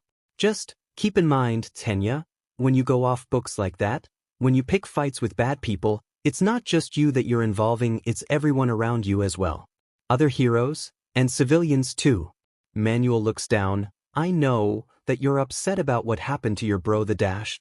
I think I am just going to go to sleep, Ida interrupts. I will see you in the morning. With that, the engine-quirked boy stomps off, leaving Manuel standing at the entrance of his agency alone. The normal hero looks at the shrinking figure of Tenya Ida, and shakes his head. I'll need to keep an eye on him. I'm afraid he might get himself hurt. Or worse. Yes. Hisashi shouted, pumping his fist into the air. Finally, it works. Staring down at the bench, Hisashi places a hand on the small device, lifting it up to examine it closer. He lifts his goggles off his face, squinting to note the carefully tooled brass threads of the compressed coil, and nods with confidence. Carefully, holding the delicate coil out in front of him, he moves over to the two long, rigid machines laid on their side. All right, Hisashi nods, if I'm right about this, and I usually am, this should make the compensator's effective force dilution triple. He carefully screws in the coil, fastening the brass in place using a spot welder. With a flick, the coil ejects to life, expanding to 4 times its original size, and leaving a large spring in its place. Nodding, he carefully lifts up the device, holding it up and pressing the stock of the firearm into his shoulder. He aims the device at a makeshift target set up on the other side of the lab, a freshly painted slab of concrete about an inch thick connected to a heavy metal chain, hanging from the roof. He closes one eye, centering his vision to the iron sights of the device. With a squeeze of the trigger, he feels the gun rocket back into his shoulder, the spring fastened to the end of the stock absorbing nearly all the force, and a long metal rod ejected out of the front of the gun. The metal object impacts with the concrete wall, piercing through the rigid off-stone of the block, and ejecting out the other side, where 3 prongs then unfurl from the tip of the rod. The line connected to the rod goes taut, and the prongs catch on the rear of the slab, holding it in place. Hisashi tests the strength of the line, tugging the gun experimentally, before nodding, and pressing a button fitted to the side of the gun. The prongs then expand into the concrete, anchoring themselves within the solid wall even further. The support tech then presses a button, letting a winch carry the concrete slab up to the roof of the garage. Once the slab is secured above Hisashi, he then presses another button on the grapple, causing the cord to begin to reel in. The cord goes taut again, and with a deep breath, Hisashi lets the cord pull him up to the ceiling, his feet leave the ground, and leaves him dangling from the roof of his garage. With an excited chuckle, Hisashi then takes a deep breath, and begins to pull on the grapple, violently swinging himself from side to side, and then finally turning himself upside down, and planting his feet into the concrete slab. With his footing set, he begins to pull the cord with all his might, straining against the inexorable grip of the machine. However, no matter how Hisashi shifts and pulls, the grapple remains in place, holding the support technician in the air, suspended above his garage floor, laughing in the face of gravity. With the test successful, Hisashi releases another jubilant chuckle, flipping himself around with a groan, and lowering himself to the ground once again. Pressing a few more keys, the prongs retract from the concrete, and finally back into the barrel of the grappling rifle. Hisashi looks back down at his creation, and smiles, before moving over to his computer, and pressing a few keys, beginning a call through the computer. A few rings pass, before a brightly dressed man with an eye-catching electric blue mask appears. The mask itself is boisterous, with orange and silver highlights.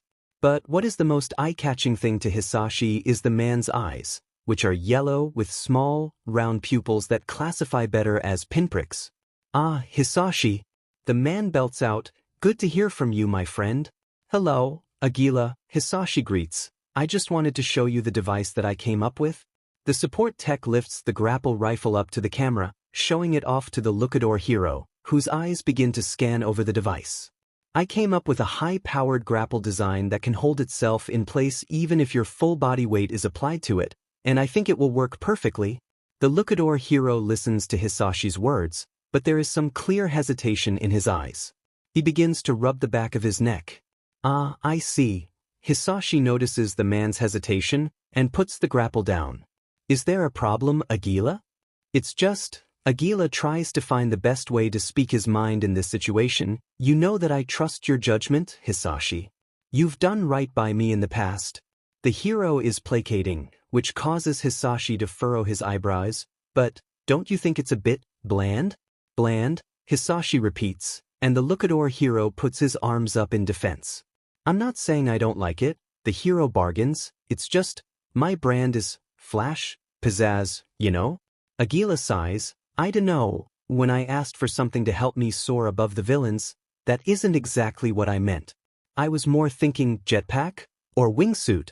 Well, Hisashi rubs his temple, if you were a hero like Airjet or Slipstream, I would agree with you. They operate in much more open environments, streets and aerial engagement. Aguila looks like he wants to interrupt, but Hisashi holds up a hand. You, however, fight in close quarters. The vast majority of engagements that you ever get involved in are in hallways, lobbies, and subway tunnels. In those situations, do you know what would happen if you used a jetpack? Aguila seems to be embarrassed. Look, I'm not trying to question your judging dash. Do you know what would happen? Hisashi repeats, causing the now scolded hero to sigh, similar to a child after receiving a reprimand from their parent. I would hit a wall, Aguila groans. You would hit a wall, Hisashi confirms, once again holding up the grapple rifle. This is only version 1. In later iterations I would like to come up with a slimmer, wrist and waist-mounted design, one that interferes less with your acrobatic fighting style, but for now this should fulfill the role. But, Aguila tries to complain, it's just so simple. Yes, Hisashi nods, it is, but the funny thing about simple tools, they often are the ones that are the most effective. He turns back to the camera, his eyes resolute as he stares back at the hero.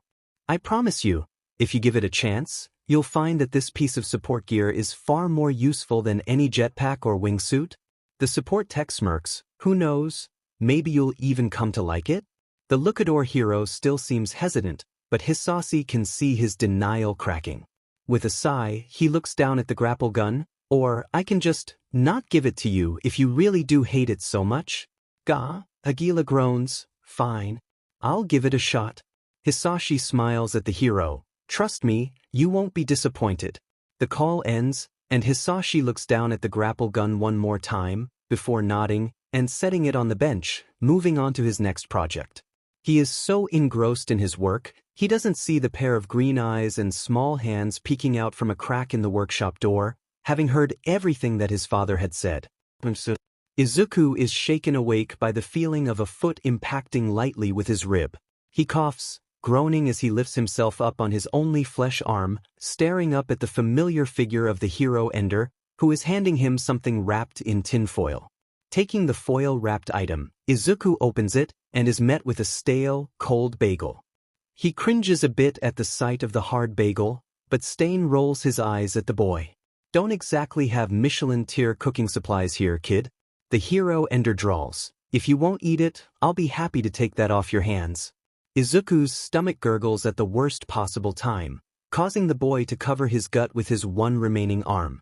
Looking down at the stale bagel once again, he hesitates only a moment longer, before beginning to eat the offered breakfast item. The hero Ender nods at him. Good, feel free to eat, but focus when I'm talking, got it? Stain's eyes narrow at the still bandaged boy. I won't be repeating myself. Izuku nods, greedily devouring the hard bagel in his hands. His teeth briefly catch on the almost stone-like texture of the bread, but he keeps chewing, greedily consuming the first real food he had eaten in days, besides hospital food. Stain nods, moving over to the corner of their makeshift home, and leaning against the wall of their only sanctuary. Let me be very clear with you right now, I am not one to make exceptions in the pursuit of my goals. Stain speaks frankly, and Izuku finds himself staring back at the hero Ender with his one good eye. I am not going to slow down for you. Nor will I take things easy on you just because you don't have an arm. I expect you to keep up of your own will, otherwise you're wasting my time. Izuku doesn't hesitate, nodding at Stain, who smiles back at him. That being said, I believe I should start with a story. Stain's eyes grow glassy, the moment that I realize that heroes do not exist. Izuku felt his stomach drop, holding on to Stain's every word. It was late into my high school years. I was young and naive. Our teachers had filled our heads with lies, telling us that the only thing worth being is a hero, the villain chuckled. They would even go as far as to tell us, hero or nothing. Izuku felt his stomach boil at that, the familiarity of the words ringing true in his head. When graduation rolled around, I would hear whispers of my classmates, talking about how they would become heroes, how much money and fame they would inherit from the title. The hero Ender's large mouth twisted into a snarl. It sickened me even then. But I tricked myself into thinking that the world would weed out the bad naturally. After all, heroes are the best of us, right? Stain let out a bitter chuckle, one that resonated in Izuku's soul like a tuning fork matching a frequency. What a joke, Stain spat. One by one, I saw those selfish, glory seekers enter hero school after hero school, wearing flashy costumes and posing for cameras like it's some kind of fashion show. Stain's fists had clenched, but Izuku still felt his attention locked firmly on the hero Ender. I tried to explain to people, to talk to them about the real meaning of a hero. Stain shook his head. A hero is meant to be a protector, a defender of the innocent, not some kind of pastel-coded celebrity. But nobody listened. Izuku saw the hero Ender's already dark eyes darken even further. No, it was more than that. They didn't just ignore me, they reviled me. They said I was just jealous that I hadn't gotten into a hero school, even though I didn't even want to be a hero. They wrote off my words as the ramblings of an envious nobody, and moved on, praising their new false gods like zealots. I remember a face from that time, Hisanobu Koyasu. Stain's eyes flick up to Izuku for the first time since his speech began. I knew him as a former classmate. He was a cocky kid with this ever-present smug grin on his face, like the world owed him something, but you probably remember him as the title hero, Crest. Izuku's eyes widened, nodding to the hero Ender. Yeah, Izuku affirmed, he's a former top 10. Had a powerful water quirk that let him control ocean tides, right? Stain nodded, confirming Izuku's assertion. Yes, Stain said, that is how most people know him. The hero Ender's face twists into a scowl. What they don't know is his habit of picking up high school girls for get-togethers. Stain spits the last word out like poison in his mouth, and Izuku feels himself shudder at that, trying his best to not think about what get-togethers actually meant. I saw him one night, dragging a young girl into a car. Stain grit his teeth and clenched his fists. She couldn't have been older than 13, and she looked scared, but the worst part wasn't the fear. It was the confusion in her eyes. The hero Ender slammed his fist into the side of the water tower, causing a sharp metallic thunk to ring out. I could see it plain as day on her face. She couldn't believe what was happening to her. She didn't understand why this hero, this fake, would do this to her. She didn't want to believe what would happen if she entered that car. I tried to follow them, and eventually I found the car, parked in a lot next to a hotel. Izuku shivered, feeling his stomach drop. I walked into the lobby, searching the halls, and found Crust leaving a room, with that same smug FING grin on his face. Stain's clenched fists quivered. I confronted him. I told him I would tell everyone. And do you know what that monster did? Stain's eyes shot down at the floor of the water tower, his eyes locked onto the thin metal floor.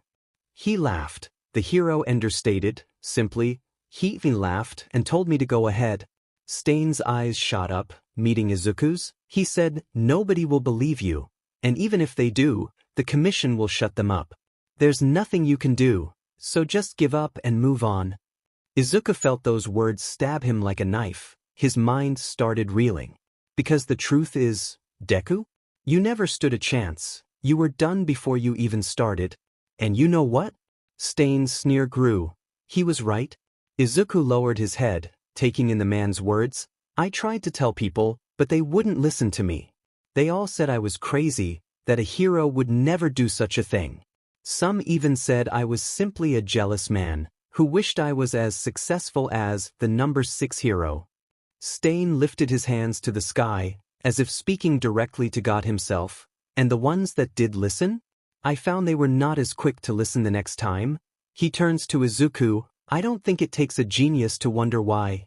Stain lowered his hands to his sides, his eyes still manic and glassy. I found out later who the girl was through a news report. Saya Sugiyama. Right next to her obituary, Izuku felt his blood freeze, but the hero Ender pressed on. This world pushed this girl to the edge. It's hard for me to blame her for stepping off the side. Stain lamented, looking back up at Izuku. That was the moment where the gilded facade of this world melted away, and I began to see the rot underneath for the first time. Stain took a deep breath, his eyes sharpening like blades. I realized then that words are useless, that despite my efforts, nobody would ever listen to me. Stain then gripped the knife at his belt. So, I decided, right then and there, that if the whole world is so intent on ignoring the rot until it consumes them, then I would cut it out myself. Stain's mouth twisted into a sickening grin, and I started my mission where it all began, staring down at Crest, blade pressed to his neck, tendons cut and bleeding on the ground, smug grin nowhere in sight. The hero Ender seemed to be relishing the memory of his virgin end, causing Izuku's spine to shiver, hearing that monster, that stain of a man, beg for his life, bargain for me to give him another chance, before running my blade through his throat. I will never forget that feeling for as long as I live. That feeling, the knowledge that I am carving the sickening rot out of this world, one bloodstain at a time, that gives me purpose, that is my mission. With that, Stain returns to the present, straightening out, and reaching down to Izuku.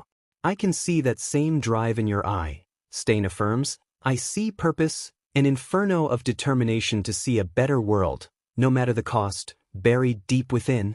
The hero Ender runs a hand over Izuku's eyelid, opening his one green orb. I will help you cultivate that fire, bend it into something that can be used for a higher purpose, a higher mission. Stain listed himself from Izuku, turning to a board at the far side of their shanty home. And we start tomorrow, with him? Stain points to a photo on the wall, a knife already embedded in it.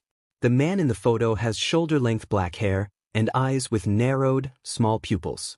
His lower eyelid was marked with 2 red lines on either side, and he wore a striped green and red headband on his forehead, with a feather sticking out of one side.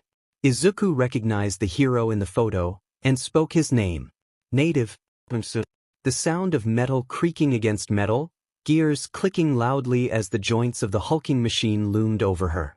Momo was pinned to the ground, her breathing rapidly chopping out in short, hasty gasps of air. She stared up at the figure above her, the featureless metal mask staring back down at her. She couldn't think, she could hardly move. Instead, she was paralyzed, stuck in place as if rooted by an unknown gravity, keeping her from escaping the monster above her. What I could have done with a quirk like that? And it's wasted on someone like you. The metal behemoth's voice rumbles out, warped through the faceplate and amplified through unknown means. Momo feels the voice pierce through her with the force of Gungnir, a spear impaling her soul and corrupting the once warm life within her, and filling her with an inescapable cold, slowly suffocating her. Momo tries desperately to deny his stance, to tell him that he's wrong about her, but she can't even begin to mount a defense. After all, it's her lying on the ground, defeated, with him looming above her. The metal monster lifts his fist, above Momo's head. The sound of metal scraping echoed through her head. She sees sparks fly behind the fist, a large metal rod shooting out past the behemoth's elbow. She stares up at the cold, unfeeling eyes, begging in her mind for mercy upon all else. But, with the groaning of metal, and the fist rocketing down to her face, she knew there would be no mercy for her. She couldn't even close her eyes as the hammer impacted her head. This time, with no shield to block him. She gasps, shooting up from her cot, sweat drenching her body as her eyes flick wildly around the room, trying to make sense of her surroundings. Noting the still dark walls of her and Kendo's shared bunk room, she started the process of calming her breathing. She took greedy gulps of air, expanding her lungs to capacity, holding her breath, and exhaling. Eventually, after what could have been minutes or hours, Momo managed to calm her breathing enough to realize she was safe. That she was still breathing. Getting control of herself, and wiping the sweat from her brow, Momo looked over to the clock on her banister, noting the still dark skyline outside.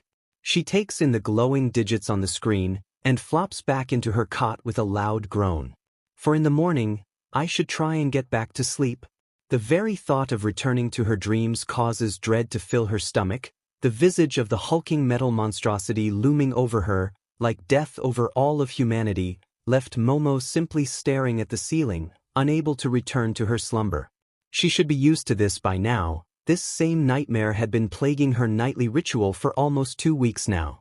Every night he haunts her mind, a specter bearing down on her with a vengeance and wrath that Yaoyorozu had yet to experience in her life.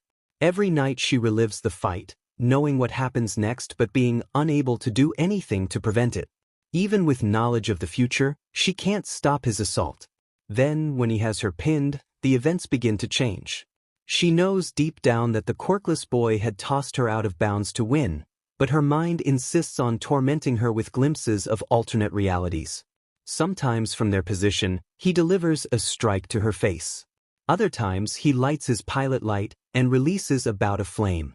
The most terrifying ones, though, are the ones where he opens his left palm. The blue glow of the repulsor fitted to the gauntlet glowed with an intense heat.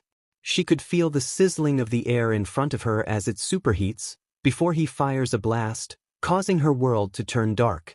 The wealthy girl checks her phone, laying on the same banister, to see if there is anything waiting for her, though not expecting much.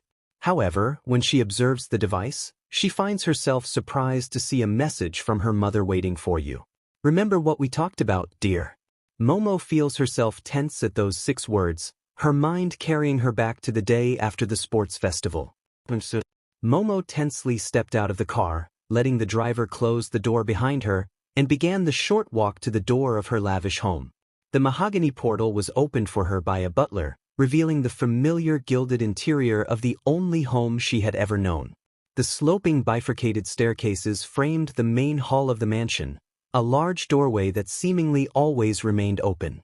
The crystal chandelier above her head lit her path. Looking up the staircases, the heiress briefly considers climbing the sloping steps to the 2nd floor and walking straight to her room. Her mind is still clouded by the events of the day, and her final match in the competition was tormenting her with every action of her synapses. But she knows that if she puts this off, then it will only serve to make her and her parents more upset. Her parents were thoroughly stressed already as a consequence of their positions, and Momo dreading being the cause of even more for them. With a deep breath, she walks into the great hall and is greeted by a maid who bows at her arrival. "Pleasure to see you, ma'am." The maid's tone is practiced and poised. "Your mother is currently in her study. She wishes to speak with you as soon as you have time." Momo nods. She knows that "as soon as you have time" means immediately, so she wastes no time navigating the winding halls of the Yaoyorozu mansion. She climbs the spiral staircase marking the easternmost turret of the mansion, knowing that at the top of this, her mother's office lies in wait. Her steps are soft and practiced.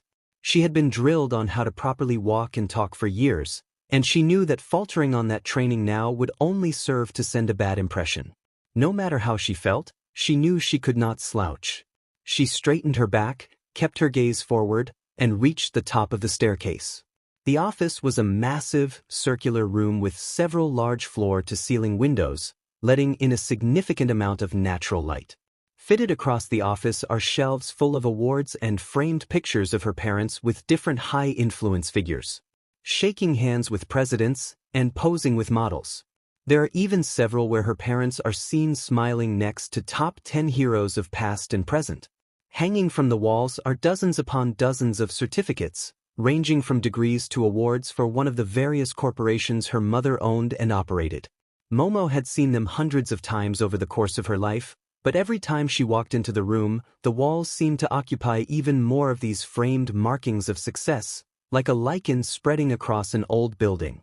Ahead of her, Momo sees a woman with long, smooth black hair running down her back, dressed immaculately in a perfectly fitted ebony black dress that almost seemed to absorb the light around her, making the woman seem almost ethereal.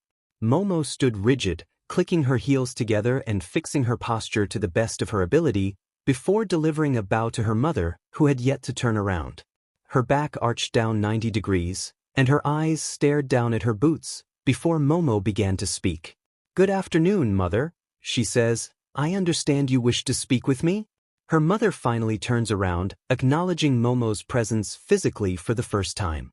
Momo did not look up yet, she had not been given permission, but rather, she could feel her mother's intense onyx eyes gazing down at her from the older woman's timeless features. Her immaculately painted mouth was likely drawn into an impassive poker face. Momo could see the ends of her mother's dress, ending just below her ankle, where a pair of black leather stiletto heels were wrapped around her mother's feet. Despite the unwieldy shoes, Hayami Yaoyorozu strutted over to her daughter with ease, stopping just in front of the girl. Momo takes the signal to straighten her back, meeting her mother's piercing gaze directly for the first time. She remains silent, however, letting her mother lead their conversation. "Yes, dear," her mother starts, her voice expelling from her mouth in a smooth, silky tone. "I believe we need to have a chat about your future." Momo hides it well, but she feels her heartbeat begin to pick up. Still, she doesn't argue with Hayami, who takes a step back from her daughter.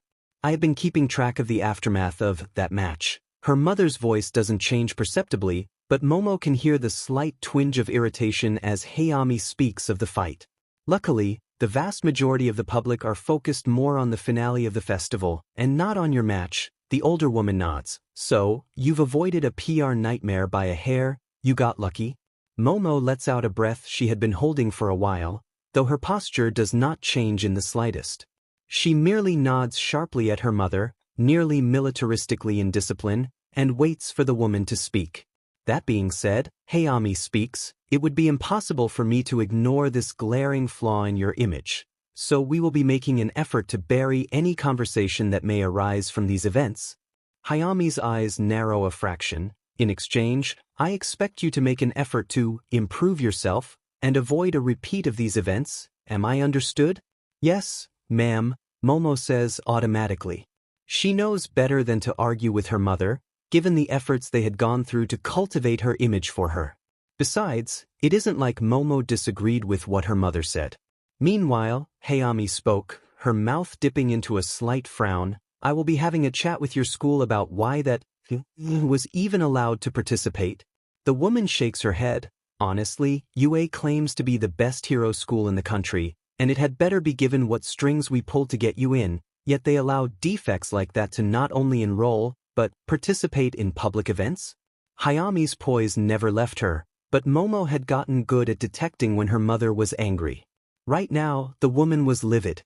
"I can understand optics. It always looks good to seem more tolerant." Hayami seems to spit the word out, but honestly, there are limits to how much the public's belief can be suspended.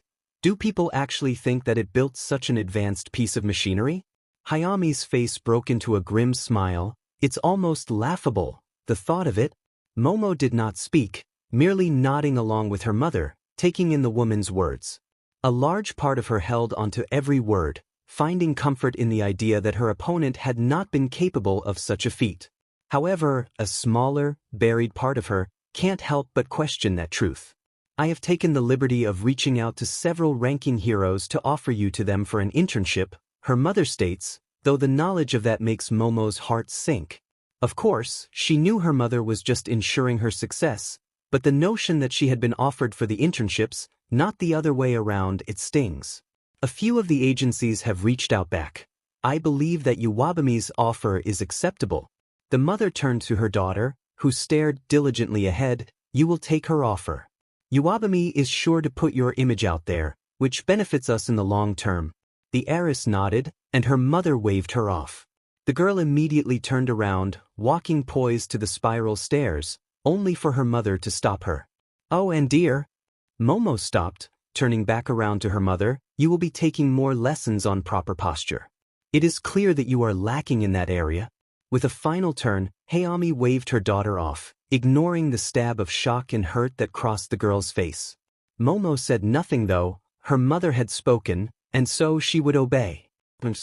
Momo let out a sigh, lifting herself from her cot and stepping away from her soft cocoon. Carefully, she tiptoes to the closet, grabbing her hero costume, and skulks towards the showers. If she can't get to sleep, she may as well start the day early. And she should start by cleaning herself of the sweat from her turmoil. Entering the bathroom, she quickly trotted over to one of the showers and turned the water on. Leaning against the wall of the stall, she sighs to herself, waiting for the water to heat, when she catches sight of her visage staring back at her. She approaches the mirror, taking in her reflection as she thinks more about her parents' words. Iwabumi, less of a hero and more of a model. She is found doing photo shoots and going to red carpet events far more often than she ever does patrols. In truth, Momo finds the idea of heroes like Iwabumi to be a bit shallow. But she notes that she isn't any better. After all, the whole reason she is at UA is to boost her image. Her parents made it clear this was a great step for her, and that the opportunity is one that will pay off in dividends for the corporation. Heroes are public figures, and time in the public eye will be sure to draw attention to her. Attaching a hero brand to her family's products would be an excellent business move for her and her family. That's what she kept telling herself, at least. She takes in her reflection as she feels the steam of the shower rising from the stall. The normally poised girl is slouching, normally perfect complexion marred with heavy dark bags under her eyes. Her skin has subtle blemishes that would normally be unacceptable, but as of recently, she had been unable to correct them. If her mother could see her, she would have a heart attack. With a sigh, Momo watches as the mirror begins to fog, obscuring her features slowly, and she shakes her head at her lamenting, nodding to her blurry reflection. She has no reason to lament over her motivations for being a hero. Her parents had a plan, one that would ensure her success when she inevitably takes over the Yaoyorozu conglomerate. She would do what is best for her parents. After all, her parents only wanted what was best for her. Nezu adjusted his tie again, perfectly centering the fabric strip perpendicular with his head. He scanned over his visage in the mirror, looking over his less-than-human figure, crammed into a custom suit to fit his need.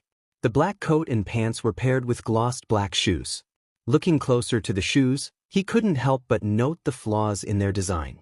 The shoes had been tailored so that despite his radish feet, the shoes would create the visage of somewhat human feet.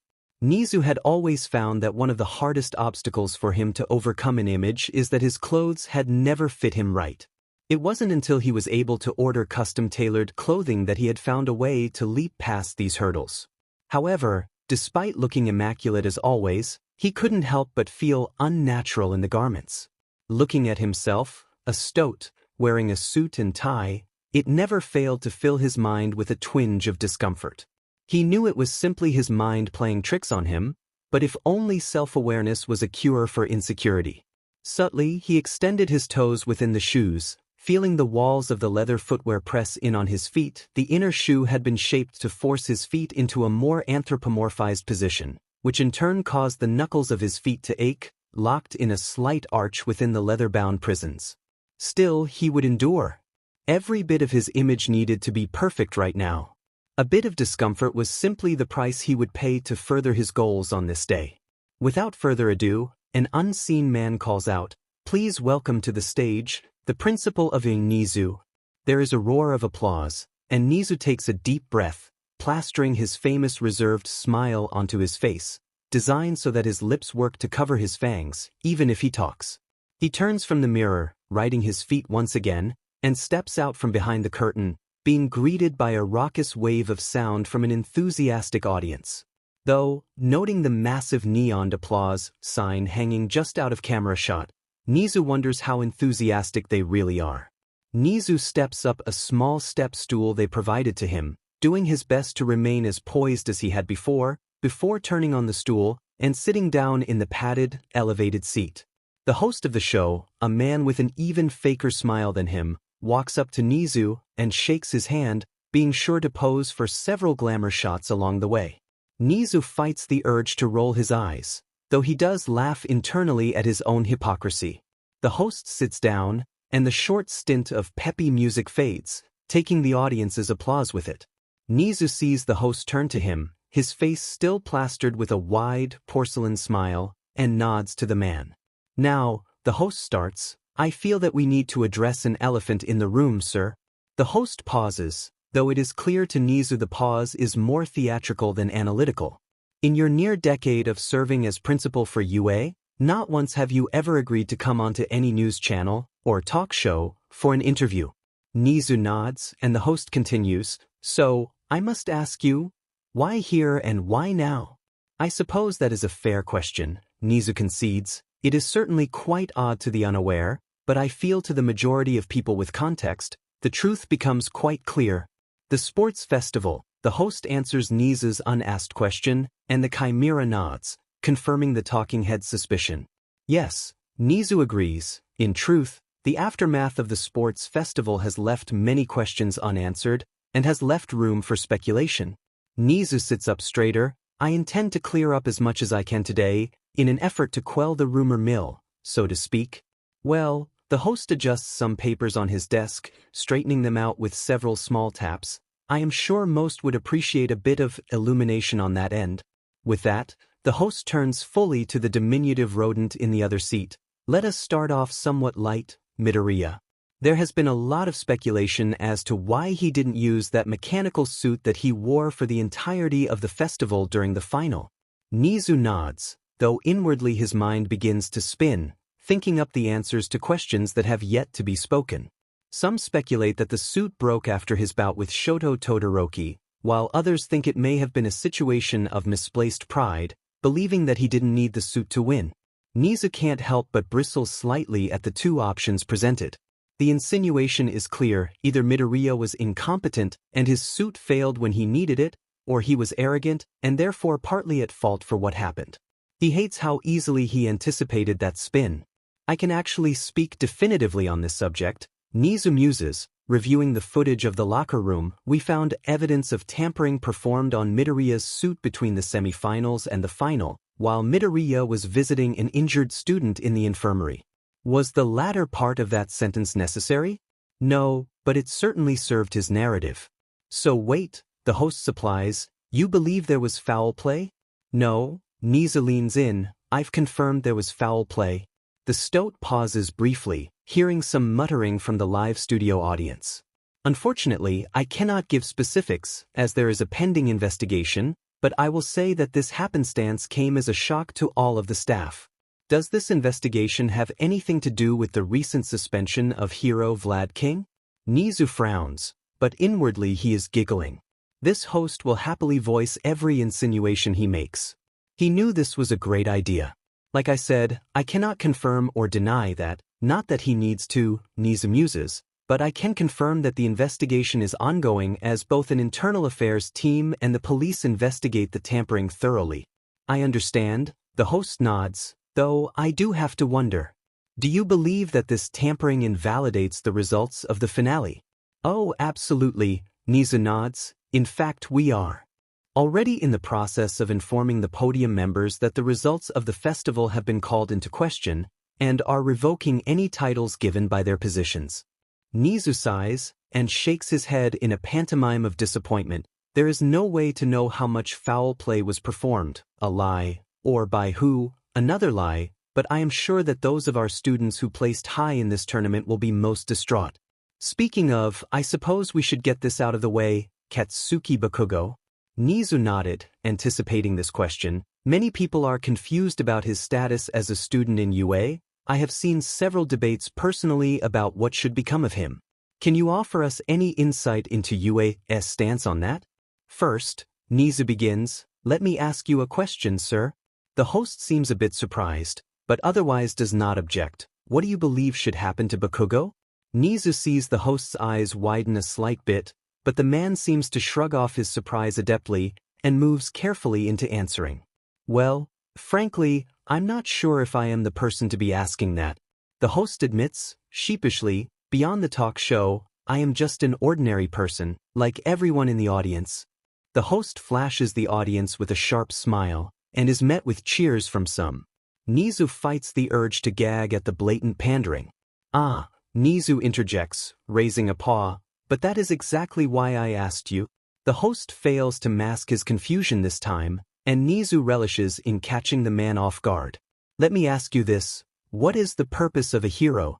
The host seems to think hard about his answer. Well, the purpose of a hero is to protect the public, correct? Exactly, Nezu confirms, so I believe that it is important to explore the perspective of the layman, especially in the affairs of future heroes, as those same heroes will be responsible for the protection of that ordinary man, as you put it. Don't you agree? The host is now well and truly stunned, and Nezu savors the stunned silence for a moment more than is strictly necessary. So, the rodent continues, I'll ask again. What do you believe should happen to Bakugo? The host takes a moment to consider his words carefully. He looks at the cameras and then back to Nezu before sighing to himself. Well, if I were to be honest, I find Bakugo's conduct off-putting. The man admits this hesitantly, and Nezu can almost hear his trepidation at such a potentially controversial opinion. I don't know to what extent the boy should be punished, but I know there are many people out there who want him to be punished in some way. With that, the host seems to find his stride again. That being said, I believe you may be able to offer some insight into any updates on that, don't you agree? Nezu nods again. Yes. Well, the situation is far more complicated than I think a lot of people realize. Nezu leans forward, resting his hands in his lap. I do not think it's a stretch to call Bakugo's conduct in the sports festival unacceptable, and under normal circumstances, his actions would have likely been grounds for immediate expulsion. I'm hearing a but, the host surmises, and Nezu nods again. You would be correct, the rodent affirms. In truth, there have been several factors influencing the decision to keep Bakugo enrolled, several of which are external, but no less impactful. What exactly are you trying to say, Principal Nezu? The host prods. Nezu sighs theatrically, shrugging his shoulders with a pantomime of extraneous effort. The best that I am legally allowed to say is that Bakugo's talents, while raw, have yet to be tempered properly.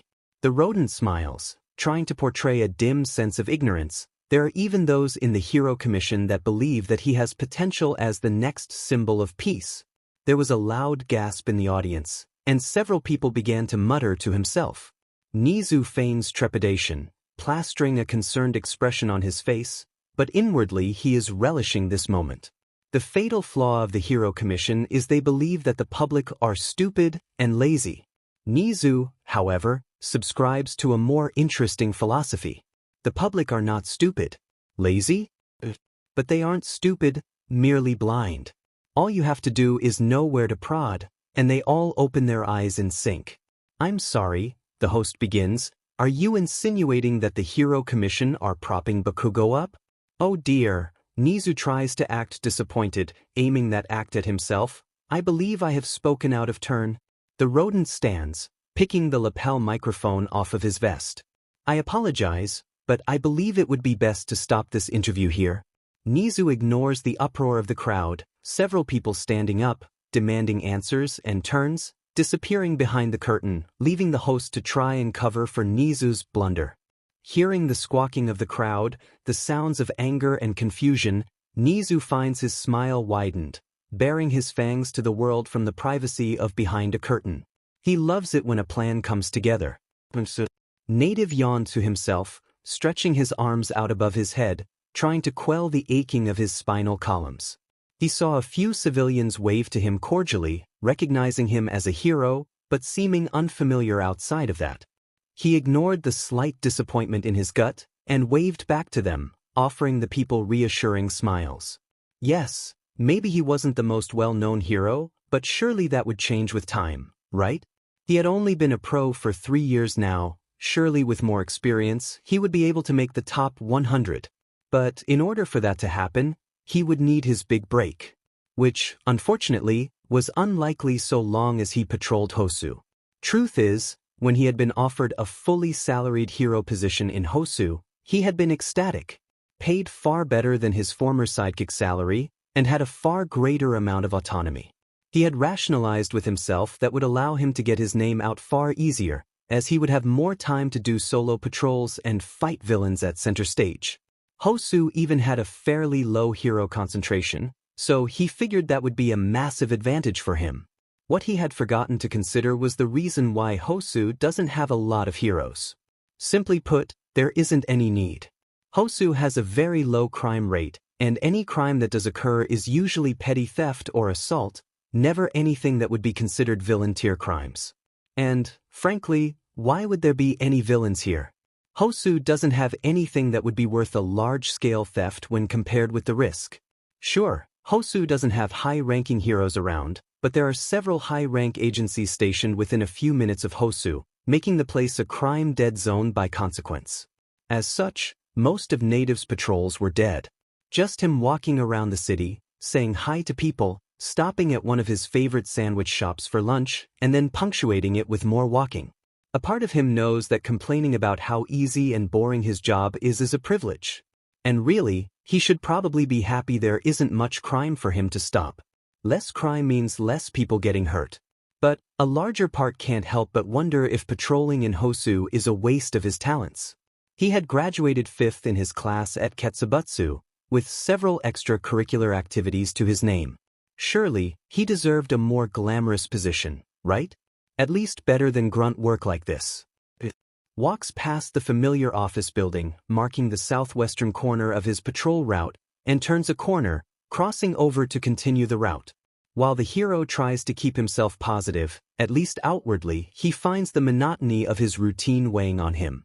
The faces of the crowd blend together as they wave to him, losing all semblance of individuality as they greet the stagnant pro-hero. He waves back to them, turning the familiar corner into a far less populated sidewalk. He barely saw anyone on the path, allowing him to finally drop his facade of happiness. Now, he wore his tired frown plainly, letting his expression speak for itself.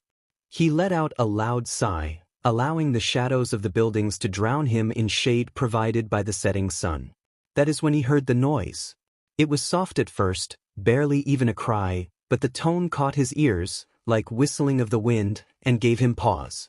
He waited 1 second, 2, 3.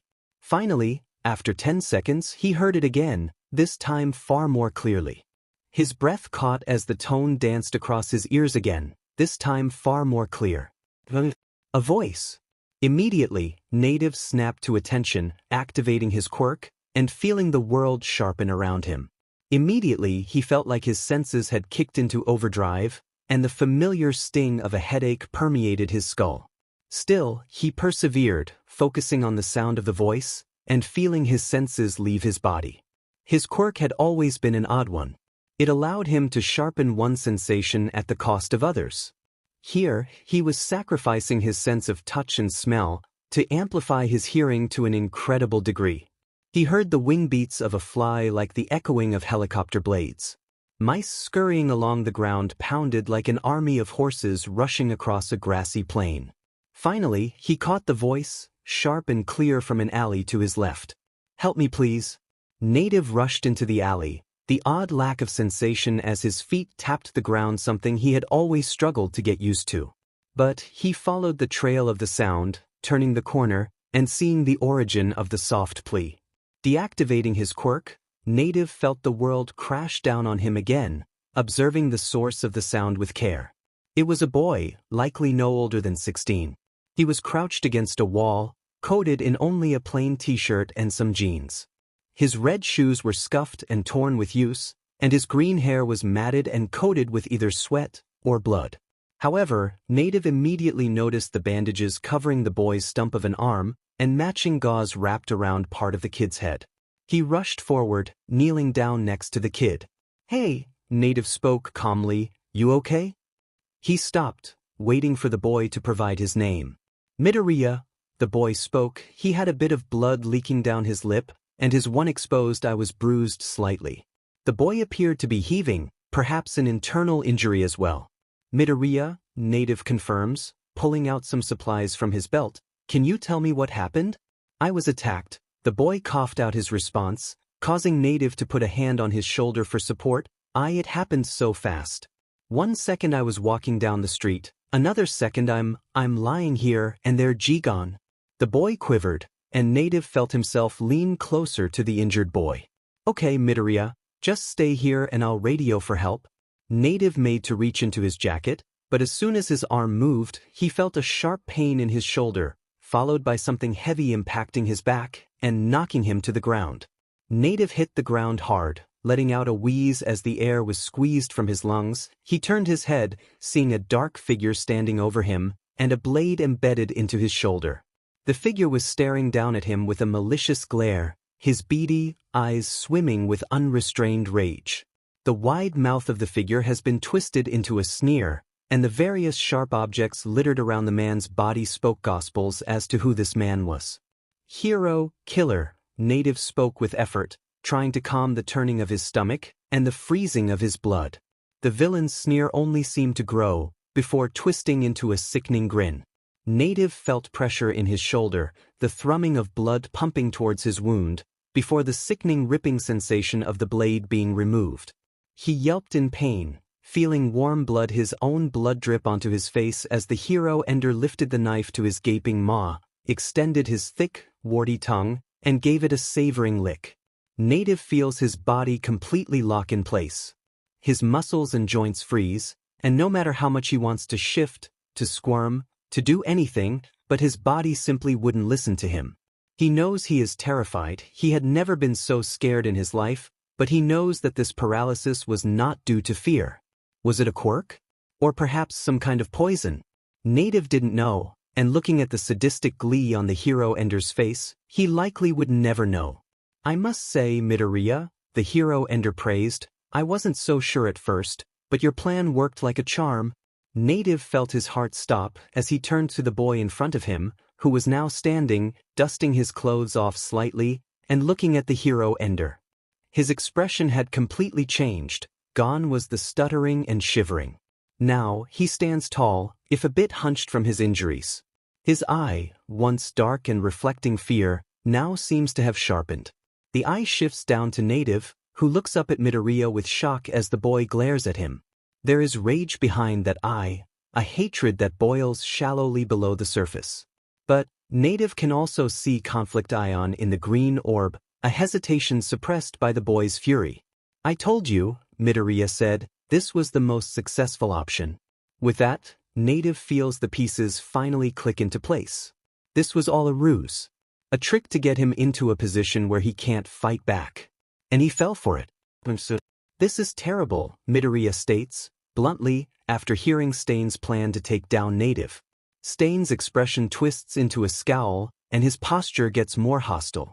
I have been doing this for years, boy, he warns. I think I know the process far better than you do. Maybe, Izuku admits, but you are missing several factors that change this particular target.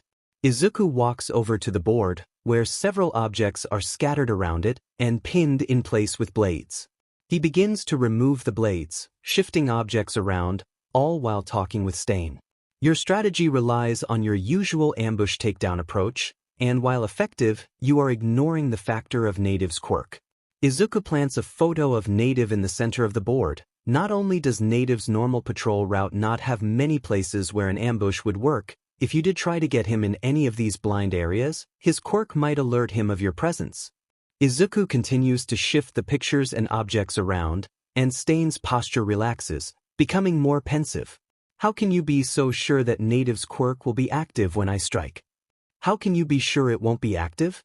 Izuku rebuts. In truth, I don't know if it will or won't be, but I know a way to make sure it won't be. Stain seems conflicted, but the logic behind the boy's words eats at him slightly, so he relents. Fine, then what do you recommend?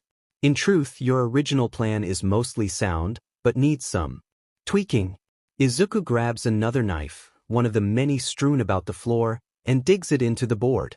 Instead of a classic ambush, you should modify your approach so that he activates his quirk in a way that benefits you.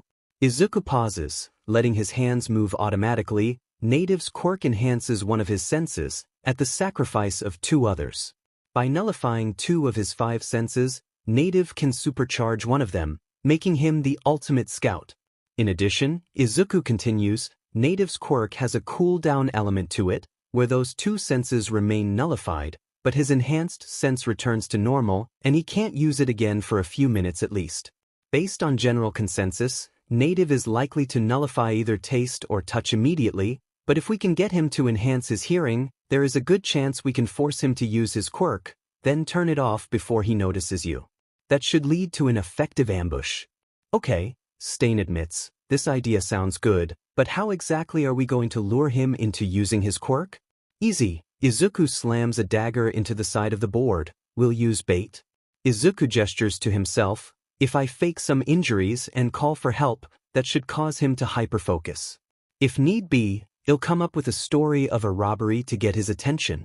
But your injuries are old, Stain comments. What if he gets suspicious because of the age of your injuries? Izuku stops, his mind racing as he tries to find a solution. He sighs and nods. Yes, so maybe I need some more recent injuries? He looks to the hero Ender, who seems a bit shocked by his statement, but nods, approaching Izuku. Are you sure about this? Izuku prepares to give his consent, but he feels his mind start to question his decisions. Yeah, his mind asks, are you sure about this? He feels himself pause at his mental conflict ion, which gives his mind a chance to push on his hesitation. This isn't right, he thinks. You know this, Izuku. This isn't some plan to embarrass the hero course. This is murder. Premeditated murder. Izuku feels himself shiver, but the voice in his head continues, you can still back up, still turn away and go home. You don't have to do this. Sure, another voice pipes up, you don't have to do this. He can almost hear the second voice mocking his indecision, you can always just go home, back to a world that hates you, a mother that ignores you, a school that doesn't care about you, and live a life where you always were, and always will be, nothing. The word hits Izuku like a truck. Nothing. A word he had become familiar with all his life. A word that had been stamped to his life like a brand. He hated that word, the dismissiveness of that word, and he refused to be defined by it anymore. I'll show them all, Izuku thinks, before nodding to Stain, who shrugs off his cloak. I'll show them that I'm not nothing. Stain's fist impacts Izuku's stomach, but the boy barely grunts in pain. This pain, this feeling. He'll endure, he always had. Is everything in place? A voice calls out from the shadows. He saw a man salute from the illumination of a lavish, open door, the hallway lit with bright warm lights. Yes, sir. The man salutes, he eyes the shadowed figure in the chair, the visage of their spiky hair and long, pointed nose highlighted by the low light from the hall. Everything is ready for your signal. All we need to do right now is figure out which cell to activate. The shadowy figure nods, seeming to be lost in thought, but he can't help but notice the trepidation on his subordinate's face. Is something bothering you, Trumpet? Redestro leans forward, his face coming fully into view. Trumpet stiffens, his arms shooting to his sides. No, sir. Nothing is wrong, sir. Trumpet salutes his leader, who shakes his head at the man. Trumpet, Redestro chides, you are one of my most loyal subordinates, but you are also one of my most trusted advisors. The leader of the Meta Liberation Army leans back, before standing up, approaching the shorter man. If I count on anybody to question my judgment, it would be you. So, if you have concerns about the plan, then I order you to air them. Trumpet still seems to hesitate, but sighs and nods. If I am to be honest, I do not like this plan. Redestro nods, but Trumpet quickly adds context before he can interject. It's not that I don't understand the importance of the file, but to go to this extreme to gain one file, no matter how strong, it seems like a waste, frankly. The leader of the Meta Liberation Army nods. I can understand your hesitation, my friend. He puts a hand on Trumpet's shoulder, but you must understand that the importance of Harpocrates cannot be understated. If we can gain access to it, then everything from this point onward becomes so much easier. He walks Trumpet over to his chair, where a chessboard lay flat on a table. We are fighting a war, Trumpet, Redestro declares. He picks up a pawn from the white piece side, and plants it down in front of a rook that lay on the table. Sometimes, in a war, you need to make sacrifices in order to make meaningful gains. The taller man picks up the black rook, knocking over the pawn, but these sacrifices, while necessary, are never in vain. While we may lose one tool, we gain so much more in the process. Redestro slides a bishop down the board, past the space that was once blocked by the rook, and takes an exposed queen, crippling the black piece's forces. Trumpet clings to every word like a lifeline, finding himself nodding along with his master. The zealot looks up at his leader, who smiles down at him. So, Redestro continues, it is a matter of which cell to activate. Trumpet nods, yes, sir. We have a few options set up, some less integral cells to our cause, but ones that can still draw attention from outside heroes and distract them while we commence the operation. Trumpet pulls out a list and holds it up. If I may suggest a few, we have one cell in dash. Hosu. Trumpet pauses, looking up at Redestro. I am sorry, sir? The Hosu cell, Redestro reaffirms, it should serve perfectly. close enough to the central province to draw relevant heroes away from their primary guard, populated enough to cause panic, but under-patrolled by heroes enough to require significant outside aid. He reaches over to the chessboard, moving a knight forward on the board. Activate the Hosu cell, code Gamma. It is best that our public involvement is kept a secret, and we don't want this chaos to be traced back to us. Trumpet considers Redestro's words for a mere moment, but nods, agreeing with his leader. As you command, Redestro. With that, Trumpet turns the corner and pulls out his phone, dialing a very specific number. Izuku looked down at Native, whose body had gone rigid under the influence of Stain's quirk. The hero had been pinned to the ground, and although Stain rose up from his knee, moving himself off of the downed hero, Native made no move to stand or move at all. Instead, his still figure remained motionless, like a statue in the wake of time. Stain moved back, slowly drawing his katana from his back, the slow sound of metal leaving its sheath echoing all around the alley. Izuku looked at the blade, the steel of its surface reflecting the low light of the setting sun, and reflecting a mirror of his bandaged face back at him. He saw the bandaged half of his face, and the visage of his still-present eye, and it was like the weight of these events finally hit. This man in front of him, the hero that he had spoken to less than a minute ago, was going to die. And he would be at least partially responsible for it. Of course, he knew that this was going to happen. But the true impact of this event was only now becoming clear. It is one thing to plot the death of another person, it was another entirely for him to go through with it. He saw the blade turn, lifting above Stain's head, and aiming down in a stabbing motion towards the hero's throat. Wait! Stain stopped, the blade still poised to strike above Native's neck. Izuku was as shocked by the objection as any, and especially shocked by the fact that he was the one to utter it. I told you before, Stain spat at the boy, his eyes never leaving the downed hero, that I would not accept anyone interrupting my work or slowing me down. His grip on the sword tightened, causing his fist to quiver. So, there had better be a damn good reason that you're stopping me now. Izuku's brain froze at the malice in Stain's voice. The hero ender wasn't loud, no. He was quiet, his tone measured. That was almost more terrifying to the injured boy than Stain's zealous roars. He desperately tried to find a good reason for his interruption. Why did I do that?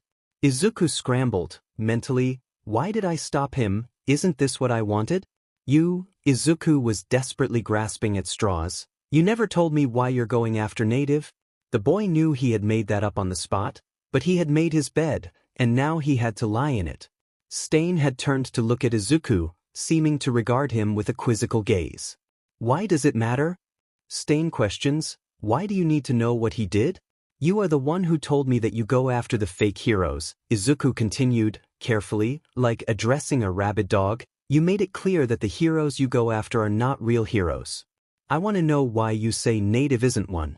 Stain paused for a short time, considering Izuku's words. Finally, he lifts the blade and stands up straighter, putting off his crusade for a moment. This person is an example of the rot that has accumulated in society. He points down at Native, who is still paralyzed, but by his expression, is both confused and terrified. He flaunts the name hero as a status symbol, but only desires to become one to gain fame and fortune.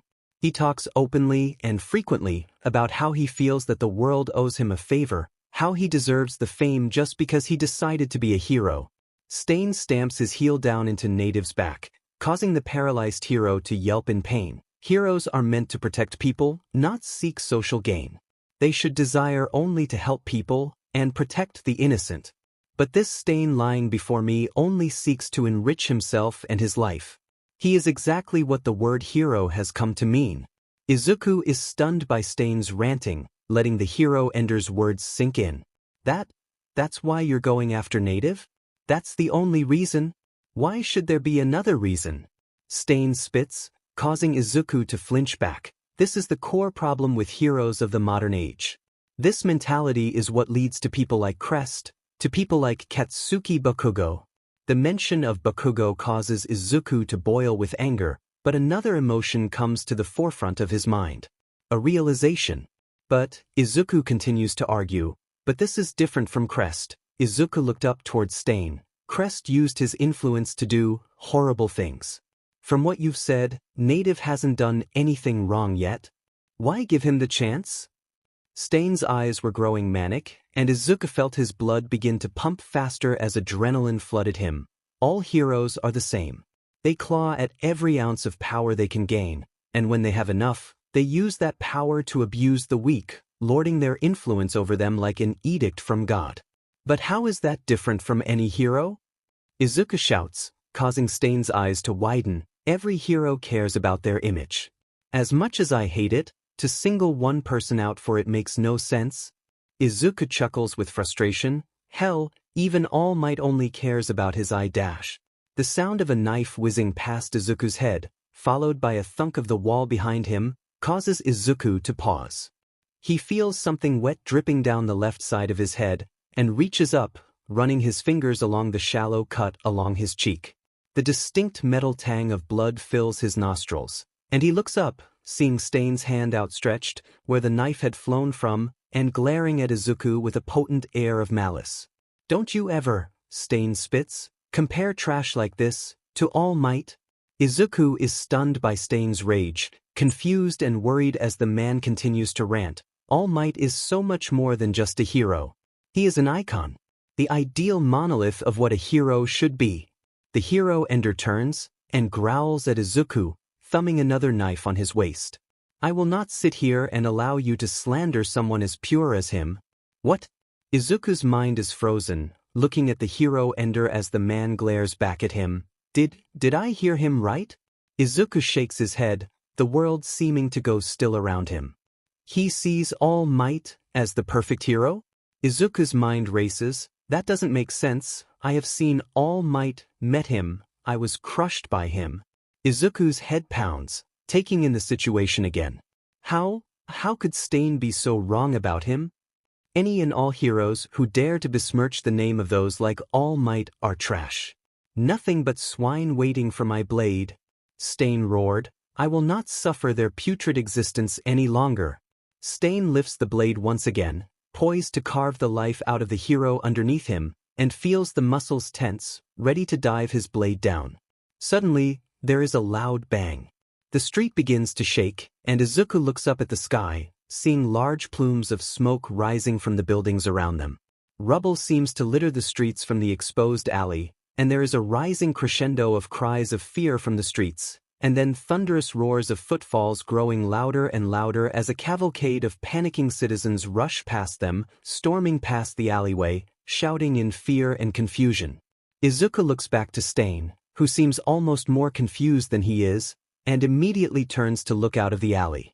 Dodging the rushing of people running his way, he tries to make out what they may be running from, only to see a massive plume of dancing fire, framing a large department store. Izuku catches sight of fire bellowing out of the shattered windows, and the screams of people as they run away, as well as the sight of some who were not so fortunate, lying on the street just outside of the store. Another explosion echoes out, this one further away, and Izuku sees another bout of smoke rising in the distance.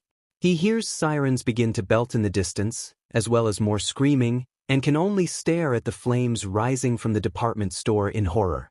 What? Izuku gulps. What's happening? Gamo Hiroya stepped lightly down the paths of the department store, his girlfriend, Soga Azusa, clinging to his arm, giggling to herself as they walked. They had just finished a lovely date, and she wanted to pick up some groceries so they could cook together back at her apartment. She gasped, letting go of his arm and rushing over to a display case, holding several brightly colored candies. She lifts them up, showing them to Gamo, who laughs with her. You really like those, don't you? Soga nods, giggling to him. Yes. I haven't had any of this brand since I was a kid. My parents told me it was too childish and refused to let me have any. Gamo gives the girl a fond smile, and picks a bag of the candy up, putting it into the bag, when he hears a beep on his phone, signifying a text message. He lifts his phone out of his pocket, and reads the text, noting they are from an unknown, but familiar number. Activation signal, Libero, code, Gamma. The code disappears, and his phone turns dark, being deactivated remotely, but immediately, Gamo's casual smile drops from his face, the candy and basket falling in tandem from his grasp. His eyes harden, the warm brown turning cold, as his arms grow rigid, feeling the code sink in. Out of the corner of his eyes, he sees Soga looking at him with concern, but Gamo turns away from her, rolling up the sleeves on his coat, and activating his quirk, lighting small fires with his fingers. At this moment, Gamo Hiroya is dead. All that is left is the soldier, lighter. He turns back to Soga, whose confused expression erupts into horror as he lifts a can of hairspray to his hands and squeezes the trigger, letting a bout of flame erupt down the aisle. The screams of Soga and the others in the aisle echo out as the flames lick their clothing and catch their skin, causing them to ignite. Lighter pays them no mind, though, seeing them run for the exit, fire on their clothes, screaming. He turns, seeing several other people looking down the aisles, who look at him and nod. He nods back to them, finding several flammable objects and throwing them onto the ground. One of his comrades moves towards the door, lowering the gate and trapping the civilians inside. They nod, and Lighter moves towards the pile of pitch, lighting it, and causing people to panic, running to the door. Outside of the glass windows and doorway, he sees people on the streets catching notice. Civilians from all walks of life staring at the closed gate in confusion, others trying desperately to see into the shop. Not that it would matter. Another member of the cell moves towards a worker, wearing a tag that said "Manager" emblazoned in gold on the lapel. He grabs the man, hand morphing into a small blade, before he jams his hand into his throat, slicing the manager's throat open. Reaching into the man's pocket, he throws Lighter the key, who nods, walking to the end of the building labeled maintenance. By that time, the hostages had reached the front door, grabbing the gate and trying to move it with all their might. Others had taken to trying to throw heavy objects through windows. His brothers in arms looked to him, and Lighter nodded, before turning back to the maintenance door. He hears several sickening squelches and crunches as the others tend to the hostages, followed by loud shouting and screaming, but he pays it no mind, walking down into the basement, and is met with a large natural gas tank for heating. Opening the valve, he hears some of the gas escaping, and lifts his hand, lighting his fingers once again, and moving them to the escaping gas. And with one last smile, Lighter fulfills his duty, the building erupting into an inferno, and taking him with it. The rhythmic rumbling of the tracks echo numbly through the train car, as the passengers go about their daily lives. Through the window, Kirishima could see the buildings around them whirling by, blurring past as the train carried along. Through the cracks though, he noticed the sky turning a deep maroon, signifying the end of the day. The hero in training turned to his left, looking down at the old man snoring next to him, cane laid across his lap. Torino had been clear with him earlier that he wanted him to get experience patrolling at night. Said that his outings with Roundhouse during the day were training wheels, and that night patrol was a far different beast. Kirishima did his best to take the veteran hero's words to heart, but it was hard while lying on the mat, half-conscious with a yellow boot planted firmly on his temple. He had improved, vastly, in the few days he had known Torino. The man had been drilling spatial awareness and pattern recognition into him from minute one, after all. But he couldn't help but feel that he wasn't improving fast enough. He still couldn't last more than a few minutes at a time with Torino without tapping out. Despite his quirk, that old man could kick hard. Not to mention the taunts. Shaking his head, Kirishima yawned lightly to himself, looking around the train car lazily. Getting on the train, a few people had recognized him from the sports festival and gave him several bouts of praise, as well as some consolation for his loss. However, he couldn't help but find himself growing irritated at some of the comments they had made about his opponent, as subtle as they tried to be with their jabs. Shame you got paired with. If that kid didn't have that suit, you would have had that one. You fought honorably. If only your opponent had been so kind. The undertone of the comments were frustrating. Like the people he spoke to were trying to make excuses as to why he could have lost.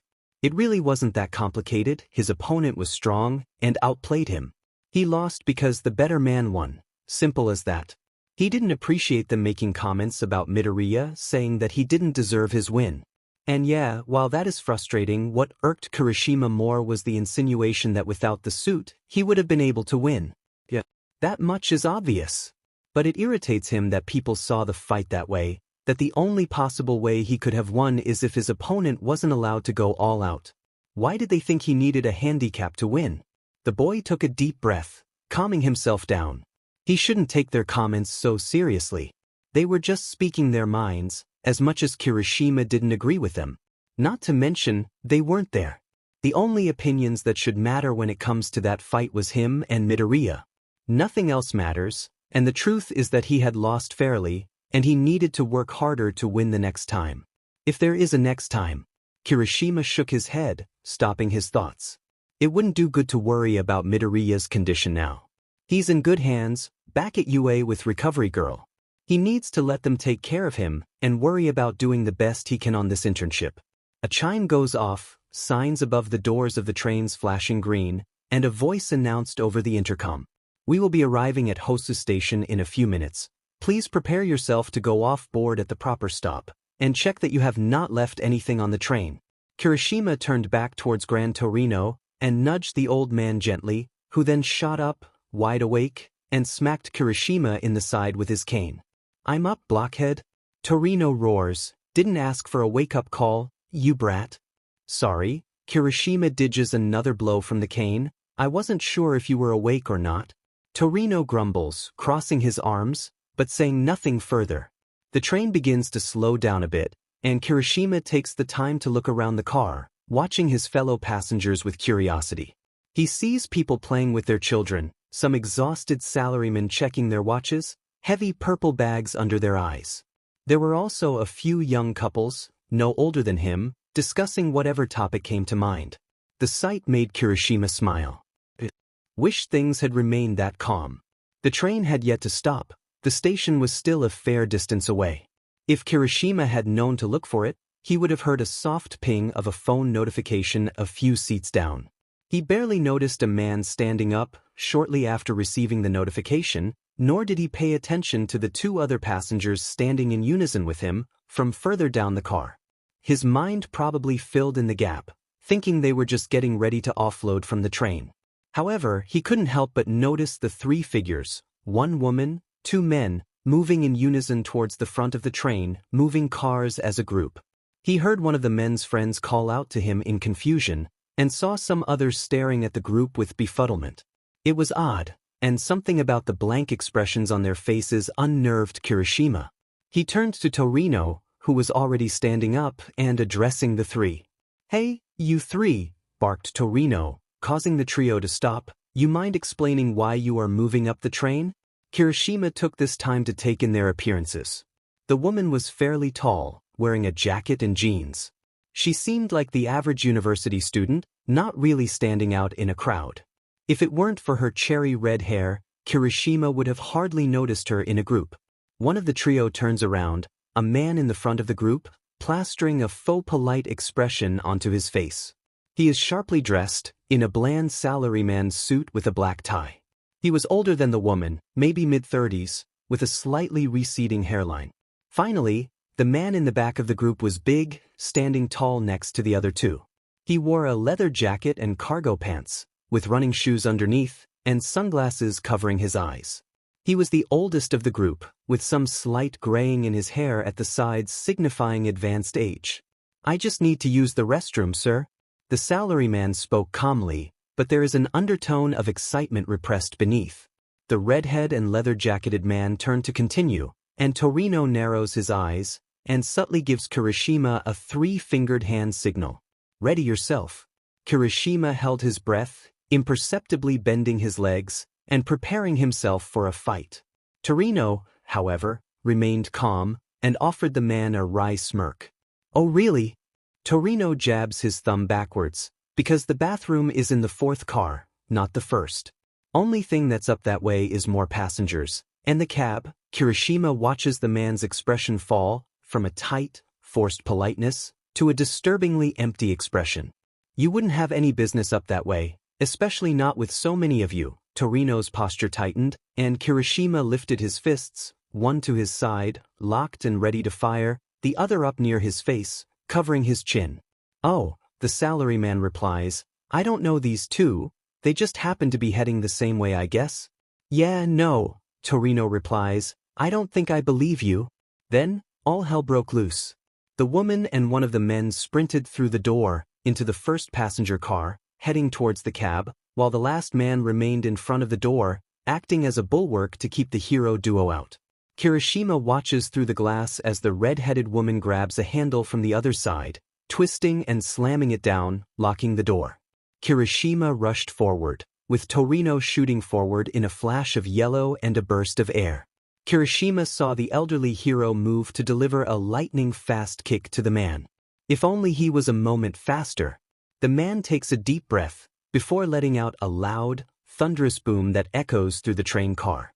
Kirishima feels his ears ringing and windows shattering around him, pelting him with small shards of glass, as the wall of sound crashes over him, causing him to stumble, and feels Torino impact with his chest, being launched back by the sound. A shrill buzzing thunders through Kirishima's skull as he tries to reorient himself. As the ringing fades, the screams and wails of the citizens on the train become reality, hearing people crying out in fear and confusion. Kirishima turns, seeing the other passengers of the train curled up on the ground, ducking and trying to stay small. Torino lifts himself up and elbows Kirishima in the gut. "Look alive, kid." Torino barks, "Follow my lead, we gotta get to the front of the train now." No way to get around it, Kirishima thinks. The train car is too enclosed, I have to just barrel through. Kirishima nods and rushes forward, hardening his body just as the salaryman activates his quirk and unleashes another onslaught of sound at him.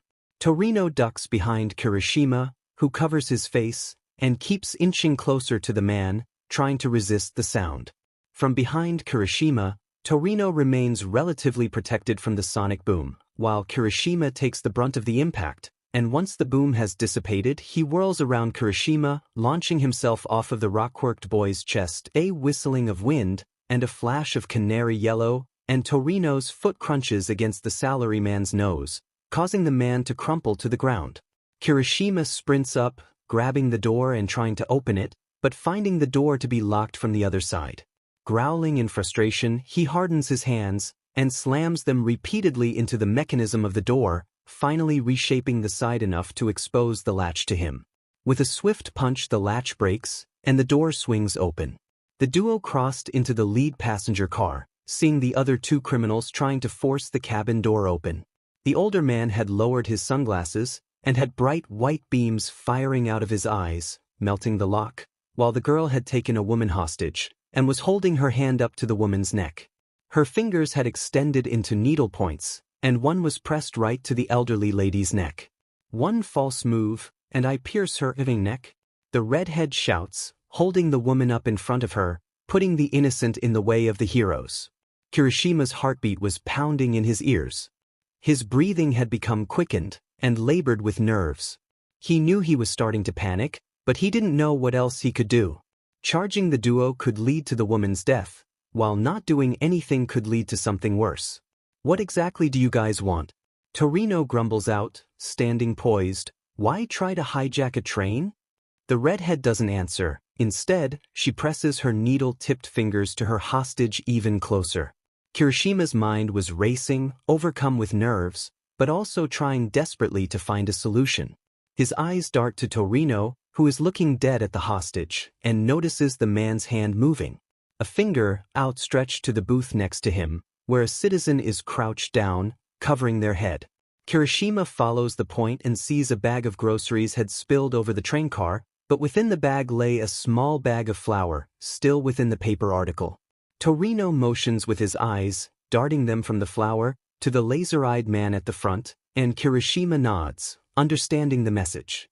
With a quick motion, Kirishima kicks the bag up, grabbing it with his hand, and throwing it at the man. The man turns, seeing the bag hurtling towards him, and activates his eyes again, blasting the bag with his vision, only to cry out as a cloud of white dust immediately explodes and expands out of the bag, obscuring his and the woman's vision. Torino activates his quirk, the jets of air firing out of his feet, and launches himself into the duo, through the cloud of flour. Kirishima can hear a commotion and some grunts of effort and pain, but rushes forward to engage the heat-visioned villain. Hurtling himself through the cloud of flour that was slowly starting to dissipate, he lunges blindly, trying to grab the man, only to catch nothing but air. He moves to take another blind swipe, but finds his arm grabbed by an invisible entity. A sharp pain erupts along his arm as a beam of white-hot energy hits his forearm, causing him to cry out and harden his body instinctively. It doesn't do much to stop the heat, but it does help to numb the pain enough for Kirishima to gather himself and launch a fist at the origin of the beams. He hears a grunt of surprise and grabs onto the assailant, feeling a thick leather jacket in his grasp and throwing them out of the cloud of flour just as it fully fades from view. Kirishima sees from the corner of his eye that Torino is pinned to the ground. At some point in their scuffle, the redhead had grabbed him and was pressing her needled fingers close to his neck and face, aiming for his eyes. He also sees the laser villain beginning to stand as well and feels himself freeze. The rumbling of the tracks is muted, but audible as the train marches ever closer to Hosu Station. The train is still moving. That's it. Kirishima rushes over to the side of the train, grabbing onto the emergency stop line, and pulls it as hard as he can. He feels the train lurch as momentum carries him forward, slamming his side into the wall. He sees the redhead roll off of Torino, impacting the corner of the train, and the laser villain stumbling and falling, his head coming into contact with the corner of a seat, right on his temple, which lets out an audible thunk as it meets the metal frame of the train seat. With that, the laser villain stops moving, and Kirishima moves to assist Torino, lunging and grabbing the woman, pinning her to the ground with her arms behind her back. Torino finishes the job with a swift, high-powered kick to her jaw, knocking her unconscious. The two take a moment to catch their breath, looking down at the female of the trio, who lay motionless. Torino lets out a loud sigh, wiping some sweat from his brow. "Shit," the elderly hero eloquently remarks. "That was shit." Kirishima can only nod, silently agreeing with his mentor. He looks down at the woman, before turning to Torino with an inquisitive look. "So," Kirishima stated, "what do we do with these three?" "We call the police and have them take the three into custody," Torino states, simply. "I don't know why these three tried to rob the train, but I am sure the police would low dash." He is cut off when a white beat of energy shoots out in front of them, but not at Torino or Kirishima, but at the subdued villainess beneath them. The ray hits her skull, and Kirishima watches her hair catch fire, and her skin becomes severely burnt. He looked up, seeing the laser villain had stood, and increased the intensity of the lasers so much that Kirishima could see burns and cracks forming around his eyes. He rolls off of the woman, who lies on the ground motionless, the rest of her body catching flame and burning beneath him. He watches the flames dance across her corpse, frozen in shock, and feeling his stomach turn as the smell of burnt hair and skin infiltrates his nostrils. He can't move, simply staring in shock and horror. Kirishima's mind is paralyzed, simply looking at this woman, incapable of anything else. Why? "I thought they were partners. Why would Dash?" "Ishimiya!" A voice shouts to him, gruff and rugged. He turns, seeing Torino trying to restrain the laser villain, and shouting to him. "Don't just sit there, brat, help." Kirishima tries to stand, but his legs are like jelly. They can't move, can't support his weight. He hears Torino shouting out to him, but he can barely move, frozen in place as he stares at the body that once was a person. She's dead. The realization crashes into him, staring down at the smoldering pile of ash. Why did she need to die? Torino struggles with the laser villain, but from below them, Kirishima can hear sirens as police officers approach the suspended train, frozen on the tracks. The sirens snap Kirishima out of his stupor. He lunges forward, trying to grab the laser villain, but the strength of Torino and Kirishima combined can't stop him from turning back towards the second car and igniting his eyes, blasting a laser down at the salaryman from before, who still lay on the ground. The laser catches the man's chest, which caves and ignites, lighting the man ablaze as well. Kirishima cries out in anger and frustration, trying desperately to pin the man down and stop him from taking more lives, but the villain simply stands there, looking at the blazing corpses that were once his allies, a wide smile on his face. Something about it shakes Kirishima to his very core. The man's blazing eyes were wide with exhilaration, his mouth stretched and his face the picture of jubilation. The skin around his eyes was red and raw, and he could see clear damage along his joints, having been melted to the point that his jaw seems to have slightly dislocated. The teen sees his eyes begin to glow again, and with a wrenching tug, he grabs the man's hair and forces his face up, just as the beams launch out. The heat of the rays scorch Kirishima's skin and cause him to begin to sweat. He can feel the heat emanating in waves, but finds himself focused less on the burning feeling on his hand, but the laughter still escaping that man's mouth. Eventually, though, the sound of scorching energy fades, and the head stops struggling against his grip as the laser villain falls limp in his grasp, having scorched his own skull so intensely that it led to his own demise. Kirishima stares down at the man's head, the scorched holes where his eyes once were, now scorched beyond recognition. The heavy burns, and scorched hair, leaving several pockets of burnt skin. But what Kirishima finds himself stuck on is the man's expression. Despite the intense injury, all inflicted by himself, he still has that same smile on his face. The same smile that was painted onto him when the villain had ended his allies. Kirishima knew that smile. He had seen it before, whenever he had increased his max weight in the gym, or pushed himself to run just a bit more. When he got a higher score on his test than he expected, or when he was able to last just a bit longer against Gran Torino in the ring. Satisfaction. This man had ended 2 allies as well as himself, and put countless lives in danger, and he was satisfied? Police burst into the train car, followed by several heroes that Kirishima couldn't recognize. Not that he was looking at them, instead staring down at the body still in his grasp, and eyes looking to the ceiling of the train, and the hole now melted into it. The adrenaline faded, and left Kirishima feeling cold and sick. He gets up, feeling his stomach lurch painfully, and rushes out the door, dodging the half-dozen officers on scene, and making his way out onto the skyway, before decorating the tracks with his lunch. He's crouched on the ground, releasing the contents of his stomach, as tears force their way to his eyes. A few moments pass, his stomach calming, but his mind still whirling with turmoil. Still he stands, wiping his mouth as he feels a tap on his thigh, looking down, and seeing Torino looking out at the city. First time seeing a corpse? Torino remarks, still not looking at Kirishima.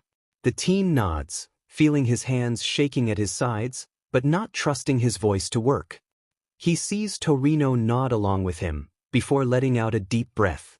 The first time is always the worst, but that was particularly gruesome, Torino remarked, and Kirishima felt his stomach turn once again. Unfortunately, kid, the best thing you can do right now is try to get over it. After all, it seems like we still have work to do.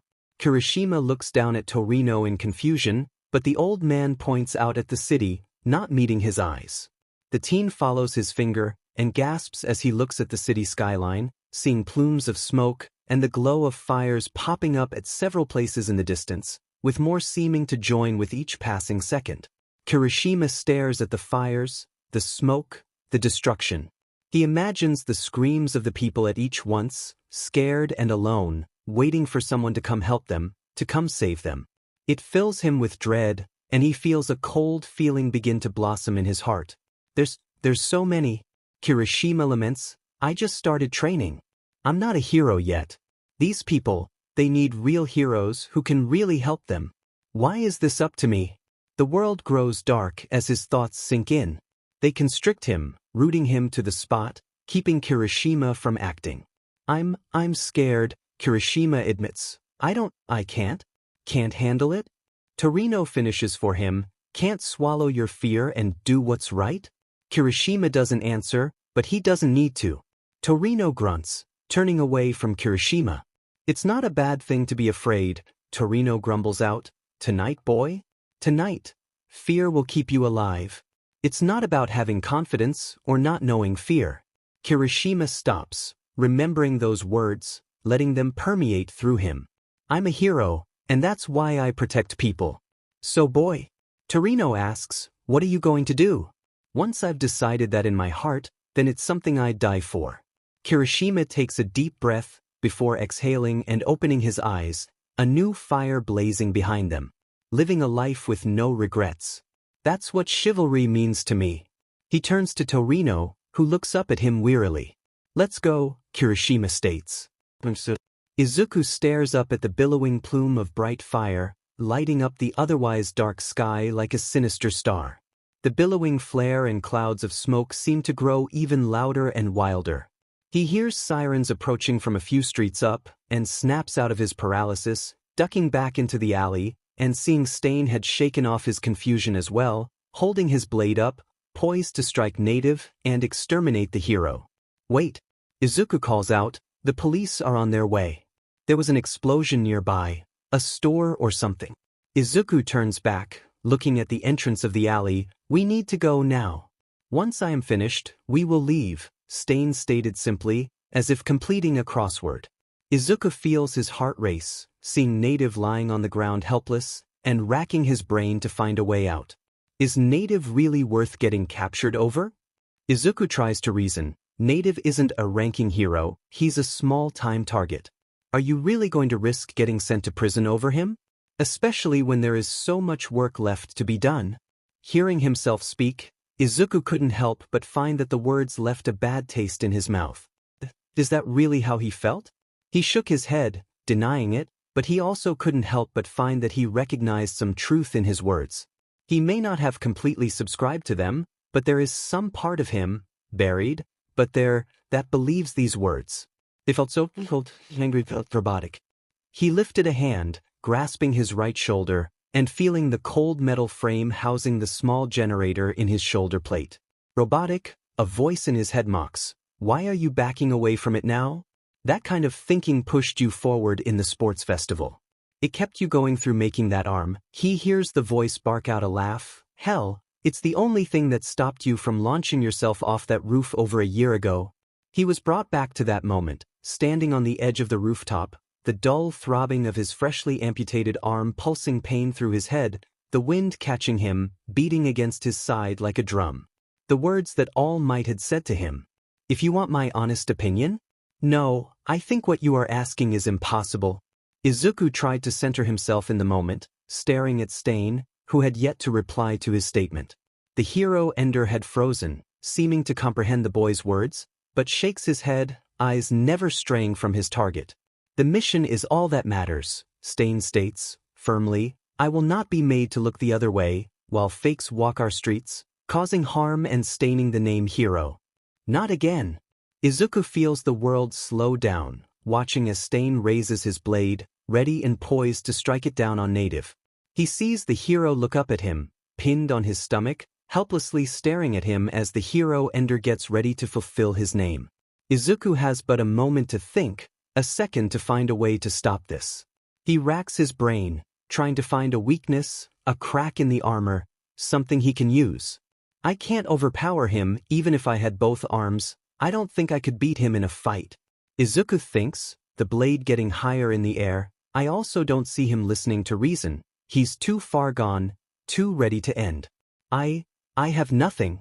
Izuku's arm slumps, his shoulder dropping as the blade straightens, aligning with native's neck. Images of fluorescent lights, a hospital bed, waking up to find that his right arm, a part of him, had been stolen from him so callously, and he had been helpless to stop it. It's just like back then, Izuku laments. Even now, I'm still helpless. Why do you want to stop him? The voice chides. Why would you run from the truth? This will help you feel better, you know that. Izuku tries to deny it, but the voice permeates his mind, thickening the fog that obscured so much of it. He is hopeless, paralyzed, watching native on the ground, helpless and about to die. However, with the roaring of an engine, Izuku hears something approaching, something loud and fast, and quickly ducks to the side, right before a figure clad in silver armor rockets forward, aiming a spinning kick at Stain, who hears the engine, and leaps out of the way. The hero Ender spins midair, readying his katana, and slicing the figure along their helmet, causing the gear to fly off, leaving the man's face exposed. Izuku noted an oddly familiar shock of blue hair, trimmed cleanly and with poise. He sees square frame glasses clatter and bounce across the ground, and a familiar face exposes itself to the light of the moon, glaring up at the hero Ender with a venom in his eyes that Izuku is all too familiar with. Ida? You would do well to leave, child, Stain grunts, leveling a blade with Ida's chin. This does not concern you. What? You don't recognize me? Ida growls, his voice low and warbled with rage. You don't recognize this suit? This armor? Stain narrows his eyes at Ida, turning the blade sideways, so the edge aligns well with the bottom of his chin, sword aimed ahead, ready to strike. I have never seen your face before, child. I make it a point not to end kids if I can help it. Izuku's blood curdles at Stain's phrasing. You don't even remember, do you? Ida roared, lifting one foot and propping himself up. Well, it doesn't matter. I'll make you remember his name. With the sound of an engine firing, Izuku watched as Ida spun low, letting Stain's blade sail over his head, before lifting his foot up and delivering a kick to Stain's wrist. Stain grunted in pain and backed off from Ida, who stood over native engines rumbling with potential. With a roar, Ida's engines fire, causing him to jet forward at Stain, who dodges with a somersault up to a ledge. He readies a knife in his hand and dives at Ida, who tries to duck out of the way, letting Stain's attack sail over his head, before punching the hero Ender in the stomach, who seems unfazed. Stain backs up, drawing his katana, and waiting for his opponent to engage him. Something that Ida seems to be more than happy to oblige. Izuku watches from the side as the engine-quirked boy rushes Stain, aiming a powerful kick at his torso, but instead catches nothing but wind as Stain flips over Ida, laying a hand on the back of his shoulders, before slamming him into the concrete, knocking him to the ground, and pinning him. Now I remember, Stain drawls, you remind me of that other fake? Ingenium. Stain seems to speak the name as if the very utterance causes his skin to crawl, but Ida lurches from under him, his eyes wide with rage. Take that back, Ida demands, trying to shift his weight to get the hero Ender off of him. But Stain remains firm, immobile from his position, pinning Ida to the ground. How dare you speak about Tensei like that? It's the truth, child, Stain sneers. Both you and Ingenium could never hope to beat me, because neither of you are true heroes. Ida seems to rage harder at that, and Izuku sees the expression on Ida's face, seeing the manic fury blazing on the boy's broken expression, and he can't help but wonder if that is how he looked back in the sports festival. That's right, Izuku, the voice growls at him. That's what rage is, all-consuming, all-encompassing. Your rage occupies every moment of your life, and so does his. He can almost feel the voice lean in, a tickle on his ear as it whispers to him, the only difference is your anger is what keeps you alive. Your anger is what makes you strong. Izuku shakes his head, trying to tear himself from his turmoil, and hears Ida protest to Stain's declaration again. I don't care what you think. Ida roars out, you don't know what a true hero is. You never could. My brother was a true hero, and you took him from me. Izuku could see tears of frustration and anger building in Ida's eyes. You ended him. Snuffed him out. So I'm going to do the same to you, Ida declares, turning his head and glaring at Stain out of the corner of his eye. Remember the name, Hero Ender. I am Ingenium. And I am going to end you, once and for all. Stain was silent for a moment, but he lifted his sword and stabbed it into Ida's shoulder, twisting the blade behind his scapula and digging into his flesh. Ida gasped in pain at the action, trying to squirm out of the hero Ender's grasp, but finding the task futile. Stain lifted the blade out of Ida's wound, blood leaking from it, and his face twisted into a smirk. Kill me, you say? Stain mocked. Shouldn't you be more worried about the hero lying on the ground over there? Stain points a hand to Native, and Ida's eyes catch the paralyzed hero, the orbitals widening as he finally acknowledges the hero's presence. Or were you so single-minded that you didn't even notice he was there? So focused on revenge, you didn't even bother to try and save a fellow hero. Stain's grin twists into a frown. See what I mean? Fake, just like your predecessor was? Ida seems to struggle against Stain's pin, but once Stain licks his sword, his body locks up, and Ida immediately stops moving, frozen in place as the hero Ender glares down at him. I have been made to suffer trash like you for far too long, and I am not willing to watch as the next generation of heroes becomes as perverted as the last. Stain looks over to Izuku, who stands paralyzed, before the hero Ender beckons him over. Izuku feels his feet move unconsciously, one foot in front of the other, before standing at the hero Ender's side. He sees Ida looking up at him, face twisted in pain and confusion, before recognition dawns on him, realizing who Izuku is. I believe it's time I show you the true way to take that pain, that storm inside of you, and calm it. He pulls a knife out of his belt and hands it to Izuku, who feels the cold blade press into his palms. The only way to numb the pain, Stain declares, is to carve out the infection from the wound. He pushes the knife to Izuku's chest, and Izuku feels his heart begin to pound, his eyes growing wide, while his pupils narrow to pinpricks. He looks down at Ida, who stares up at him with a mixture of rage, disbelief, and fear. Suddenly, Izuku is no longer in an alley. Stain is no longer at his side. Instead, he and Ida are in a featureless white room, no windows or doors, nothing but a feeling of cold permeating him. He looks around, finding nothing but him, the teenager pinned below him, and the knife still pressed into his hand. Izuku looks down, hands trembling at the feeling of the unforgiving metal in his hands. Go on, Izuku hears a voice from his side. Do it, cut out the infection, let the wound heal. Izuku feels his hand grip the hilt of the knife, and feels the walls of his surroundings begin to sharpen. He kneels down, over Ida, holding the knife to his chest. It's so easy, the voice soothes him, keeps him calm, all you need to do is take the plunge. Suddenly, Izuku smells motor oil and scorched metal. He looks around, seeing his surroundings have changed from white, featureless walls to incredibly familiar scuffed, muted cement. He sees several machines scattered around the garage, and the garage door is closed, with no light emanating from the ever-present hole in the door. He sees scrap metal and scraps of leather strewn about the garage, with the sounds of the street outside blasting through the hole in the wall. Why are you hesitating? The voice taunts him once more. You didn't hesitate before, after that monster, Bakugo, took everything from you. You're in too deep now, best to just sink into the depths. At least then you'll be your own man. Izuku shakes his head, but the knife is still readied in his hand. He can feel his body hold the knife up, above his head, no matter how much he tries to fight against it. Relax. Izuku feels his eyes grow heavy, the world falling out of focus. Just trust me, like you did before, let yourself go, do what you know must be done. Izuku's vision focuses again, and instead of Ida pinned beneath him, the person lying below him is a very familiar figure. Though lacking the bandages that had come to cover him, and still possessing both arms, Izuku would recognize the boy below him. The wild, untamable green hair. The scorched and battered middle school uniform that he had been so used to, and the terror-filled emerald eyes, staring up at him in helplessness and fear. All directed at him. Cut out the infection? Izuku didn't even realize the knife was poised above his head, ready to come crashing down. The figure below him flashes, shifting into one person or the other, fading and blending together.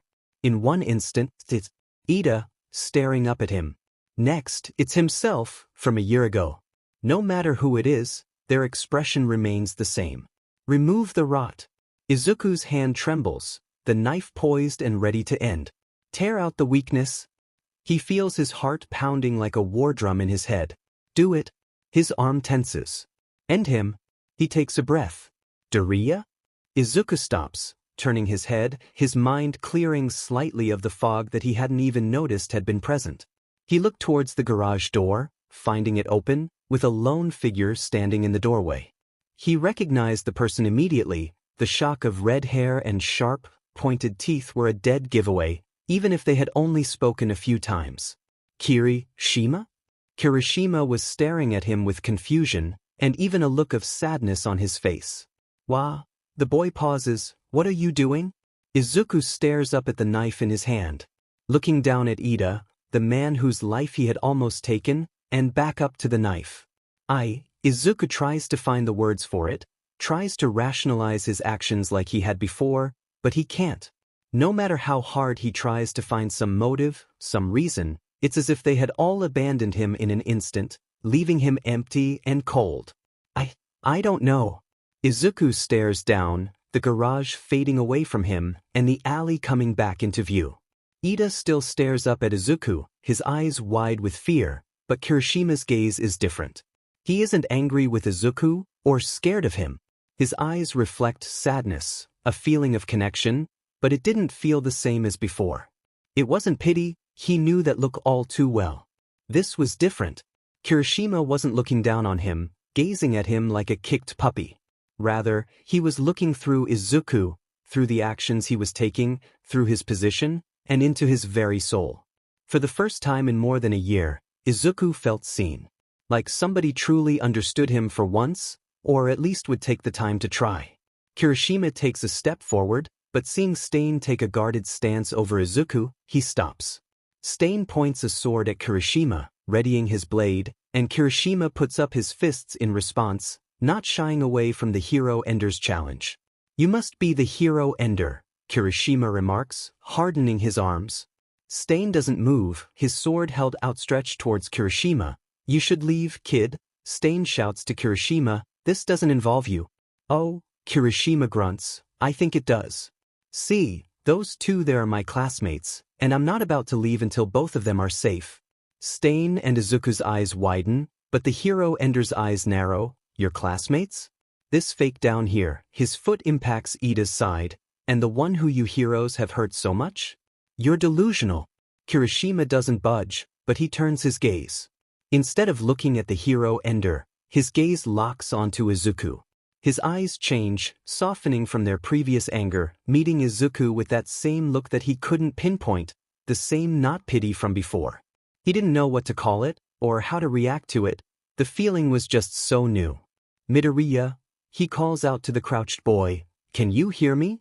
The crippled boy nods, and Kirishima continues, I need you to help me, okay? I need you to get Ida and Native out of here. Stain begins to laugh, you want him to save them? His mouth malforms with a disgusting, wide grin of mirth. Do you not see the truth? He has seen the light. He knows the truth of the world. He is going to purge their rot from the soul of Tour society. Why don't you let him decide? Kirishima remarks, you seem awfully certain that he is just another you, but I'm not convinced. You don't understand him, Stain growls, I do. I can see it in his eye. The fire to see this world changed, even if done by blood, the same eye as my eyes, that were opened all those years ago to the terrifying reality of this world. Midoriya, don't listen to him, the hero in training shouts to him. Izuku still remains unresponsive on the ground, above Ida, staring at nothing, knife still poised in the air. You are in charge of your actions, only you can choose who and what you want to be right now. Listen to that fool prattle on, the voice booms in his head, he's right though, you do have the choice. The choice to go back to your hellish life, or to carve your place in the world, starting right now. Finish it, Izuku. Stain calls out, take your first step along the path of righteousness. Izuku hears Kirishima call out to him again, this isn't you, Midoriya, you know that, don't you? Izuku turns his head, meeting Kirishima's gaze for the first time, and the boy gives him a tight smile, I can see it in your eye, you may try to hide it, but I noticed it back during our fight. Kirishima's smile widens, gazing down at the boy, you were so strong then. You beat me so easily, and I knew then in my mind, I just had to talk to this kid. Izuku feels his breath hitch, seeing Kirishima's honesty plastered across his face. His expression hid no emotion, and built up no walls, just plain, naked truth, and nothing else coming from the red-haired boy. Izuku feels his throat grow sore, and his eye trembles. How, he asks, how can you look at me like that? The crippled boy's voice almost fails him, but he presses on. How, after this, can you still look at me like that? Despite Izuku's desperate cry of disbelief, Kirishima squares his jaw, a confident smile on his face, because I want to be the kind of person who lives life without any regrets, and I know that I won't regret trusting you to do the right thing. Kirishima nods, his eyes turning down to the crippled boy. Stain thinks he knows you, but he doesn't. I don't either. But I want to know you, to help you. Kirishima's declaration leaves Izuku floored, staring at the redhead in disbelief. Help me. Izuku repeats, numbly, why would you want to help me?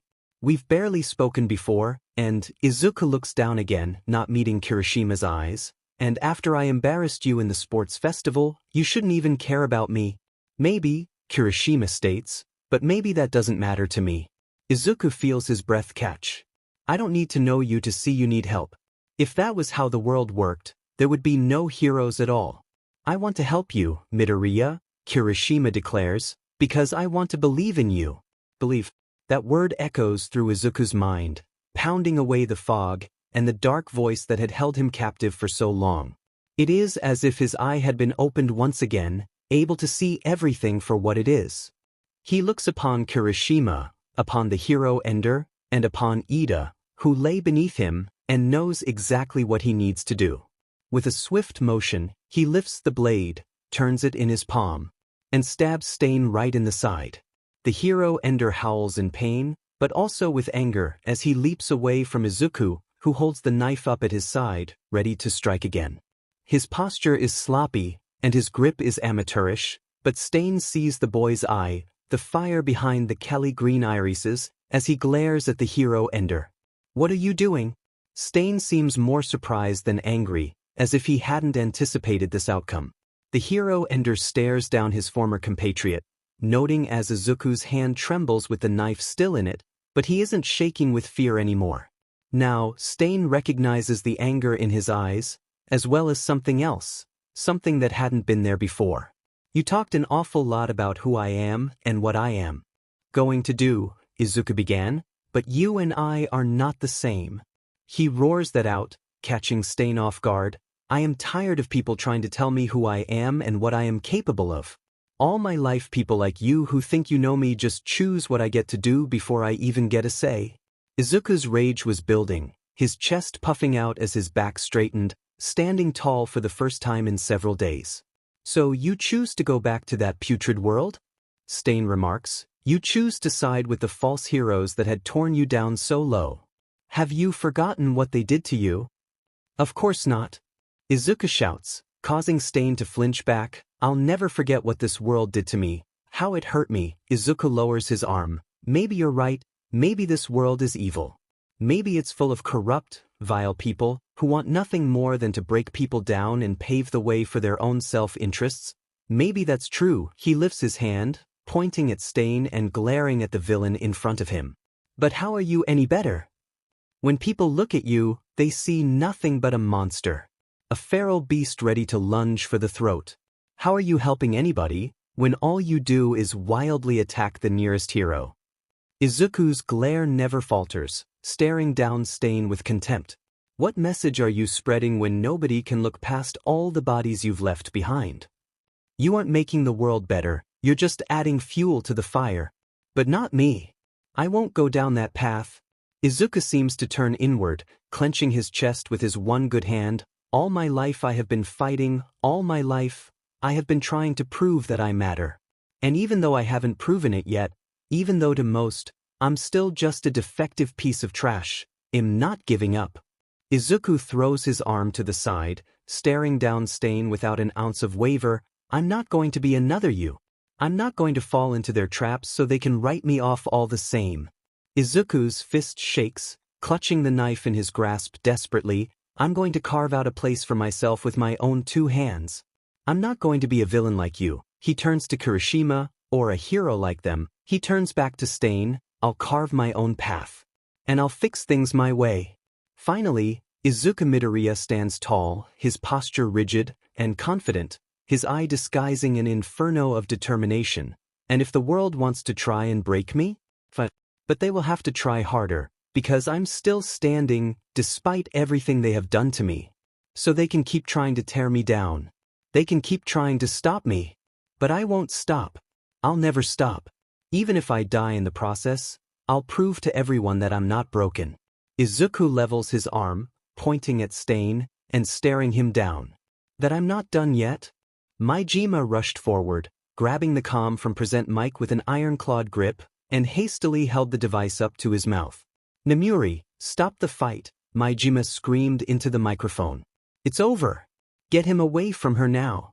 He sees Namuri. Okay, sadly the chapter is over. And if you enjoyed the video, just leave a like and subscribe with post notification. So when the next chapter is ready, you will be notified. Okay, see you in the next video. Bye.